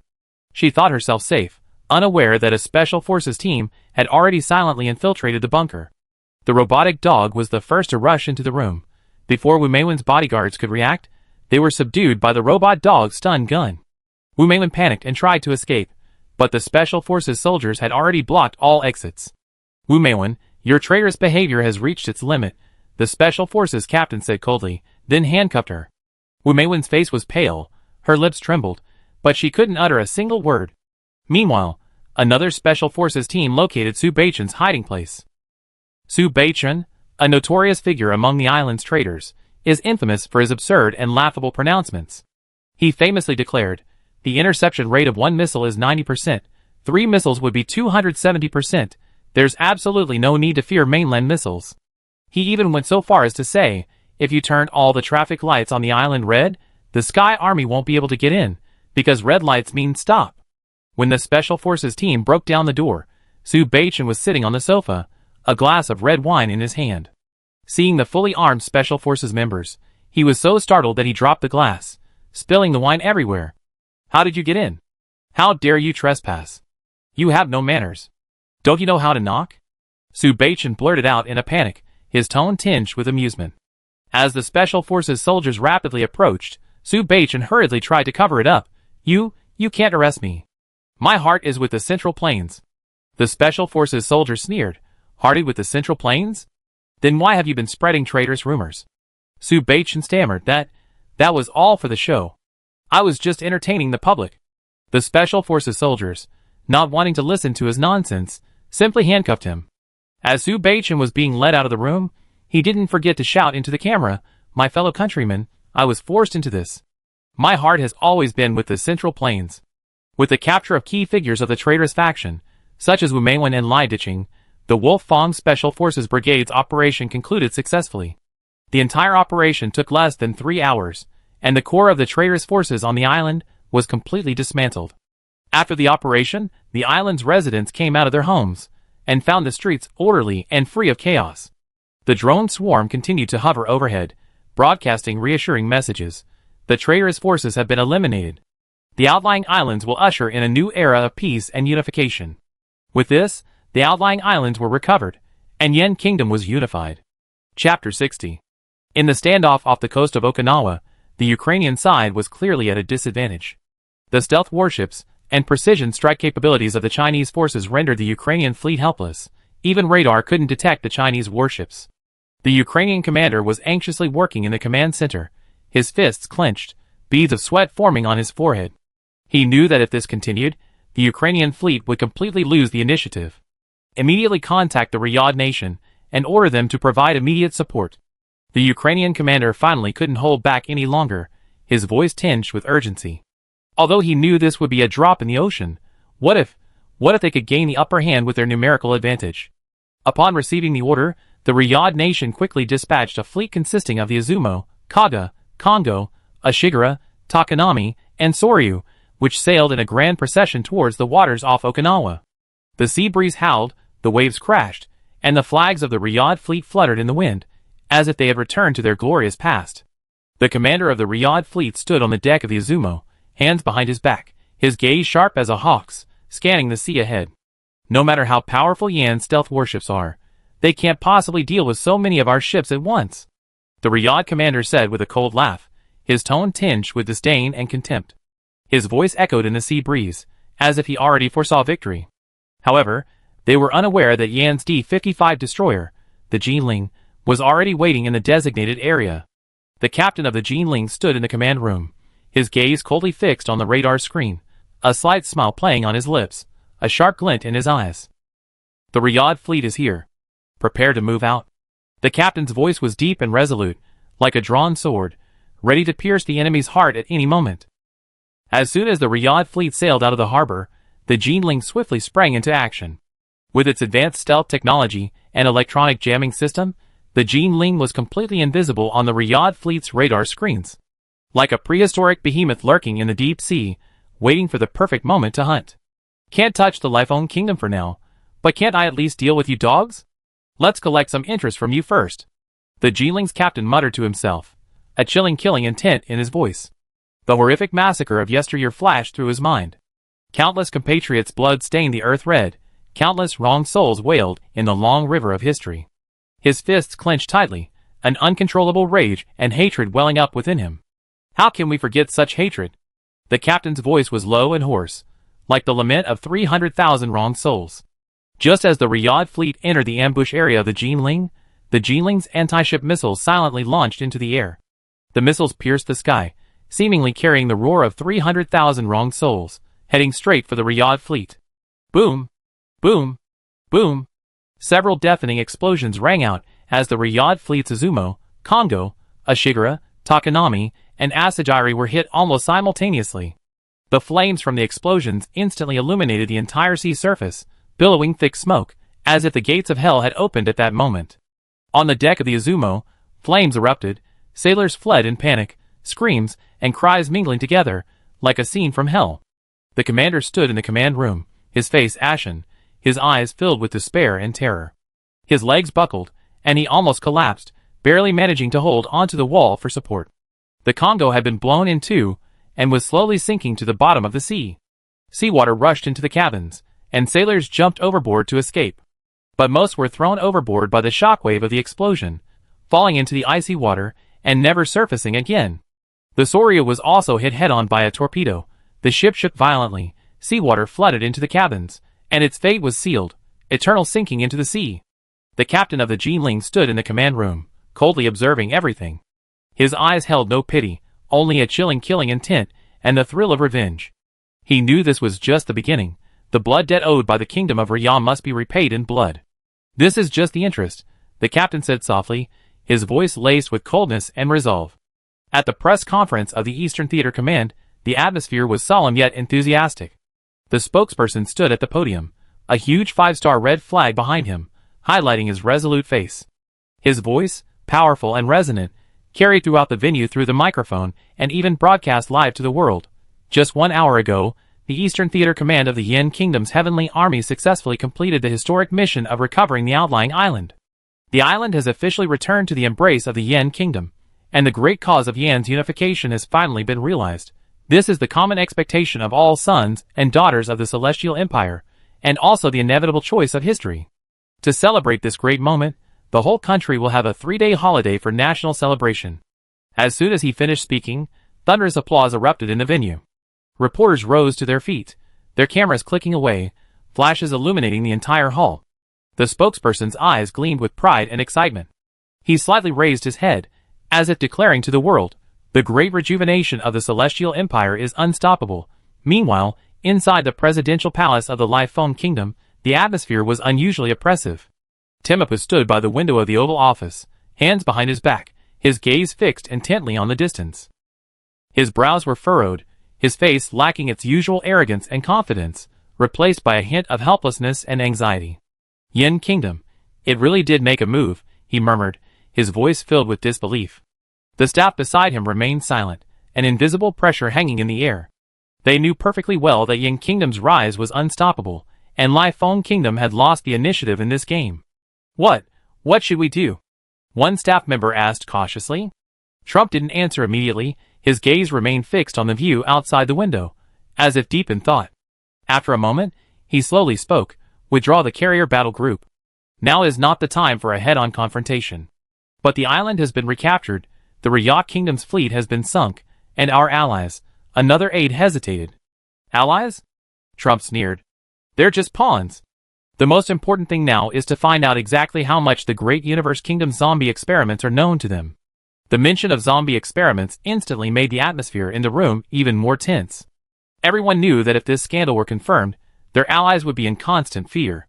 They might even defect to the Red Giant's camp. After all, following Yin Kingdom meant guaranteed profits, a consensus worldwide. Perhaps, cooperation is a better option, Trump said softly, a hint of helplessness in his voice. Chapter 61. At the very moment the bunker buster missile exploded, the simulator screen appeared as expected.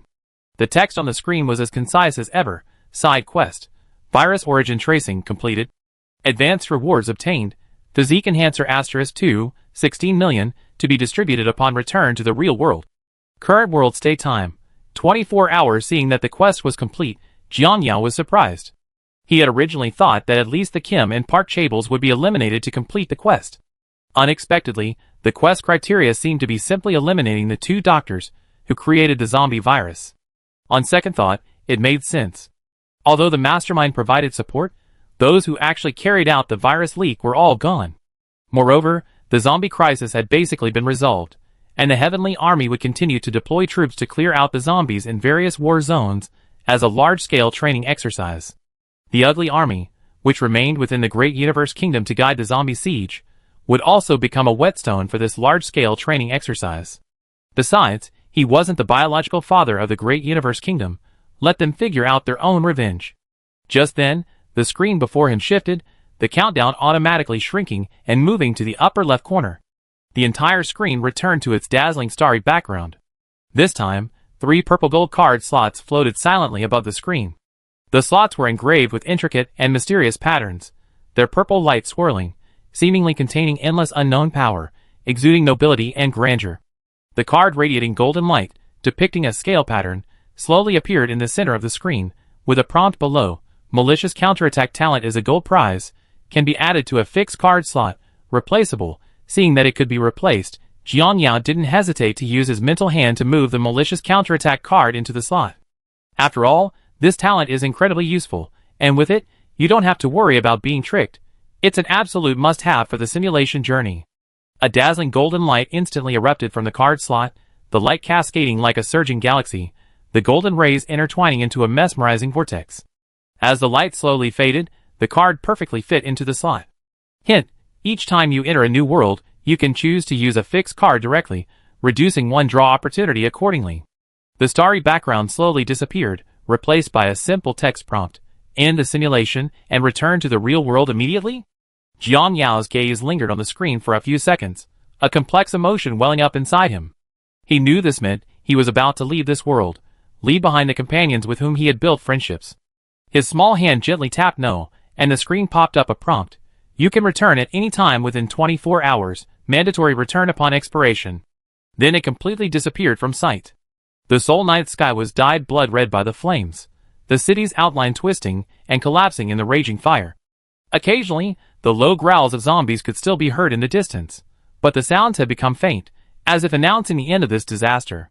Finally, "It's over," Rongwa murmured, a hint of relief in his voice, but more so an indescribable sense of loss. His home, his memories, were all reduced to ashes in the fire. Jinshi gripped Rongwa's hand tightly, tears welling in her eyes. "At least we're still alive, and we still have each other." Li Yuanchua suddenly jumped up, full of energy, breaking the somber atmosphere. Hey, don't be so pessimistic. The zombies are all wiped out. We should celebrate. I suggest we have a bonfire party at the beach. What do you think?" His suggestion was immediately met with a positive response from everyone. Kim Sung-ho smiled and patted him on the shoulder. "You're always so optimistic, kid." Jiang Yao stood to the side, silently watching them, a slight smile playing on his lips. He knew this was their chance to start anew, and also his last moments before leaving. Jiang Yao found the president and obtained a minibus, bidding farewell to the Yen Kingdom officers. Then, he turned and walked to the minibus, loading Rongwa and the others, and drove towards the beach. Along the way, the group bought various ingredients, cooking utensils, and tents for free, as if this were their last celebration. Night had fallen, and a campfire was lit on the beach, its light reflecting on everyone's faces, making them appear exceptionally warm. Rongwa, Zhen Shi, Jin Qinghao, and Li Yuanchua were in charge of cooking, the aroma of food filling the air. Mingji sat beside Jiang Yao, silently watching him, her eyes filled with complex emotions. "Jiang Yao, Mingji finally couldn't help but speak, her voice trembling slightly. Jiang Yao gently shook his head, interrupting her. "Mingji, some things don't need to be said." Mingji's eyes instantly reddened. She lowered her head, trying hard not to let the tears fall. After a few seconds, she looked up, her voice choked with emotion. Then, "Can I hug you?" Jiang Yao hesitated for a moment, but ultimately couldn't bring himself to be completely heartless. He slowly nodded, opened his arms, and Mingji threw herself into his embrace, hugging him tightly, as if wanting to freeze this moment forever. Jiang Yao could feel her tears soaking his shoulder, warm and damp. "Thank you. Thank you for protecting us all this time." Mingji's voice was almost inaudible, but Jiang Yao heard it clearly. He gently patted her back, saying nothing more, simply savoring this last bit of warmth. Around the campfire, everyone sat together chatting. Li Wansuk recounted funny stories from his childhood, eliciting laughter from everyone, while Jin Yi shared her hopes for the future, her eyes filled with hope. Kim Sung-ho, Young-guk, and Jin Yi listened quietly, occasionally interjecting a few words, gradually lightening the atmosphere. "When everything is back to normal, I want to open a small shop, selling handicrafts," Jin Yi said with a smile, her eyes sparkling. "Then I'd be your bodyguard." Young-guk immediately chimed in, drawing laughter from everyone. Li Yuanchua patted his chest, I want to be an explorer, adventuring all over the world. Jin Qinghao smiled and shook his head. You should learn to cook first, don't burn the pot again. Everyone laughed, seemingly forgetting their past hardships, only filled with anticipation for the future. Night deepened, the campfire gradually died down, and everyone lay wearily in their tents. On the beach, only the sound of waves crashing against the shore remained, as if playing the final movement of this farewell. Jiang Yao stood on the beach, gazing at the distant horizon, a complex emotion welling up inside him. He knew it was time to leave. He turned and walked towards the tent, gently lifting the curtain to glance at the sleeping Minji. A peaceful smile graced her face, as if she were having a sweet dream. He took a letter from his pocket, and gently placed it beside Minji's pillow. The letter read, Minji, forgive me. You will meet someone more suitable for you. Also, let me tell you all, although the time we spent together was short, it brought me unprecedented joy. Forgive me for leaving without saying goodbye. Some roads are destined to be walked alone. I wish you all well in the future. Jiang Yao. With a flash of pale blue light, Jiang Yao's figure disappeared on the beach. The waves continued to lap against the shore, as if nothing had happened. Only the extinguished campfire silently recounted this brief gathering and farewell. Chapter 62. In the living room, Jiang Yao abruptly sat up on the sofa, his forehead covered in cold sweat. His breathing was rapid and erratic, his chest heaving violently, as if he had just woken from a nightmare. A quick glance around revealed the familiar furniture and decor, finally allowing him to breathe a slight sigh of relief. But then, his nerves tightened again. He subconsciously checked his storage space, confirming that the spoils he had brought back were intact. However, the moment he opened the storage space, he was struck dumb. The space, which had been crammed full of weapons. Those weapons he had carefully selected, even repeatedly deliberated on to meet different combat needs, were all vanished. The entire space was empty, with only Mo Yuan silently suspended in the air. The blade emitted a faint, cold light, as if silently mocking his despair. Ah! Jiang Yao couldn't help but let out a blood-curdling scream. The sound echoed in the empty living room, even waking the neighbor's dog, which barked wildly. His heart felt like it was bleeding. He had spent ages carefully selecting those weapons. And the result? Not a single shot fired, all gone to waste. If only I had at least finished manufacturing the bullets, even if it meant firing blanks. Jiang Yao scratched his head in frustration, his voice filled with regret. However, Jiang Yao wasn't entirely unprepared. Earlier, when he saw the part in parentheses about being able to bring things into the real world, he had a vague suspicion that the items in the storage space, especially those not belonging to the real world, would likely be wiped out upon return. So, he wasn't particularly upset about it. What truly bothered him wasn't the disappearance of the weapons, but the changes in his body upon returning to the real world. In the train to Busan world, he had injected himself with the super soldier serum, pushing his physical functions to their limits. The feeling of overflowing power and lightning-fast reflexes made him almost forget what his original body was like. Now, back in reality, his unhealthy body made him feel waves of weakness constantly assaulting his senses. This is so hard to adjust to, Jiang Yao murmured, a hint of helplessness in his voice. He tried to clench his fist, only to find his strength completely different from before. He tried to stretch his muscles, but his legs felt as heavy as lead. This body feels completely hollowed out. Jiang Yao shook his head with a wry smile, slumping back onto the sofa. Just then, the simulator's pale blue screen popped up. Mission rewards are now being distributed. Jiang Yao's gaze was drawn to the screen, a flicker of anticipation rising within him. The reward is coming? He muttered to himself, his eyes fixed on the screen. As the screen flickered, a blue light flashed in his storage space, and 2 bottles of physique enhancement potions floated there silently. Physique enhancement potion induces the body into a deep sleep, modifying it during slumber. Energy is provided by the potion, significantly improving physical attributes. Usage, oral administration. Jiang Yao's eyes lit up, and he quickly took out the 2 bottles. Without hesitation, he opened the caps and gulped down the physique enhancement potions in 2 gulps. That feeling of weakness was just too unbearable. The liquid tasted slightly sweet, with a cool sensation. Soon, his body began to warm slightly, as if a warm current flowed through his body, finally relieving his weakness. At the same time, a cool sensation came from his mind, as if someone was gently massaging his brain, making him feel incredibly comfortable. This feeling is not bad, Jiang Yao murmured, a satisfied smile appearing on his face. 16 million has been distributed through legitimate means. Looking at the notification on the screen, Jiang Yao couldn't wait to live the life of a multimillionaire. Rubbing his hands together, another flash of blue light appeared in his storage space, revealing 2 red bills, but Jiang Yao's expression was somewhat strange. This thing looks so familiar. Could it be? He took it out of his spatial storage. Sure enough, it's a lottery ticket. Jiang Yao suddenly realized, oh, so that's how I got 16 million. That's really impressive. A 20 million prize, after taxes, is only 16 million. The screen continued to display prompts at its own pace. Player can choose their rest time. 3 days. 7 days. 30 days. Custom Jiang Yao stared at the options on the screen, his brows furrowing slightly. He thought about it. There was nothing particularly appealing about the real world anymore. His parents had died early, he had few friends, and his work was just to make ends meet. With this simulator, his focus had long since shifted to those exciting and challenging simulated worlds. However, I can't simulate too frequently, I need to allow some time to recover, Jiang Yao muttered to himself, his mental hand lightly tapping the screen, selecting 7 days. A new notification popped up on the screen. Draw a simulated world in 7 days, and simultaneously draw prizes after everything was processed. Jiang Yao felt dizzy, as if an invisible force was pulling at his consciousness. He knew this was the full effect of the physique enhancement agent.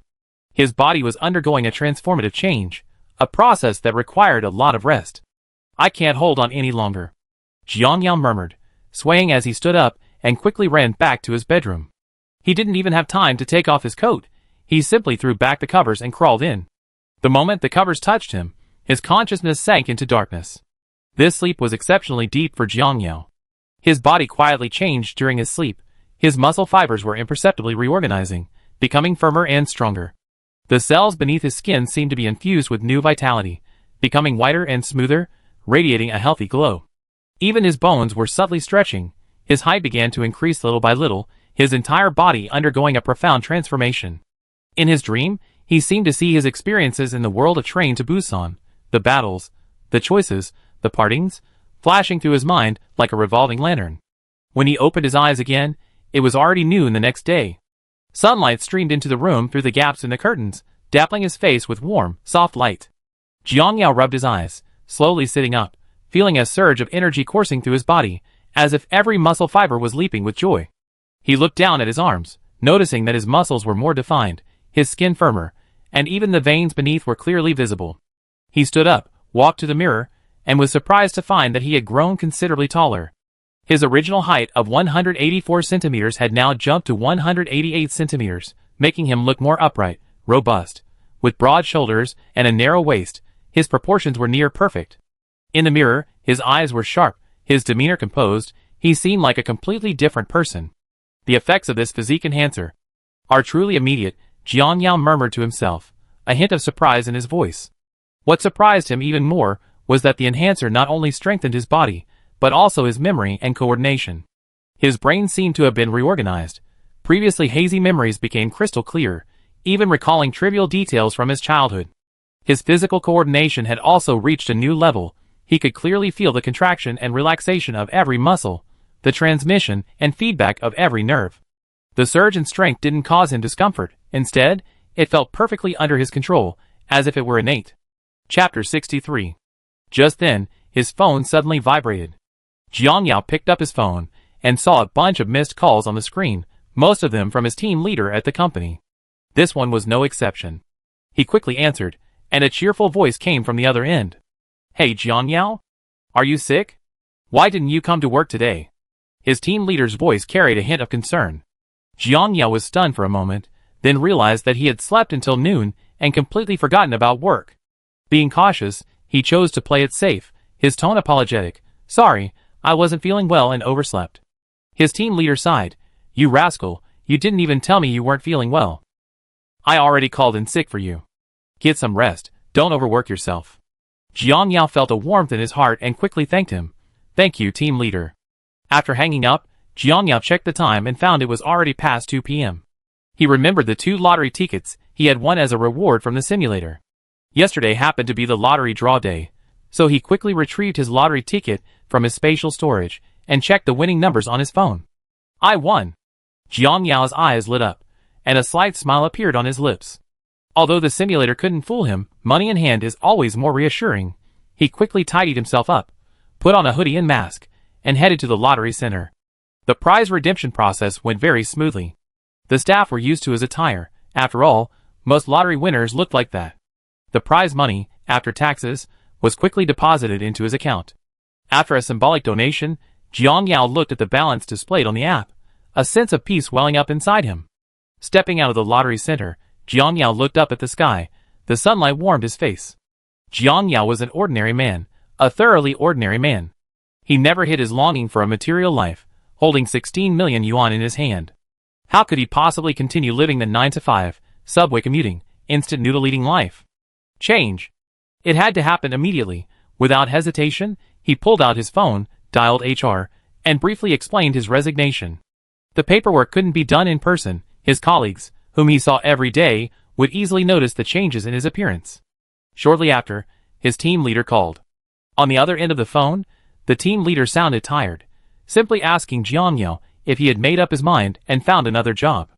They had already discussed quitting. He couldn't stand this lousy job for even a day, but car loans, mortgages, dowries, children, all sorts of pressures were mounting.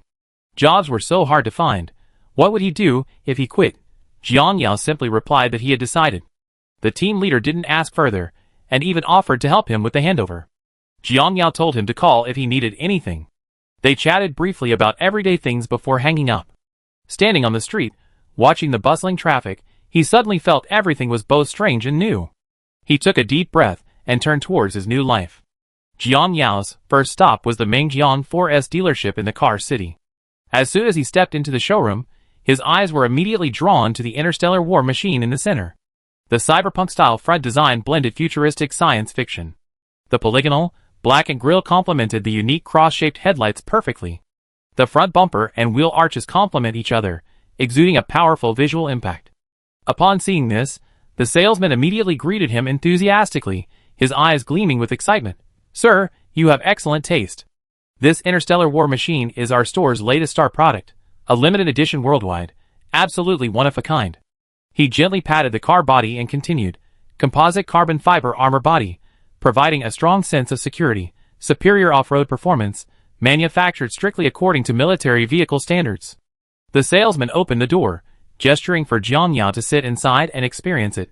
Leather seats, floating instrument panel, large central control screen, passenger entertainment screen, and this 4-spoke flat-bottom steering wheel in wide. The aircraft-style electronic gear shifter enhances the driving experience, making it more immersive and futuristic. Look, the interior features a color scheme of obsidian black, interstellar gray, and Hermes orange. The center console, door handles, and gear shift area also feature orange-red carbon fiber panels, combining luxury with a sporty feel. Finally, the salesperson smiled mysteriously and lowered his voice, saying, "Most importantly, this car is equipped with the latest V12 engine, accelerating from 0 to 100 km per hour in just 2.8 seconds. Just imagine." The salesperson went on, his eyes gleaming, as if he could already see his commission. Jiang Yao interrupted him before he could finish, asking how much. The price of this car is 3.88 million. A 20% discount is offered for full payment, but if you need to pay in installments, we also have many preferential plans. Before the salesperson could finish speaking, Jiang Yao had already pulled a bank card from his pocket and slapped it on the counter. "Full payment, pick it up now." Jiang Yao's tone was crisp and decisive, as if he were buying a cabbage. The salesperson paused for a moment, then beamed. "Yes, sir, please wait a moment. I process the paperwork for you right away." Half an hour later, Jiang Yao was already sitting in the driver's seat of the interstellar chariot. He gently stroked the steering wheel, enjoying the soft feel of the leather seats, a slight smile playing on his lips. He floored the accelerator, the engine roaring deeply, and the interstellar chariot shot out of the dealership like an arrow. "Awesome!" Jiang Yao couldn't help but shout. The speedometer needle climbed rapidly, and the wind rushed in through the windows, ruffling his hair. He turned on the car stereo, and heavy metal music instantly filled the cabin, as if playing the prelude to his new life. Driving the interstellar chariot, the engine's roar was like a wild beast's growl, attracting the attention of passers-by. The car sped onto the highway, heading towards Jiang Yao's hometown. 3 hours later, the interstellar vehicle stopped in front of a high-end villa area at the foot of Wulong Mountain. The houses here were all detached, with secluded courtyards, a tranquil environment far from the hustle and bustle of the city, exactly Jiang Yao's ideal residence. He had originally planned to save enough money to retire here and live a peaceful life, but unexpectedly, he was already enjoying his retirement early. How wonderful! A real estate agent sat not far from the entrance, holding a stack of documents, his face full of worry. The economy was down, especially the real estate market, which was in terrible shape. Salespeople like them were suffering. Hearing the exhilarating roar, he immediately looked up. A cool interstellar vehicle slowly pulled up in front of him. The door opened, and a tall, handsome young man stepped out. Chapter 64. The real estate agent paused for a moment, then his face lit up with a smile as he quickly approached. Sir, are you here to see the property? Jiang Yao nodded, his tone calm. Yes, I heard you have a detached house with a hot spring and swimming pool. Take me to see it. The agent's eyes lit up, and he bowed and scraped. Of course, this way please. You'd definitely love this house.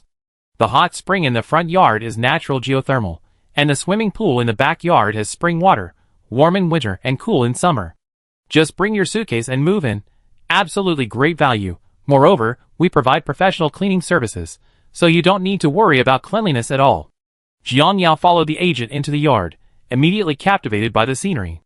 The hot spring in the front yard steamed, surrounded by flowers and plants, a faint fragrance filling the air. The backyard featured a private swimming pool, its water crystal clear, sunlight shimmering on its surface. Several lounge chairs and parasols were placed by the pool, looking perfect for relaxation. The main building was a white two-story villa, with a small portion of the first floor used as a parking garage. Stepping inside, the decor was simple yet elegant, exuding luxury in every detail. The basement gym was fully equipped, the gaming room had the latest gaming equipment, and the home theater boasted sound quality comparable to a movie theater. What captivated Jiang Yao most was the open-air viewing platform. Standing there, the breathtaking scenery of Wulong Mountain unfolded before him, as if the whole world were at his feet. And at night, he could close the skylight and lie there to stargaze. This house is nice, Jiang Yao murmured, a hint of satisfaction in his voice. Seeing this, the real estate agent quickly pressed his advantage. Sir, this is one of our star properties. The environment is great, the facilities are complete, and the transportation is convenient. It's not far from the city center. If you like it, I can try to get you a discount. Jiang Yao didn't waste any time and immediately decided, this is it. His hometown is a prefecture-level city, and housing prices aren't high. The agent was stunned for a moment, then his face lit up with a smile. You mean, you want to buy it? Jiang Yao's face hardened, and he glanced at the agent. What?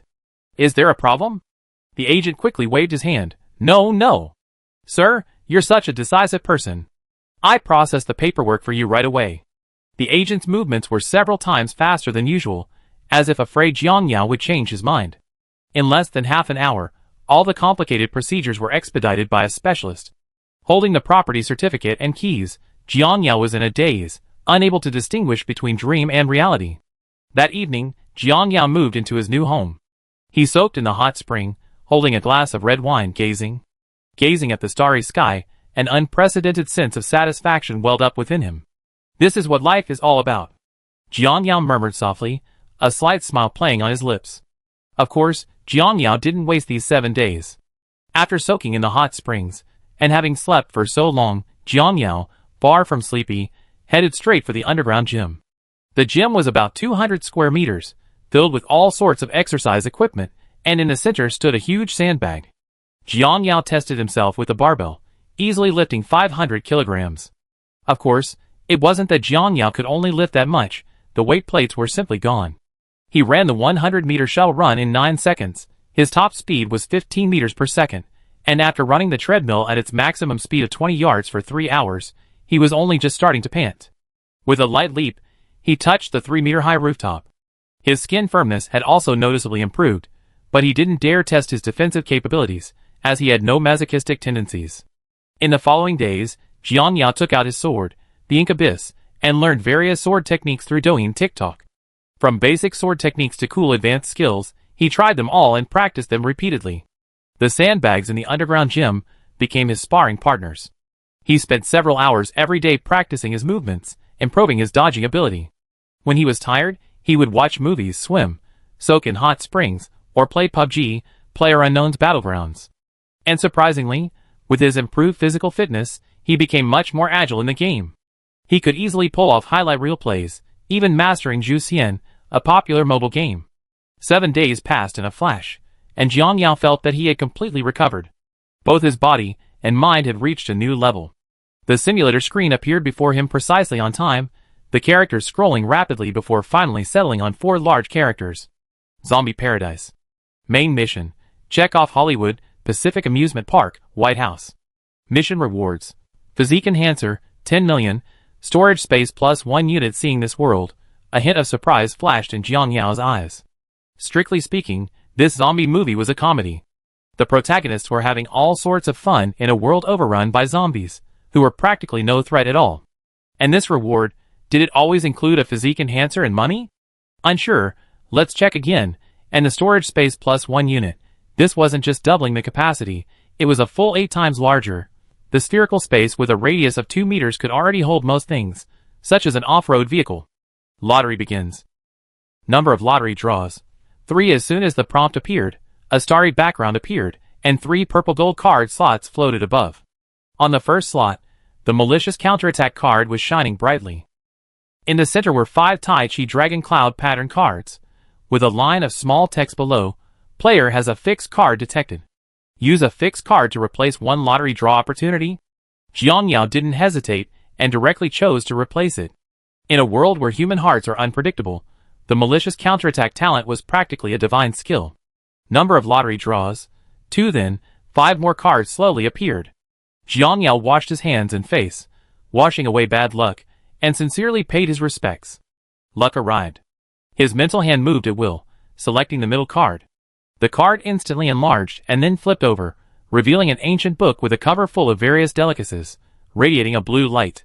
Kill recipe: players will receive a random food reward when they kill a target in a new way. This world is easy, so Jiang Yao didn't think there was anything wrong with receiving a food reward. At least it would satisfy his appetite. He'd been craving food terribly in the last world, eating nothing but compressed biscuits, instant noodles, and mineral water every day until he was sick of it. Having already failed once, Jiang Yao had given up hope. He then did a second draw, and a card emitting blue light and painted with artistic spray paint appeared before him.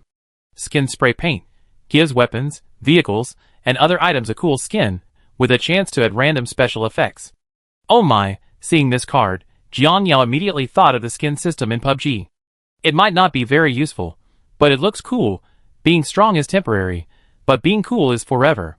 Besides, this thing can randomly add special effects. Why am I starting to look forward to it? Chapter 65.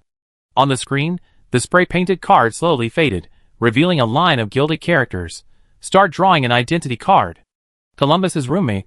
The two have supported each other since the apocalypse. Brothers in arms. Jiang Yao this time. The figure in the black trench coat on the card was clearly identical to Jiang Yao. Enter the zombie paradise world now? Jiang Yao clicked yes without hesitation, and the familiar 2-hour countdown began. His mood was completely different now, as he sat relaxed on the sofa in the media room. He was thoroughly enjoying the plot of Zombie Paradise, still laughing heartily at the funny parts. Texas, Garland, gas station language pack loaded. English. Jiang Yao's consciousness gradually cleared from the chaos, and a deep calling voice reached his ears. It seemed to come from a very far place, yet it was also very close. Hey Jiang, you violated our survival rule number 6. Don't fall asleep in dangerous places. Wake up. Do you want to become one of those man-eating monsters? The voice carried a hint of teasing, yet also a serious undertone. Jiang Yao abruptly opened his eyes, and a familiar face came into view, curly hair, a slightly effeminate appearance. It was the cautious and somewhat neurotic Columbus from the movies. He was sitting in the driver's seat, slightly turned to the side, holding a shotgun, his eyes warily scanning the activity outside the window. This time, Jiang Yao quickly adapted to this clone. His body was almost identical to the one in the real world. Even the muscle memory was perfectly replicated. His consciousness stirred slightly, and Mo Yuan in the storage space remained quietly suspended, emanating a faint chill. Beside him stood an old, weathered book, its cover bearing the title Killing Recipes, its pages yellowed as if weathered by countless years. Also, a can of spray paint, labeled Skin Spray Paint. Jiang Yao's lips curled into a slight smile. In the first world, he hadn't dared to go too far. But in this world, with only a handful of survivors left globally, and zombies being near easy prey, it was time to be bolder. He turned to Columbus, feigning mystery, and said, "Hey Columbus, How about I show you a magic trick? Columbus raised an eyebrow, a hint of doubt and wariness in his eyes. He tightened his grip on the spray gun, and said in a low voice, Jiang, this isn't the time for magic tricks. Do you know how many zombies are out there? We need to stay vigilant and adhere to the survival rules. Jiang Yao smiled, reached into his storage space, and retrieved the can of spray paint, shaking it to produce a soft shush sound. Trust me, this magic trick will make you happy, he said, aiming the spray paint at the double-barreled shotgun in Columbus's hand and spraying it lightly. Instantly, the shotgun's appearance began to change. The originally ordinary black barrel was covered with a dazzling gold layer. The barrel was also engraved with exquisite patterns, like a work of art. Columbus's eyes widened, staring incredulously at the shotgun in his hand, his mouth slightly open, but he forcefully suppressed a gasp. What is this? Columbus asked in a low voice, his voice filled with suppressed excitement. He carefully stroked the gun, as if confirming that this was not an illusion. A golden shotgun, how about it? Much cooler than your original one, right? Jiang Yao smiled smugly. Columbus took a deep breath, trying to calm himself. He nodded, a slight smile playing on his lips, but quickly regained his serious expression. That's cool, that's true, but don't forget, survival rule number 12. Don't be fooled by flashy exteriors, practicality is key. Ignoring Columbus's rambling, Jiang Yao lightly sprayed his shotgun with paint. The gun instantly turned purple, its surface shimmering with lightning-like patterns, as if containing powerful energy. Columbus glanced at the purple lightning shotgun in Jiang Yao's hand, a hint of envy flashing in his eyes, but he quickly composed himself and said in a low voice, All right, the magic is over, let's get moving. The two opened the car doors one after the other, and carefully got out. The area around the gas station was silent, save for the wind whistling through the gaps in the abandoned vehicles, making a low, mournful sound. A putrid stench filled the air, a mixture of gasoline and rust, nauseatingly strong. Columbus gripped his golden shotgun tightly, his eyes scanning the surroundings warily. His finger rested lightly on the trigger, ready to respond to any unexpected situation. Jiang Yao followed behind him, his purple shotgun held steadily to his chest, his gaze sharp as a hawk's. Remember, survival rule number 3, watch out for the toilets, Columbus whispered, a hint of tension in his voice. His gaze locked onto the toilet door next to the gas station, ajar, as if luring them closer.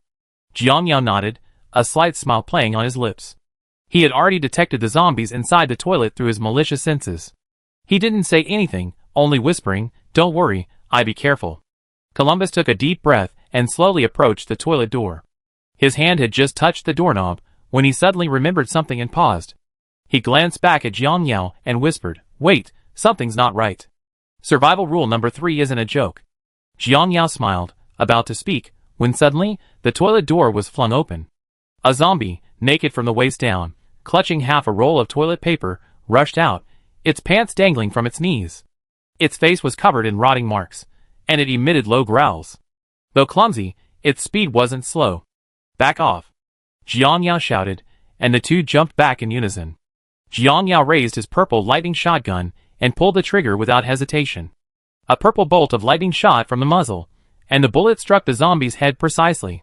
With a muffled bang, the zombie's head exploded instantly, the wound charred black and emitting plumes of black smoke. Its body convulsed a few times before collapsing limply to the ground. Just as Jiang Yao finished off the zombie with his purple lightning shotgun, the ancient book in his storage space seemed to trigger some mechanism, slowly opening its cover, which bore the large character's killing recipe.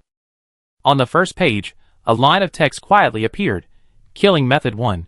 Headshot a zombie with a double-barreled shotgun immediately afterward. A brown light flew out from the pages, changing shape in the air like jelly. Finally, the light dissipated, leaving behind a plate of spicy hot pot. The moment the killing recipe took effect, Jiang Yao received a notification in his mind. After a brief glance, he stopped paying attention. He only knew that his dinner was sorted, but right now, he had more important things to do. Chapter 66. Columbus stared wide-eyed at the charred corpse, unable to help but exclaim in a low voice, This gun. It even has lightning damage. That's so cool. Jiang Yao blew away the gunpowder smoke from the muzzle, feigning nonchalance, and said, No problem. Before Columbus could respond, a series of hurried footsteps sounded behind him. He whirled around to see a female zombie lunging at him, baring her teeth and claws. Her clothes were tattered, her long hair disheveled and falling across her face, emitting a piercing scream. Without hesitation, Columbus raised his golden shotgun and pulled the trigger. Bang! A loud crash rang out, and the female zombie's head was instantly shattered, her body crashing heavily to the ground. The two quickly stood back to back, cautiously scanning their surroundings. After confirming that no zombies were approaching, they went to the bathroom door, carefully pushed it open, and knocked loudly on the door. Sure enough, a low growl came from inside the door, followed by two zombies rushing out. One each. Jiang Yao shouted, raising his purple shotgun and firing at one of the zombies' heads. A flash of purple lightning, and the zombie's head exploded instantly, its body convulsing as it collapsed. At the same time, Columbus pulled the trigger of his golden shotgun, shattering the other zombie's head, sending it flying with a thud. The two waited a moment. There was no further movement from the toilet. Columbus peeked inside cautiously, confirming there were no other zombies, before whispering, "I go in and check. You cover me." Jiang Yao nodded, gripped his shotgun, and stood guard at the doorway. Columbus, gun in hand, cautiously entered the restroom, kicking open each stall door one by one to confirm there were no zombies hiding inside. Survival rule number 3. Beware of the restroom, always check every corner, Columbus muttered to himself, his eyes scanning every nook and cranny with keen scrutiny. Meanwhile, Jiang Yao, standing guard outside, glanced at the gas pump in the distance, a sly glint in his eyes, as if he had thought of something amusing. When Columbus emerged from his gas pump, he saw Jiang Yao staring at him with a wicked grin, his eyes full of mockery and ill intent. That smile sent a chill down Columbus's spine, his heart skipped a beat, a feeling that something bad was brewing. "Jiang, just say what you want. I'm not gay." Columbus instinctively took a step back, crossing his arms in a defensive stance. His thin frame combined with that expression gave him a sickly appearance, as if he were about to faint at any moment. Jiang Yao slapped Columbus on the shoulder with such force that Columbus almost fell over. "Get lost, Columbus. Let's make a bet." Upon hearing the word bet, Columbus immediately shook his head vigorously, muttering, "No way." Survival rule number 23. Don't gamble. The risks are uncontrollable. Jiang Yao, however, ignored his response and went straight to the point. "There's a zombie pretending to be dead in the back seat. Are you willing to bet?" Columbus's eyes widened immediately, his tone firm. "Impossible. I strictly adhere to survival rule number 31. Check the back seat before getting in the car." "I just checked. There's absolutely no zombie." Jiang Yao raised an eyebrow, his smile deepening. "What if there really is? Are you willing to bet?" Columbus felt a little uneasy under Jiang Yao's confident expression, but still stubbornly insisted, "I bet. If there really is a zombie, I take it and drive it around the gas station 3 times. But if there isn't, you have to lend me your purple lightning shotgun for a day." Jiang Yao readily nodded. "Deal." The two went to the car, and Jiang Yao yanked open the back door. The door opened instantly, and a zombie face suddenly popped out, its rotting face contorted in a grotesque grimace, emitting a low growl. Columbus nearly jumped up in fright, his face turning deathly pale. How is this possible?" "I checked." Jiang Yao, however, was prepared. The Mo-Yuan sword was already in his hand.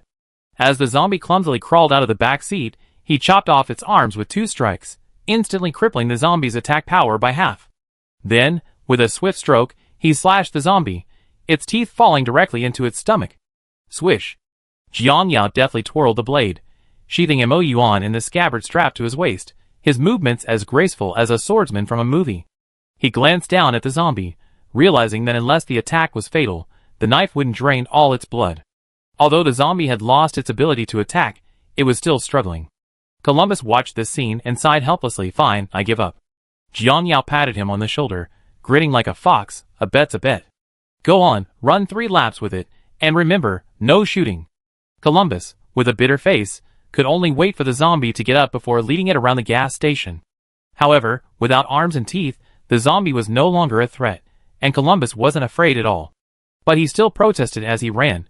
Survival rule number 1. Aerobic exercise is for escaping, not for toying with zombies. Jiang Yao seized the opportunity to run to the gas station convenience store, grabbing a pack of cigarettes and a lighter. He glanced at the fuel nozzle, a wicked smile playing on his lips, and casually opened it, letting gasoline spill all over the ground, instantly filling the air with a pungent gasoline smell. Seeing that it was enough, Jiang Yao shouted to Columbus, who was still running, "All right, come back. Drive the car further away." Columbus breathed a sigh of relief, quickly accelerating to shake off the zombie, running back to the car, starting the engine, and speeding away to a safe distance. Jiang Yao lit a few cigarettes, took a deep drag, exhaled smoke rings, and then, when a zombie came close, kicked it to the ground. The zombie, still howling with its mouth agape under Jiang Yao's foot, seized the opportunity to toss a cigarette into its mouth. "Alright, time to send you on your way." Jiang Yao delivered a powerful kick, sending the zombie flying like a cannonball, crashing into the gas station. Fortunately, the cigarette didn't fall completely. Boom! The gas station exploded instantly, flames shooting into the sky, a wave of heat hitting you. Jiang Yao, already some distance away, stood with his back to the flames, hands in his pockets, a faint smile playing on his lips. The surging blast of air only slightly ruffled his trench coat, the hem fluttering softly, exuding an aura of dominance. At this moment, he was like a king of the world. "A real man never looks back at an explosion," he said softly, his tone carrying an unparalleled air of arrogance. Columbus sat in the car, watching the distant flames, and couldn't help but exclaim, "Jiang, your actions are even more demonic than the zombies themselves." Jiang Yao shrugged, opened the car door, and said casually, "Smoking is prohibited at gas stations. See? It's a tragedy." Kill method 2. Using a gas station explosion to kill zombies. Another flash of light, and a sumptuous breakfast appeared in the storage space. "Oh my, breakfast's taken care of. Nice." Chapter 67. After leaving the gas station, the two planned to find a suitable place to rest in the village. Jiang Yao took the driver's seat. After all, Columbus's driving skills were rather poor. He didn't want to experience Columbus's survival rule number 4, fasten your seatbelt. The car slowly started, and as Jiang Yao was driving, he suddenly remembered the description of the skin spray paint. This stuff could be used on weapons as well as vehicles. So, Jiang Yao took out the skin spray paint, a slight smile playing on his lips, a glint of anticipation in his eyes. He lightly sprayed it onto the steering wheel, and the spray mist instantly spread out, as if triggering some mysterious mechanism. Buzz! A deep hum sounded, and a faint silver light began to appear on the car's surface, like countless tiny nanoparticles flowing in the air. Then, the car's metal shell began to disintegrate and reassemble, as if controlled by an invisible force, gradually deforming. The front of the car changed first. The ordinary front bumper seemed to come alive, rapidly expanding and stretching until it transformed into Tom Cat's exaggeratedly smiling face. Tom Cat's eyes were as big as 2 searchlights, and his mouth was stretched so wide it almost filled the entire front of the car, revealing his signature big white teeth, as if silently mocking the world. The rest of the car also began to change rapidly. The metal surfaces seemed to be coated with a layer of colorful fluorescent paint, shimmering with dazzling light. The roof popped open with a click, transforming into a giant cartoon crown, inlaid with several sparkling fake gems. A long tail extended from the rear, with a bell hanging from the tip, jingling crisply as the car swayed. Boom! With a final, deafening roar, the car's 4 wheels transformed into giant cartoon paw pads. As the car moved forward, it began to sway rhythmically back and forth. It looked as if a giant Tom Cat was rolling around on the ground, with a strangely adorable charm. At the same time, the car's audio system automatically activated, playing that familiar children's song, "What's Daddy's daddy called? Daddy's daddy is Grandpa. What's Daddy's mommy called? Daddy's mommy is Grandma." Sound effects accompanied by colorful lights bursting from every corner of the car. The Tom Cat's eyes on the front of the car transformed into 2 giant LED lights, flashing to the rhythm of the music, as if dancing. Neon lights also illuminated the crown on the roof, flashing red, yellow, blue, and green alternately, like a light show in a nightclub. Jiang Yao instantly blushed, his ears burning. He frantically tried to turn off the sound effects, but the rocking car's music system seemed completely out of his control, continuing its cheerful chant. "What's Mommy's dad called? Mommy's dad is Grandpa. What's Mommy's mom called? Mommy's mom is Grandma." Columbus, sitting in the passenger seat, froze, his mouth agape, nearly dropping the golden shotgun in his hand. After a long pause, he managed to stammer, "Jiang, what the hell have you turned this car into?" Jiang Yao shrugged helplessly, forcing a wry smile. "I didn't know it would turn like this. But at least it's cooler than the original, right?" Columbus took a deep breath, trying to calm himself. Survival rule number 25. Don't attract attention. This car. It's practically inviting zombies from all over the world. Jiang Yao glanced at the exaggerated lights and sound effects outside the car and sighed helplessly. "You're right. We need to get out of here quickly, or the zombies will really start a party." The two quickly jumped out of the car, found another relatively intact vehicle, and deliberately left the rocking horse there with its sound effects on to attract the zombies. The rocking horse continued to cheerfully sing nursery rhymes, its lights flashing, as if beckoning to the zombies, "Come and play." Jiang Yao and Columbus drove their new car away from the scene quickly. Jiang Yao looked back at the rocking horse and couldn't help but laugh. At least we added a little joy to this apocalyptic world, right? Columbus shook his head helplessly and muttered, "Survival rule number 32, enjoy the little things in life, like watching zombies chase a rocking horse." The two drove their new car to a house at the other end of the village. After parking the car, Jiang Yao and Columbus didn't rush inside. Instead, they first checked the house thoroughly. Then, Jiang Yao pressed his ear to the wall, listening carefully to any sounds inside. Aside from the howling whine through the broken windows, there were no other unusual noises. He nodded to Columbus. "It seems quiet inside, but we still need to be careful." Of course, this was just a cautious habit. Jiang Yao had already known from his defensive maneuvers that there were no zombies inside. The two stood at the front door. Jiang Yao drew his sword, the Mo-Yuan, from its sheath at his waist and gripped it tightly, while Columbus raised his golden shotgun. Jiang Yao whispered, "I open the door. You cover me." Columbus nodded, standing to one side of the door, the muzzle of his gun aimed at the crack, ready to fire at any moment. Jiang Yao gently pushed open the door. The hinges creaked open, the sound particularly jarring in the silence. The two held their breath, waiting a few seconds to make sure no zombies rushed out before slowly entering the house. The room was dimly lit, filled with a musty and rotten smell. Jiang Yao and Columbus stood back to back, carefully checking every corner. There were no zombies in the living room, but broken tableware and furniture were scattered on the floor, indicating that a chaotic scene had occurred. They checked the kitchen, bedroom, and bathroom one by one, and breathed a sigh of relief after confirming there was no danger. Jiang Yao went to the window and boarded up the broken panes to prevent zombies from climbing in from the outside. Columbus took a small alarm from his backpack, placed it by the door, and whispered, "Survival rule number 8, set up an alarm to prevent attacks." After confirming the house was safe, Jiang Yao took out a hot pot of spicy noodles from his storage space. It was still steaming hot, and the room soon filled with its aroma.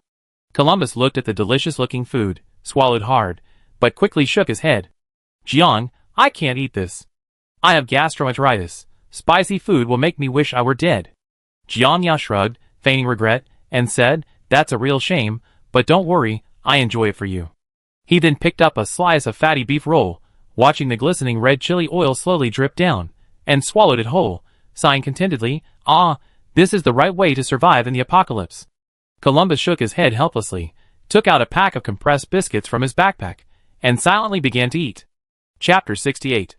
As he ate, he muttered to himself, "Survival rule number 19, don't envy others' food, focus on your own survival." Jiang Yao couldn't help but laugh out loud. "Columbus, you truly embody the survival rule." The night passed without incident. The next morning, sunlight streamed into the room through the tattered curtains. Jiang Yao stretched and sat up from his makeshift bed. His gambler's mentality began to stir again. He muttered, "No gambler always loses, right? This time it definitely worked."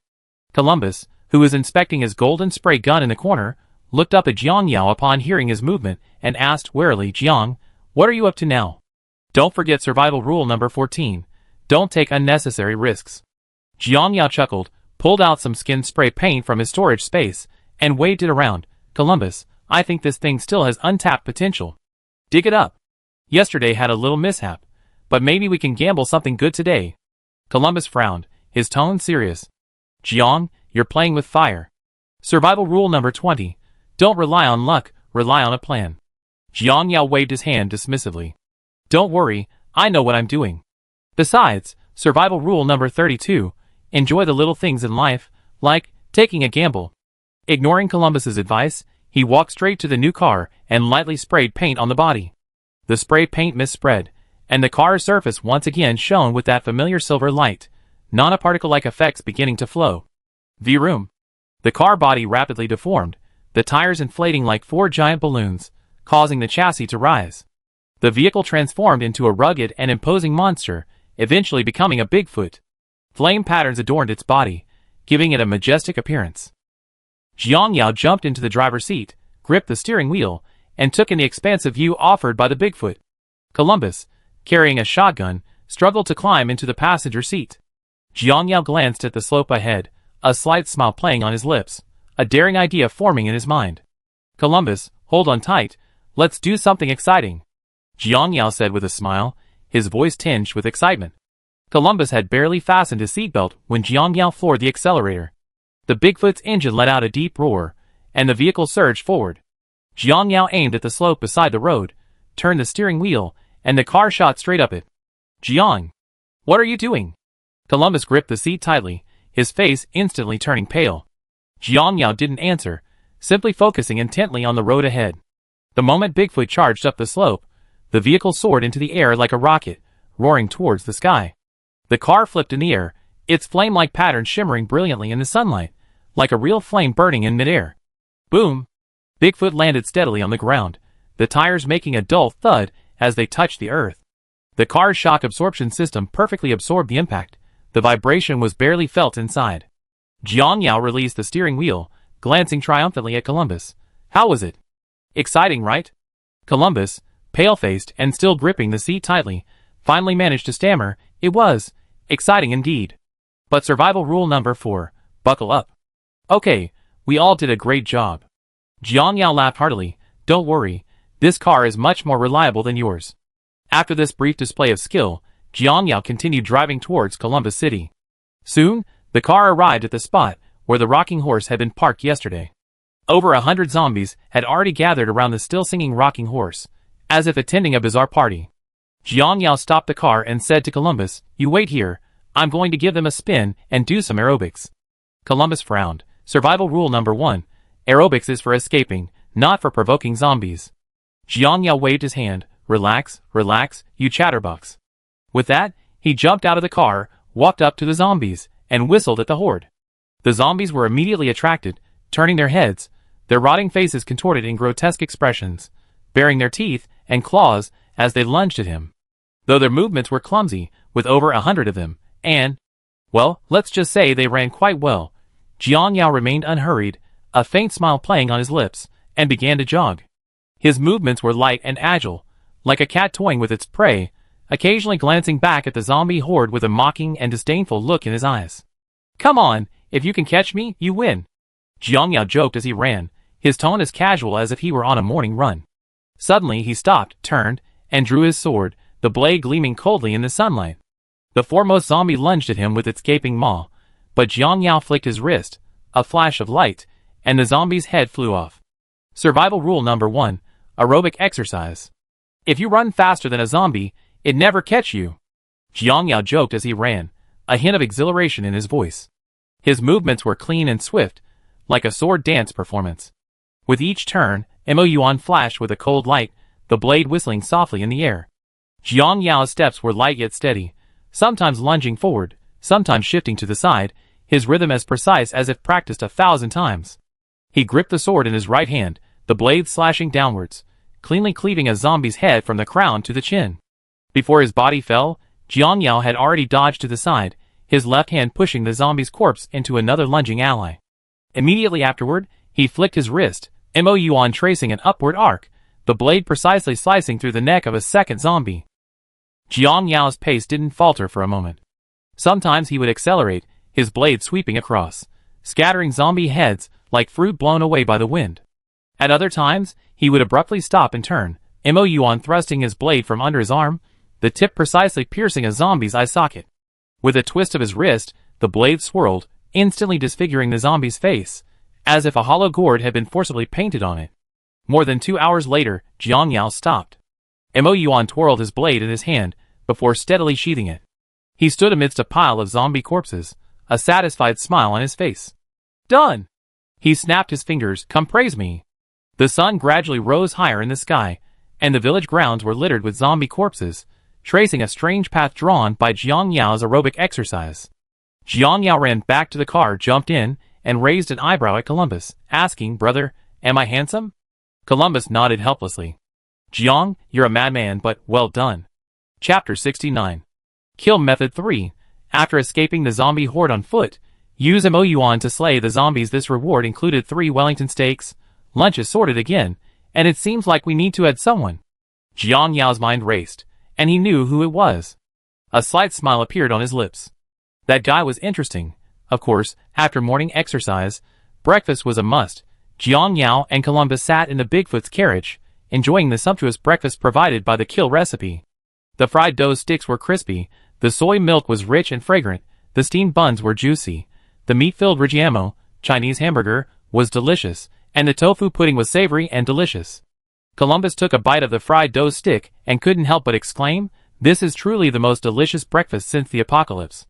Jiang, you're a treasure."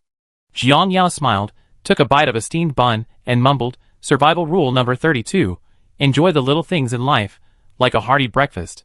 Columbus nodded. Although curious about Jiang Yao's ability to conjure things out of thin air, he never asked further.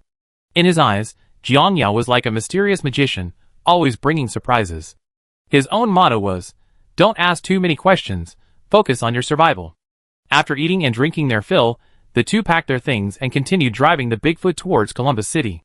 The car entered the highway, but the scene before them was daunting. Abandoned vehicles were haphazardly blocking the road, like steel tombs in a post-apocalyptic world. However, that was from the perspective of other vehicles. "Bigfoot, it's a piece of cake." Jiang Yao raised an eyebrow and patted the steering wheel. "Looks like we have to use some force." With that, he floored the accelerator, the Bigfoot's tires groaning as the car surged forward, crushing the wrecked vehicles ahead. The wrecked vehicles were flattened like paper, while the Bigfoot continued steadily forward. Columbus gripped his seat tightly, his face pale. "Jiang, are you sure this car can hold up?" Jiang Yao smiled. "Don't worry, this car can even do a backflip. Crushing a few wrecked cars is nothing." Just then, the roar of an engine came from behind. Jiang Yao glanced in the rearview mirror, a knowing smile playing on his lips. He deliberately stopped the car, resting his hands on the steering wheel, waiting leisurely.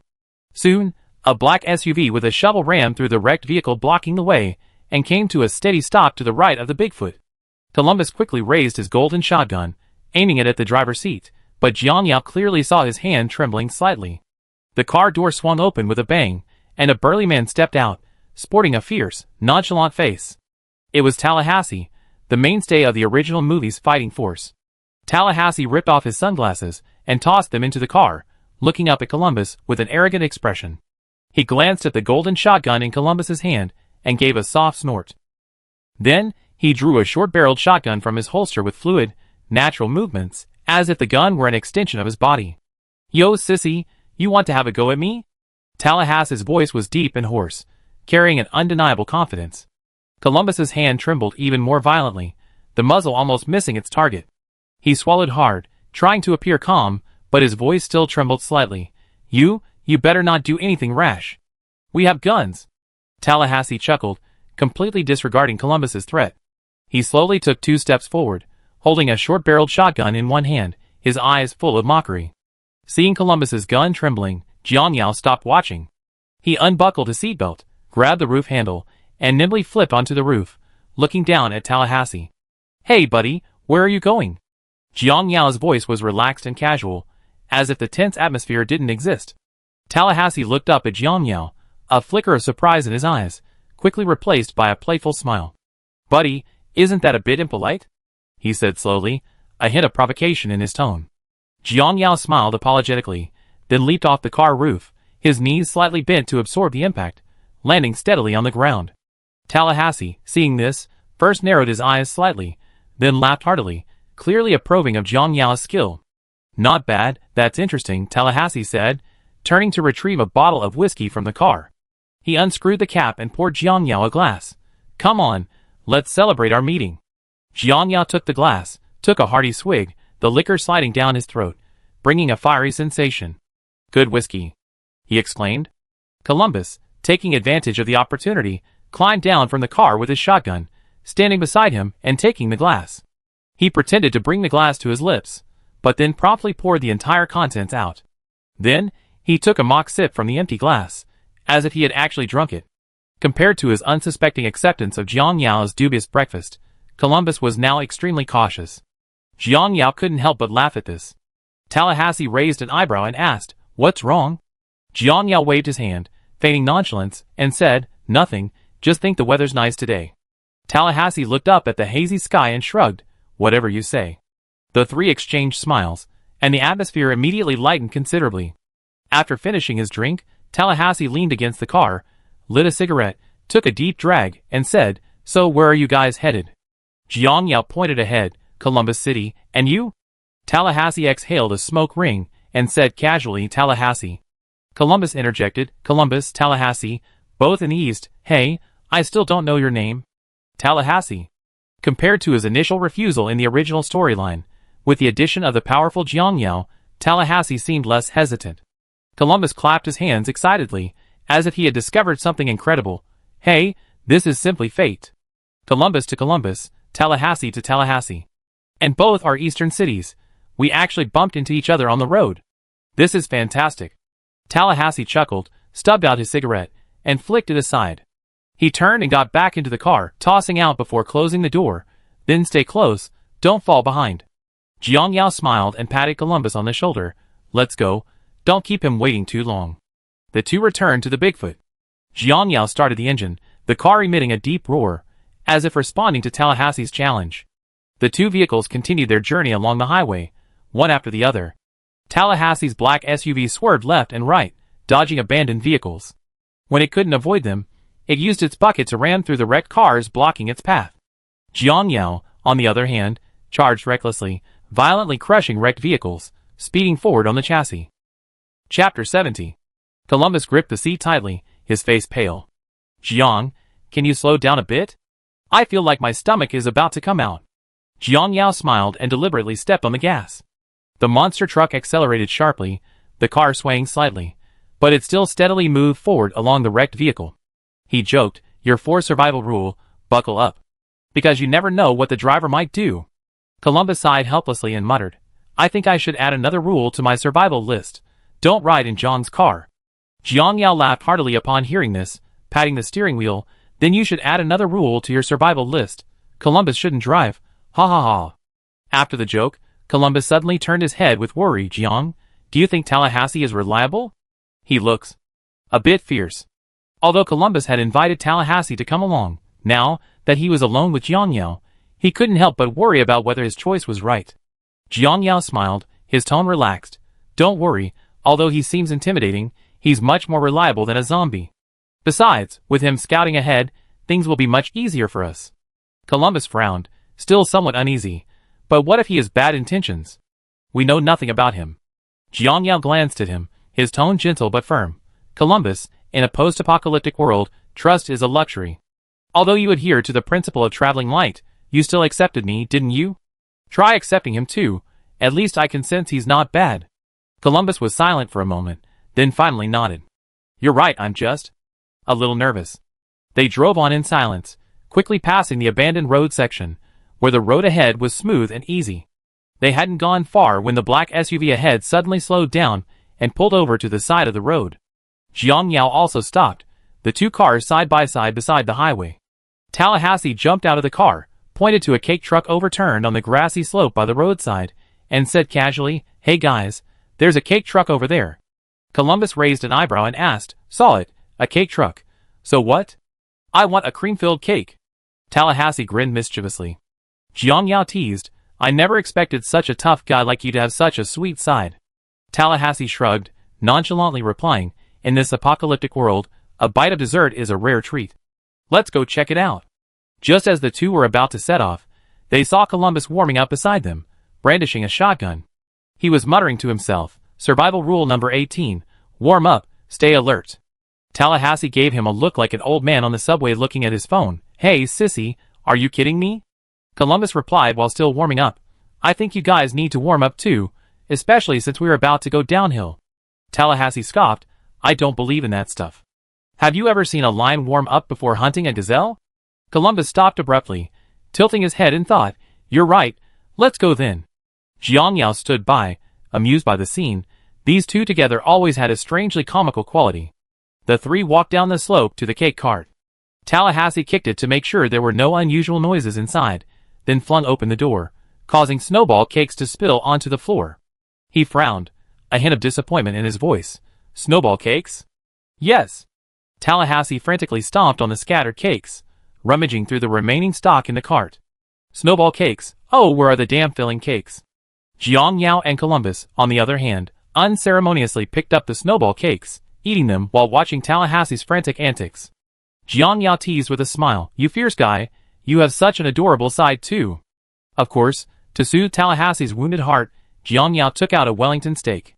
The steak had a golden brown, crispy exterior, exuding a rich buttery aroma. Tallahassee didn't seem to care at all that Jiang Yao had conjured food out of thin air, as if such a magical feat was perfectly normal to him. No wonder these two guys were tricked by two girls in the original story twice. Their thought processes are clearly different from ordinary people. He stared intently at the steak, his eyes shining like he was looking at a sandwich cake. He rubbed his hands together, his tone full of excitement. Hey, buddy, how did you know I love Wellington? You know what? I haven't had it for 5 months and 2 days. Awesome. Jiang Yao smiled but didn't say anything, handing him the steak plate. Tallahassee took the steak, eagerly grabbing it with his hands and taking a bite. The crispy outer layer and the tender beef intertwined in his mouth, the aroma of mushroom sauce instantly filling his entire oral cavity. He closed his eyes, a satisfied expression on his face, as if all his troubles had vanished in that moment. My God, this is even better than a sandwich cake. Tallahassee mumbled between bites, a bit of mushroom sauce still smeared on his lips. Jiang Yao smiled and shook his head, taking out the other 2 steaks, one for himself and one for Columbus. Neither of them were picky, grabbing a piece and eating it without hesitation. After their satisfying meal, Jiang Yao's gaze inadvertently fell on the short-barreled shotgun holstered on Tallahassee's thigh, a sly glint in his eyes. By the way, Tallahassee, are you interested in Columbus's gold shotgun? Tallahassee raised an eyebrow, clearly intrigued. Hey, buddy, I had my eye on it for a while now. Is it made of gold? Oh, damn rich people. Jiang Yao smiled mysteriously, and took out spray paint from his storage space. Take the gun out. Watch closely, don't blink, I show you a magic trick. Tallahassee chuckled and pulled out his shotgun, eager to see what this mysterious power from the east was all about. A light spray of spray paint hit Tallahassee's short-barreled shotgun, and instantly, the gun shape began to change. The main body of the gun transformed into a small sheep, the muzzle corresponding to the sheep's snout, the grip becoming the sheep's 2 hind legs, and the trigger. Cough cough. Tallahassee's smile froze on his face. Are you kidding me? Expression on his face. He glanced down at the goat gun in his hand, then looked up at Jiang Yao, a hint of helplessness in his voice. Buddy, are you serious? Jiang Yao coughed awkwardly and quickly explained, don't rush. We test it out on any zombies we encounter on the road. Maybe there'll be a pleasant surprise. Tallahassee raised an eyebrow. Although he still seemed somewhat disdainful of the cute-looking goat gun, he didn't say anything more. He casually holstered the goat gun, turned, got into his black SUV, started the engine, and continued driving along the highway. Jiang Yao and Columbus also returned to Bigfoot, the 2 vehicles maintaining a comfortable distance, one in front of the other. Chapter 71. Not long after, a gruesome scene appeared in the middle of the road ahead. A female zombie was squatting on the ground, stuffing bloody intestines into her mouth. Tallahassee stopped the car, jumped out, drew his holstered shotgun, aimed it at the female zombie, and a slightly amusement played on his lips. All right, let's see what surprises this thing has in store. How uncivilized, eating people in the open. Jiang Yao and Columbus also stopped their car, and stood by to watch. Columbus gripped his golden shotgun tightly, whispering to Jiang Yao, Jiang, this completely violates Survival Rule 5. Don't provoke zombies. Jiang Yao smiled, his tone relaxed. Relax, relax, Columbus, just wait and see, maybe there'll be a surprise. Tallahassee pulled the trigger, and with a meow, a strange bullet flew from the muzzle, heading straight for the female zombie. The moment the bullet struck the female zombie, her body began to rapidly transform. Her rotting skin turned into fluffy wool, her grotesque face transformed into an adorable sheep's face, and even the intestines in her hands turned into hay. The female zombie, no, now she should be called a zombie sheep, stood there, looking around blankly, then lowered her head, and slowly began to nibble on the hay. Tallahassee was stunned. He stared at the zombie sheep for a few seconds, then burst into hearty laughter. Ha ha ha. This thing is hilarious. He turned to Jiang Yao, his eyes brimming with excitement. Buddy, your gun is a treasure. I was just complaining about it, but now I have to take it back. Jiang Yao chuckled and shrugged. How was it? Didn't disappoint you, right? Tallahassee nodded repeatedly, like a child who received a new toy. Not only not disappointed, it was a pleasant surprise. This is much more fun than a direct headshot. The 3 got back into the car and continued towards their destination. Tallahassee was clearly in much better spirits. He even hummed a little tune. At noon, Jiang Yao saw Tallahassee park in front of a supermarket. He immediately understood that this was the place where he met the two girls in the original storyline. He deliberately wanted to see the famous scene of the two idiots being tricked, so he intentionally parked Bigfoot at the corner, perfectly concealed. Although Columbus was somewhat puzzled by Jiang Yao's actions, he approved of his cautious approach. After all, in a post-apocalyptic world, caution is always wise. The two got out of the car and quickly approached Tallahassee. As they approached, Tallahassee had already taken a large pair of scissors from his trunk and was testing their feel. Seeing the two of them, he enthusiastically greeted them while still snipping away at the scissors. "Hey, this store definitely has the sandwich cake I'm looking for, you know? Cakes actually have an expiration date. This might be the last delicious sandwich cake in the world." Jiang Yao and Columbus exchanged a glance and smiled helplessly. Tallahassee's obsession with sandwich cakes was even more intense than a zombie's cannibalism. The three entered the supermarket. The glass doors at the entrance were still intact. The supermarket lights were still on, and the goods on the shelves were slightly disorganized, but still fairly complete.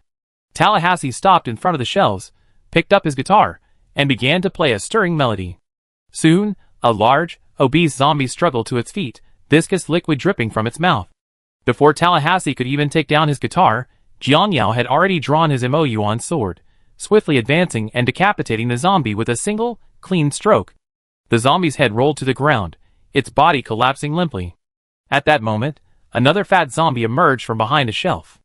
Before it could move again, Jiang Yao had already slashed past it like a ghost, a flash of light, and the zombie's head was gone. The two oblivious guys didn't care why the zombies weren't spitting blood after being decapitated. They were completely stunned by Jiang Yao's skill. Columbus trotted to Jiang Yao's side, his face full of admiration. "Jiang, no matter how many times I see this, it's still so cool." Tallahassee also looked at Jiang Yao with approval, nodding. "Buddy, you got some of my style." Jiang Yao smiled, about to speak. Suddenly, a colossal zombie burst forth from behind the shelves, its massive size resembling a small mountain, each step causing the ground to tremble slightly. A cold glint flashed in Jiang Yao's eyes. "You interrupt my show-off? Die!" he thought. He raised his hand and launched his EP1 sword, the blade flashing like a purple streak, striking the giant zombie squarely between the eyebrows. Before the zombie could even fall, Jiang Yao had already darted forward, grabbing the hilt and drawing the short sword. The EP1 sword spun a few times in his palm before settling firmly into its sheath. Only then did the zombie's body collapse heavily behind him. The entire sequence of movements was fluid and incredibly stylish. The two spectators watched in stunned silence, exclaiming sincerely, "So cool." Jiang Yao smiled slightly, secretly pleased with himself. This was the stylish throwing knife sheathing technique he had practiced for 7 days. It certainly hadn't been in vain. After showing off, Jiang Yao, eager to see the spectacle, excused himself to use the restroom and slipped out silently, hidden behind the shelves. He crouched in the trunk of a black SUV, waiting patiently. Inside the supermarket, Tallahassee and Columbus were rummaging through items when suddenly, a woman with smoky makeup emerged from the back door. She wore a tattered leather jacket, her expression grim. Columbus, still a virgin, instantly transformed into a lecherous man, his eyes fixed on the woman, completely forgetting he was in a post-apocalyptic world. Tallahassee frowned, clearly wary of the woman's presence. The woman glanced at them and whispered, "Come on." The two hesitated for a moment, but followed the woman towards the supermarket warehouse. Even in his dazed state, Columbus hadn't forgotten his survival rule number 22. In times of uncertainty, always have a backup plan. He propped a cardboard box against the side door, keeping it ajar. Of course, this proved useless. Inside the warehouse, a girl of about 10 years old sat on a table, a woman holding her and whispering something. Tallahassee quietly approached Columbus. "They're sisters." The younger one was bitten. "Don't show anything unusual." Columbus nodded imperceptibly. The two stepped forward, and Tallahassee introduced them. Columbus, Wichita, Little Rock. After they introduced themselves, the woman leaned closer, sighed, and whispered, "She's infected. I think I can give her a way out." Hearing this, Columbus hid his golden shotgun behind his back. No, she's just a little girl." Unexpectedly, the little girl, tears streaming down her face, shouted, "Don't pretend I don't exist." Columbus stepped forward and gently comforted her. "I know you're seriously ill, but your sister wants me to."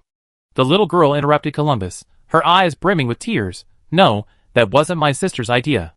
It was mine. I forced her. I don't want to become that kind of monster. Chapter 72.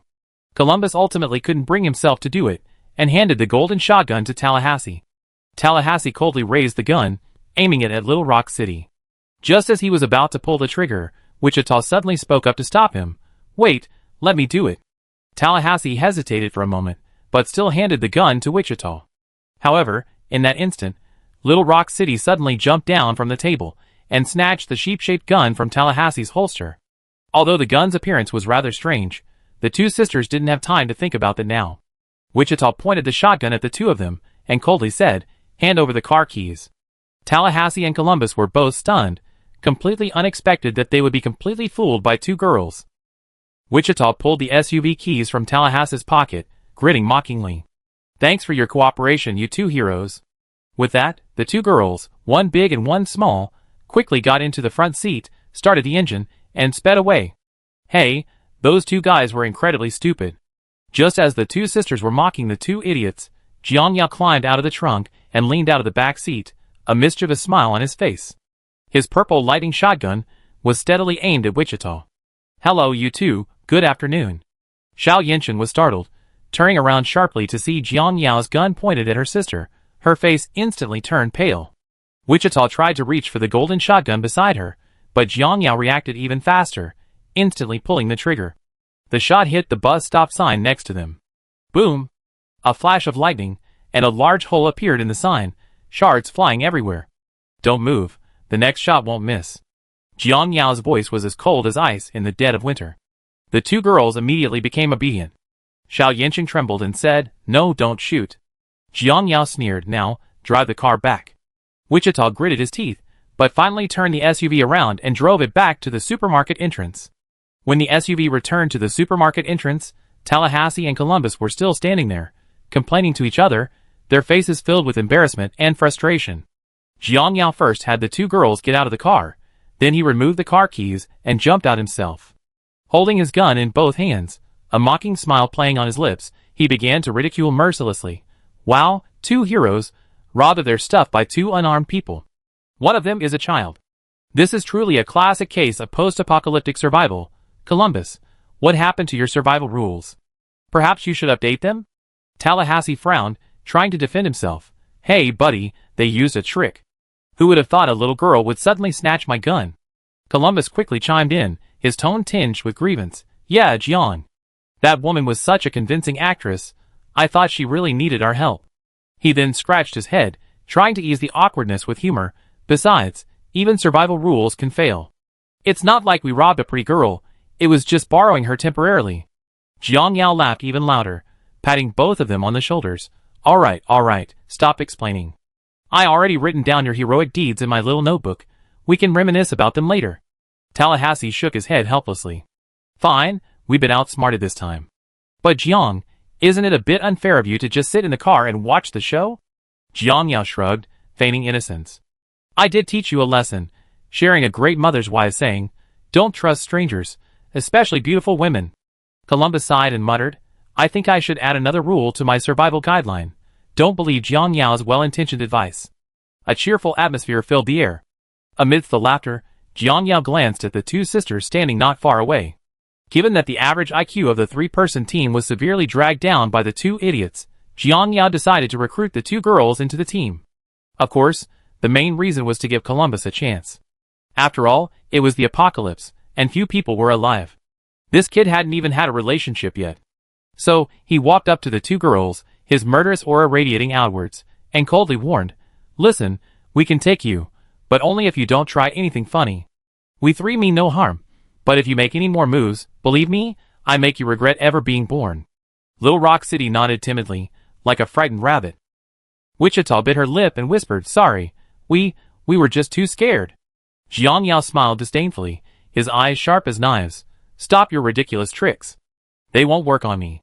If I catch you again and try anything, don't blame me for being ruthless. With that, he raised his hand and aimed at an abandoned vehicle nearby, firing a shot. The gunshot was deafening. A fist-sized hole instantly appeared in the car, sparks flashed, and a burnt smell filled the air. The two girls shuddered in fright. Wichita's face turned deathly pale, and Little Rock City immediately hid behind her. Jiang Yao nodded in satisfaction, Finally, he could no longer sense any malice from them. "Alright, get in the car." Jiang Yao waved and turned to Bigfoot. He jumped into the driver's seat, started the engine, and the car emitted a low roar. Tallahassee and Columbus also got into the SUV with the two girls, following behind Jiang Yao. Jiang Yao drove Bigfoot slowly around the town. Tallahassee leaned out of the window and shouted, "Jiang, what are you looking for?" Jiang Yao waved without turning his head. "Don't worry, you find out soon enough." Not long after, Jiang Yao saw the orange SUV from the original storyline. The car was parked in front of the house, dusty but relatively clean. Jiang Yao jumped out, circled the car, and nodded in satisfaction. "This is it." Columbus also got out with the two sisters, curiously approaching. Tallahassee ran over excitedly, his eyes sparkling like a child discovering a new toy. He examined it for a moment, then pulled open the driver's side door, only to find a pair of forearms still tightly gripping the steering wheel. Tallahassee grabbed the severed hand and tugged, but it remained firmly stuck to the steering wheel. He raised an eyebrow, forcefully pulled off the severed hand, turned around, and used it to give the two sisters the middle finger. He quipped, "Hey, looks like this guy has a problem with you." The two sisters were startled by this sudden gesture and took a step back, with Xiao Yanqing immediately hiding behind Wichita. Wichita tried to remain calm, but the corner of his mouth twitched involuntarily. What kind of twisted sense of humor is this? Chapter 73. Columbus, however, had no time to pay attention to any of this. He had already run to the back seat of the car. Upon opening the door, his eyes widened instantly. "Wow! Jiang, come and see!" Jiang Yao walked over and saw a bag of weapons on the back seat, neatly arranged with several guns and some ammunition. Columbus excitedly picked up a gun, checked the magazine, and exclaimed in admiration, "Jiang, your luck is simply incredible. So many weapons, enough to fully arm the whole group." Tallahassee also came over, his eyes shining like he'd seen a sandwich cake when he saw the bag of weapons. He patted Jiang Yao on the shoulder, his tone full of admiration. "Buddy, you're awesome." Jiang Yao smiled smugly, waving his hand modestly. No problem. But since we have so many cars now, how about we try my spray paint?" Tallahassee nodded without hesitation. "Sure. Anyway, with little sweetie, I'm ready to give up my Cadillac." Jiang Yao quickly stepped forward, took out the spray paint, and lightly sprayed it onto the Cadillac. Instantly, a layer of silver light shimmered on the car's surface, and nanoparticle-like effects began to flow. When the effects faded, the Cadillac transformed into a behemoth. Heavy ramming corners were added to the front, a mechanical arm appeared on the roof, and the rest of the vehicle was drastically altered. The metallic surface looked as if it had been coated with a layer of silver fluorescent paint, shimmering with dazzling light. The four wheels became huge all-terrain tires, and the ground clearance increased by a full 30 centimeters, making it look like a mobile fortress. Tallahassee stared in disbelief, his mouth agape. "Wow, that's so cool." The two sisters, witnessing this scene for the first time, kept rubbing their eyes, wondering if they were dreaming. The group boarded the RV. The interior was spacious and bright, open at both ends, and luxuriously decorated like a five-star hotel. At the rear were two double beds with soft mattresses and neatly folded blankets, separated by a sliding screen. The driver's seat could be folded down to become a bed, large enough for one person to sleep comfortably. The kitchen was fully equipped with an induction cooker, microwave, and even a small dishwasher. The refrigerator, though empty, could clearly hold a considerable amount of food. The shower room had a water heater and showerhead, more luxurious than some hotels before the apocalypse. Jiang Yao sat in the driver's seat, hands on the steering wheel, but his gaze was drawn to the control lever between the driver and passenger seats. He curiously moved the left lever, and the mechanical arm on the roof moved slowly, emitting a low mechanical sound. "Hey, this thing's interesting," Jiang Yao exclaimed excitedly, as if he had discovered a new toy. He pushed the right-hand lever again, and the robotic arm began to slowly descend, its clamps opening as if preparing to grab something. Jiang Yao pulled the lever back, and the robotic arm immediately gripped tightly, then slowly rose. "Wow!" Jiang Yao exclaimed, his eyes filled with excitement. He glanced around, his gaze landing on an abandoned car parked by the roadside. The car was rusty, its tires flat, clearly having been abandoned for a long time. "I try it on you," Jiang Yao muttered to himself, then maneuvered the robotic arm towards the wrecked car. The robotic arm slowly descended, its clamps opening and firmly gripping the roof of the wrecked car. Jiang Yao pulled back the brake, and the clamps tightened immediately, firmly securing the scrap vehicle. He gently moved the control lever, and the robotic arm began to slowly rotate, easily lifting the vehicle and turning it in another direction. This feeling, an excavator truly is a dream for men of all ages, Jiang Yao said with a smile, his eyes full of satisfaction. Tallahassee peeked out from behind, watching the robotic arm's movements, and couldn't help but tease, Jiang, are you planning to use this thing to clear roadblocks? Jiang Yao raised an eyebrow. Maybe. Clearing roadblocks is a piece of cake. Smashing a few zombie heads would be quite fun. Columbus asked with some concern, Jiang, what if this robotic arm suddenly malfunctions? What if it lets go while grabbing something? Jiang Yao smiled and patted the control lever. Don't worry, this thing is much more reliable than a claw machine. It definitely won't automatically release its claw at the top unless I push the lever. Little Rock City in Wichita, sitting in the back seat, watched Jiang Yao operate the robotic arm, their eyes filled with surprise and curiosity. Little Rock City couldn't help but whisper, this car. It's cooler than any we ever seen before. Wichita bit his lip and replied softly, yeah, but we should still be careful. That Asian guy isn't someone to mess with. Afterward, the 5 of them transferred their weapons and food from the other vehicles to the RV. Tallahassee was in charge of organizing the ammunition, humming a little tune, clearly very satisfied with the RV's setup. Never again mentioning his sweetheart, back in the arms of his drastically changed wife, Min. Columbus was busy stuffing snacks and drinks into the refrigerator, and secretly hid a few bags of potato chips for a midnight snack.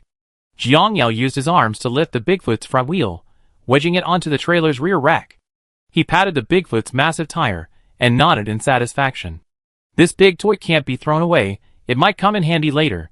The 2 sisters watching this scene were dumbfounded, all their worries vanished. In the apocalypse, following such a powerful and friendly person was clearly safer than venturing out alone. Feeling the last trace of malice dissipate, Jiang Yao smiled slightly.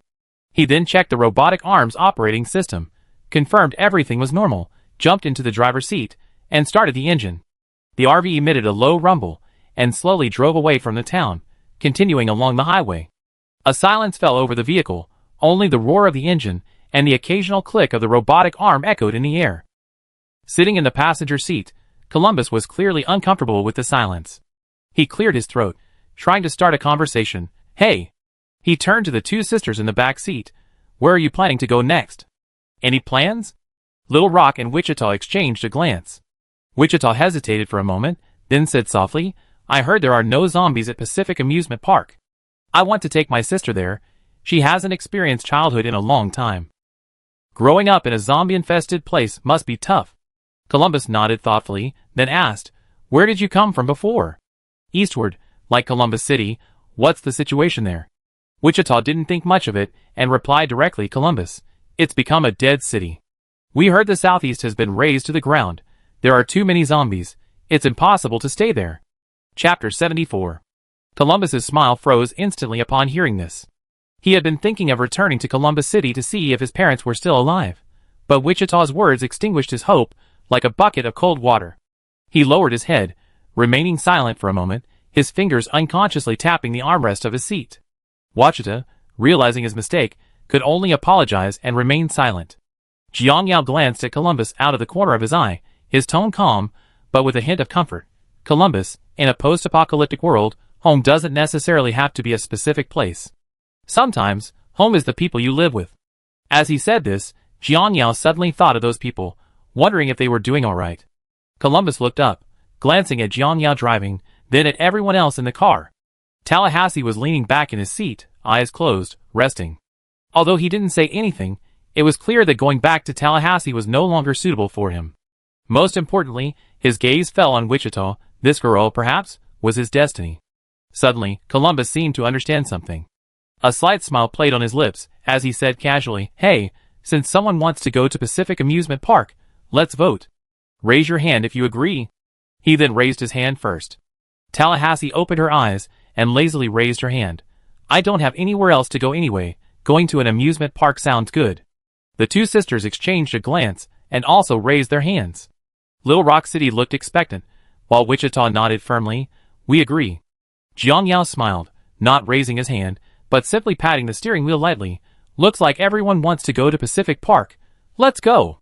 The atmosphere in the car instantly relaxed, and Columbus's face brightened again.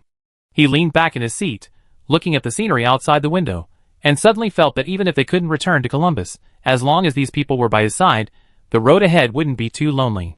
As night fell, the group finally arrived in the eastern suburbs of Los Angeles. The RV's headlights drew two bright beams on the dark road, like the last hope in a post-apocalyptic world. Jiang Yao sat in the driver's seat, holding a crumpled map, studying it carefully by the light inside the car. There's a military base not far ahead. Jiang Yao pointed to a mark on the map, then turned to the group and said, "Let's go check it out, maybe we find something useful." Tallahassee leaned out of the back seat, a toothpick dangling from his mouth. "A military base? Sounds good.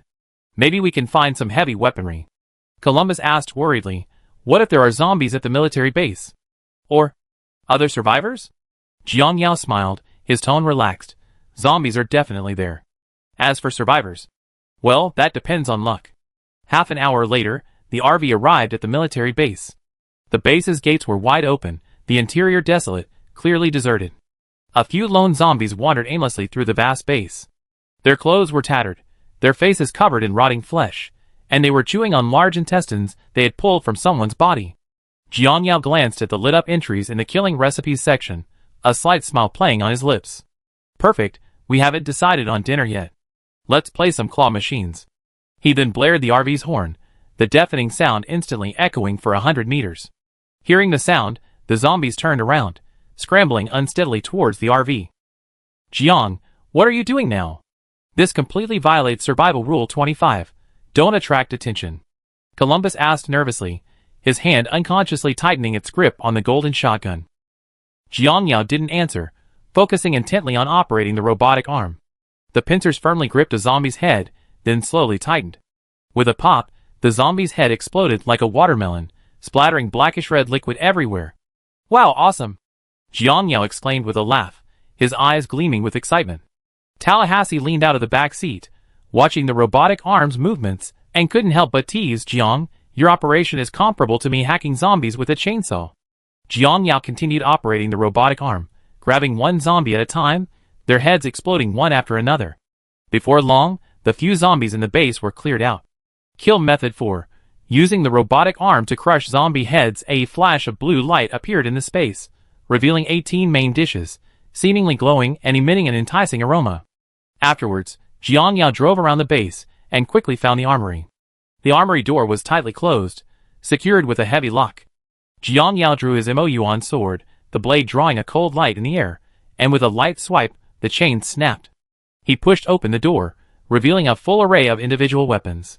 Rifles, pistols, grenades, and even several rocket launchers. Unfortunately, the vast military base was deserted, lacking even a single heavy weapon, and all armored vehicles were out of commission. Having witnessed the amazing effects of skin paint, everyone demanded that skins be applied before selecting equipment. So, Jiang Yao applied skin paint to all the weapons he had found in the orange SUV. The result was 2 rifles with special effects. One rifle's bullets exploded upon impact, creating a giant fireball. The other did the exact opposite, freezing targets. Columbus, who had long coveted Jiang Yao's purple lightning shotgun, immediately discarded his golden shotgun upon seeing the explosive fire gun. Tallahassee, on the other hand, was very satisfied with his sheep gun. Wichita took the golden shotgun, while the freeze gun was given to Little Rock City. After the distribution, everyone was pleased with their weapons. After filling his storage space with weapons, Jiang Yao suggested testing the new weapon's power the next day. Everyone except Columbus enthusiastically agreed. Columbus opened his mouth, seemingly wanting to say something, but seeing the eager expressions on their faces, he didn't want to spoil the fun. Jiang Yao saw through his thoughts and patted Columbus on the shoulder with a smile. "Don't worry, curly hair, learn to enjoy the fun of post-apocalyptic life, like killing zombies." After the initial excitement, Jiang Yao led the 4 to the military camp mess hall. The 4 entered the mess hall a step too late, and were instantly stunned by the sight before them. The long table was laden with all sorts of Eastern delicacies: steamed lamb, steamed bear's paw, roast duck. A total of 18 dishes, each one exquisitely crafted like a work of art. The starving group couldn't resist any longer, and for a moment, only the sounds of chewing and exclamations of praise filled the table. Jiang Yao watched these country bumpkins wolfing down their food, and couldn't help but laugh out loud. Although he had never eaten such high-standard food before, it didn't stop him from feeling proud. After eating and drinking their fill, The five returned to the RV and pulled back the screen between the two double beds to create a private space for the two girls. Chapter 75. The next morning, just as dawn was breaking, Jiang Yao drove his RV with 4 people to a spot not far from the port. After parking, Columbus and the others walked to the port, climbed onto a high platform, and secured a strategic position. Jiang Yao nimbly jumped into the driver's seat of the Bigfoot RV, and with a roar of the engine, he detached himself from the overhead rack, turned the RV around, and sped towards the city. In the city, hordes of zombies roamed freely. Jiang Yao deliberately honked the horn, the loud noise instantly attracting the zombies' attention. They turned their heads, their rotting faces contorted in grotesque expressions, then roared and charged at the Bigfoot RV. Jiang Yao smiled calmly, turned the RV around, and began leading the horde of zombies towards the port. The number of zombies behind the vehicle grew larger and larger, soon exceeding 1,000, forming a long zombie belt. On the port platform, the 4 were ready. Columbus, carrying a high-powered rifle, aimed it at the horde of zombies. The moment he pulled the trigger, bullets whistled through the air, exploding into fiery balls amidst the zombies. The flames instantly engulfed the zombies in the center, incinerating them to charred remains, filling the air with the acrid smell of burning flesh. Although Columbus complained about the recoil, "This thing has too much recoil," his high-powered rifle never stopped firing, the flames, like the Grim Reaper scythe, reaping the lives of zombies. Wichita stood calmly to the side, her iridescent M4 steadily resting on her shoulder. Her eyes were focused and sharp. Each bullet accurately struck a zombie's head, spraying blood. Occasionally, a zombie would climb the ladder, and Wichita would quickly switch to her golden shotgun, a flash of muzzle flash, and the zombie's head would instantly shatter into pieces. Tallahassee stood on the other side of the platform, his golden M16 maintaining a steady firing rate. As soon as a zombie managed to climb the ladder, he instantly drew his sheep gun, firing special bullets. The approaching zombie instantly transformed into docile sheep, circling around blankly. Tallahassee chuckled mischievously, rushed over, and kicked the zombie sheep off the platform. Little Rock City was the most excited, her freeze gun continuously firing freezing bullets, freezing the zombies into ice sculptures. "Haha, this freeze gun is so much fun," she shouted, running to a nearby frozen zombie. She kicked the ice sculpture, shattering it, ice shards scattering, shimmering in the sunlight. "Don't just play around, watch out for the ladder," Wichita calmly warned, his golden shotgun blazing again, blasting away a zombie that had climbed the ladder. As the approaching zombies were being turned into ice sculptures by Little Rock City, Tallahassee protested loudly, "Little Rock City, stop playing with ice sculptures. Leave a few for me to turn into sheep." Meanwhile, Jiang Yao drove Bigfoot towards the container area. Sunlight shone on the metal surfaces of the containers, reflecting a blinding gleam. He floored the accelerator, the Bigfoot's engine roaring, the car accelerating instantly, tires screeching against the pavement. The car executed a beautiful drift, circling around the stacked containers. Jiang Yao's fingers gripped the steering wheel tightly, his eyes filled with exhilaration and confidence. A slight smile played on his lips, as if he were savoring this feast of speed and passion. Seeing the horde of zombies behind him, he swerved the steering wheel sharply, Bigfoot crashing head-on into the containers. The front wheels instantly sprang up, the car soaring into the air, flame patterns shimmering brilliantly in the sunlight, like a fire dragon soaring through the sky. The car somersaulted in midair, its body tracing a perfect arc before crashing heavily into the horde of zombies. Boom! The moment it hit the ground, several zombies were instantly crushed into meat patties, blackish red liquid splattering everywhere, filling the air with a strong, pungent stench. Jiang Yao didn't stop. He turned the steering wheel, pressed the clutch, released the handbrake, and the Bigfoot began to spin in place, its tires grinding through the ground, kicking up clouds of dust. A dozen or so zombies were sent flying by the car, like stones hurled from a catapult, slamming heavily onto the containers with dull thuds. Bang! Bang! Bang! The Bigfoot's wheels were like a crushing machine, grinding the zombies to pieces. Jiang Yao seized the opportunity to kick open the car door. Leaning down, the Mo sword in his hand gleaming coldly in the sunlight. His movements were clean and swift, as if harvesting weeds, the blade slicing through the air with sharp whistling sounds. Swish! Mo slashed across the zombie's neck, its head flying off instantly. Jiang Yao's movements were swift and decisive, each strike precise and deadly. He drove his Bigfoot through the shipping containers, the vehicle leaping high into the air, then swerving sharply, as if performing a dance of death. Sunlight streamed through the gaps in the containers, casting dappled shadows on the ground. Jiang Yao's car weaved through these shadows like a streak of red lightning. Just then, only a narrow gap remained between two stacks of containers ahead. Jiang Yao gripped the steering wheel tightly, seemingly having thought of something fun. Just as the car was about to reach the containers, he suddenly twisted his wrist, the steering wheel spinning rapidly, the tires screeching against the pavement. The car tilted abruptly, its right wheel lifting off the ground under immense centrifugal force, the entire vehicle almost perpendicular to the earth. Jiang Yao's right foot remained firmly on the accelerator, the engine roaring like a wild beast, propelling the car along the edge of the container. His right hand swiftly adjusted the gears, while his left hand precisely controlled the steering wheel, ensuring the car maintained balance at its limit. Just as the car returned to the ground, Jiang Yao slammed his right foot on the accelerator, his left hand quickly straightening the steering wheel.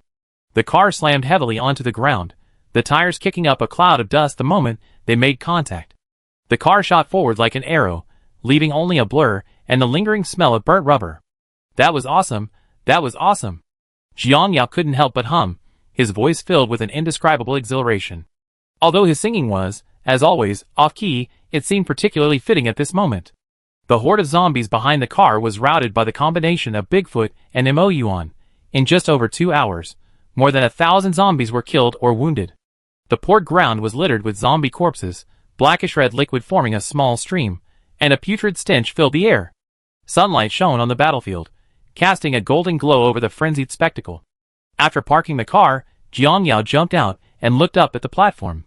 Sunlight streamed down from the clouds, forming a golden path that connected him to the 4 people on the platform. There, the battle was over. Wichita, Tallahassee, Little Rock, and Columbus stood at the edge of the platform, overlooking the battlefield. Across the path of light, both sides gave each other a thumbs up, smiles appearing on their faces simultaneously. Jiang Yao looked down at Yuan in his hand. A quarter of the dragon's shadow on the blade had already been stained blood red, as if a sleeping dragon was gradually awakening. Almost there, old friend, Jiang Yao murmured, a slight smile playing on his lips. He imagined the surprise Yuan would bring when the dragon's shadow was completely red. Chapter 76. Killing Method 5. Crushing zombies with wheels. Jiang Yao checked the details. This time, the reward was a hot pot meal with a large quantity and variety of side dishes, plus plum juice. It was truly delicious. After the port battle, everyone boarded the RV to wash off the traces of the battle and continued on their way. Shortly afterward, the vehicle entered Hollywood territory. Some tattered movie posters could still be seen along the streets. However, they were now overrun by zombies and garbage, making it appear exceptionally desolate. At this moment, a flash appeared on the screen in front of Jiang Yao, who was driving. Main quest. Completed. Hollywood check-in. 1/3. The RV continued along the desolate road, and the group suggested going to the most luxurious accommodation for a night. So, Tallahassee and Wichita got out of the vehicle one after the other to look for a map. 2 zombies, hearing the noise, bared their teeth and claws and charged over. Tallahassee raised his shotgun and fired a headshot, the zombie's skull exploding instantly, splattering blackish red liquid everywhere. Wichita, not to be outdone, fired a shot, and another zombie fell to the ground. The two quickly picked up the tourist map from the ground and nimbly returned to the RV. Jiang Yao floored the accelerator, and the RV shot forward, leaving the pursuing zombies behind. Tallahassee, wiping the blood off the map, excitedly exclaimed, "Guys, let me see where the most luxurious mansion is." Tom Cruise? No, I thought he lived the best. He quickly found his target. Following Tallahassee's directions, Jiang Yao headed towards Hollywood's most luxurious estate. Soon, they arrived at the gate of an imposing estate, the letters BM engraved on the gate. Columbus guessed, BM? Could it be Bob Marley? Tallahassee gave a cryptic answer, a mysterious smile playing on his lips. You know once you go inside. After Tallahassee got out of the car and opened the manor gate, Jiang Yao drove the RV inside. After getting out, everyone carefully pushed open the villa's door, and the luxurious interior instantly dazzled them. Crystal chandeliers hung from the ceiling, shimmering with dazzling light. The marble floors gleamed like mirrors, and the walls were adorned with priceless oil paintings. All of this proclaimed the owner's status. The group looked around like country bumpkins visiting a grand garden, touching everything in amazement. Tallahassee spoke passionately, his voice tinged with pride. "Ladies and gentlemen, welcome to Maury's mansion." Wichita explained in amazement, his tone full of admiration. "Oh my God, Bill Maury, unbelievable. He's the one who makes me laugh the most." Lil Rock asked blankly, his eyes full of doubt. Bill Mori, who is he? Tallahassee looked at Little Rock speechlessly, his tone tinged with helplessness. Hey, that's as stupid as asking who Gandhi is. Little Rock continued to ask surprising questions, innocently. Who is Gandhi? Tallahassee rubbed his forehead and sighed. Okay, you're still a kid, folks. Let me introduce you to this great comedian. He's been my idol since I was a kid. He's the legendary comedian who starred in Ghostbusters and Groundhog Day. Tallahassee proudly introduced his idol. Seeing the blank look on Xiao Yanqing's face, Tallahassee gave up on treatment, waving his hand helplessly. Forget it, I'm tired. Let's destroy it. He turned and went straight to the kitchen, rummaging through drawers and cupboards, but still couldn't find the sandwich cake he longed for. He sighed in disappointment, a hint of regret in his voice. Looks like Mori doesn't like sweets either. Having confirmed their safety for the time being, everyone dispersed to enjoy themselves in the mansion. Jiang Yao and Xiao Yanqing followed Columbus to the home theater, where Columbus enthusiastically took them to see Ghostbusters.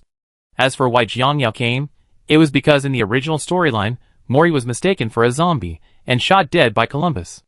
Now that he was here, he naturally wouldn't let such a tragedy happen again. Although, in the original storyline, this part was considered a joke. In the home theater, the huge screen lit up, and the movie began. Columbus sat excitedly on the sofa, his eyes filled with anticipation. Meanwhile, Tallahassee was frolicking in the living room of his mansion, dancing to the music, when suddenly he stumbled and fell to the ground. In the instant he looked up, he caught sight of a figure slowly approaching. It was the zombie Bill Mori. Tallahassee instantly became alert, shouting, Bill Mori, he's a zombie. Wichita, hearing the commotion, grabbed her golf club and rushed over.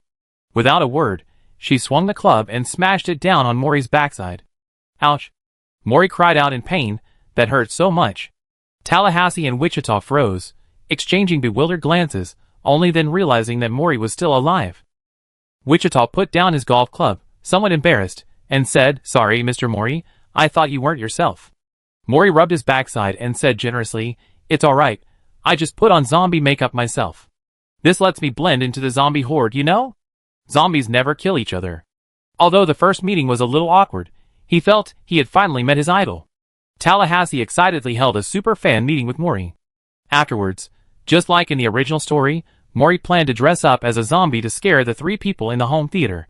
He quietly approached the theater, pushed open the door, and slowly walked in. The theater was dimly lit, with only the flickering light from the large screen. Columbus was intently watching the movie. Suddenly Mori jumped out from a corner, letting out a low growl. His face was painted with terrifying zombie makeup, making him look exactly like a zombie. Columbus was so startled he nearly jumped out of his chair. Instinctively, he raised his gun, yelling, Zombies! Zombies! Just as he raised his gun, Jiang Yao grabbed his hand, calmly saying, Don't shoot, he's alive. Columbus paused, looked closely at Mori, and then realized Mori was smiling at him. He immediately breathed a sigh of relief. My God, Mr. Mori, you almost gave me a heart attack. Mori laughed heartily, patting Columbus on the shoulder. Sorry, I was just joking. After another fan meeting, Columbus held Jiang Yao's hand, his tone sincere. Jiang, if it weren't for you, I might have made a terrible mistake. Jiang Yao smiled and patted his shoulder. It's alright. Survival rule number 11, always be aware of your surroundings. You didn't do anything wrong, did you? Then Jiang Yao turned to Mori and said, Mr. Mori, your makeup skills are quite good. Could you do me a zombie makeup look? The kind Mori nodded, led Jiang Yao to the dressing room, picked up makeup tools, and began applying makeup to Jiang Yao's face. Before long, Jiang Yao's face was covered in rotting marks, looking no different from a real zombie. Chapter 77. Jiang Yao, now made up as a zombie, changed into a set of tattered clothes, and slowly drove his Bigfoot into the Hollywood district. After parking the car a distance away, he first tested the waters with two zombies. Dragging their feet, their faces painted with rotting marks, their clothes torn and tattered, they looked almost indistinguishable from real zombies. Hearing the noise, the two zombies turned their heads, their rotting faces revealing ferocious expressions, but they quickly turned back and continued wandering aimlessly. It really works. Jiang Yao thought to himself with secret delight, a slight smile playing on his lips. Then, I have to make a fool of myself. He drew his Mo Yuan sword and quietly approached one of the zombies, the blade silently slicing through the air. Swish! The blade flew past, and the zombie fell. The surrounding zombies merely turned their heads mechanically, and seeing nothing amiss, they resumed their wanderings. Seeing this, Jiang Yao became completely bolder, heading straight to the edge of the zombie horde in the city center. Slashing away, he cut from East Street to West Street, from the South Gate to the Western Paradise, without even blinking. Don't ask if his eyes were dry. Jiang Yao's figure weaved through the horde of zombies, like a black lightning bolt. Wherever he went, zombies fell. After a whole day's effort, Jiang Yao finally dyed the dragon shadow within the Mo Yuan blade completely blood red. He quickly escaped the horde and returned to the monster truck. Just then, the dragon shadow within the Mo Yuan blade began to churn violently. The dragon shadow was no longer an illusory image, but transformed into a solid stream of light, flowing from the blade and coiling around the entire short sword. The dragon shadow's scales shimmered with a dark luster, its eyes, like two burning crimson gems, radiating a terrifying pressure. A crimson light erupted from the blade, spreading like a tide and gradually enveloping Mo Yuan completely. As the light faded, a brand new Miao sword lay horizontally on Jiang Yao's lap. The blade was 1.03 meters long, the sword itself 1.56 meters long, and its entire body was jet black, as deep as the night sky. Compared to the flashy short sword, the evolved Mo Yuan returned to practicality.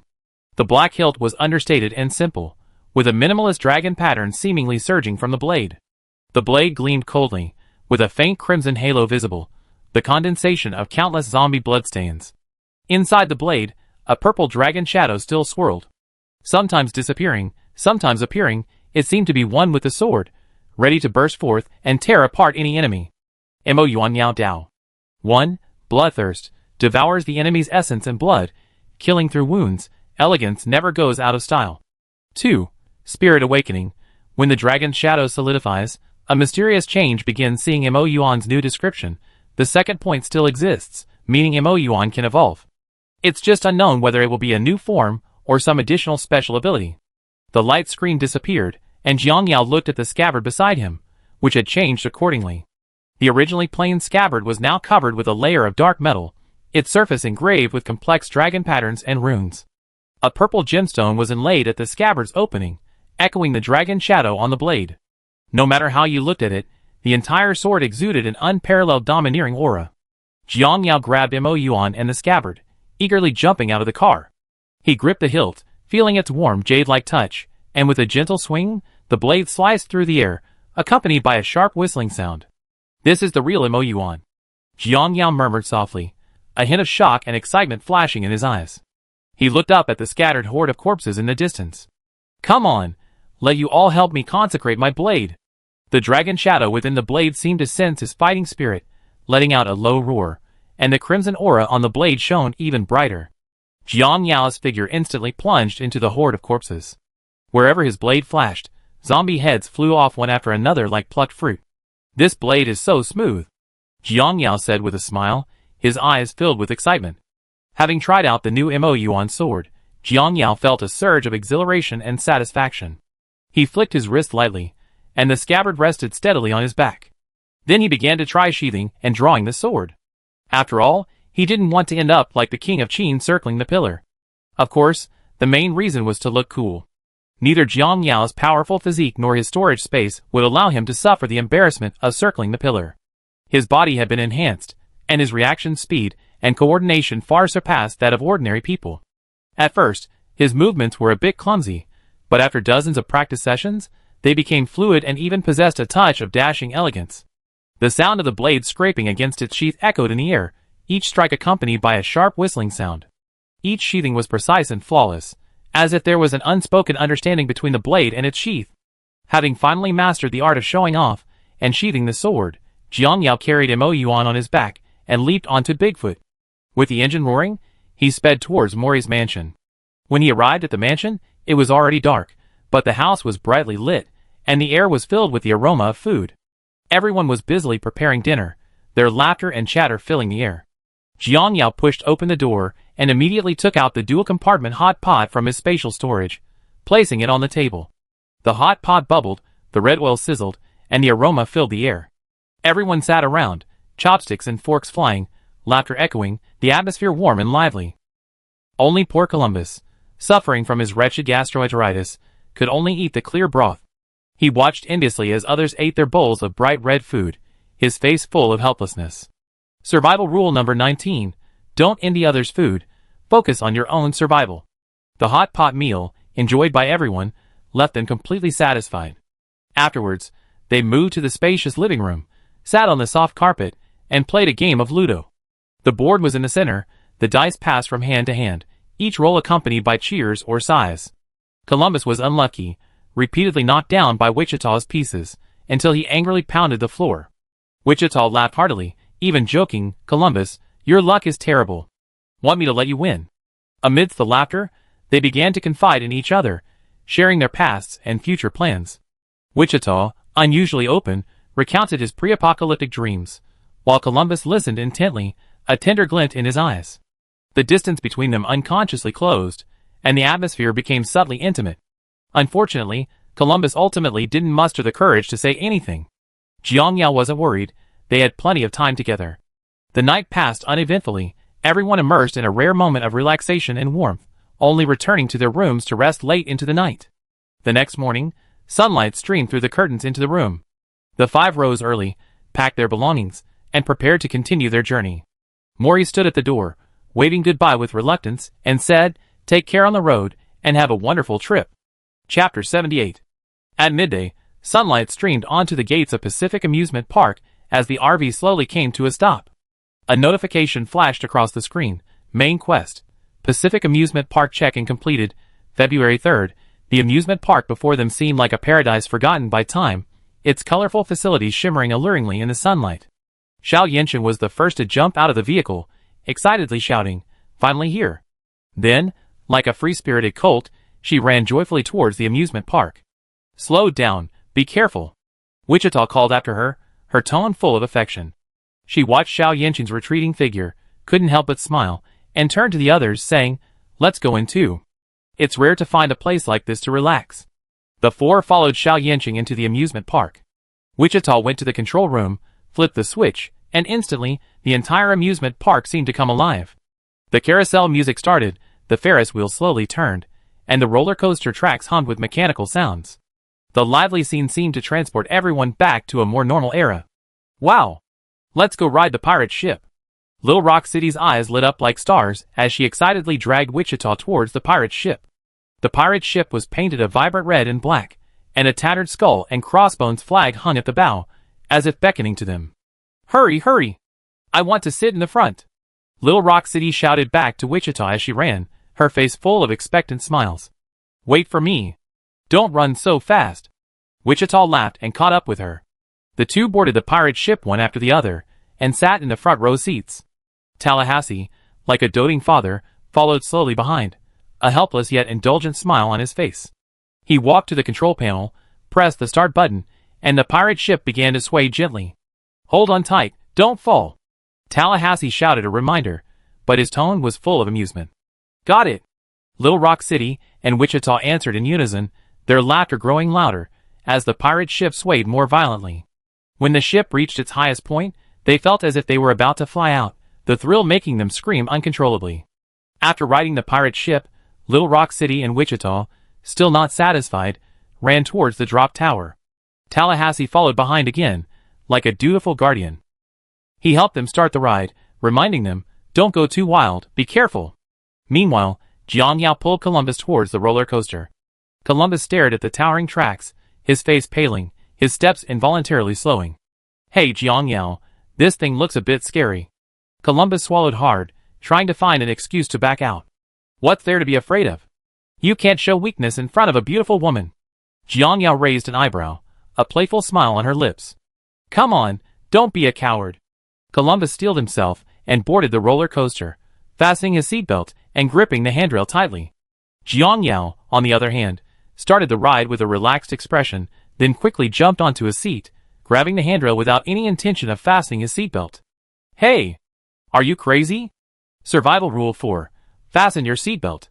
Columbus's eyes widened, his voice trembling slightly. "Why bother with seatbelts? This is what makes it exciting," Jiang Yao said dismissively, a glint of excitement in his eyes. The roller coaster slowly started moving, climbing along the track.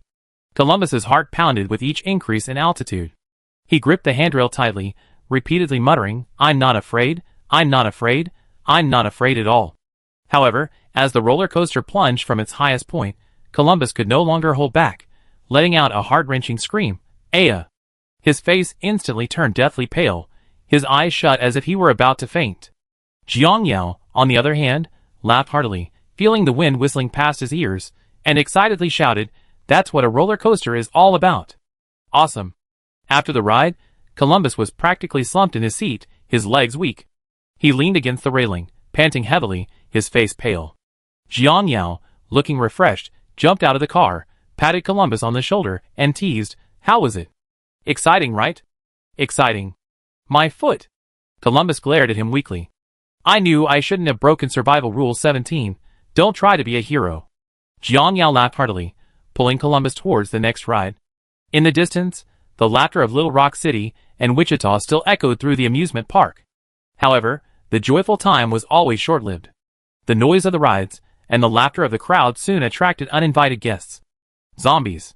In the distance, a low growl approached, accompanied by heavy footsteps. Hundreds of zombies scaled the walls and sparsely poured into the amusement park.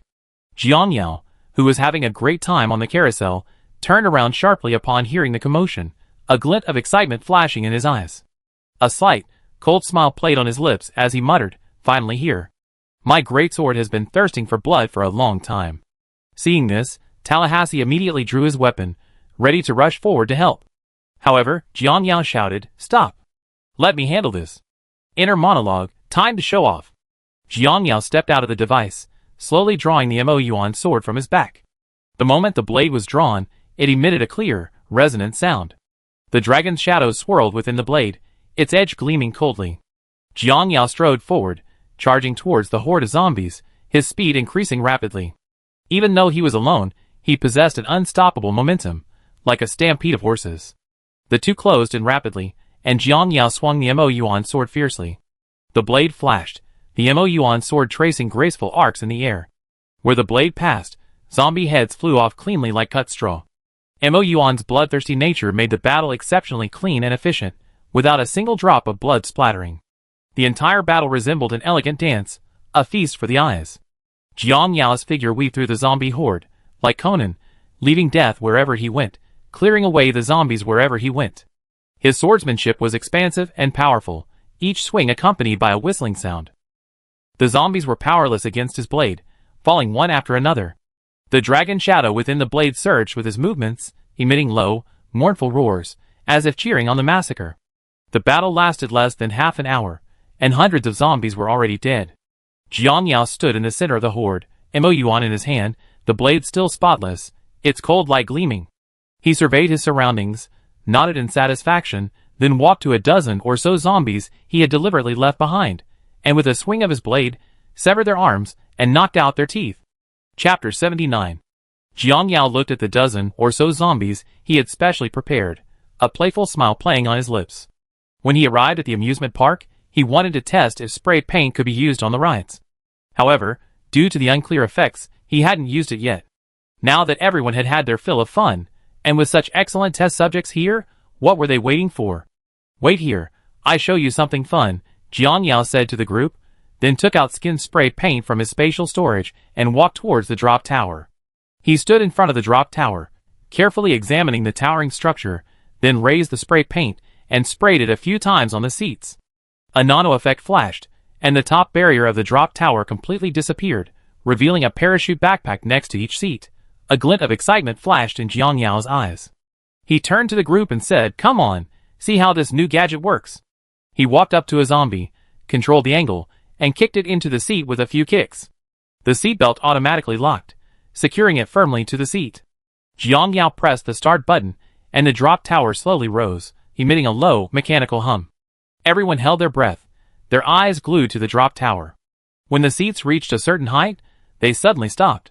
3 seconds later, the machine accelerated abruptly, and the seat the zombie was sitting in instantly separated from the others. It was launched like a cannonball, shooting straight up 300 meters into the air. "Wow!" Xiao Yinchen couldn't help but exclaim in surprise, and the others stared wide-eyed, their faces filled with disbelief. After reaching its highest point in the air, the seat began freefall. When it descended to about 150 meters, the automatic parachute deployment mechanism of the parachute backpack activated. The parachute deployed with a whoosh, the seat's descent slowed dramatically, and only the legs of a zombie could be seen dangling in the wind in front of him. "Now, it's our turn," Jiang Yao said with a smile, taking rifles from his spatial storage and handing them to everyone. Everyone grabbed their weapons, aiming at the zombie in the air, beginning a unique bird shooting game. Bang! Bang! Bang! Gunshots rang out in quick succession, bullets slicing through the air towards the zombie. The zombie was riddled with bullet holes, but none hit its head, and it continued to howl.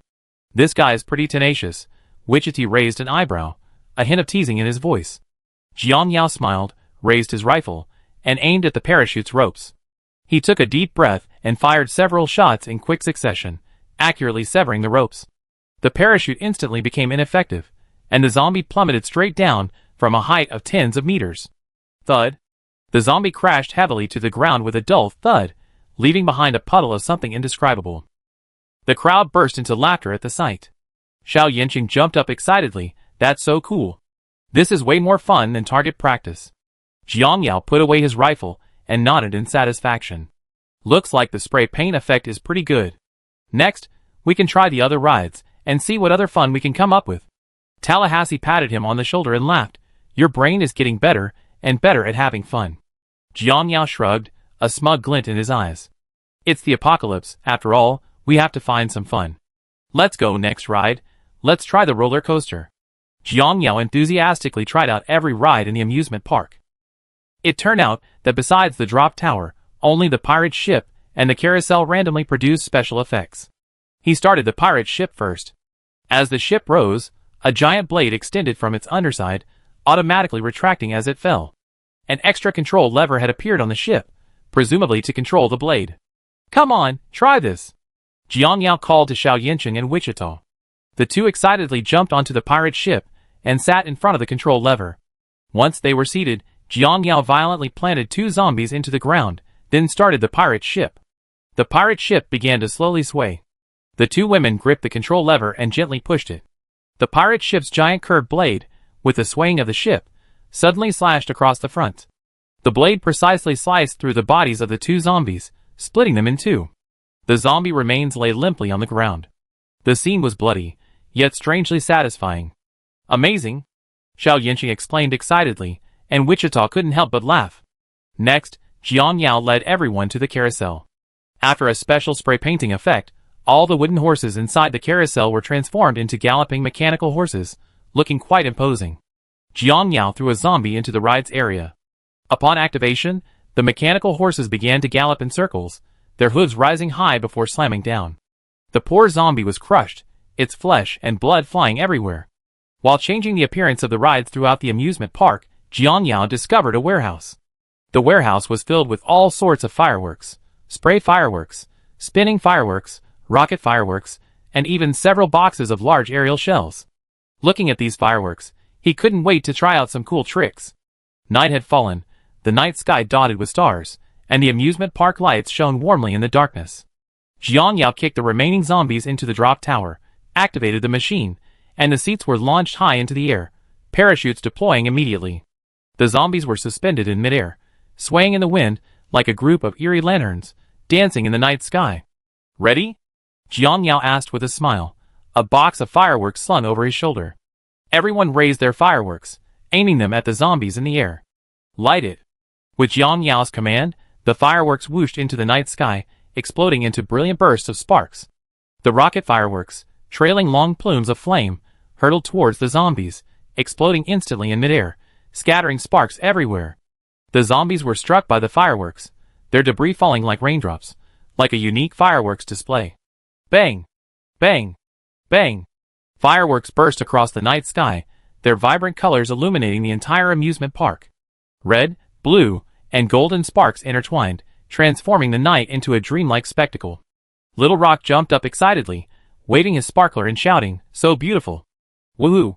Wichita couldn't help but laugh, looking up at the night sky and murmuring, "I never thought I'd see such beautiful fireworks in the apocalypse." Columbus, absent-mindedly setting off fireworks, quietly approached Wichita, gazing at his profile illuminated by the fireworks. He was certain of one thing: this was the love of his life. Tallahassee finally found the sandwich he'd been craving at the amusement park's food station. He was tap dancing, munching on the sandwich while waving his sparkler. His mouth was full of cake as he mumbled, "Ah, delicious sandwich." Chapter 80. Having had a great time at the amusement park, the group was now at a loss for where to go next. They sat huddled in the RV, the atmosphere somewhat subdued. Little Rock City listlessly fiddled with his lollipop, while Wichita leaned against the window, staring blankly at the amusement park outside. Tallahassee, munching on the last piece of cake, mumbled, "Where do we go next? We can't just keep wandering around here, can we?" Just then, Jiang Yao suddenly spoke, breaking the silence in the RV. "How about we go check out the White House?" "The White House?" Columbus raised an eyebrow, a hint of interest in his voice. "Yeah, we don't have anywhere else to go anyway, so why not go exploring?" Jiang Yao said with a smile. "Besides, the White House is an iconic place. Wouldn't it be a waste not to see it?" Everyone nodded in agreement. Xiao Yinqing suddenly perked up, throwing away his lollipop stick and excitedly saying, "Great! I never seen the White House before. I heard it used to be where very important people lived." Wichita also looked away, a slight smile playing on his lips. "Sounds good, at least better than just standing here doing nothing." Tallahassee swallowed the last bite of cake, dusted off the crumbs, and stood up. "Then what are we waiting for? Let's go!" So, they set off that very night, the four of them taking turns driving, and they weren't tired at all. The RV's mechanical arm and ramming head made their journey smooth, and they easily dealt with any hordes of zombies they encountered. The atmosphere inside the vehicle gradually became lively, and everyone began discussing what might be inside the White House. "Do you think there might be one of those high-tech automatic coffee machines in the White House?" Little Rock City blinked, his face full of anticipation. "A coffee machine? That's not high-tech at all." Columbus shook his head with a smile. "But maybe we can find some useful survival supplies." "I'm more interested in the White House basement," Wichita said thoughtfully, leaning back in his seat. "I heard there are quite a few secret passages there." Tallahassee, humming a tune as he drove, was clearly in a good mood. "Who cares what it is? We find out when we get there." 2 days later, the group finally arrived at the White House. The tall building looked particularly solemn in the morning light, its white exterior shimmering faintly in the sunlight. The area around the White House was quiet, save for the rustling of leaves in the wind. Main quest: completed White House visit March 3rd. Duration in this world: 24 hours. Can return at any time. Mandatory return upon expiration. A screen flashed before his eyes, and Jiang Yao knew it was time for him to leave again. After getting out of the car, everyone stood before the White House, gazing up at the building that had once symbolized power and glory, a complex mix of emotions welling up within them. "This is the White House," Koiwaji murmured, his eyes filled with curiosity. Let's go inside and take a look." Jiang Yao waved, taking the lead and walking towards the White House doors. The others followed closely behind, their hearts filled with a mixture of nervousness and anticipation. Pushing open the doors, the interior was eerily silent, with only the echoes of their footsteps reverberating in the empty corridors. "Why is this place so quiet? There isn't even a zombie," Koiwaji murmured, a hint of unease in his voice. "Don't be careless, there might be something big hiding inside." Tallahassee gripped his weapon tightly, cautiously scanning his surroundings. Just then, a series of hurried footsteps sounded ahead.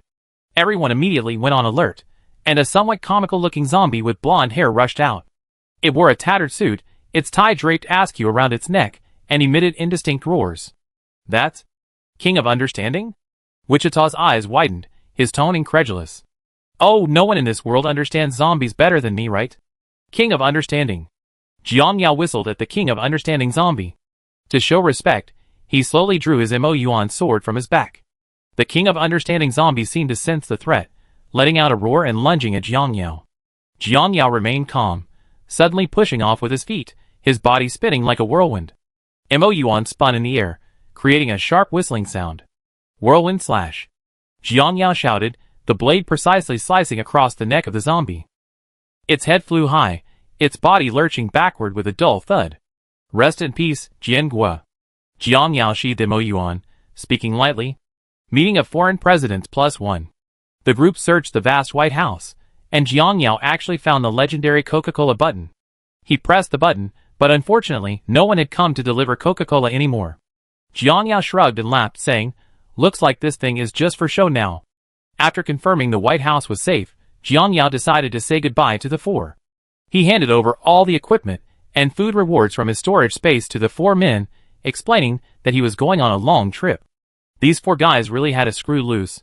They simply said goodbye to Jiang Yao and went off to have fun. Jiang Yao shook his head and chuckled. But it was for the best. It saved him from a bitter parting. He walked out of the White House, mounted the cool motorcycle he found along the way, a motorcycle he modified with paint, and said, "Let's go." Jiang Yao waved to the four men at the gate, leaving without a trace. Then he sped off towards Niagara Falls. Along the way, Jiang Yao deliberately circled around a horde of zombies, attracting the attention of tens of thousands. The zombies roared and followed him, forming a small horde. Jiang Yao turned back and whistled at the horde from time to time, maintaining his speed as he raced towards the cliff. The motorcycle sped across the rugged terrain, Jiang Yao's hands firmly gripping the handlebars. As they drew closer to the cliff, his smile grew increasingly wild. "Come on, closer," Jiang Yao murmured. Just as the motorcycle was about to plunge off the cliff, Jiang Yao suddenly accelerated, the engine roaring deafeningly. The motorcycle soared into the air, its wings deploying like a soaring eagle, taking flight into the azure sky. Looking back, the waterfall resembled a silver dragon, cascading down from the cliff top, its spray refracting the sunlight into a rainbow of colors. The water crashed against the rocks, creating a deafening roar, like a symphony of nature. Sunlight filtered through the mist, casting golden beams of light, as if illuminating a stage for this magnificent performance. "Fly, fly, freedom is fearless," Jiang Yao sang loudly, his voice echoing through the canyon. He faced the sun, feeling the wind whistling past his ears, his heart filled with exhilaration. The sunlight shone on his face, warm and bright, as if bidding him farewell. This is what freedom feels like.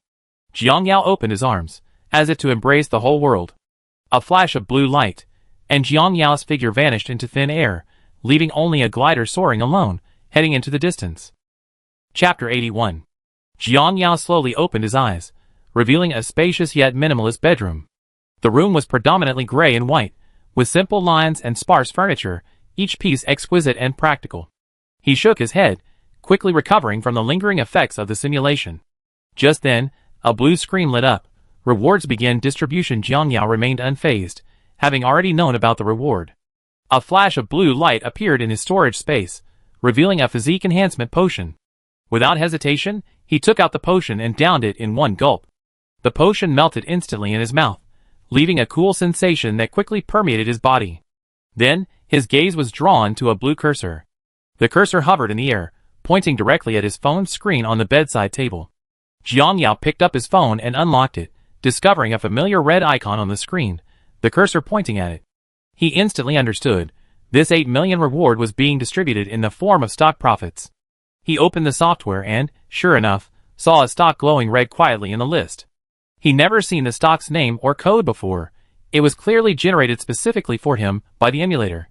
Without hesitation, Jiang Yao immediately chose to sell. He knew that if the emulator said it was 8 million, then it really was 8 million. Greed wouldn't end well. The screen prompted him to continue running according to the predefined program. Player can choose rest time. 1 day.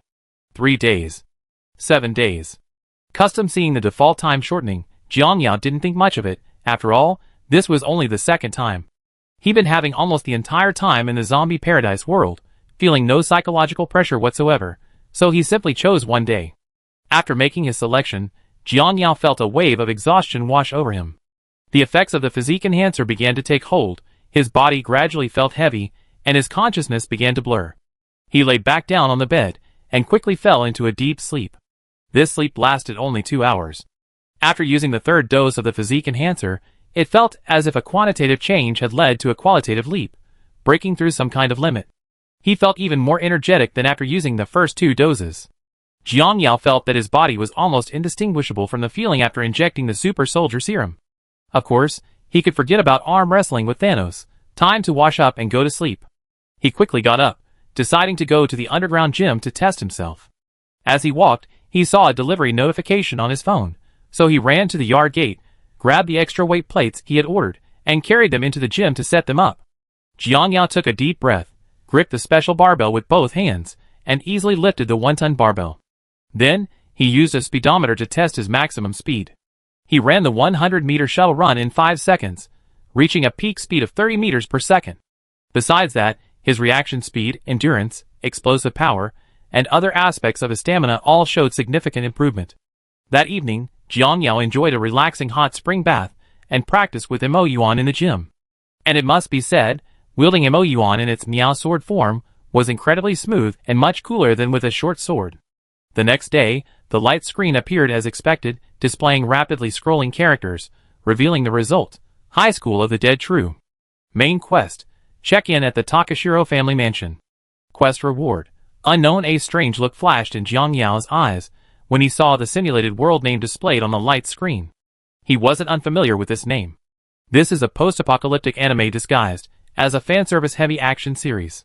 Set in a world overrun by zombies, the protagonist group struggles to survive in a perilous environment. The battle scenes are intense, and the characters are uniquely portrayed. Some are incredibly strong, some have voluptuous figures, or both. To maximize the fanservice, the series goes to great lengths to showcase the characters' physiques, even featuring the classic dodging bullets with breasts scene, which is arguably outrageous. The main plot is simple.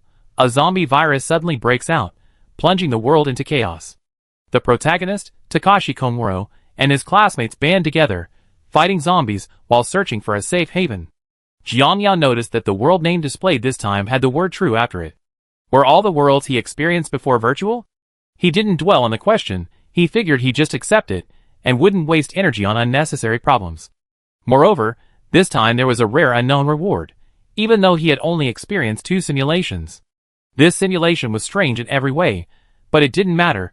Completing the main quest should provide the answers. Moreover, with Jiang Yao's current strength, he wasn't afraid of the slow-moving zombies, even without the lottery. Lottery start, simulator. I heard someone doesn't want to participate in the lottery. Cancel it. Jiang Yao, no. Snowflakes are falling. The north wind is howling. Number of lottery draws: 3. Jiang Yao quickly ignored the prompts and selected replace. The malice counterattack talent was undoubtedly a divine skill, no matter where it was used.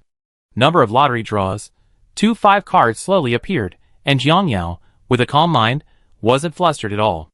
With a flick of his mind, Jiang Yao selected the first card on the left. The card instantly enlarged and flipped over, revealing an adorable purple magic wand radiating blue light. Transformation magic wand. The user chants hoo hoo hoo, black magic transformation to change into a suitable combat suit. The combat suit is permanent after activation, adjusting its appearance according to the user's wishes and automatically cleaning itself.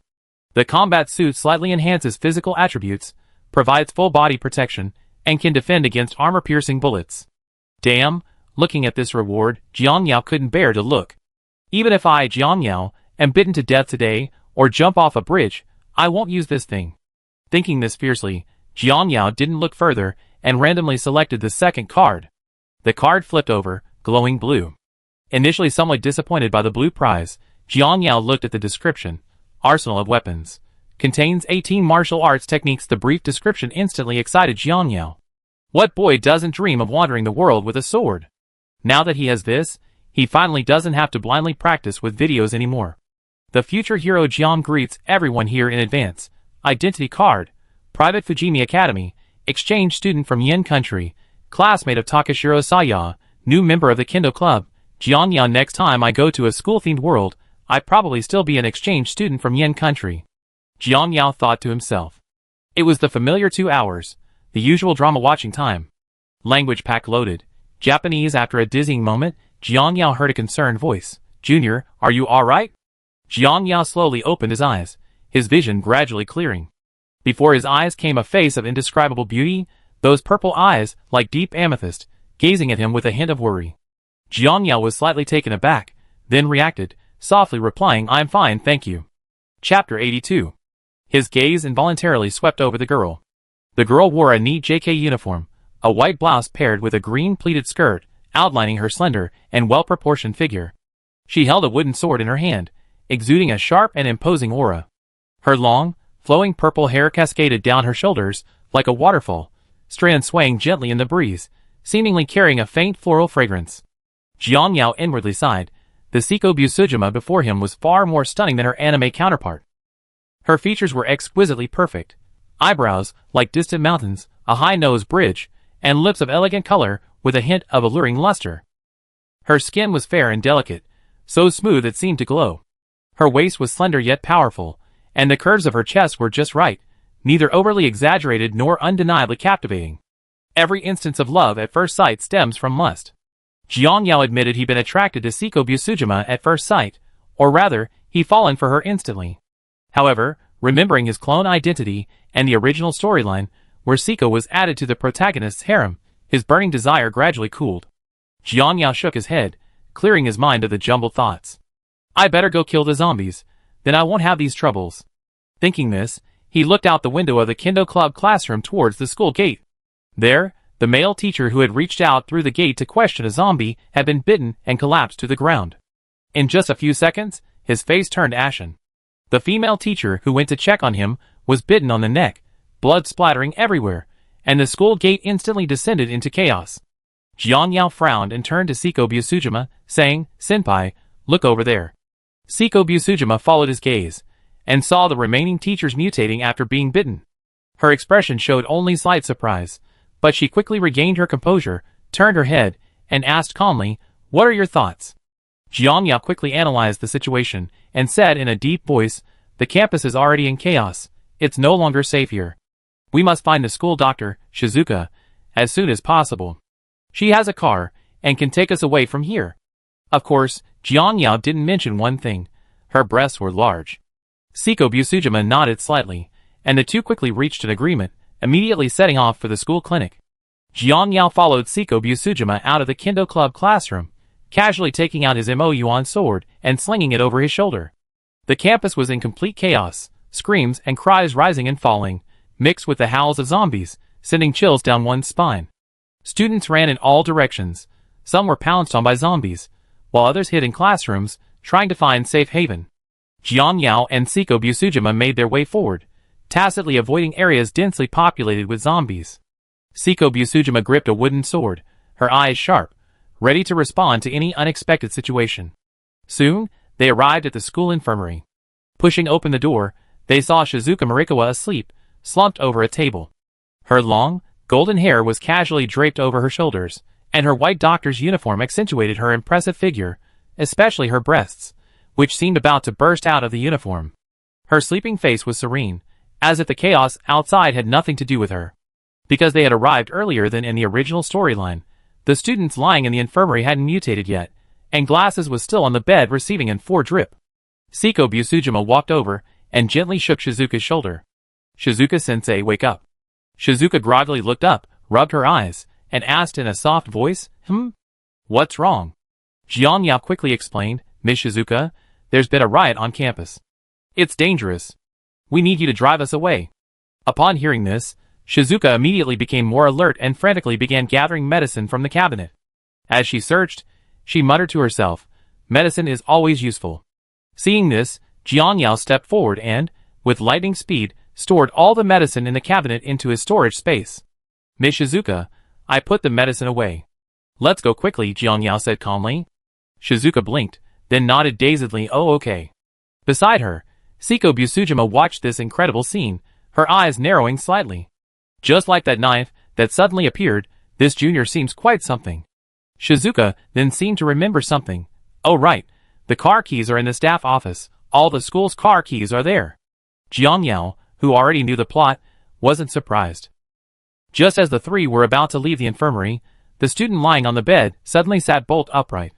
It opened its mouth, seemingly about to howl, but before the sound could escape, Jiang Yao had already drawn his sword, Mo-Yuan. A flash of light, and the corpse's head fell off, the headless body obediently lying back down. Siko Busujima's eyes lit up instantly at this sight. The bespectacled man, awakened by the noise of Jiang Yao and Siko entering, came over, intending to ask what had happened. But upon seeing this, he was so terrified that he collapsed to the ground, shrinking into a corner. Shizuka, still looking rather dazed, blinked and asked, somewhat confused, classmate, why are you slashing people? That's not right. Jiang Yao sighed helplessly and patiently explained, Teacher Shizuka, it's become a zombie, no longer human. Shizuka nodded, seemingly understanding, and didn't press further. The three ignored the bespectacled man slumped on the ground and walked straight out of the infirmary. The corridor outside began to become chaotic. Jiang Yao walked in front, holding the Mo-Yuan sword, his gaze cold and stern. Siko Busujima followed closely behind, holding a wooden sword, cautiously observing her surroundings. Shizuka, oblivious to everything, followed closely behind the two. This time, Shizuka didn't fall to the ground as in the original storyline. Therefore, the steamy scene of Seiko Busujima tearing her skirt was absent. Along the way, whenever Jiang Yao encountered a zombie, he killed it with a single strike. He discovered that even a corpse with its neck chopped could still bite, so he aimed directly at its temple, made a single slash, and lifted its skull. The corpse went still. Back in the office, Jingxiang, having already made her second attempt, suddenly slapped her forehead, saying with some annoyance, "Ah, I remember now, my little car can only seat 2 people." Jiang Yao smiled slightly, prompting, "Doesn't our school have a minibus?" Hearing this, Jingxiang paused, then her eyes lit up, as if she'd suddenly been enlightened. She slapped her forehead, a look of sudden realization on her face, her soft voice filled with barely concealed excitement. "Ah, right. How could I forget about the school bus? Great. This way, we can take more people."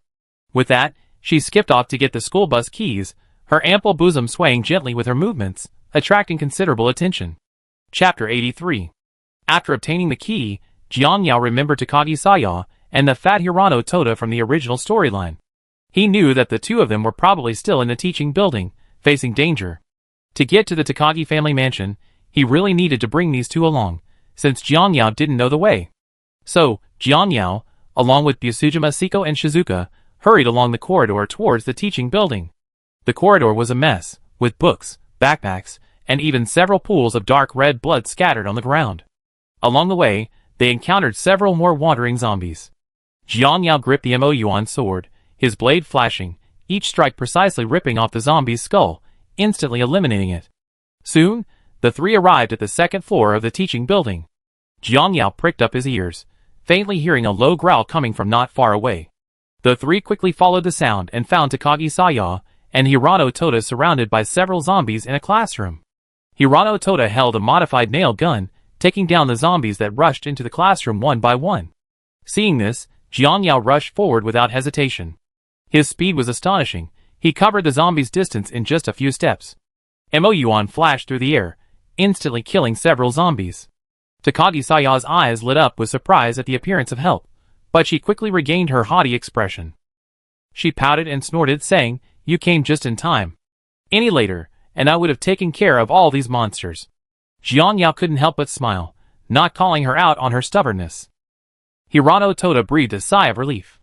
Although he felt he could handle all the zombies himself, it was always good to have someone share the burden. Once they were safe, Takagi Saya's gaze swept around, and she thought of Komuro Takashi. She opened her mouth, wanting to ask Jiang Yao to rescue him, but realized she knew very little about him. She only knew his name was Jiang Yao, and that he was an exchange student from Yin country who had transferred there in middle school. Beyond that, she knew almost nothing.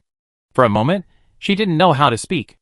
Jiang Yao seemed to sense her hesitation and, without giving her a chance to speak, said directly, "Let's go. It's not safe here. Let's leave first." Takagi Saya nodded, but ultimately didn't say anything. Hirano Toda quickly followed, gripping the nailed gun tightly, cautiously observing their surroundings. Jiang Yao glanced at everyone, and after confirming that everyone was ready, he said in a deep voice, "Stay close to me, don't fall behind." With that, he led the way towards the parking lot. Compared to the arduous journey the group had made in the original story, following Jiang Yao, the rest of them were practically taking a stroll. At first, Takagi Saya and Hirano Toda nervously looked around. After seeing Jiang Yao effortlessly dispatch the zombies blocking their path, they completely relaxed. Shortly afterward, the group reached the corner of the stairs. They saw that the first floor lobby was completely occupied by zombies. Takagi Saya analyzed to the group, "I just observed them. These zombies don't even turn around when they bump into cabinets, so they obviously have no vision. They must be using sound to orient themselves. Therefore, we can sneak past them." But before Takagi Saya could finish speaking, Jiang Yao's voice came from the lobby, "Stop dawdling, let's go." The group turned around, and saw that more than a dozen zombies were already lying rather undignifiedly on the floor of the lobby. Jiang Yao stood calmly amidst the corpses, waving at them. "How many points would you give this one for slaying the dead?" The 5 of them arrived at the parking lot without any obstacles. Shizuka found the school bus, quickly ran over, took out her keys, and opened the door. She sat in the driver's seat, adjusted the seat, gripped the steering wheel, and a relieved smile appeared on her face. Seiko Busujima, Saya Takagi, and Toda Hirano followed closely behind, filing in one after another. Just then, a series of urgent shouts came from afar. A man wearing gold-rimmed glasses was waving frantically at the school bus, his face plastered with a fake smile. Beside him, several students, urged on by him, were running frantically towards the parking lot. Jiang Yao stood outside the bus, his gaze coldly sweeping over the man, a sneer playing on his lips. He recognized him instantly. Fujito Koichi, the cunning, selfish teacher from the original story. Jiang Yao had deliberately stayed outside the car to wait for him. The commotion caused by Fujito Koichi and his group immediately attracted the attention of the zombies in the open space. A student tripped and fell due to nervousness, but fortunately, the zombies were some distance away, and there was a teacher nearby. Just as he reached out to ask Fujito Koichi to help him up, unexpectedly, Fujito Koichi, with a grim expression, kicked the student hard in the face with his leather shoe. At times like this, those without power don't deserve to live, he said, while elegantly straightening his designer suit. Taking advantage of the zombies surrounding the student, Fujito Koichi immediately changed his demeanor, turned around, and ran to the school bus. His face was plastered with a fake smile, and his tone carried a hint of ingratiation. "Students, it's so good to meet you all under these circumstances. Everyone, please get on the bus." Jiang Yao ignored the other students boarding the bus, coldly staring at Fujito Koichi, slowly raising the EP1 sword in his hand, and slung it over his shoulder. A murderous glint flashed in his eyes, as if he were looking at a dead man. Fujito Koichi was startled by Jiang Yao's gaze, but quickly regained his feigned composure, continuing, "Student, what do you mean by this? As a student, you should listen to your teacher. As long as you follow my orders, you definitely escape the school safely." Jiang Yao remained silent, only slowly taking a step forward, the EP1 sword gleaming coldly in the sunlight. Fujito Koichi finally realized something was wrong. The smile on his face instantly froze, and his voice trembled. What do you want to do? I'm a teacher. You can't do this." Jiang Yao sneered, instantly swinging the EP1 sword. Rather than wait for this guy to devise a scheme to trick him, he might as well strike first. A flash of light, and Fujito Koichi's head flew off. His body swayed a few times before collapsing heavily to the ground, his face still showing expressions of terror and disbelief. The students already on the bus trembled with fear, but no one dared to speak up. Siko Busujima narrowed her eyes slightly, a faint smile playing on her lips. Saya Takagi and Toda Hirano shrank back, clearly startled by Jiang Yao's decisiveness. Jiang Yao sheathed his sword, turned, walked onto the school bus, closed the door, and said calmly, "Let's go, don't waste time." Shizuka nodded, and quickly started the bus. The minibus launched itself forward, instantly gaining speed, drifting around the corner after leaving the school gate, and speeding away. Having seen this scene in anime before, Jiang Yao couldn't help but admire Shizuka's skill. As for Takashi Komuro and Rei Miyamoto, they had obviously gone in another direction. Jiang Yao hadn't intended to take them anyway. He didn't like either of them. One was a simp and a womanizer, the other a scheming woman. He just let them fend for themselves. Chapter 84. The minibus sped along the road, several zombies in front of it trying to stop it. But the minibus mercilessly rammed them, sending them tumbling like rag dolls, as they crashed to the roadside with dull thuds. Dark red blood splattered on the windows. Shizuka calmly turned on the windshield wipers.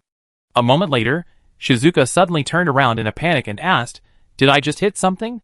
Jiang Yao looked at her speechlessly. "It's okay. It's just raining. Drive." Hearing this, Shizuka patted her balls with relief and turned back to focus on driving. The city was in complete chaos. Some buildings along the streets were engulfed in flames, billowing thick smoke. Others were smashed beyond recognition, shards of glass scattered everywhere. The roads were littered with abandoned vehicles, some crashed together, others overturned. Occasionally, a few survivors could be seen running wildly through the streets, pursued by hordes of corpses, their screams and cries echoing throughout the city, as if the entire city were wailing. Jiang Yao sat in the passenger seat, his cold gaze sweeping over the scene outside the window.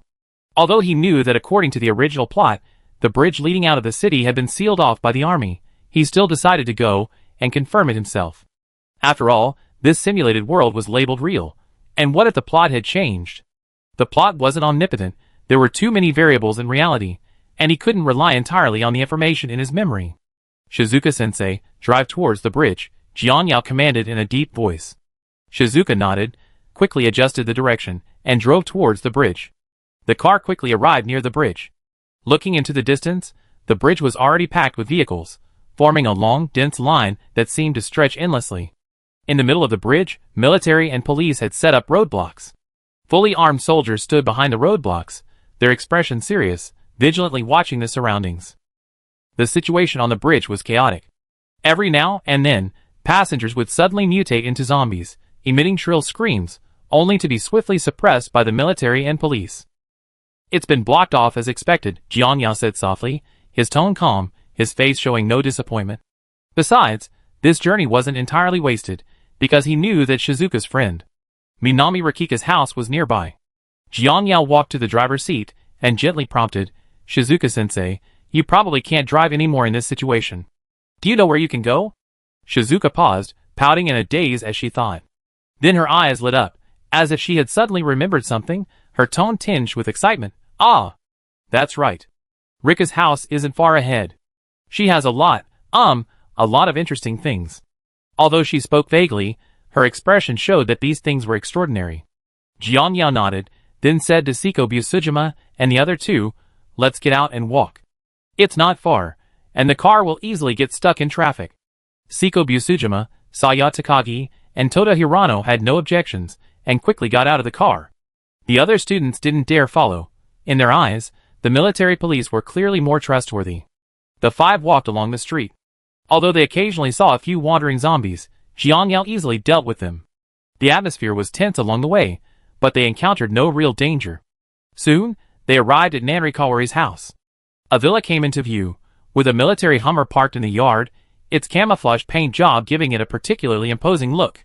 The five entered the villa.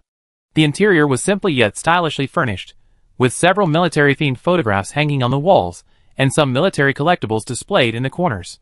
Shizuka went straight to the safe in the corner of the living room, entered the combination, and the safe clicked open. The contents of the safe immediately caught everyone's attention. A neat array of firearms was arranged inside, from pistols to rifles, and even several sniper rifles, a complete range with ample ammunition. The nerdy Hirano Toda, upon seeing this, instantly perked up, his eyes widening, and drool even dripping from his mouth. He carefully picked up a rifle, as if cradling a rare treasure, muttering to himself, "Armalite AR-110T, automatic rifle, using 7.62mm ammunition." As he spoke, he couldn't resist touching another gun, excited like a child. Saya Takagi, seeing his behavior, couldn't help but roll her eyes and scoff, "You fat otaku, can't you have some self-respect? Don't look like you've never seen anything like this before."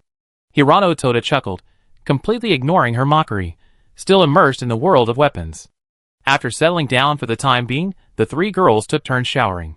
After all, in the apocalypse, having the opportunity to cleanse oneself was a luxury.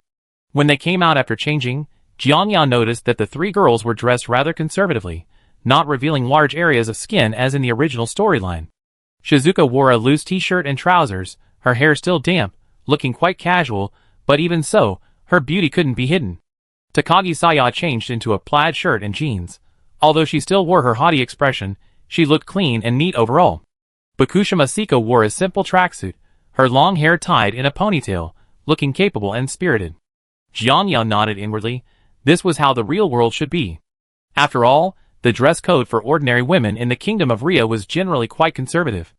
Moreover, a girl like Busashima Seiko, who studied kendo, with an introverted and self-disciplined personality, how could she dress as revealingly as in the original story? Anime would go to any lengths to sell fan service, but the real world had to follow some logic. Now that things had settled down, Jiang Yao finally had time to properly study his arsenal of weapons. Although it was called a book, this book didn't have a physical form. Instead, it was stored in his brain in a mysterious way. With a mere thought, the book's contents would project onto his mind like a clear and detailed image. He closed his eyes, immersing himself in the book's contents, and began rapidly browsing its pages. The book was divided into multiple chapters, covering a wide range of techniques, including light body skills, combat techniques, and the methods for using all 18 weapons, a comprehensive and diverse system. However, Jiang Yao quickly discovered that the book lacked the internal energy cultivation method he had been eagerly anticipating. He felt a slight pang of regret, but then he thought that with his current physical abilities, he would be at least a master of external martial arts in a low-level martial arts world. Even without internal energy, his powerful physique and superb external skills would still allow him to unleash astonishing combat power. Chapter 85. Lightness, skill, and swordsmanship. I can start practicing those first, Jiang Yao thought to himself, a hint of excitement flashing in his eyes. He couldn't wait to practice. Although he could scale walls with his superior physique, nothing beat the coolness of lightness skill. Thinking this, Jiang Yao stood up and said to the 4 people inside, I'm going out for a walk, to familiarize myself with the surroundings. Shizuka looked up, a little worried, and said, It's dangerous outside, be careful. Jiang Yao smiled, saying nothing more. Just as he was about to leave, Seiko Busujima suddenly stood up, wooden sword in hand, and said calmly, I go with you. Jiang Yao hesitated for a moment, then nodded, not refusing. After all, having a beautiful woman accompany him, even if nothing happens, is pleasing to the eye, isn't it? The two walked out of the villa one after the other, the occasional low growls of zombies, and screams of humans making the night anything but peaceful. Moonlight spilled onto the ground, casting a silvery glow over the surrounding scenery, only to be marred by the mottled bloodstains. Jiang Yao stood on an empty street, surrounded by scattered villas and abandoned vehicles. He took a deep breath, closed his eyes, and focused his mind, retrieving the section on lightness skill from the complete martial arts manual. Lightness skill emphasizes being as light as a swallow, moving like a dragon, controlling the body with chi, and guiding force with intention. Jiang Yao silently recited the incantation from the book, adjusting his breathing. Gradually, he felt himself sinking into a dark world, with only scattered white currents of energy swirling around. Guided by his will, these currents began to flow along a certain trajectory. As the current completed its cycle, he felt an invisible energy coursing through his body. An unprecedented lightness washed over him, as if every muscle and bone was enveloped by this energy, becoming supple yet powerful. He slowly opened his eyes, his gaze sharp as lightning, and the ground beneath his feet seemed to soften and spring back. With a light tap of his foot, he leaped into the air like an arrow, his movements so light they felt weightless. His toes lightly touched the roof of an abandoned car, then landed smoothly without a sound. The metal roof didn't even dent from his weight, as if he were merely a falling feather. It really worked. Jiang Yao thought to himself with secret joy, a glint of excitement in his eyes. He didn't stop. With another burst of energy, he soared into the air like a swallow. This time, his movements were even more fluid, as if he had become one with the surrounding air. His body traced a graceful arc through the air before landing steadily on another high platform. Previously, although he possessed formidable physical attributes, he was like a raging bull, possessing strength but unable to fully utilize it. Now, however, his mastery of lightness skill allowed him to perfectly combine strength and technique, releasing every ounce of power with precision. From the platform, Jiang Yao looked at the horde of thousands of undead corpses in the distance, a cold smile playing on his lips. He called out to Seiko Busujima, and the two strode quickly towards the horde. Seiko Busujima stood a short distance away, her gaze fixed intently on Jiang Yao's figure. He moved through the horde like a ghost, the Mo Yuan sword in his hand gleaming with a chilling light. With a flick of his wrist, Mo Yuan drew a graceful arc, the blade slicing across the corpse's neck, head falling to the ground. The blade trembled, its tip flicking like a venomous snake's tongue, aiming straight for another corpse's brow. The instant the blade pierced the head, he twisted his wrist, the blade rising in a sweeping motion, cleaving the corpse's head in two.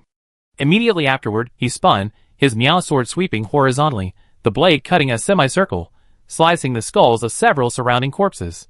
Jiang Yao's movements were fluid and continuous, his swordsmanship flowing like water. With a flick of the blade, the tip drew a diagonal line from bottom to top, splitting a zombie from abdomen to shoulder. A corpse attacked from the side, Jiang Yao's feet gliding lightly, his body slipping through the gaps in the corpse's attack like a fish. With a flick of his wrist, a backhand slash sliced across the corpse's neck. As the battle raged, he wielded the Mo Yuan sword, charging left and right with agile movements that left the zombies unable to even touch the hem of his clothes. Wherever he passed, zombies fell in droves. When only one zombie remained, Jiang Yao completely abandoned the teachings of the martial arts manual. With a push of his feet, his body soared into the air, spinning once, the Mo Yuan sword tracing a full moon in the sky. The blade struck down like lightning, cleaving the zombie in two from head to toe.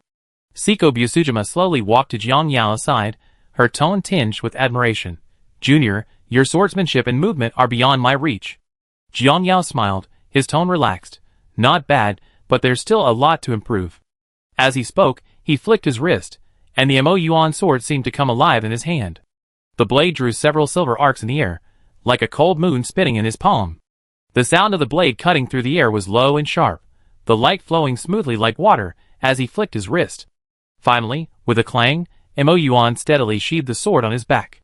Everything else can be skipped, but the cool moves must be learned first. Seiko Busujima watched Jiang Yao sheath his sword, her eyes brightening, a hint of admiration, even a touch of fervor, in her gaze. She was silent for a moment, then suddenly asked, Junior, do you really enjoy cutting down zombies that much? Don't you think it's strange? Jiang Yao was slightly taken aback, then smiled. He sensed the confusion and subtle self-mockery in Seiko Busujima's tone. He immediately realized that she might be, like in the original story, caught in a rut of self-doubt. He turned around, looking at her calmly, his tone gentle yet firm. Senior, everyone has a violent streak within them. There's nothing shameful about it. Especially in such a chaotic world, violence isn't something terrible, it's just an instinct, a way to protect yourself and release stress. He paused, then continued, in this world, only your own strength can protect you and those around you. As for violence, it's just a means to achieve your goals. If you like it, why care about others' opinions? The important thing is that you understand what you're doing and can bear the consequences. Seiko Busujima listened to Jiang Yao's words, a complex look flashing in her eyes. She lowered her head, remained silent for a moment, then said softly, actually. She looked up, a hint of reminiscence in her eyes. Once, I encountered a man in an alley. He tried to molest me. I deliberately acted very scared, pretending to be powerless, actually waiting for him to get close so I could teach him a lesson. Chapter 86.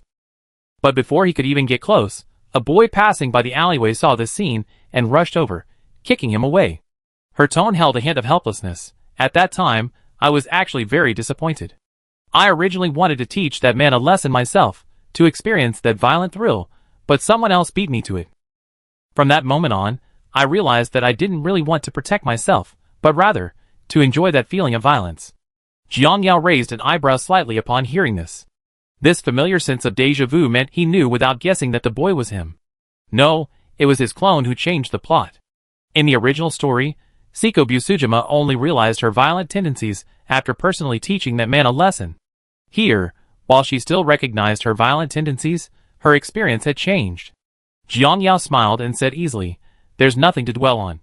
Violence itself isn't right or wrong, the key is how you perceive it, and how you use it. He paused, looking directly at Seiko Busujima, his tone deep and serious. As long as you don't wield your knife against the weak, as long as you follow your inner sense of justice, violence isn't scary. Just enjoy it, like I do. His voice was gentle yet powerful, seemingly carrying an invisible force that struck Seiko Busujima's heart. Follow your heart's feelings, and become your true self. You don't need to suppress yourself, nor do you need to deny yourself. Your strength is your unique charm. Upon hearing this, the confusion in Seiko Busujima's eyes gradually dissipated, replaced by a sense of relief. She nodded slightly, a faint smile playing on her lips. You're right. Perhaps I've been overthinking things. Her gaze towards Jiang Yao seemed to shift, softening with tenderness and passion. Jiang Yao could only pretend not to notice. After all, he was still a clone, and he hadn't overcome his inner turmoil yet. Besides, he didn't think a few words would resolve Seiko Busujima's inner conflict. He wasn't a master of persuasion, he could only hope that he'd get used to it eventually. Just as he was about to leave, Jiang Yao's gaze inadvertently fell upon Seiko Busujima's beautiful curves. He suddenly remembered the versatile magic wand lying quietly in his storage space, and a thought flickered in his mind. If the combat suit fit, it would be quite a sight. Jiang Yao muttered to himself. He would have refused to use that magic wand before, it was simply too embarrassing. But now, looking at Seiko Busujima's explosive figure, he suddenly felt that this thing might actually be somewhat useful. I already used it, it'd be a waste to just leave it there unused, Jiang Yao convinced himself. Besides, it's Seiko Busujima using it, so it's actually good warning? Not a chance. Ultimately, he couldn't suppress his curiosity, and took the magic wand from his storage space.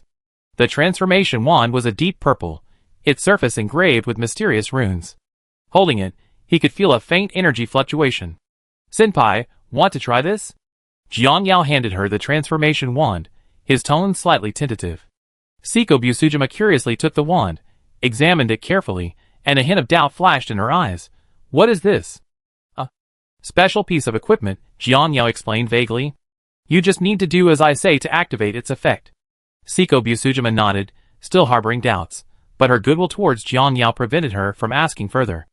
She gripped the magic wand tightly and, following Jiang Yao's instructions, struck a slightly childish pose, shouting, whoosh whoosh whoosh, Black magic transformation. As her voice faded, the magic wand erupted with a dazzling purple light, completely enveloping Seiko Busujima's body. Jiang Yao stood to the side, watching this scene intently, his heart filled with anticipation.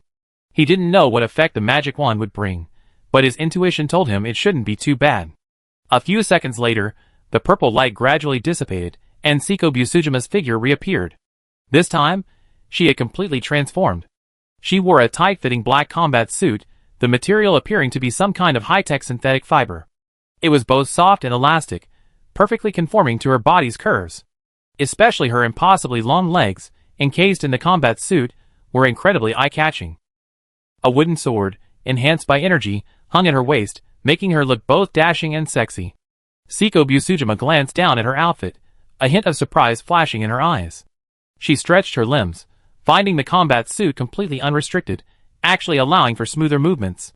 The moment the light faded, Jiang Yao's heart began to race involuntarily. The combat suit perfectly accentuated Seiko Busujima's figure, especially the tight-fitting material, which showcased her explosively beautiful physique to its fullest extent. Jiang Yao struggled to remain calm. He knew he was damnably tempted again. Seiko Busujima seemed to notice Jiang Yao's gaze, a knowing smile playing on her lips. "What's wrong, mesmerized?" she said. Jiang Yao coughed lightly, feigning composure. "I just think this combat suit suits you." Seiko Busujima chuckled, not exposing his ulterior motives. She gripped her wooden sword tightly, feeling the power surging within her, her eyes gleaming with excitement. "In that case, let me test the suit's effects." With that, she flashed forward like a black lightning bolt, charging towards the distant zombie. Her movements were even faster and stronger than before. Each swing of her sword created a gust of wind, instantly cleaving the zombie in two.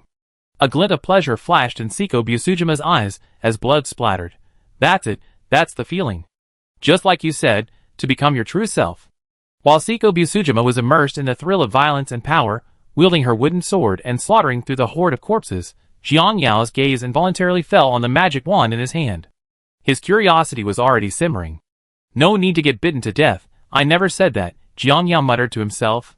He gripped the magic wand, hesitated for a few seconds, and finally decided to give it a try.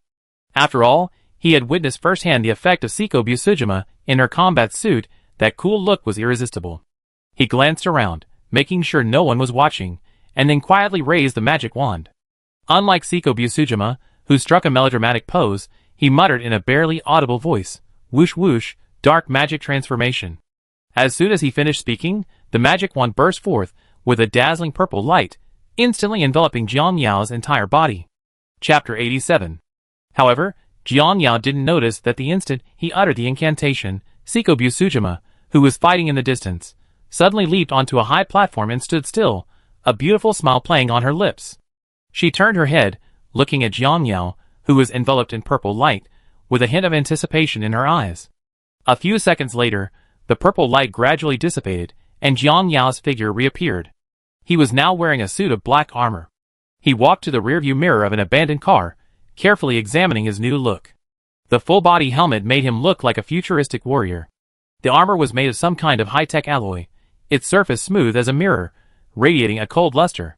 Purple light patterns adorned the armor, these patterns acting like energy conduits, flickering slightly with his breathing. He stretched his limbs, finding that the armor's weight was almost negligible, and his movements were unrestricted. "Cool." Jiang Yao couldn't help but smile, his heart filled with satisfaction. The "it's actually good" principle never goes out of style. The two fought side by side, clearing out all the zombies within a 300-meter radius of the villa. During the battle, they seemed to be in perfect sync, their teamwork seamless. Jiang Yao's Mo-Yuan sword and Seiko Busujima's wooden sword intertwined to create a web of death, and the zombies fell one after another. After the battle, Jiang Yao sheathed his Mo-Yuan sword and turned around, meeting Seiko Busujima's gaze. Her eyes seemed to smile, carrying a hint of tenderness and inquiry, as if awaiting his response. However, Jiang Yao seemed to be burned by that gaze, quickly turning his head away, avoiding her eyes. Seeing this, Seiko Busujima's lips curled into a playful smile. She said nothing, simply flicking the wooden sword in her hand to shake off the bloodstains before sheathing it. Jiang Yao felt her gaze still lingering on him, and a wave of annoyance washed over him.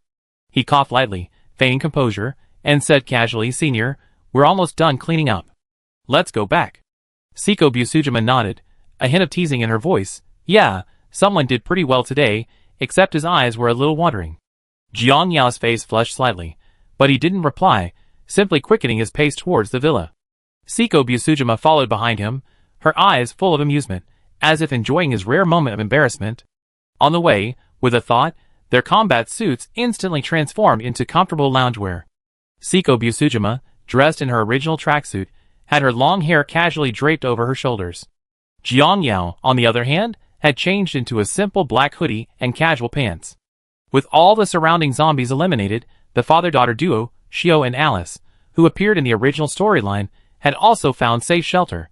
Back at the villa, Shizuka and Saya Takagi were already asleep, and the living room was quiet. Toda Hirano, dutifully holding his sniper rifle, stood guard on the balcony. Hearing the door open, he immediately turned around alertly. Relieved to see Jiang Yao and Seiko Busujima, he silently lay back down, continuing to watch for any movement outside. Upon entering the house, Jiang Yao quickly made an excuse and hid in his room. Leaning against the door, looking at his hands, he felt a surge of hatred for being a clone for the first time. He shook his head, trying to shake off the jumbled thoughts, but Seiko Busujima's smile lingered in his mind. Meanwhile, Seiko Busujima stood in the living room, watching Jiang Yao's hurried departure, her smile deepening. She murmured to herself, "Looks like someone isn't so indifferent after all." When the fat man turned around, she reverted to her icy demeanor. Perhaps her smile was only for Jiang Yao. The night passed without incident. The next morning, Jiang Yao woke up early and went to the kitchen to find Shizuka and Seiko Busujima busy at work. Shizuka, wearing a pink apron, was frying eggs with a spatula. Seiko Busujima was chopping vegetables beside her, her movements practiced and elegant. The kitchen was filled with the aroma of food, creating a warm atmosphere. "Good morning," Jiang Yao greeted, and sat down at the dining table. Shizuka turned her head, a gentle smile on her face. "Good morning, Jiang Yao. Breakfast will be ready soon." Seiko Busujima simply nodded, but her gaze remained fixed on Jiang Yao, as if scrutinizing him. Her eyes were full of tenderness, making Jiang Yao feel somewhat uncomfortable. Breakfast was quickly served: fried eggs, toast, vegetable salad, and steaming hot milk, a plentiful and nutritious meal. Jiang Yao picked up his chopsticks, ready to begin eating, but noticed that Seiko Busujima's gaze was still fixed on him. He couldn't help but cough, somewhat awkwardly asking, "Senpai, is there something on my face?" Seiko Busujima smiled slightly. "Nothing, I just noticed you seem to have a good appetite today." Upon hearing this, Jiang Yao was somewhat amused and exasperated, and could only lower his head and focus on eating, trying to ignore her tender gaze. The others weren't familiar with Seiko Busujima, only finding her aloof beauty captivating when she smiled. After breakfast, the five sat around the table to discuss their next plan. Saya Takagi adjusted her glasses, her tone confident. "My father is the head of the Patriotic Association. He's very influential locally. The Takagi family has definitely made defensive preparations. We can go there first, and lay low for a while." Jiang Yao nodded in agreement. "The bridge is blocked, and leaving the city is currently hopeless. We can't waste too much time here. The Takagi family is a good option." Jiang Yao's destination was indeed the Takagi family, but the anime didn't specify their location. They could only wait until the bridge route became impassable, and let Saya Takagi suggest it herself.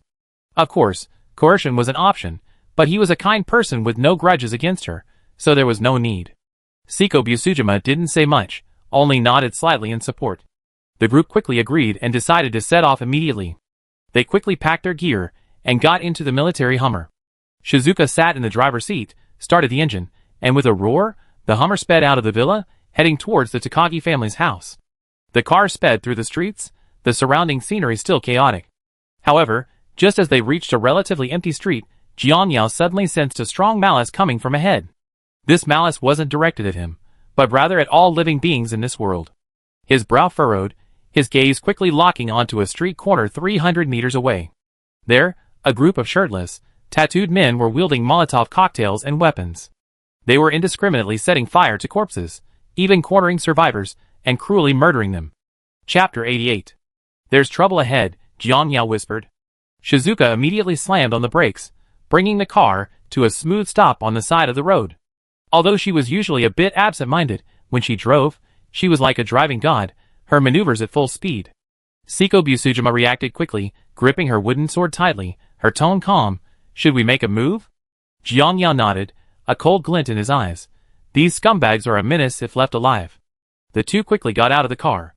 With a thought, Jiang Yao's hoodie instantly transformed into pure black armor, the alloy gleaming in the sunlight.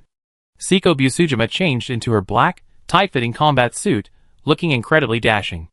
Jiang Yao in front, Seiko Busujima behind, the two of them charging towards the group of thugs like lightning. Before the thugs could react, Jiang Yao had already charged into their midst. Mo Yuan's sword flashed through the air, instantly felling several thugs.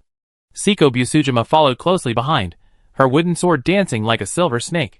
With a flash of light, another thug fell. In the blink of an eye, most of the thugs had been cut down. Just as the battle was about to end, Jiang Yao suddenly sensed a dangerous aura. His gaze swept across the room, and he saw a thug crouching under an abandoned car, a hunting rifle in his hand, the muzzle pointed directly at Seiko Busujima. "Senior, be careful," Jiang Yao whispered, his voice filled with urgency and tension. At that moment, his mind went blank. He completely forgot that Seiko Busujima's combat suit could withstand armor-piercing rounds. Only one thought remained in his mind, to protect her. That instinctive impulse made him drop his enemy without hesitation, and with a leap, his figure shot towards the abandoned car like a streak of light. Mo Yuan drew a sharp arc in the air, the blade slamming into the car. With a crack, the car and the thug were cleaved in two, metal fragments flying everywhere. Jiang Yao stood rooted to the spot, panting with lingering fear, his gaze still fixed on Seiko Busujima. Only after confirming she was unharmed did he breathe a sigh of relief, the tension in his heart gradually dissipating. Seiko Busujima, having killed the last thug with a single strike, turned to look at Jiang Yao, her eyes, like autumn water, rippling with emotion. She walked to Jiang Yao's side, a hint of teasing in her voice. "Junior, I didn't expect you to care about me so much. Are you trying to protect your senior?" Jiang Yao sheathed Mo Yuan, turned and walked away, choosing a cowardly tactic, ignoring her. Seiko Busujima chuckled softly, saying nothing more, but the smile in her eyes deepened. She knew that although Jiang Yao outwardly seemed somewhat resistant to her for some unknown reason, he harbored a strong protective instinct. This feeling of being cared for warmed her heart. After they got into the car, the Hummer continued speeding towards the Gaocheng mansion. Along the way, the car charged recklessly like a raging bull, smashing through countless corpses in its path. The car was covered in dark red bloodstains, but Jingxiang, driving, remained unfazed. Finally, the Hummer entered the area where the Gaocheng mansion was located. From afar, the grand gates of the Gaocheng family stood silently, surrounded by towering walls. Several fully armed guards stood at the gate, their expressions serious as they watched the surroundings. The car slowly came to a stop in front of the mansion. Jiang Yao didn't have time to complain about the wealthy family, because a familiar blue screen popped up before his eyes. The content on the screen was completely unfamiliar to him, sending a storm of emotions through his mind. Main quest, completed. Reward, true body transmigration, storage space plus 10 units. Note, all harmful substances will be destroyed during the true body transmigration process. Choose to enter this world to explore with your true body? Jiang Yao froze for a few seconds, then a surge of joy welled up inside him. Originally, the clone was meant to ensure his safety, but as he gradually adapted to the apocalypse, he increasingly felt that the clone's limitations were too numerous. What had been troubling him was now instantly resolved. Without hesitation, he immediately chose yes. In an instant, he felt a sense of disorientation, as if his entire soul had been ripped out, then quickly returned. That subtle discomfort vanished, replaced by an unprecedented feeling of comfort. He clenched his fist, feeling the power surging within him. Although his physical attributes were exactly the same as before, that inexplicable sense of alienation had indeed completely disappeared. This is the real me, Jiang Yao thought to himself, a smile unconsciously spreading across his face. At the same time, the information on the blue screen changed again. This world has been detected as the true world. Players can enter and exit at any time. Note, to enter another world, you must go from the real world. The time flow rate in the true world is the same as in the real world. The time flow rate ratio between the simulated world and the real world is 365:1. Side quest, reach the sea airport. Reward, unknown. Jiang Yao quickly scanned the information, his heart filled with elation. The true world. That means this world is real. Then Seiko Busujima is unique, a person with flesh and blood. Since one must travel from the real world to other worlds, the real world essentially becomes a transit point. In other simulated worlds, there's no need to worry about the passage of time. A year here is only a day. This is wonderful. As for the side quests, they perfectly aligned with Jiang Yao's thoughts. Having experienced 3 worlds, he discovered that the simulator seemed to set its quests based on his deepest desires. Junior, what's wrong? Seiko Busujima's concerned voice came from beside him, interrupting Jiang Yao's thoughts. The others didn't notice Jiang Yao's unusual behavior, but Seiko Busujima, who had been watching him closely, keenly sensed the change. Although she couldn't pinpoint exactly what was different, she could feel that the subtle aloofness around Jiang Yao was rapidly disappearing. In its place was a more real, more intimate aura. This change filled her with a quiet joy, but she didn't show it, simply gazing at him silently with her purple eyes. Jiang Yao snapped out of his reverie, turned to look at Seiko Busujima, and smiled sincerely. Senior, it's nothing, I was just thinking about something happy. His tone was relaxed and natural, as if he had unloaded some invisible burden. Seiko Busujima nodded, not asking further, but her gaze remained fixed on Jiang Yao. Feeling Jiang Yao's friendly attitude, a sense of pleasure unconsciously welled up within her, and a faint smile appeared on her lips. However, she quickly suppressed her smile, reverting to her usual aloofness. The two got out of the carriage together, and followed Saya Takagi towards the gate of the Takagi mansion. The gatekeeper, seeing that it was the head of the family's daughter returning, immediately stepped forward and bowed respectfully, saying, "Young miss, you're back." Chapter 89. Takagi Saya nodded, a hint of arrogance in her expression. Back in her own territory, her aura was noticeably stronger, and her tone became unquestionable. "Yes, I brought back a few friends." The gatekeeper quickly responded, then stepped aside to make way. The group entered the mansion, and the first thing they caught their eye was a huge plaza. The plaza was filled with tents, used to house survivors sheltered by the Takagi family. People strolled leisurely between the tents, showing no signs of the tension of the apocalypse. After crossing the plaza, the group walked through a long corridor. The corridor was lined with flowers and plants. Although the outside world had descended into chaos, it maintained a rare tranquility. At the end of the corridor was a magnificent council hall. Inside the hall, Takagi Soichiro sat in the main seat, listening to reports from his subordinates. Hearing footsteps, he looked up and saw his daughter leading a group of people in. A flicker of joy crossed his eyes, but he quickly concealed it. After all, he was the image of a stern father. "Saya, you're back." Takagi Soichiro stood up, his tone tinged with concern, but mostly with authority. Takagi Saya nodded, her voice tinged with pride. "Father, I brought some friends back. They're all my classmates from school." Takagi Soichiro's gaze swept over Jiang Yao and the others, giving a slight nod in greeting. Then, he looked at Takagi Saya, his tone calm. "Your mother has already led people to rescue you. Her cell phone has completely lost signal, we can't contact her. Don't worry, I sent someone to inform her to come back." Upon hearing this, a flicker of worry crossed Takagi Saya's eyes, but she quickly regained her composure. She nodded, replying firmly, "Thank you, father." The night passed without incident. The next morning, sunlight streamed into the room through the gaps in the curtains, and Jiang Yao woke up. He stretched, feeling an unprecedented sense of ease. His body felt wonderful. When he stepped out of the bedroom, he found Busujima Seiko already up, busy in the kitchen. Hearing the noise, she turned around, a faint smile on her face. "Awake?" Busujima Seiko asked softly, her tone gentle. Jiang Yao nodded and sat down at the dining table. "Yes, good morning, senpai. Breakfast will be ready soon, please sit for a while." After finishing her sentence, Seiko Busujima continued focusing on the fried egg in her hand. Don't misunderstand, the two weren't living together, just in the same suite. At the dining table, they ate breakfast in silence, neither breaking the tranquility. After breakfast, they went to the plaza together. The plaza was already packed with people, the crowd bustling, the atmosphere somewhat tense. Jiang Yao's gaze swept across the crowd, and suddenly he spotted 2 other students wearing Fujimi school uniforms. These must be the protagonists of the original work, Takashi Komuro and Rei Miyamoto. Jiang Yao wasn't surprised to see them here. This morning, Yuriko Takagi led the group back, and these 2 protagonists arrived around the same time. Soichiro Takagi stood in the center of the plaza, an iron cage in front of him containing a zombie. The zombie struggled frantically, emitting low growls, as if it might break free of the cage at any moment. Soichiro stood before the cage, his expression solemn, his gaze piercing. "Gentlemen!" Soichiro's voice boomed, instantly drawing everyone's attention. "This man was once my retainer, my brother. During a rescue mission, he bravely sacrificed himself to save his comrades. His heroism is the light of humanity. But now, he has become a corpse that threatens our safety.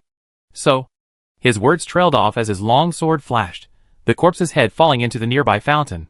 The head floated on the surface, its mouth still stubbornly clenching, the blood staining the water a stark contrast. A gasp rippled through the crowd, followed by a deathly silence. Soichiro stood in the pool of blood, his expression cold and resolute, as if he had merely performed a trivial act. "You must be prepared." Soichiro's voice echoed like thunder across the square. In this apocalyptic world, whether they were friends, lovers, or even family, once they become corpses, we must sever their heads. This is our responsibility, our destiny. His words struck like a hammer blow to everyone's hearts. But with little effect, the atmosphere in the crowd remained unchanged, deathly still. "Everyone!" Soichiro raised his voice again, his gaze sweeping across the crowd like a knife. "In this apocalyptic world, we must take up arms and fight. Fight for ourselves, fight for our families. If we can't even do this, we deserve to die." His voice was full of passion and power, as if awakening the courage and determination deep within each person's heart. However, the atmosphere in the crowd remained deathly still. These overly protected individuals had long lost the courage to fight. Only a dozen or so gripped their weapons tightly, their eyes gleaming with unwavering determination. Jiang Yao stood in the crowd, his gaze coldly fixed on the scene. He understood that Soichiro was trying to select the strongest individuals suitable for survival in this apocalypse, to be taken away during the evacuation. Suddenly, the malice that had been subtly emanating from Soichiro since the previous night surged dramatically. A disdainful smile appeared on Jiang Yao's lips. "I like to see what you, a Japanese devil, are up to." "But?" Soichiro suddenly raised his voice, his gaze sweeping across the crowd like a knife, finally settling on Jiang Yao. "Among us, however, lies a dangerous figure." As soon as he finished speaking, everyone's eyes followed his gaze, and focused on Jiang Yao. Jiang Yao, nominally an exchange student at the private Fujini Academy, is actually one of the spies sent by Yin country. They're using the undead virus to try and dismantle our Ryak Kingdom's government and enslave our survivors. The crowd erupted in chaos, a cacophony of voices and exclamations. Jiang Yao stood still, his expression amusement, as if the events unfolding were completely irrelevant to him. "Chinese! Get out!" A white-haired old man suddenly shouted an insulting name from the crowd, his voice filled with hatred and anger. Hearing this, Jiang Yao's icy gaze shot straight at him, his mind already condemning the old man to death. "Yes! Get out! We don't welcome you!" Others echoed, their emotions running high. The surrounding crowd quickly moved away from Jiang Yao, as if he were some kind of plague. Takagi Saya stood behind her father, wanting to say something, but ultimately chose to believe him. Hirano Toda, as Saya's loyal follower, naturally wouldn't stray from the group. Although Jiang Yao saved them, he could have easily handled the situation himself with his nail gun. The two main characters were even less likely to succeed, as they weren't familiar with Jiang Yao. Chapter 90. Only Seiko Busujima remained steadfastly by his side, wooden sword in hand, her gaze cold and resolute. Seeing this, Soichiro Takagi's eyes flashed with a chilling light. His voice was deep and magnetic, yet a barely perceptible malice lurked within it.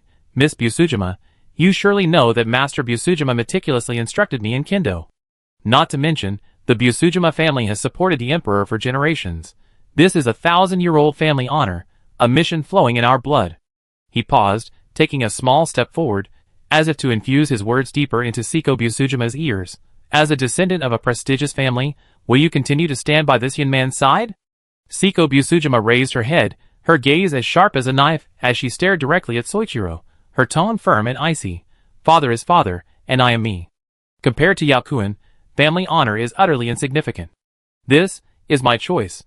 With that, Seiko Busujima gently turned her head, as if time itself stood still for her.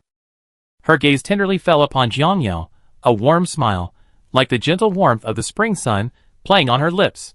That smile was like a gentle breeze rippling across a lake, or like spring flowers in full bloom, exuding a rich fragrance. A surge of inexplicable emotion welled up in Jiang Yao's heart. He truly understood what it meant to say, a single glance from her could launch 1,000 ships, eclipsing all the beauties of the harem. "Yakuin, from this day forward, I will be the sword in your hand." Seiko Busujima's voice wasn't loud, but it carried clearly throughout the entire plaza.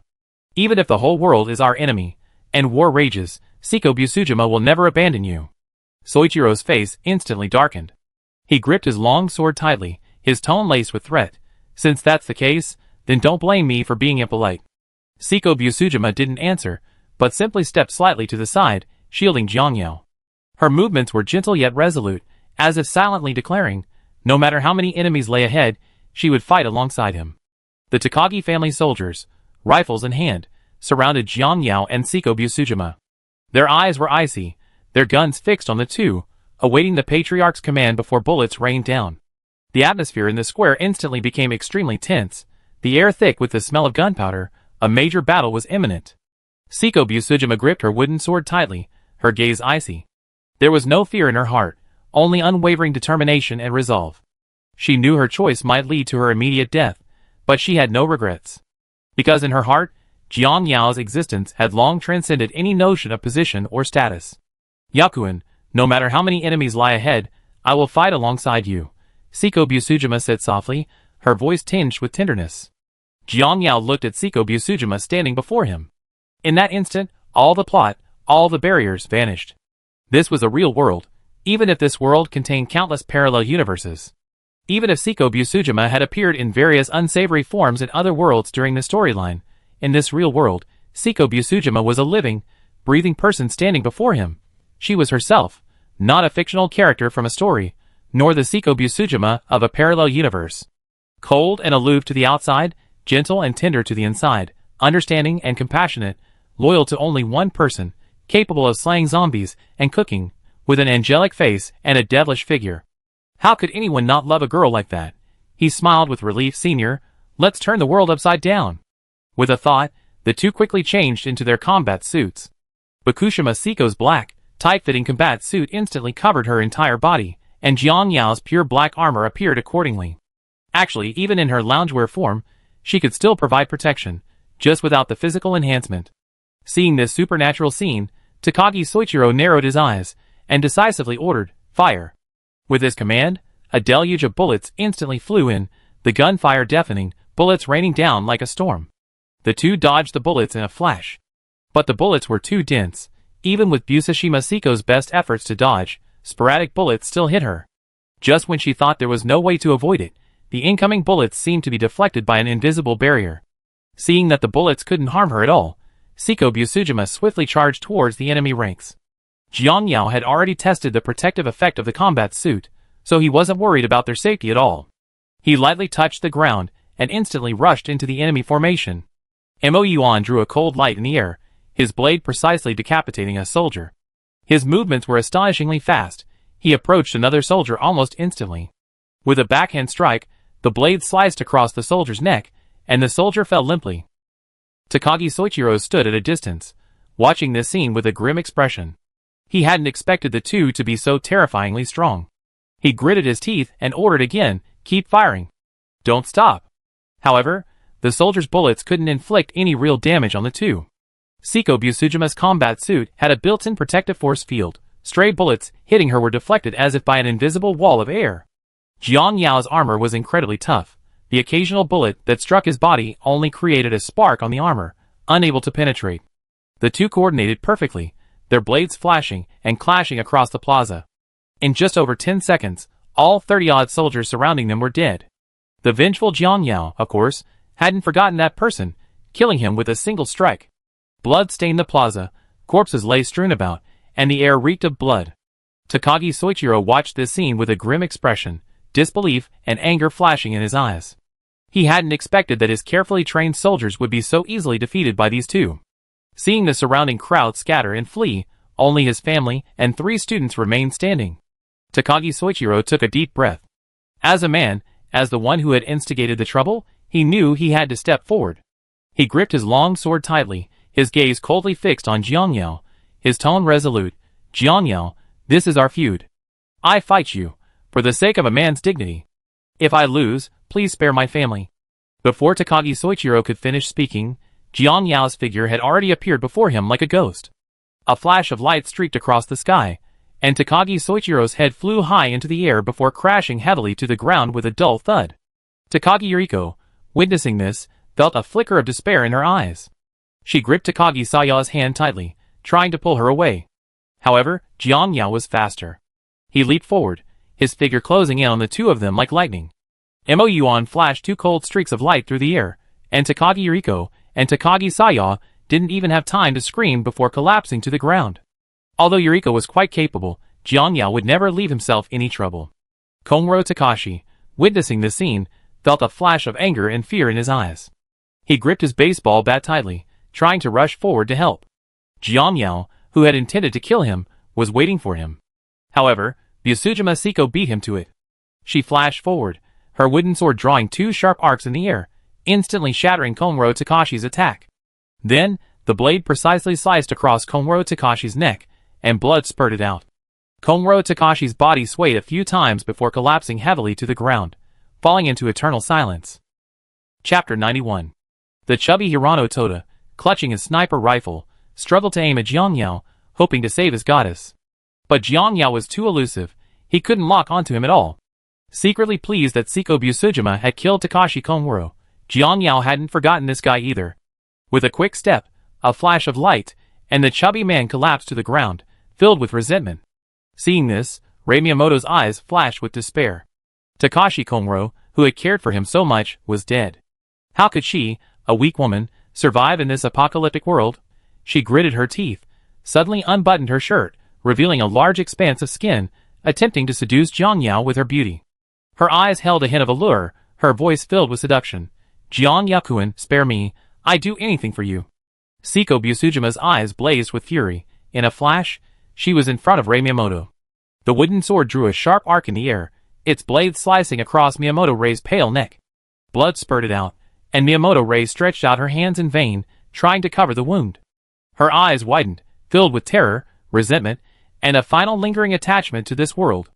Fukushima Siko sheathed her wooden sword, turned to Jiang Yao, and asked with a hint of jealousy, was it beautiful?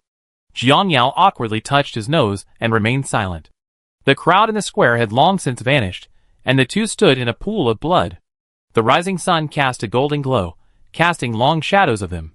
Last night, in the dining room of the Takagi family mansion, Takagi Soichiro, as the host, had specially prepared a banquet for Jiang Yao and his party. The table was laden with exquisite dishes, their aroma filling the air. The atmosphere was initially harmonious as everyone sat together. Saya Takagi sat beside her father, a hint of pride on her face, and introduced him to Soichiro. Father, this is Jiang Yao, an exchange student from Yin country. He's incredibly capable. We were able to arrive here safely thanks to him. Soichiro Takagi's gaze fell on Jiang Yao, a seemingly friendly smile appearing on his face. Oh, so you're the young hero from Yin country. Truly a promising young man. Jiang Yao smiled slightly, politely replying, Mr. Takagi, you flatter me. I only did what I could. However, despite Soichiro's polite tone, Jiang Yao keenly sensed a subtle malice. It was a hostility hidden behind the smile, like a venomous snake silently flicking its tongue. Jiang Yao was inwardly wary, but outwardly remained calm. I see what you're up to, you scoundrel. Jiang Yao thought to himself. He wasn't in a hurry to overturn the table, after all, now wasn't the best time. Because Yuriko hadn't returned yet, he didn't want to face his wife's revenge after killing his husband and daughter. He might as well send their whole family to hell. Hey, who's painting in the square? What are those people doing lying on the ground? They catch a cold. Shizuka's groggy voice came from the edge of the square. She rubbed her sleepy eyes, looking like she hadn't woken up properly, clearly unaware of what had happened in the square. Jiang Yao turned to look at her, smiled helplessly, and without explaining the tragedy in the square, said directly, Shizuka-sensei, we're going to find your friend in a bit. Upon hearing this, Shizuka immediately perked up, all sleepiness gone. She cheered excitedly, her breath swaying with her movements, shouting, Great! I call Rika right now. However, she froze as soon as she pulled out her phone, a look of confusion on her face. What's the number again? Jiang Yao and Siko Busujima exchanged a glance, and shook their heads helplessly. This absent-minded school doctor always managed to make people laugh and cry at crucial moments. The two led Shizuka to Soichiro's study. The study was filled with books and documents, giving it an exceptionally solemn feel. Jiang Yao searched carefully and finally discovered a secret room behind a wall of books. The secret room contained some valuable weapons and documents, including the Murata sword from the original storyline. Jiang Yao took out the Murata sword and handed it to Siko Busujima. Senior, this sword suits you better. Change out of the wooden sword. Siko Busujima solemnly accepted the Murata sword, a hint of joy flashing in her eyes. She gently swung the sword, feeling its weight and sharpness, and nodded in satisfaction. Thank you. I like whatever Yakuin gives me. Afterwards, Jiang Yao used his ink stone to open the safe in the secret room and found Soichiro's diary. Seeing the diary, a smile flashed in Jiang Yao's eyes. As expected, not a decent person. What decent person writes a diary? Despicable.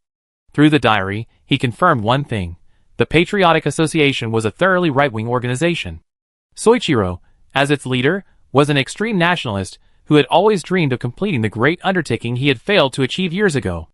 Through the contents of the diary, Jiang Yao reconstructed the right-wing faction's plan. They originally wanted to use the optimized zombie virus to carry out a secret operation against Yin Country, fulfilling their daydream of destroying Yin Country in 3 months back then. However, things took an unexpected turn. Before the virus research was complete, the news leaked. Multiple mysterious teams began vying for the virus, leading to its further leakage. This ultimately caused a global outbreak of undead. However, the right wing unexpectedly benefited, developing something extraordinary, which they named Zero. Although Soichiro didn't explicitly state it, his words conveyed a confidence that Zero could rebuild the shattered world. As a participant in the virus war, he was convinced that some of the mysterious teams were agents sent by the Yin Kingdom. He remained wary of further interference from Yin agents, as there were still some finishing touches to be made on Zero. Now, through Saya's narration, he discovered that Jiang Yao was clearly not an ordinary high school student. And the fact that he was in the same class as his daughter made him even more suspicious that Jiang Yao was a spy sent by the Yin Kingdom, attempting to sabotage their plans. Better to kill the innocent than let the guilty go free, Soichiro wrote in his diary. He decided to launch his attack the next day, completely eliminating Jiang Yao, this hidden danger. Jiang Yao closed his diary, a cold glint in his eyes. He finally understood the source of Soichiro's hostility, and the truth of this world. He sneered, thinking to himself, so this is the truth? Then don't blame me for being ruthless. Seiko Busujima stood beside him, her gaze cold. Yakuin, what do we do next? According to the letters Soichiro had received, the right-wing chief minister had already established himself in Yokosuka, simultaneously supporting the emperor's foolish son as a puppet. He was gathering these right-wing organizations, seemingly planning something. Presumably, the so-called Zero was there. However, he didn't intend to cause them trouble now. The world was more important. He needed to resolve Seiko Busujima's safety first. Chapter 92. Jiang Yao casually twirled his sword. Plan remains the same. We go to the sea airport and find Namri Kawari. Then, the three went to the kitchen, where Seiko Busujima prepared a series of exquisite dishes. Jiang Yao stored them all in his storage space, so the three of them wouldn't have to eat dry rations anymore. Also stored in his storage space were the weapons and equipment collected by the Takagi family. With everything packed up, the three found the ATV from the original story in the mansion, filled it up with gas, and drove off. At this moment, the survivors who had been crouching in some unknown corner dared to peek out, their eyes filled with greed as they looked at the Takagi family's main building. Someone started it, and a group of people rushed into the main building as if it contained some priceless treasure. Unfortunately, this group of fools would soon turn their pile of gold and silver into fertilizer for the earth. To reach the sea airport, they had to cross the bridge. Shizuka was focused on driving in the driver's seat. Jiang Yao, sitting in the back seat, had been resting with his eyes closed, trying to calm the afterglow of the massacre. However, just as he was about to drift into a half-asleep state, a warm, fragrant breath suddenly wafted from beside him. Jiang Yao instinctively opened his eyes, turned his head, and froze. Seiko Busujima had changed into a brand new combat suit. She wore a tight-fitting combat suit on her upper body, perfectly revealing her delicate collarbones and a cleavage. She wore black hot pants and tall boots that reached above her knees, exposing her cleavage. Seiko Busujima leaned slightly closer to Jiang Yao, a sly smile playing on her lips, and asked in a sweet voice, "Junior, does it look good?" Jiang Yao felt a tightness in his throat, his heart pounding uncontrollably. His gaze lingered on Seiko Busujima for a moment before quickly shifting away, feigning composure as he said, "Not bad." However, his mind was in turmoil. Seiko's combat suit was a direct hit to his sensibilities, especially her absolute territory. It was practically glowing white. Seiko seemed to sense his embarrassment, a playful glint in her eyes. She shifted slightly, moving closer. Want a massage? Countless thoughts raced through Jiang Yao's mind, but ultimately, he gritted his teeth and resolutely shook his head. No, thank you. It's fine as it is. However, while his mouth refused, his hands seemed to have a mind of their own. Seiko Busujima chuckled softly, not pulling away, but instead tilting her head slightly closer to Jiang Yao's ear, whispering, "Junior, your hand seems a bit disobedient." Jiang Yao's face instantly flushed red, but he didn't pull his hand back, instead feigning composure, saying, "It was an accident, an accident." Seiko Busujima didn't say anything more, simply leaning gently on his shoulder, closing her eyes, her breathing steady and soft, as if she had already drifted off to sleep. "Yao-kun, do you know? Actually, we've known each other for a long time." Seiko Busujima suddenly spoke, her voice soft, carrying a hint of reminiscence. Jiang Yao wasn't surprised. He knew it was definitely his clone's doing when he heard Seiko Busujima say that the person who tried to molest her had been kicked away by a boy. "I know," Jiang Yao responded softly, his tone gentle. "The day you used a sting operation to teach that pervert a lesson, right?" Upon hearing this, Seiko Busujima looked surprised and straightened up, staring directly at Jiang Yao. Her eyes held a hint of surprise and confusion, as if she hadn't expected him to know about this. Looking at Seiko Busujima's unusually adorable expression, Jiang Yao's heart softened, and he couldn't resist reaching out to ruffle her hair. Seiko Busujima didn't pull away. Instead, she squinted her eyes in enjoyment, like a cat being petted. She leaned back on Jiang Yao's shoulder, her tone tinged with nostalgia. "Back then, you weren't as vibrant as you are now. After you kicked someone, you turned and walked away, your eyes devoid of any life, like a robot." Hearing this, Jiang Yao roughly understood. Before he transmigrated and took over the clone's body, the clone had no soul, acting solely on bodily instincts. "Later, when I saw you in the Kendo Club, I only felt a slight pang of emotion," Seiko Busujima continued, her voice soft, as if telling a long-ago story. "You remained taciturn, your eyes vacant, seemingly indifferent to everything around you. Until the undead spread, and you seemed to be infused with a soul, becoming increasingly vibrant. Your eyes began to shine, your movements began to convey emotion, and every action became alive." Jiang Yao listened quietly, a complex mix of emotions welling up within him. He knew that the infusion of a soul Seiko Busujima spoke of was the moment he began to simulate and take control of the clone. From that moment on, he truly became Jiang Yao, and not just an empty shell. "Your ruthless killing along the way made me feel a sense of kinship." Seiko Busujima's voice held a hint of amusement. "That control over power, that ruthlessness towards enemies, all resonated with me in a strange way. Until that night, when you listened to me, when you told me to accept my own heart, to become my true self, I realized that you might have already entered my heart." Jiang Yao sensed a touch of shyness and determination in Seiko Busujima's tone, and his heart warmed. He knew that Seiko Busujima was an extremely reserved girl. It was truly rare for her to express her feelings so frankly. "Later, when you stood before me again, seeing your anxious expression, my heart was filled with sweetness." Seiko Busujima's voice held a gentle tone. "Although I know now that there was no real danger at the time, at that moment, I wasn't sure if it was love, but I felt that you were my destiny." Hearing this, Jiang Yao couldn't help but ask himself a question. Initially, it was indeed lust for her body, but after resolving his inner conflict, perhaps it wasn't just simple desire anymore. Even as she faced the scorn of 1,000 men, knowing she might die, she stood resolutely before him. At that moment, he understood that he might truly be in love with her. "Seiko." Jiang Yao softly called her name, his tone tender yet firm. "Be my girlfriend." Seiko Busujima didn't answer immediately, but tightly grasped Jiang Yao's hand. "Jiang Yao-kun, for the rest of my life, please take care of me." Shizuka, dazed in the front seat, was completely unaware that the two in the back had already pledged their lives to each other, and remained focused on driving. Shortly afterward, the ATD arrived at the bridge that had been blocked off 2 days earlier.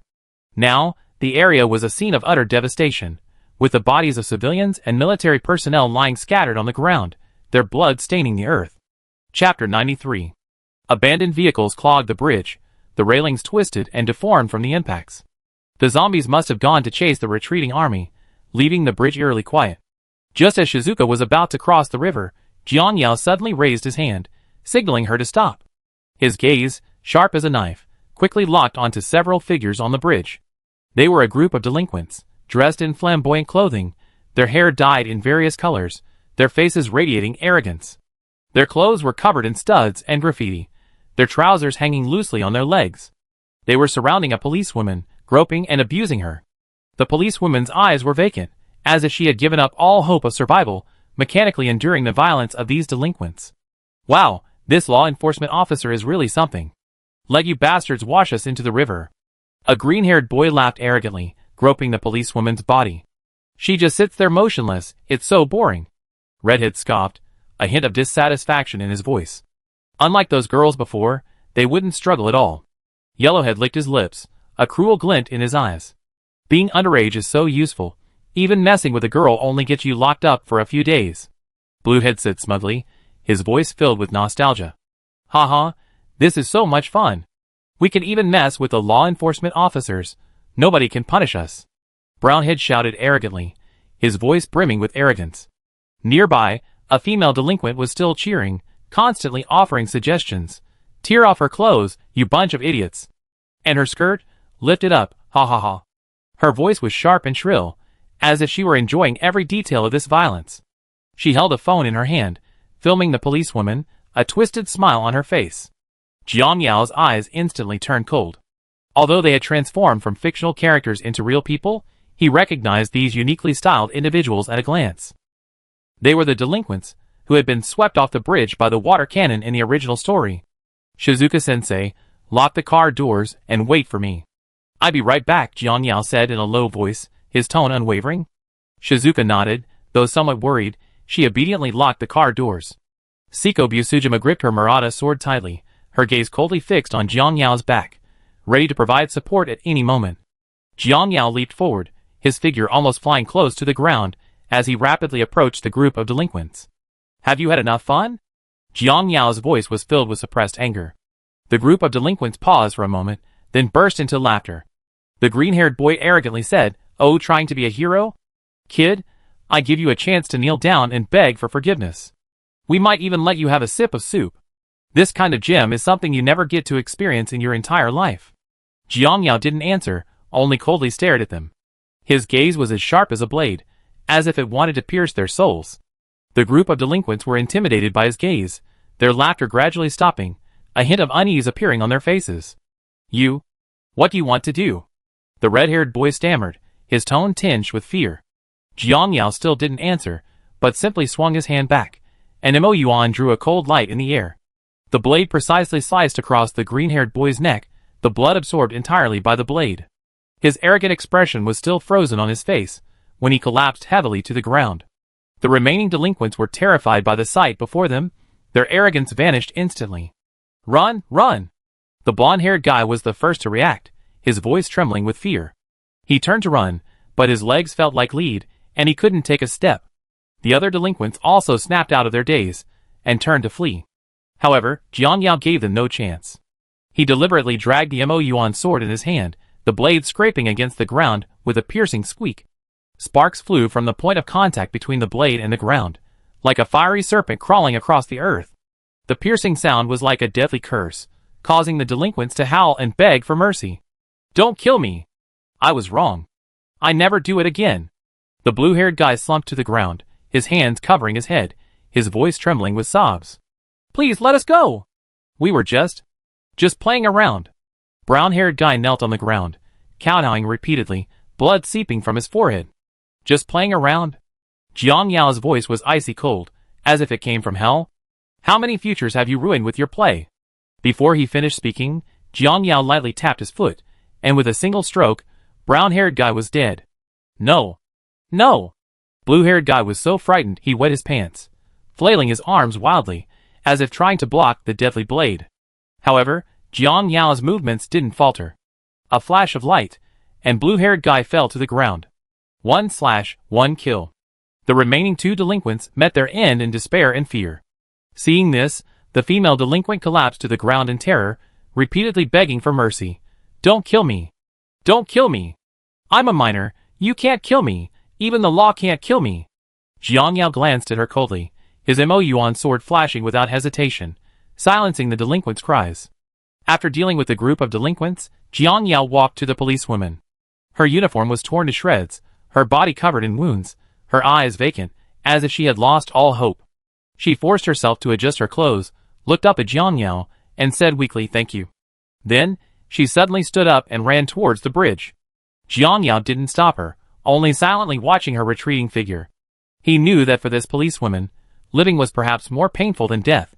The cruelty of the apocalypse had already destroyed her will. The policewoman reached the bridge and, without hesitation, jumped off. Her figure traced an arc in the air before disappearing into the icy river beneath the bridge. Jiang Yao stood rooted to the spot, his gaze cold and resolute. He knew that in this apocalyptic world, tragedies like this played out every day. And all he could do was try his best to protect those who deserved it. Back in his car, Jiang Yao wasn't bothered by those few scoundrels. However, Seiko Busujima had already gently reached out and grasped Jiang Yao's hand, the warmth from her palm offering a silent comfort. "Yakuin, are you alright?" Seiko Busujima's voice was soft, like a spring breeze, carrying a hint of concern. Feeling the warmth of her hand, Jiang Yao's heart stirred, and he instantly became a theatrical performer. He casually leaned back, lying directly on Seiko Busujima's lap as a pillow, his face displaying a weak expression. Her tone carried a hint of coquettishness. "Senior, my head is so dizzy, I need a hug to feel better." Seiko Busujima paused for a moment, then couldn't help but chuckle softly. Chapter 94. She didn't expose Jiang Yao's acting, but gently lowered her head, her fingers lightly tracing his cheek. "Okay, I give you a massage." Seiko Busujima's voice was soft, tinged with a hint of indulgence. Her fingers gently pressed on Jiang Yao's temples, kneading with just the right amount of pressure, as if trying to dispel all his fatigue and stress. Jiang Yao closed his eyes, feeling the warmth and pressure of Seiko Busujima's fingertips, so comfortable he almost fell asleep. Shizuka, in the front seat, saw the scene in the rearview mirror, a maternal smile appearing on her lips. The SUV slowly crossed the river, the water gently lapping against the body, making a soft sound, as if accompanying the tranquility of the moment. After crossing the river, the car followed the barely passable road to the seaside. Although many clever people tried to seek refuge at the sea airport, most died on the way, so many boats remained on the shore. After searching for a while, the three finally found a yacht that appeared to be in relatively good condition. Jiang Yao was the first to jump onto the boat, quickly eliminating the several zombies on board and throwing their bodies overboard. He clapped his hands, preparing to fumble his way to start the boat, but unexpectedly, Shizuka stepped forward. "Let me do it, I can drive," Shizuka said with a smile, a hint of pride in her voice. Her eyes curved into crescents, her face radiating a confident smile. Jiang Yao and Seiko Busujima exchanged a glance, a flicker of surprise in their eyes. They hadn't expected that this seemingly absent-minded female school doctor would possess such a skill. "Miss Shizuka, are you sure you can drive?" Jiang Yao couldn't help but ask, a hint of doubt in his voice. Shizuka nodded, her breast swaying gently with her movements, a hint of pride in her voice. "Of course. Rika taught me before. I'm really good at it." As she spoke, she walked to the driver's seat and skillfully began to operate the controls. The yacht's engine roared, and the boat slowly started moving, heading towards the floating airport. Jiang Yao and Seiko Busujima stood by, watching Shizuka's expert handling, and couldn't help but breathe a sigh of relief. Shizuka, who was steering the boat, suddenly turned around, a smug smile on her face. "How about that? I'm pretty good, right?" Jiang Yao nodded, a hint of approval in his voice. "Indeed impressive, Shizuka-sensei is truly a hidden talent." Hearing this, Shizuka's smile widened even more. As they drove, Shizuka slapped her forehead, turning back excitedly. "I remembered Rika's phone number." She took out her phone and dialed the number. A familiar voice came from the other end of the phone. Shizuka excitedly told her, "Rika, we're almost at the sea airport." Rika's voice held a hint of surprise and worry. "Great. I come to the port to pick you up." Shizuka hung up, a satisfied smile on her face. But her joy was short-lived. A look of confusion suddenly appeared on her face. "By the way, what's the sea airport's phone number again? I think I dialed the wrong number." Jiang Yao and Seiko Busujima exchanged a glance, and couldn't help but laugh. This absent-minded school doctor was still the same Shizuka. "Shizuka-sensei, didn't you already get through?" Jiang Yao asked with a smile, his tone teasing. Shizuka paused for a moment, then suddenly realized, "Oh right. I already got through." Half an hour later, the ship slowly docked. At the harbor, Minami Rika stood there, rifle in hand, her eyes warily watching the approaching ship. However, when she saw Shizuka on the ship, her wariness instantly turned to joy. She waved happily and shouted, "Shizuka! Over here!" As soon as Shizuka saw Minami Rika, she skipped and hopped off the ship like a joyful little bird. Her movements were exaggerated, as if she were about to burst out at any moment. Her face was beaming with a bright smile, her eyes glistening with tears. Clearly, the experiences of the past few days had taken a heavy toll on her. "Rika! I missed you so much."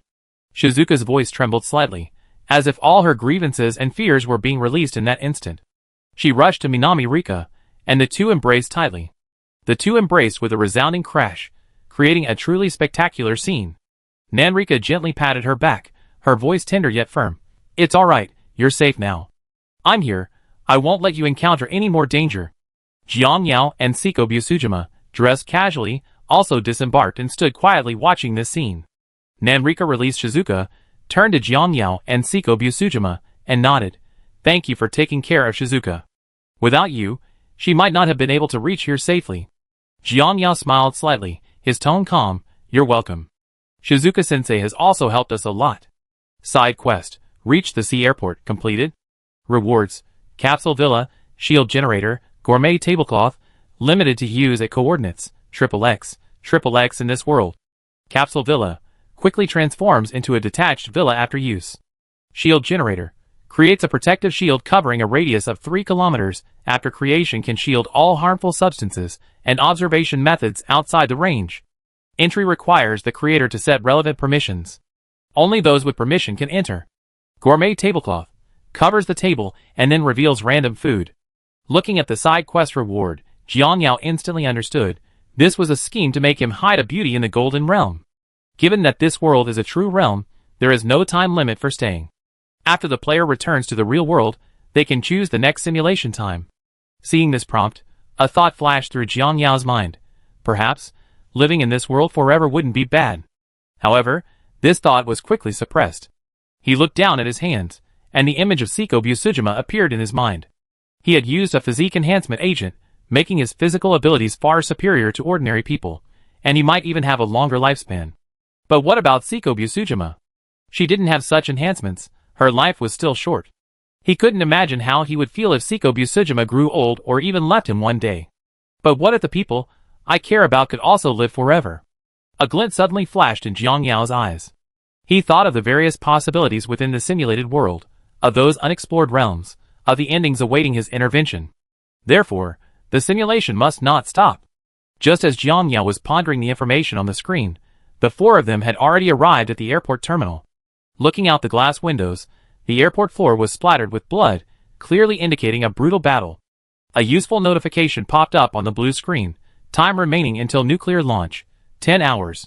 Chapter 95. As Jiang Yao studied the nautical chart provided by the simulator, a commotion suddenly arose from the crowd.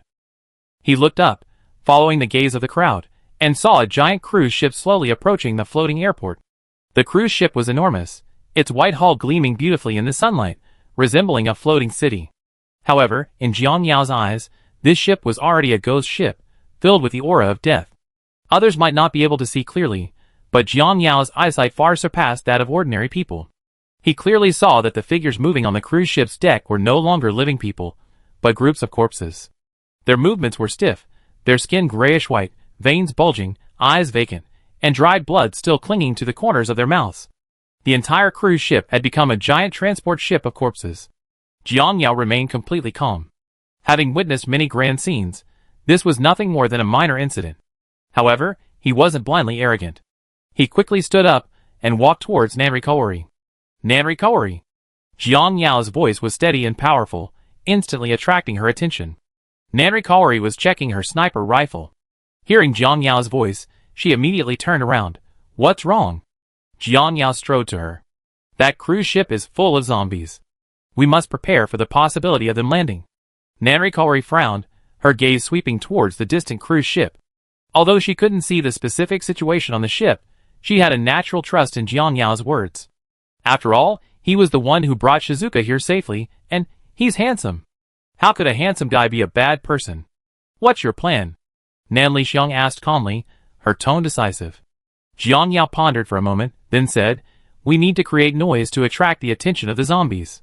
First, have the pilots start the passenger plane's engines to lure the zombies away from the airport. Then, we can use the tanker trucks to create an explosion, eliminating them all at once. Nan Lixiang nodded, a hint of approval flashing in her eyes. Good plan, I arrange it right away. She turned and walked to the front of the crowd, testing the megaphone in her hand. She knew that if the cruise ship really docked, the consequences of the zombie invasion would be unimaginable. Concealing the truth would only make the situation worse, so she decided to announce the facts directly to the crowd. Everyone listen to me! Nan Lixiang's voice, coming through the megaphone, instantly attracted everyone's attention. That cruise ship has been taken over by the zombies, and they will dock soon. If we don't take action, everyone will be in danger. The crowd erupted in a cacophony of voices and exclamations. Fortunately, those who had witnessed Nanrikawari's instant kill of the zombies, though pale-faced, managed to maintain a semblance of composure.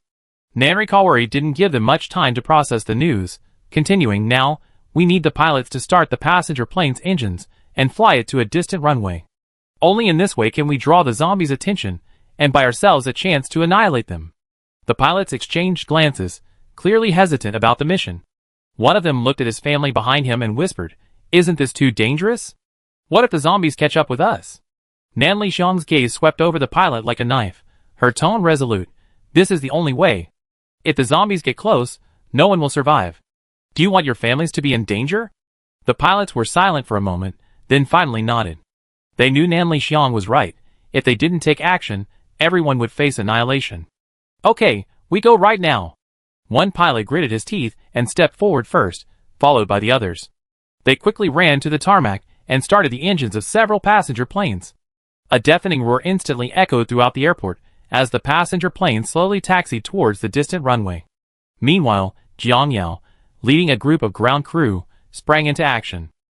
"Quick! Gather the tanker trucks and refueling trucks around the passenger planes, and be fast!" Jiang Yao shouted as he jumped into the driver's seat of a tanker truck.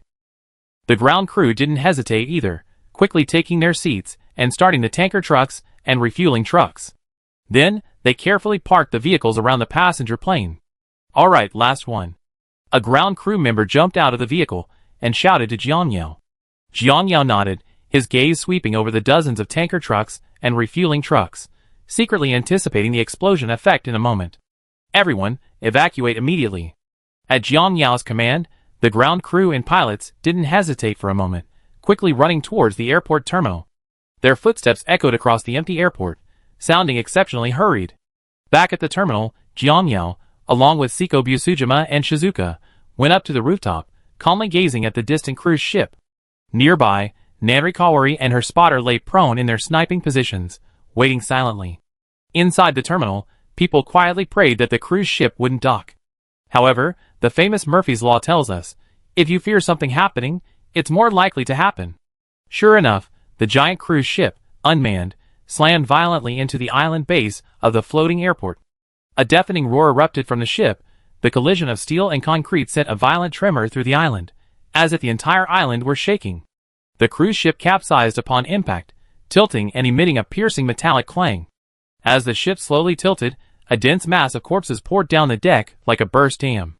The rotting bodies slammed against the concrete with a sickening thud. Some were smashed to pieces, but many more struggled to their feet. On the second floor of the terminal, the survivors unconsciously swallowed hard. They gazed at the dark, surging tide of corpses outside the window, then at the tanker trucks parked around the passenger plane. Someone muttered under their breath, "Is this really enough?" Attracted by the roar of the plane's engines, the corpses began to move slowly. Although each corpse moved as sluggishly as a rusty machine, the simultaneous movement of nearly 10,000 walking corpses created an eerie sense of oppression.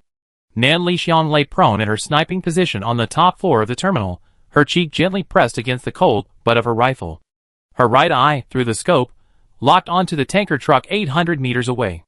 The sea breeze ruffled her long hair, but she remained motionless, even her breathing slow and even.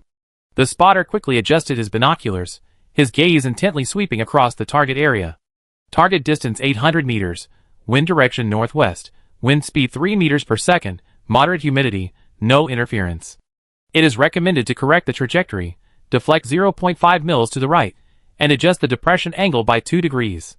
Nanrikawari nodded, her fingers lightly flicking the adjustment knob on the sniper rifle, precisely adjusting the scope's parameters. Chapter 96. Target confirmed, center of the tanker truck, detonation point clear. The observer continued reporting, a hint of tension in his voice. The swarm of zombies has completely surrounded the passenger plane. Their numbers are enormous. Immediate action is recommended. Nanriko didn't respond, but simply pulled the trigger. The bullet sliced through the air, accurately hitting the center of the tanker truck. Instantly, a cloud of fire rose, and a deafening explosion shook the entire world. The explosion's power was astonishing. The zombies were instantly incinerated in the flames. Their bodies twisted and disintegrated in the intense heat, turning into black ash that drifted away with the wind. The flames, like the inferno of hell, devoured everything. The air was thick with the smell of burning flesh, and thick smoke obscured the sky, as if even the sun was terrified by the horrific explosion. After the massive explosion, only a few hundred of the once densely packed zombies remained. They staggered out of the inferno, some of the corpses still engulfed in flames. Jiang Yao and Seiko Busujima exchanged a knowing glance, both understanding each other's thoughts. Jiang Yao swiftly stepped forward and swept Seiko Busujima into his arms. Seiko Busujima instinctively wrapped her arms around Jiang Yao's neck, a slight smile playing on her lips, her eyes filled with anticipation. "Senior, are you ready?" Jiang Yao asked softly. "Always ready," Seiko Busujima replied softly, a sharp glint in her eyes. Before she finished speaking, Jiang Yao suddenly pushed off the rooftop, leaping with Seiko in his arms. The two figures traced a graceful arc in the air. During their descent, their bodies were enveloped in a purple light, instantly donning combat suits. Upon landing, Jiang Yao merely touched the ground with his toes, his movements as light as a falling leaf, landing steadily. Seiko Busujima leaped from his arms, her movements fluid and elegant, like a nimble cat. The two drew their long swords almost simultaneously, the blades gleaming coldly in the sunlight. Their movements were swift and fierce, like two whirlwinds plunging into the horde of corpses. In the flash of blades, the corpses fell like wheat being harvested. Jiang Yao's swordsmanship was expansive and powerful, each strike carrying deadly force. Wherever his blade passed, corpses' heads flew off. Seiko Busujima, on the other hand, moved among the corpses like a ghost. Her swordsmanship was light and precise, each strike aimed directly at vital points. The corpses were utterly helpless against her blade. Hundreds of corpses were like paper before the two's blades, completely powerless. With a flash of sword light, the number of corpses rapidly dwindled, leaving the ground littered with headless bodies. As the last corpse fell, Jiang Yao and Seiko Busujima simultaneously and stylishly sheathed their swords. "Senpai, you look so beautiful wielding your sword," Jiang Yao whispered, his voice tinged with infatuation. Seiko Busujima smiled playfully, leaning close to Jiang Yao's ear. "Then when we're alone, Senpai will perform a sword dance for you, hee hee." Her voice was soft and alluring, as if she were gently breathing into Jiang Yao's ear. Jiang Yao's heart skipped a beat, a helpless smile appearing on his face. "Senpai, I can't handle that." Seiko Busujima chuckled, a mischievous glint in her eyes, then looked forward to it. The crisis averted, and the survivors cheered and jumped for joy on the second floor, relieved to have survived again. Standing on the rooftop, Nanrikawari let out a long sigh of relief, her tense nerves finally relaxing. She was chatting privately with Shizuka, a rare smile of ease on her face. Just then, an enforcement officer hurried over, a hint of delight on his face. He approached Nanrikawari and whispered, "Senior, the airport tower just received a broadcast from Yokosuka military base. They established comprehensive defenses there, and are summoning survivors. Our superior is there too." Nanrikawari frowned slightly upon hearing this, then nodded to indicate she understood. Seeing the message had been relayed, the enforcement officer quickly retreated, clearly busy packing his bags for departure. The observer and Nanrikawari were old partners, and naturally knew about the sordid affair between their superior and Nanrikawari. That old man had once tried to sexually harass Nanrikawari, only to have his genitals injured by her kick. Later, Nanrikawari was relegated to airport security, so much so that despite her skills, she was relegated to hunting birds at the airport. The observer leaned closer and whispered, "Rika, in this world, if you don't want to go, just don't go." Minami Rika sneered, a hint of disdain in her voice. "I'm not going where that old lecher is. You guys go yourselves, I'm not doing this." Minami Rika was acutely aware of her, and her best friend's looks. In this time when the law is ineffective, and the evil side of human nature is amplified to an extreme. At the airport, she had the upper hand, and her teammates were all longtime partners, she could still manage. But if she took Shizuka to a place like that, it would be like throwing lambs to the slaughter. The observer nodded, said nothing more, turned and left to arrange the evacuation of the other survivors. Jiang Yao stood in a corner of the hall with Seiko Busujima, quietly watching the survivors bustling about after receiving the evacuation notice. Now that they were rescued, it was good that they had a reliable place to go for the time being. As for what would happen next, Jiang Yao couldn't worry about that now, he wasn't a babysitter. Just then, he saw the group of law enforcement officers and survivors busy preparing a plane, clearly intending to fly to a military base. He frowned, stepped forward, and calmly reminded them, In this situation, if any major power launches a nuclear missile, the plane will almost certainly crash. You better think carefully. The group of law enforcement officers and survivors were stunned by his words. The observer pondered for a moment, then nodded. You're right, in this situation, the plane is indeed unsafe. Now it was Jiang Yao's turn to be stunned, inwardly thinking, wait a minute, shouldn't you have been mocking me in this situation, then insisted on taking the plane, resulting in a complete wipeout? Are you really that obedient? Ultimately, the survivors, carrying essential survival supplies, boarded the airport's large cargo ship and headed towards the military base. Nan Rixiang stood on the dock, watching her comrades leave. Take care, she whispered, a hint of sadness in her voice. The cargo ship slowly sailed away from the dock, gradually disappearing into the distance until it vanished from the horizon. The vast floating airport was now left with only Jiang Yao, Seiko Busujima, Shizuka, and Nan Rixiang. Nan Rixiang turned to look at Jiang Yao, a slight smile playing on her lips, a teasing glint in her eyes. She deliberately spoke in a light-hearted tone, Jiang Yao, Shizuka and I are sticking with you. You're so handsome, you definitely won't let us go hungry, right? Shizuka, standing to the side, heard Nanami Rika's words, and a mischievous smile appeared on her face. She chimed in, yeah, Jiang Yao, you can't leave us behind. Chapter 97. Shizuka was a bit of a scatterbrain, and Nanriko didn't seem to have any ill intentions in his perception. Bringing them along would keep Seiko company, so she wouldn't be bored when he went to other worlds. Thinking of this, Jiang Yao took out the nautical chart from the simulator in his spatial storage and waved it in his hand. I already found a place. Let's see if you dare to come. After saying that, he pulled Seiko towards the yacht, making sure to loot some fuel at the airport before leaving. Nanriko and Shizuka exchanged a glance and followed without hesitation. If it weren't for the fact that the system reward could only be used at designated coordinates, settling down at the sea airport would actually be a good choice. As for now, they still had to take their yacht to the uninhabited island at the coordinates. Nanriko took the nautical chart, and she and Shizuka consciously went into the cockpit. Shizuka skillfully started the yacht and headed towards the coordinates on the nautical chart. Nanrikawari stood to the side, her gaze sweeping across the nautical chart, occasionally adjusting the course to ensure the ship remained on track. Jiang Yao and Seiko Busujima went up to the upper deck. A gentle sea breeze blew, and sunlight streamed onto the deck, casting a golden glow. Jiang Yao comfortably reclined on a deck chair, closing his eyes, and feeling the sea breeze. Seiko Busujima stood beside him, her gaze sweeping over Jiang Yao's face. As if remembering something, her pretty face flushed slightly. She bit her lip, as if making a decision, and softly called out Junior. Hearing the voice, Jiang Yao slowly opened his eyes, and turned to look at Seiko Busujima.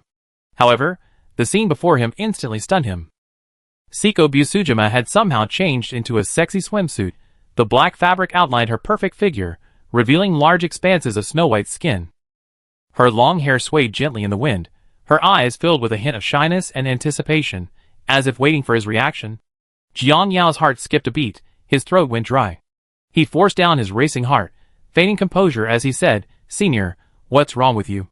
Seiko Busujima smiled slightly, a hint of teasing in her voice. What, Junior? Don't you like it? Jiang Yao coughed lightly, trying to hide his embarrassment. Of course not. Senior looks good in anything. Seiko Busujima's blush deepened at his words. She gently walked to Jiang Yao's side, sitting on the edge of the recliner, gazing at him tenderly. Junior, we... Before she could finish, Jiang Yao could no longer contain his impulse. He used his lightness skill, his waist slightly propelling him into the air, pulling Seiko Busujima into his arms. The distance between them closed instantly, their breaths mingling, a hint of ambiguity filling the air. Seiko Busujima didn't resist. Instead, she nestled into Jiang Yao's arms, a sweet smile on her face. Her fingers lightly traced Jiang Yao's chest, her voice playful. Junior, your heart is beating so fast. Jiang Yao smiled helplessly, his voice filled with indulgence. Senior, I can't handle this. Seiko Busujima chuckled softly, a mischievous glint in her eyes. Then enjoy it. Their figures intertwined in the sunlight, the sea breeze gently caressing them, as if providing accompaniment to the tranquility of the moment. In the distance, the setting sun slowly dipped below the horizon, painting the entire sky gold. 3 hours later, the four arrived at the uninhabited island at the coordinates. Looking out, the island was lush and verdant, its vegetation dense, resembling an unspoiled paradise. In the distance, small peaks rose in the north of the island, with a clear stream meandering at their foot. The stream shimmered in the sunlight before flowing into the sea. The four of them circled the island in their boat, discovering it was small, about 3 square kilometers. The southern part of the island featured a flat beach, behind which stretched a meadow. In front of the beach lay a natural harbor, its calm waters perfect for mooring boats. The four of them moored their boat in the harbor, and then disembarked onto the island. Jiang Yao stood on the beach, took a deep breath of fresh air, and smiled with satisfaction. This is nice, suitable for long-term residence. He led the three to a flat, open area, higher up and offering a panoramic view of the entire island while sheltering them from the sea breeze. Furthermore, there was a natural geothermal hot spring nearby. Jiang Yao retrieved a shield generator from a storage space. It was shaped like a black metal cube with a circular energy emission port on its top. He pressed a red button on the side, and a beam of blue energy shot into the sky. Blue energy ripples spread outwards, covering an area of 3 kilometers. Then, a spherical blue barrier enveloped the entire island, including a portion of the seawater. On the projected screen, Jiang Yao set the access permissions for the 4 people. He set himself and Seiko Busujima as administrators, and then the black cube slowly merged into the island and disappeared. Next, Jiang Yao took out a housing capsule and threw it to the ground a short distance away. Upon touching the ground, the capsule immediately began to change. It rapidly expanded, as if infused with life, gradually growing into a beautiful 2-story villa. The villa's exterior walls were almost entirely replaced by floor-to-ceiling windows, but from the outside, only reflections of the outdoors could be seen. The 4 entered the villa and found the interior spacious and practical, furnished with all kinds of furniture. The living room featured comfortable sofas and coffee tables, and several landscape paintings hung on the walls, creating a warm and inviting atmosphere. The kitchen was fully equipped, with a refrigerator, oven, and microwave. The bedroom contained a soft bed and wardrobe, and sunlight streamed through the curtains, creating a warm ambience. Most importantly, the room was completely soundproof. No matter how noisy it was outside, not a sound could be heard inside. After touring the villa, the 4 were assigned rooms. Nanrikaori and Shizuka stayed on the first floor, while Jiang Yao and Seiko Busujima stayed on the second floor. Having had a long day, the 4 were hungry, and Jiang Yao took out a gourmet tablecloth and covered the dining table. After the tablecloth was pulled back, the table was laden with exquisite home-style dishes. The 4 enjoyed a delicious afternoon lunch, and then, at Jiang Yao's suggestion, watched a giant firework explode through a protective shield, a nuclear bomb. But all of that was no longer relevant to them. As night fell, Jiang Yao returned to his room, followed closely by Seiko Busujima. Although they had only recently gotten together, Seiko Busujima had already thoroughly grasped Jiang Yao's sensibilities. In the short time it took to enter the room, she changed into a tight-fitting combat suit that revealed her slender waist. Seiko Busujima slowly approached. "Yao, let's finish the steps we didn't complete on the ship." Thus, the two began a serious discussion about their attire. Jiang Yao explained the pros and cons of each outfit in a clear and concise manner, and Seiko Busujima listened attentively, learning from her mistakes. However, since this was Seiko Busujima's first time participating in such a meeting, a sudden, sharp pain shot through her body, causing her to feel temporarily unwell. After a brief pause in the meeting, they quickly resumed their heated discussion, with the former even gaining a slight advantage at times. Throughout the night, the two discussed over a dozen outfits, achieving fruitful research results. Only as dawn broke did they both request a rest, promising to continue their discussion another time. Chapter 98. The next day at noon, Jiang Yao and Seiko woke up feeling refreshed. Seiko Busujima, having practiced martial arts for many years, recovered quickly after just one nap. Thanks to the excellent soundproofing, Shizuka and the other two didn't notice anything unusual. After lunch, Jiang Yao led Seiko Busujima on a thorough exploration of the villa. Unexpectedly, Jiang Yao discovered a pleasant surprise. A cleaning robot handled all the sanitation issues, and the television could receive global signals. The computer had a virtual internet connection, and its hard drive contained entertainment content from around the world. Most importantly, the computer was equipped with a brain-computer interface, allowing direct import of data from one's mind. He quickly skimmed through the instruction manual, then connected to the brain-computer interface, exporting the arsenal of weapons from his mind. Jiang Yao operated the printer, printing out the data. Although he tried to minimize the text and illustrations, the arsenal of weapons was simply too vast, ultimately resulting in dozens of thick books being printed. Seeing the 4 large, bright Chinese characters on the book, Jiang Yao suddenly realized, could Seiko Busujima understand it? Unexpectedly, Seiko seemed to understand his gaze and smiled mischievously. Junior, didn't expect your senior to know Chinese? I even studied Seal script. Siko spoke these words in fluent, standard Mandarin. Jiang Yao instantly felt even more fond of her. She truly was a treasure. Since she could understand it, things would be much easier. The two took the book containing sword techniques and light body skills, and went to the back mountain together.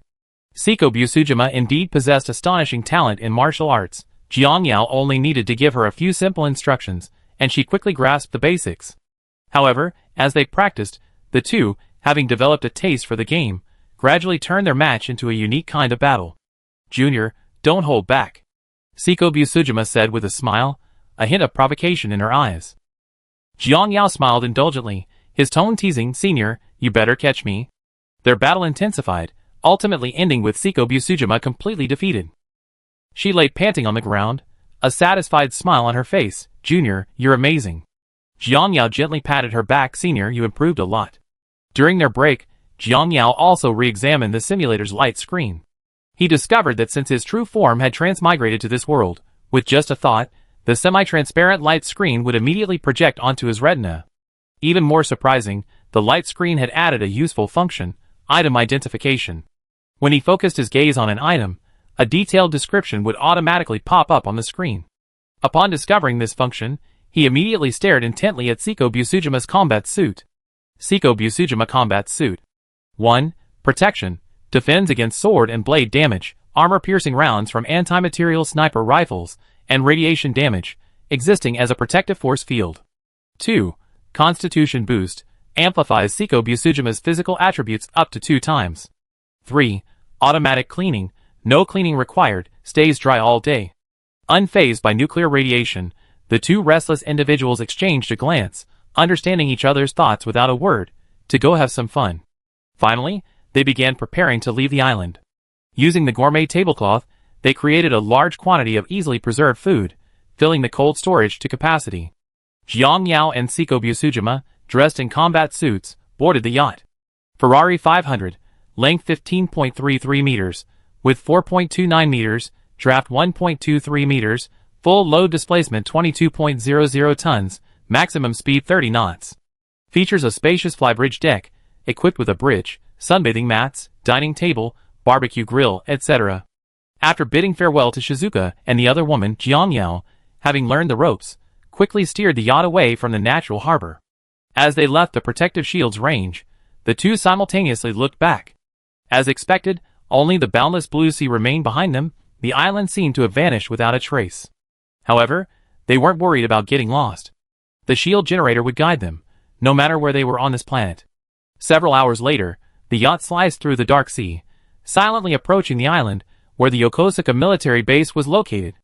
Jiang Yao moored the yacht at the foot of a cliff on the island, and with a wave of his hand, the yacht instantly disappeared into his storage space.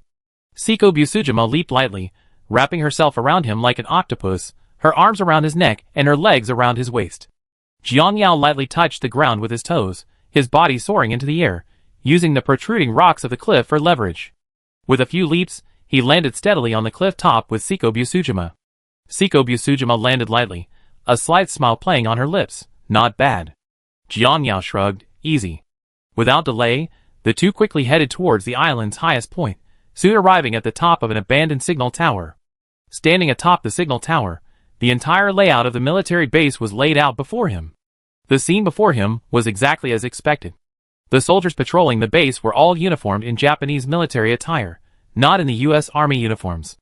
Occasionally, a few people in U.S. Army uniforms could be seen being herded around like slaves by Japanese soldiers. Ha, these little devils are indeed born rebellious, Jiang Yao sneered. When the apocalypse comes, they even dare to bite their own masters. Siko Busujima nodded in agreement, her heart entirely focused on Jiang Yao. What were the Riyadh people? Unfamiliar. Just then, a commotion suddenly arose from the direction of the square. Jiang Yao frowned, peering into the distance. The next second, he immediately put away the binoculars from Siko Busujima's hands. Don't look, it'd dirty your eyes. Siko Busujima obediently nodded, not asking any further questions. In the center of the square, a group of Japanese officers and soldiers were brazenly holding an unbridled open-air assembly, the scene utterly chaotic. On the high platform, a young man in an expensive kimono grinned foolishly, snot bubbles hanging from his nose, his eyes vacant, clearly mentally challenged. Beside him sat a middle-aged man in a suit.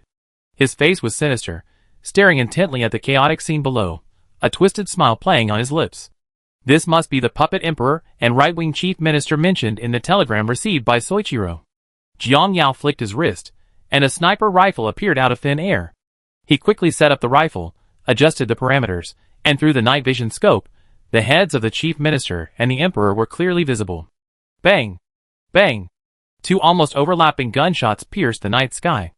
On the platform, the chief minister's smile froze abruptly, a flower of blood blooming between his brows. Beside him, the mentally challenged emperor hadn't even reacted before his head exploded like a watermelon, splattering red and white matter everywhere. The entire plaza instantly descended into chaos, screams and roars erupting. The Japanese soldiers quickly pinpointed the direction of Jiang Yao and his companion, but the distance was too great and the night too dark for them to see anything. Chapter 99.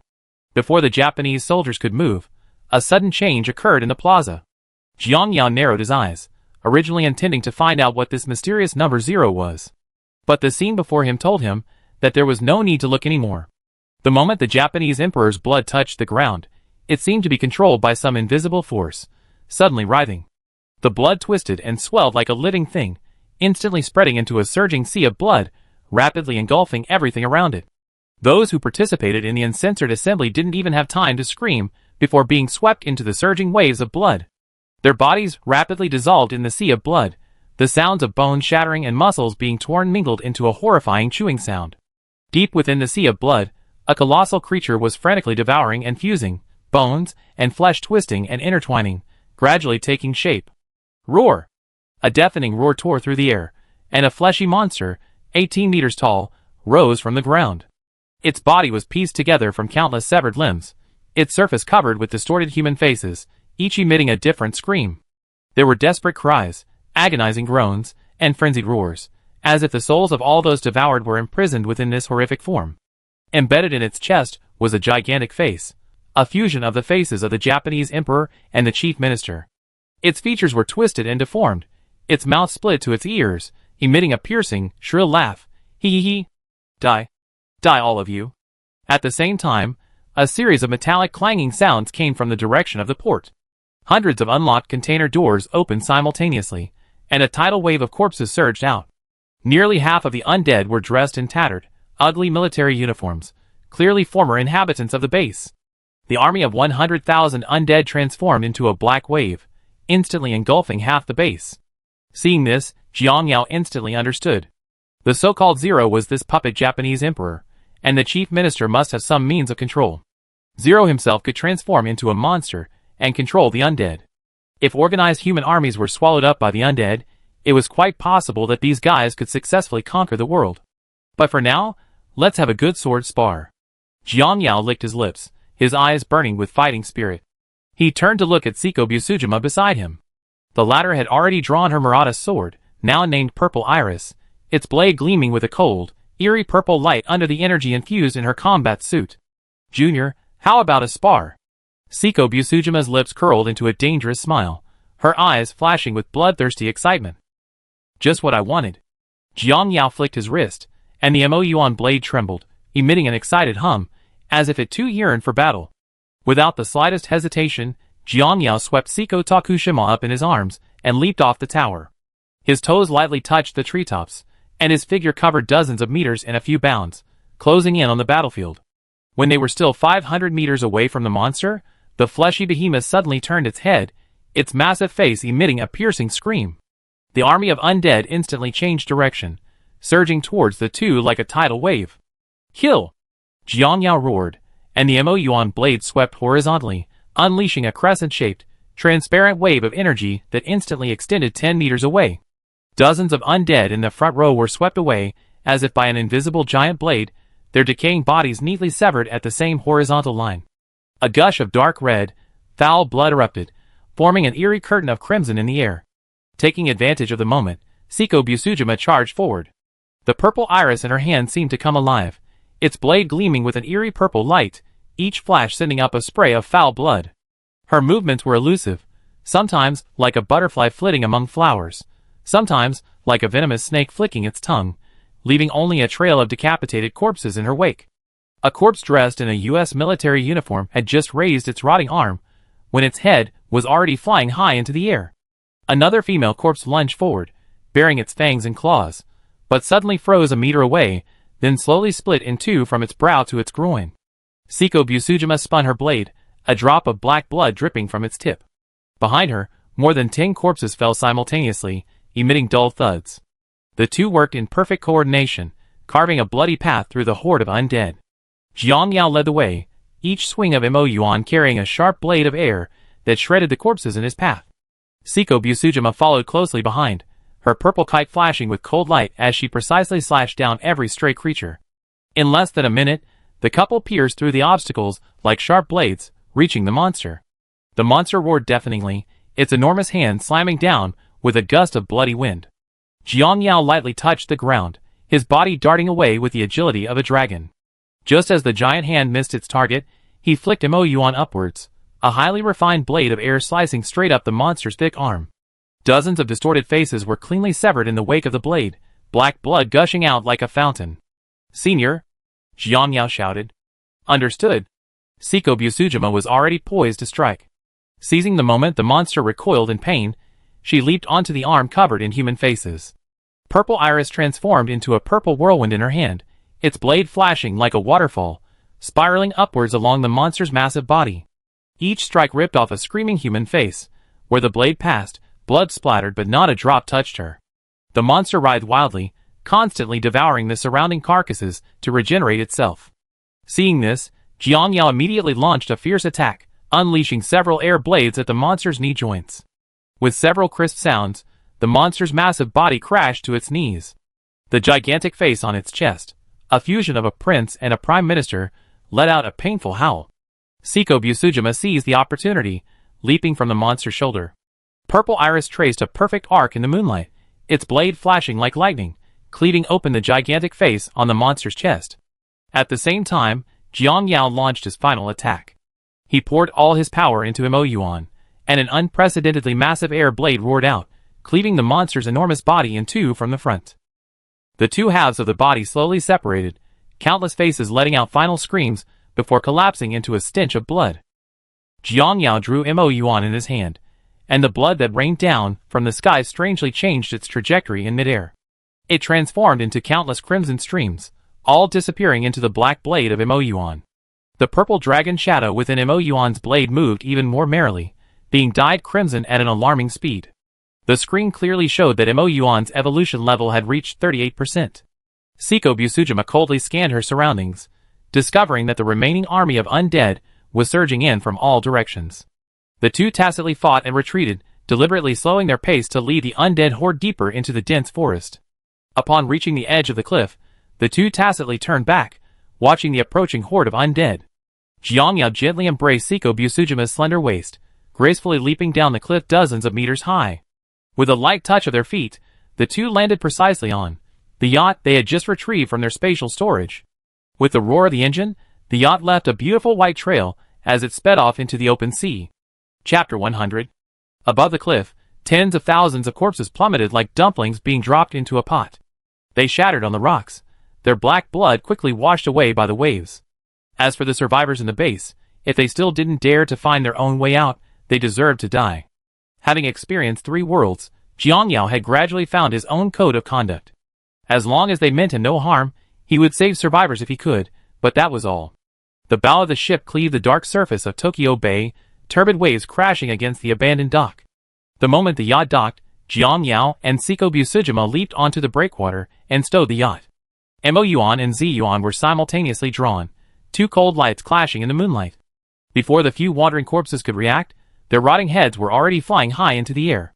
The two moved swiftly through the ruins, crushing small groups of corpses like leaves in autumn wind. When faced with large hordes, they transformed into the sharpest blades, carving a bloody path through them. With the added experience of combat, they gradually mastered various sword techniques. In less than half an hour, they had fought their way from the harbor to Chiyoda. When the infamous latrine came into view, Jiang Yao suddenly stopped. Since he already passed by, a dangerous smile played on his lips as he retrieved several buckets of fuel from his spatial storage. Seiko Busujima stood guard at the entrance, while Ziyuan swiftly slashed down several corpses that had come drawn by the sound. Inside, Jiang Yao recklessly poured the fuel onto the memorial tablets stained with sin. "Enjoy yourselves, you war criminals." He struck a match, and flames erupted like a ferocious beast, greedily licking each tablet. Those sinful names twisted, carbonized, and finally turned to ashes in the flames. Amidst the towering flames, the two continued northwest without looking back. On the coast of Naizu, Jiang Yao once again retrieved the yacht and crossed the Japanese Sea. When the northeastern coastline came into view, the two squinted simultaneously. A faint smoke drifted over the distant city, and the intermittent gunfire was clearly audible. Upon reaching the rooftop of a 30-story office building, the scene before them took their breath away. On the streets, soldiers in Type 07 camouflage advanced steadily in squads. Machine gunners occupied high ground to provide suppressive fire, while riflemen advanced in shifts of 3. Each squad was equipped with a flamethrower, instantly incinerating any falling corpses.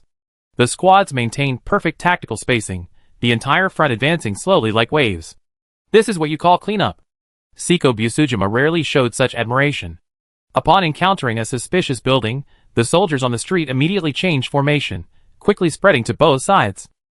3 main battle tanks approached from behind, their cannons pointed directly at the suspicious building. With a deafening roar, the building, along with the corpses inside, was blasted to smithereens. It seemed that Yen was indeed a participant in the virus war. Having received advance warning, however, the first wave of airborne transmission was particularly cunning. After the initial chaos, the army quickly regrouped and entered various cities to launch a counteroffensive. The two men remained hidden, traveling south along the coastline, assisting any small teams in distress they encountered. A month passed quickly, the corpses in Yen were largely cleared, and reconstruction work was proceeding smoothly. Jiang Yao and his companion thoroughly explored the magnificent landscape. They climbed the Great Wall, traveled thousands of miles, witnessed the magnificent Huku Waterfall, visited Mount Hua, the western peak, for a sword-fighting competition, ascended Mount Tai, the eastern peak, to watch the spectacular sunrise, and leisurely boated on West Lake amidst the misty rain. Standing atop a skyscraper on the banks of the Huangpu River, Jiang Yao gazed at the orderly military deployment below, a profound sense of awe welling up within him. Seiko Busujima suddenly chuckled softly. "Remember what we saw in Tokyo? Those survivors were still kneeling and worshipping the so-called Amaterasu Amikami." She gracefully twirled her sword. "While the people here, they only trust their own hands." The river breeze carried the distant shouts from the construction site, and Jiang Yao's fists clenched involuntarily. For 5,000 years, floods, plagues, and wars have never ceased on this land, but each time, this nation has risen from the ruins. Not because of divine protection, but because the people have never yielded to disaster. "Let's go, we should go back to the island." Dusk deepened, and the city's outline, illuminated by the first lights of dusk, gradually became clear. On this land, revitalized, there were no myths of saviors, only miracles created by countless ordinary people with their own hands. And this, perhaps, is the most fundamental answer to why civilization has endured to this day. Back on the island, the two devoted themselves to martial arts training. 2 months passed in the blink of an eye, and the island was covered with traces of their battles. Thanks to Jiang Yao's keen perception, Shizuka and Nanri were completely unaware, even becoming part of their playful interactions. During this time, the two honed their skills, thoroughly mastering lightness techniques and swordsmanship, and also dabbling in other weapons. In terms of lightness techniques, whether it was long-distance sprints or nimble maneuvers within a small space, both of their abilities had made a qualitative leap. His swordsmanship was no longer bound by rigid forms, allowing him to unleash the power of 6 times his strength with a single unit, a terrifying amplification. However, Jiang Yao keenly realized that despite Seiko Busujima's formidable combat prowess, she was still just an ordinary person. Jiang Yao understood he had to travel to the next world. But before that, he needed to confirm one thing, focusing his attention on the 2 prizes he had drawn. Transformation Magic Wand generates a combat suit, permanently effective, cannot be used across worlds, can be brought into the real world. Arsenal Book records 18 martial arts techniques, can be brought into the real world. The real world is amazing. While Seiko Busujima was cooking, Jiang Yao returned directly to the real world. The instant he returned, a screen popped up before him. Player can choose their rest time. 1 day. 3 days. 7 days. Custom. He chose 1 day without hesitation. He checked his storage space. Everything he had stored in the real world had been brought back. As for why he couldn't bring people, Jiang Yao had simply closed his eyes and opened them again. He had to wait until a portal appeared before he could bring Seiko Busujima back to the real world. He didn't linger in the real world. In the blink of an eye, he was back in his bedroom at the island villa. Jiang Yao left most of the weapons, equipment, and yacht from his spatial dimension on the island. At least, he could hunt birds when he was bored. The afterglow of the setting sun dyed the entire sea red, and the sound of waves crashing against the cliffs was exceptionally clear in the silence. Jiang Yao held Seiko Busujima in his arms, his fingers unconsciously twirling a strand of her purple hair. The sea breeze, carrying a salty, damp scent, carried the delicate fragrance of her hair to his nostrils. "Senior," he said, his voice tinged with reluctance, his chin gently brushing against the top of her head, "I might have to leave for a while." Seiko Busujima's body visibly stiffened. She looked up, a complex emotion flashing in her purple eyes, but it quickly returned to calm. Her slender fingers caressed Jiang Yao's cheek, and she whispered, "Go." 2 simple words, yet they contained boundless trust. Jiang Yao lowered his head and kissed her brow. "Next time we meet, I will bring you even greater power." Seiko Busujima didn't answer, but simply buried her face in the crook of his neck. The sea breeze tousled her long hair and scattered the fleeting tears in the corners of her eyes. The two embraced quietly, as if trying to etch this moment of tenderness into their very bones.